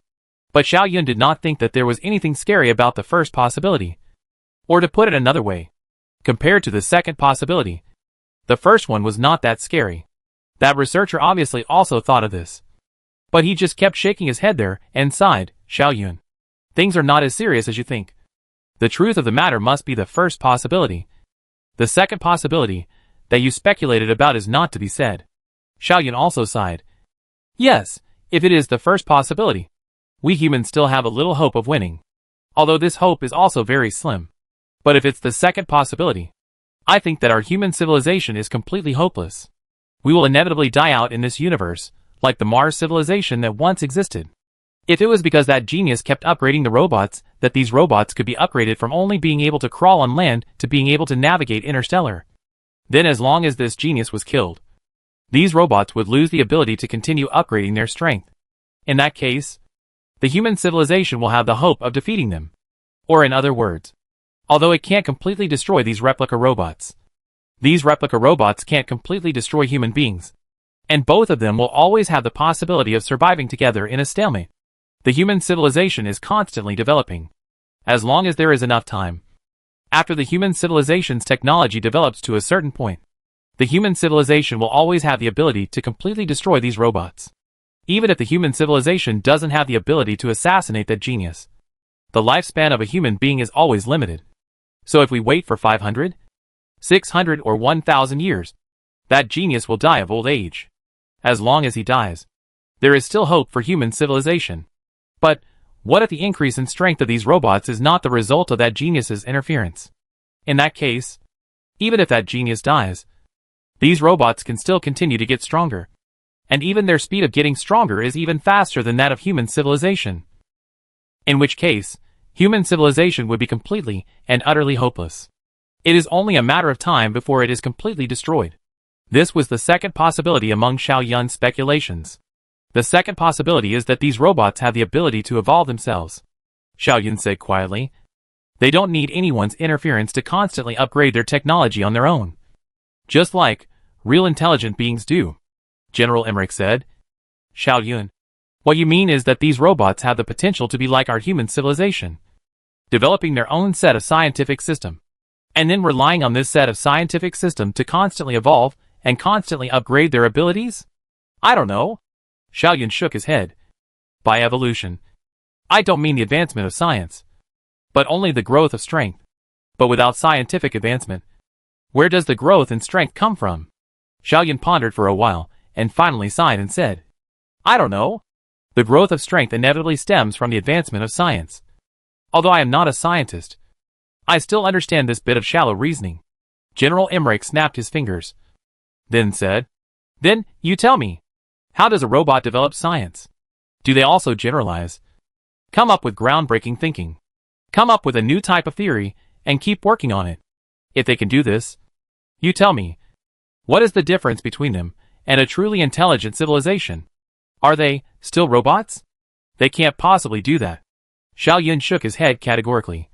Robots are always robots, and it is impossible for that to get changed. In other words, it is impossible for robots to have the abilities you mentioned. A robot would only make movements in accordance with its internal already edited programs. All of its movements are preset, and it is impossible for it to be something new even if it is some robot that possesses the ability to self-learn. In essence, the movements that it performs are nothing more than another form of preset. Robots with self-learning abilities were nothing new. Such robots had already appeared in human civilization hundreds of years ago. But they were still robots, and were still far from being truly self-aware artificial intelligence. The so-called self-learning is nothing more than classifying the acquired data through certain algorithms, and then improving their work efficiency. In other words, they do not have the ability to create new data, but only the ability to collect existing information and process it. This is the biggest difference between robots and humans. As long as this point was not resolved, robots could never become true beings. Then let me organize your thoughts. General Emmerich said, robots will only make movements according to the programs that have already been edited internally. They will never be able to become truly intelligent civilizations. They will never be able to carry out scientific research independently. And without being able to carry out scientific research independently, they will not be able to improve their strength. And without being able to improve their strength, they will also be in conflict with the current reality that we are facing because in reality, its strength has indeed increased. Given that, isn't your second speculation falsifiable? Further, doesn't it mean that the only remaining speculation is correct? I.e., that the so-called genius has been among the robot army and has been upgrading the technology for the robots? Your chain of logic is flawed. In the usual sense, not being able to upgrade the level of technology makes it impossible to upgrade strength. And that is indeed correct. But do you know what I am most worried about? Xiao Yun said quietly. What I am most worried about is that genius has found another way to get a strength increase without relying on scientific advancement. At this moment, even the researcher from the party was a little disbelieving. Xiao Yun, what did you say? A method to obtain a strength boost without relying on scientific advancement? Are you joking? Or do you mean to say that these robots are like those cultivators in novels, who can cultivate themselves to improve their strength? If that's not the case, then tell me, what methods can be used to gain strength without relying on scientific progress? That's the most crucial part of it, Xiao Yun said. Frankly speaking, I don't know what exactly this method is. After all, whether it's you or me, we're not geniuses.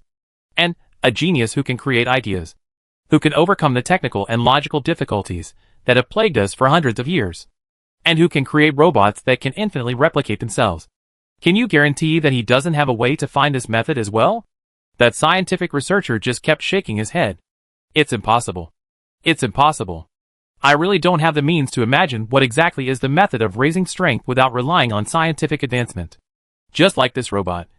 Their material technology progressed from only being able to crawl on the ground to being enough for interstellar voyages. They progressed from only being able to rely on their limbs to fight their enemies at close range to being enough to destroy Tarzan-class battleships in space. And then you're now saying that there's no advancement in their technology? That such a drastic change in their strength was due to something else? Xiao Yun did not respond to the words of this scientific researcher, but turned around, looked at the robot in front of him that had been disassembled into parts, looked at the place where the core chip was originally placed, and sighed. I can guarantee that if that genius had found a method to increase strength without relying on scientific progress, then that method must be embodied in those program code segments. Unfortunately, this core chip was destroyed, General Emmerich said at this time. According to the law of Occam's razor, the more premises a hypothesis requires, the greater the likelihood that the hypothesis is false. Obviously, the hypothesis that that genius has been following the group of robots requires fewer premises than the hypothesis that these robots have the ability to evolve themselves. So I think that the correct answer should be the first hypothesis. As long as we find a way to kill that genius, or wait until he slowly dies of old age, our human civilization can slowly gain the initiative in the war and win in the end. Xiao Yun pondered for a moment, then shook his head and said, General, I don't have any way to refute your assertion. And I don't have any evidence aka ideas to confirm the assumption that robots can evolve themselves. It's just that I always have a feeling. I think that what that genius has created shouldn't be only this simple. I always think that the hypothesis that these robots have the ability to self-evolve is more in line with the impression I have in my mind about that genius. Because he's a genius. Xiao Yun sighed. How can one be called a genius without coming up with something shocking enough to make people feel shocked? General Emmerich then patted Xiao Yun's shoulder before saying, Actually, you are also a genius. What that heaven can only think of, you may not necessarily not be able to think of. So, you just use your own wisdom to come up with a way for these robots to evolve themselves without self-awareness or a scientific system. Chapter 299 Occupy the Galaxy. Xiao Yun's two speculations pointed in two different directions, and these two different directions implied different methods of response. As the supreme commander of the fleet, Admiral Emmerich had to choose the one that was as correct as possible. In the present, there was no doubt that the genius had been among the robot group. This speculation had more credibility. Therefore, unless Xiao Yun could find a way for the robots to gain strength without relying on scientific advances, this model would be viable. Unless Xiao Yun could find a way to prove the feasibility of this model, then General Emmerich would use that genius has always been in the robot group as the premise to arrange his own. General Emmerich would then use this speculation as a premise to arrange his next plan. Xiao Yun was about to say something, but in the end, he just sighed and didn't say anything. General Emmerich then gave his latest order. Continue to analyze this robot, and at the same time, continue to search above planet Raka. Make sure to find out everything those machine monsters left here. At the same time, order all combat staff to come to the conference room. Xiao Yun, you come as well. After the order was given, all the combat staff officers, as well as the relevant personnel, had already gathered in the conference room in just less than 10 minutes. General Emmerich first introduced the current situation and then said, there are now two issues. 1. The far-flung destination of the infinite replica robots. That is, where they will go after leaving the Raka galaxy. And 2. What kind of methods and strategies we should use to deal with these robots. Everyone can comment on these two issues. Discussing the far-flung destinations of these robots is pointless. A combat staff officer was the first to voice his opinion. Because it's obvious that there can't be only one far-flung destination for these robots. Oh! General Emmerich glanced at the staff officer. This staff officer then continued. If in your place, General, or if any of us here were that genius, then, would we choose to fix only one destination? The conference room instantly fell into silence. The staff officer then continued. If it were me, I would choose one main major voyage destination, and then launch a voyage to all of the surrounding star systems. The main destination would concentrate most of the robots, while the rest of the destinations would only need to launch a very small fraction of the robots.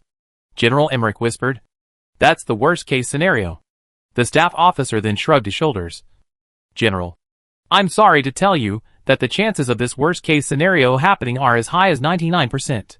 As long as that genius doesn't have a brain cramp, he will definitely do it. General Emmerich let out a deep sigh. This was indeed the worst-case scenario. Although the current number of robot groups was already in the trillions, they were still practically in the beginning stages of development. If they could be blocked off in a star system, and then all of them could be annihilated, this crisis could be successfully lifted. But what if they have already dispersed? The characteristic of the infinite replication robot lies in the fact that it can quickly replicate itself. A star system does not need too many robots, even if there is only one. After a few decades have passed, the number of robots will skyrocket exponentially, or even increase to tens of trillions of units are possible. And this is not much of a price to pay for the initial robot group. Think about it. From the group with trillions of robots to take out 1 or 100 or even 100,000 robots to start the voyage will not affect the robot group as a whole, because this is only a very small number compared to the entire robot group. And once they could voyage to their intended destination, their numbers would immediately skyrocket.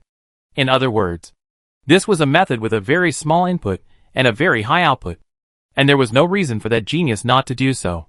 And once he did, he would plunge human civilization into a situation of no return. Because that genius preset the voyage target is likely to have many. The most extreme case, he may set every star in the Milky Way as a target after all. All the stars in the entire Milky Way galaxy add up to just over 100 billion.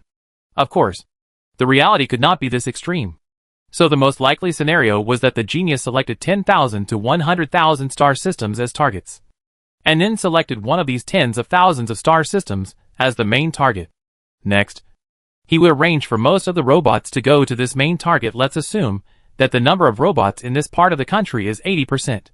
So this number is more than 1,500 billion robots. And the remaining 20% is more than 400 billion. The remaining 20% is over 400 billion robots. Spreading the 400 billion robots over what is assumed to be 100,000 targets. Each target can be divided into more than 4 million units.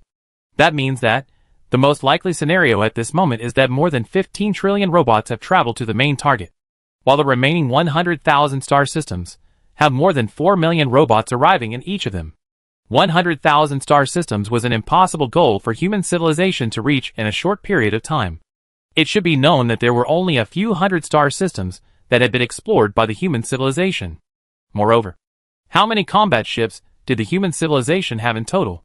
It is impossible for the human civilization to send combat ships to every star system, which means that the proliferation of robots has become an irreversible certainty.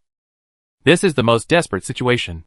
Human civilization can only watch these robots develop in those star systems. Watch them continue to multiply until all the star systems around them are occupied by robots. Human civilization will be plunged into a sea of robots. An infinite replicating robot could eventually take over a star system. And the robots developed from one star system can occupy 100,000 star systems. So, how big will the robots developed from 100,000 star systems eventually occupy? This is a very simple mathematical question. Whether it is General Emmerich or the staff officers, they all came up with the answer to this question within a very short period of time. This final answer is not much time. These robots will occupy the entire galaxy. And this trend is unstoppable. At least not human civilization can stop. The bleak outlook in the prediction caused the entire conference room to fall into silence. Everyone was frowning tightly, trying to think of something. But no matter who it was, no one could think of a way to respond in the face of this situation. Xiaoyun also couldn't think of a way to solve this problem. Not only that, Xiaoyun didn't think that the predicament that human civilization was facing just ended here. Don't forget, all of the above problems are based on the premise that that genius is constantly upgrading the robot's technology. As the premise, Xiaoyun didn't think this premise was correct. Although he had yet to come up with a way to increase his strength without relying on technology or self-awareness, Xiaoyun still firmly believed that the genius must have already done so. If the final truth was what Xiaoyun had envisioned, the situation facing human civilization would be even worse. At that time, the human civilization would not only be faced with robots spreading throughout the galaxy, but these robots would also evolve themselves, constantly improving their strength. And the process of improving their strength would not require anyone's intervention. This is a much more extreme scenario. But now, the mere fact that the robots are unable to evolve themselves is already starting to make people think. The robots have already begun to make people feel despair. If these robots can also self-evolve, then the situation will be bad. To what extent? Xiaoyun, just silently thinking, did not express their own views, because Xiaoyun knows. At this moment, he does not have any evidence or guess to prove that robots can evolve themselves. This matter. But deep down, Xiaoyun had already decided this. Although I don't know what that genius has to do with me, and why he wants to challenge me, I know that geniuses must be proud of themselves. Xiaoyun silently thought. Just like me, because I was also a genius back then. Since he's a genius, then he couldn't have released these robots before he made them to the point of perfection. And only robots that can evolve themselves are perfect. Therefore, these robots must possess the ability to evolve themselves. Independent self-awareness. This is formed by the natural evolution of the universe. And it is impossible for a human civilization, or a creation of an intelligent civilization that is similar to a human civilization, to do this. Therefore, the presence or absence of independent self-awareness does not affect the degree of perfection of a robot. If that genius thinks that only a robot can be considered perfect after it has independent self-awareness. If the genius thought that only with independent self-awareness could a robot be considered perfect, then he would no longer be a genius, but a madman.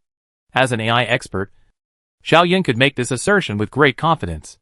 It was impossible to let these robots have independent self-awareness. But it was possible to let these robots have self-evolution without relying on a scientific system without independent self-awareness. Although Xiaoyun still didn't know what this method was at the moment. Although I don't know who you really are, I still choose to accept your challenge. Xiaoyun thought silently. Not just because you killed my lover and companion. And not just because of human civilization. Most importantly, I am also a genius. So, I must find a way to override these robots. Chapter 300. Assassination of a Genius. The silence in the middle of the conference room still continued. And in the end, it was General Emmerich who broke the deadlock. Since the situation has already broken down to such a degree, then I would like to ask you all, in the face of this situation, what can we do? This is beyond the limits of what our expeditionary force can cope with. A combat staff officer spoke with regret. There is very little we can do in the face of this robot army that is spread out. If we unleash our entire human civilization, we might be able to pose some threat to the robot army. But it's still a very small threat. Perhaps we can put it this way. In the face of these robot armies, not only our fleet, but even our entire human civilization, can do very little. These words were a bit negative. But everyone had to admit that this was the reality. General Emmerich smiled bitterly and said, Originally, I thought that this expedition was merely here to deal with some strange and weird alien beings. Rather, I never thought that the development of things to this point would be completely out of our original expectations. Yeah, who would have thought? A combat staff officer also sighed and said, Originally I thought that dispatching an Earth-class ship was a bit too much of a fuss. But now I realize that even dispatching our entire human civilization may not be able to solve this incident. After a short conversation, the conference room once again fell into silence. That dreary and depressing atmosphere began to indiscriminately envelop above everyone's mind, making people involuntarily feel somewhat desperate. General Emmerich paced back and forth in front. And after a long time, General Emmerich said, I think there must be some things that we can do. Things have developed to the present. We should undoubtedly give up the unrealistic idea of annihilating the robot group. And our strategic goal should turn to redeeming the disadvantage for our human civilization and fighting for the initiative. Then, what are the things that our human civilization urgently needs and that we can do? I can raise one point for everyone's reference. Xiaoyun spoke at this time. This point. In the face of the robots can't evolve themselves. It's that genius that's helping them to improve their strength situation. As well as in the face of the robots can evolve themselves without the need for external intervention situation. Both can be adapted. Oh, you say. General Emmerich signaled. And all of the staff officers all looked toward Xiaoyun as well. Xiaoyun sorted out his language and then said, The situation is like this. The infinite replication robot is a very special kind of enemy. It is different from all the enemies we have experienced before. Therefore, in the midst of combat, some of the clauses that we held as golden rules in the past should also be discarded. Such as? General Emmerich asked. Such as killing the enemy and annihilating the number of enemies. Xiao Yun said. For infinite replication robots, the number of enemies you annihilated in a single battle, whether that number is 100 or 1,000,000 billion, is useless. There is no difference between the two numbers, 110 billion. Because for infinite replicating robots, they will only face two situations. Either they will be completely annihilated, or they will lose a certain number and then recover in a very short period of time. The infinite replicating robots' rapid reproduction ability could quickly wipe out their losses. And even if they were wiped out 99% of the time, then the remaining 1% could be recovered again in a short period of time. Therefore, as long as it was impossible to wipe out the enemy all at once, then wiping out 1% of the enemy was no different from wiping out 99% of the enemy. I can understand that. General Emmerich nodded. Therefore, our strategic goal should shift from killing the enemy to buying time, Xiao Yun said. Undoubtedly, with our human civilization's current level of technology, it is impossible to achieve total annihilation of the enemy. So the only thing we can do is to do our best to develop our technology as fast as possible, and find a way to totally annihilate the robot army before it destroys our human civilization. This is the only way for our human civilization to survive. I'm not an expert in the military. I only have a very shallow bit of understanding of the military. So the point of what to do to buy time for our human civilization is something that we all need to think about, Xiao Yun said.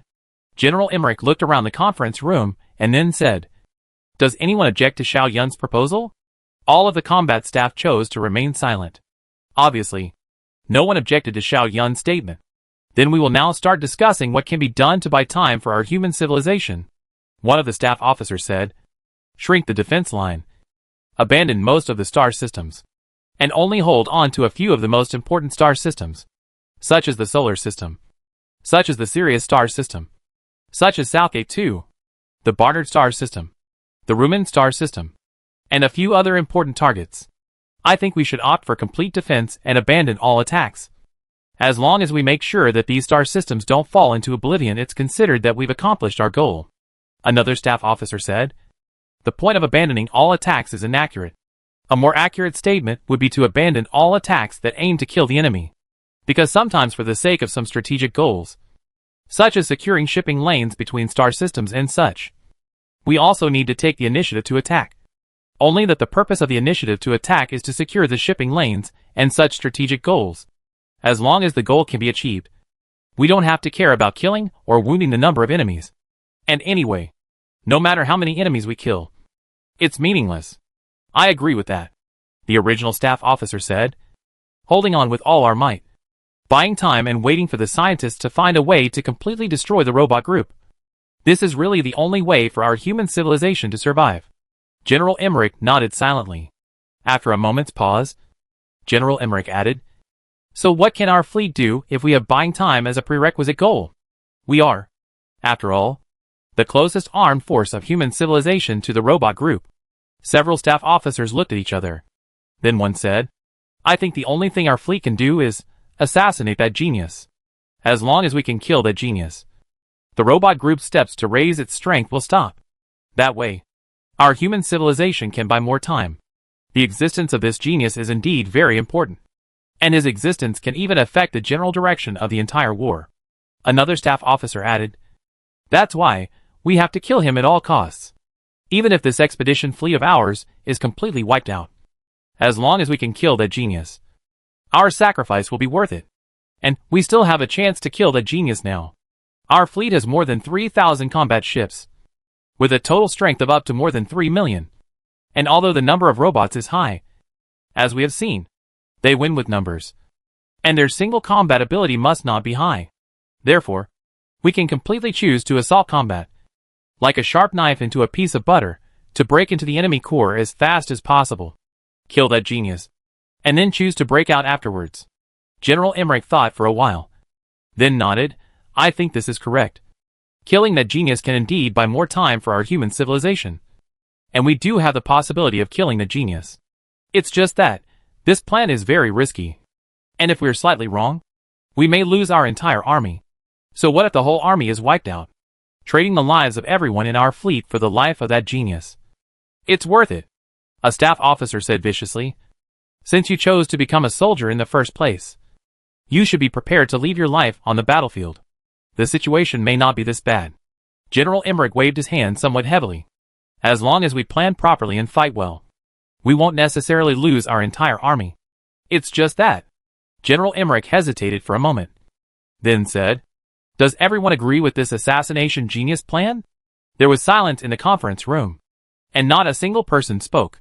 "All right." General Emmerich nodded. "Since everyone agrees with this plan, then this matter is settled. Only, we are all soldiers. We can certainly leave our lives on top of the battlefield. But some people can't." Xiao Yun's brows tightened.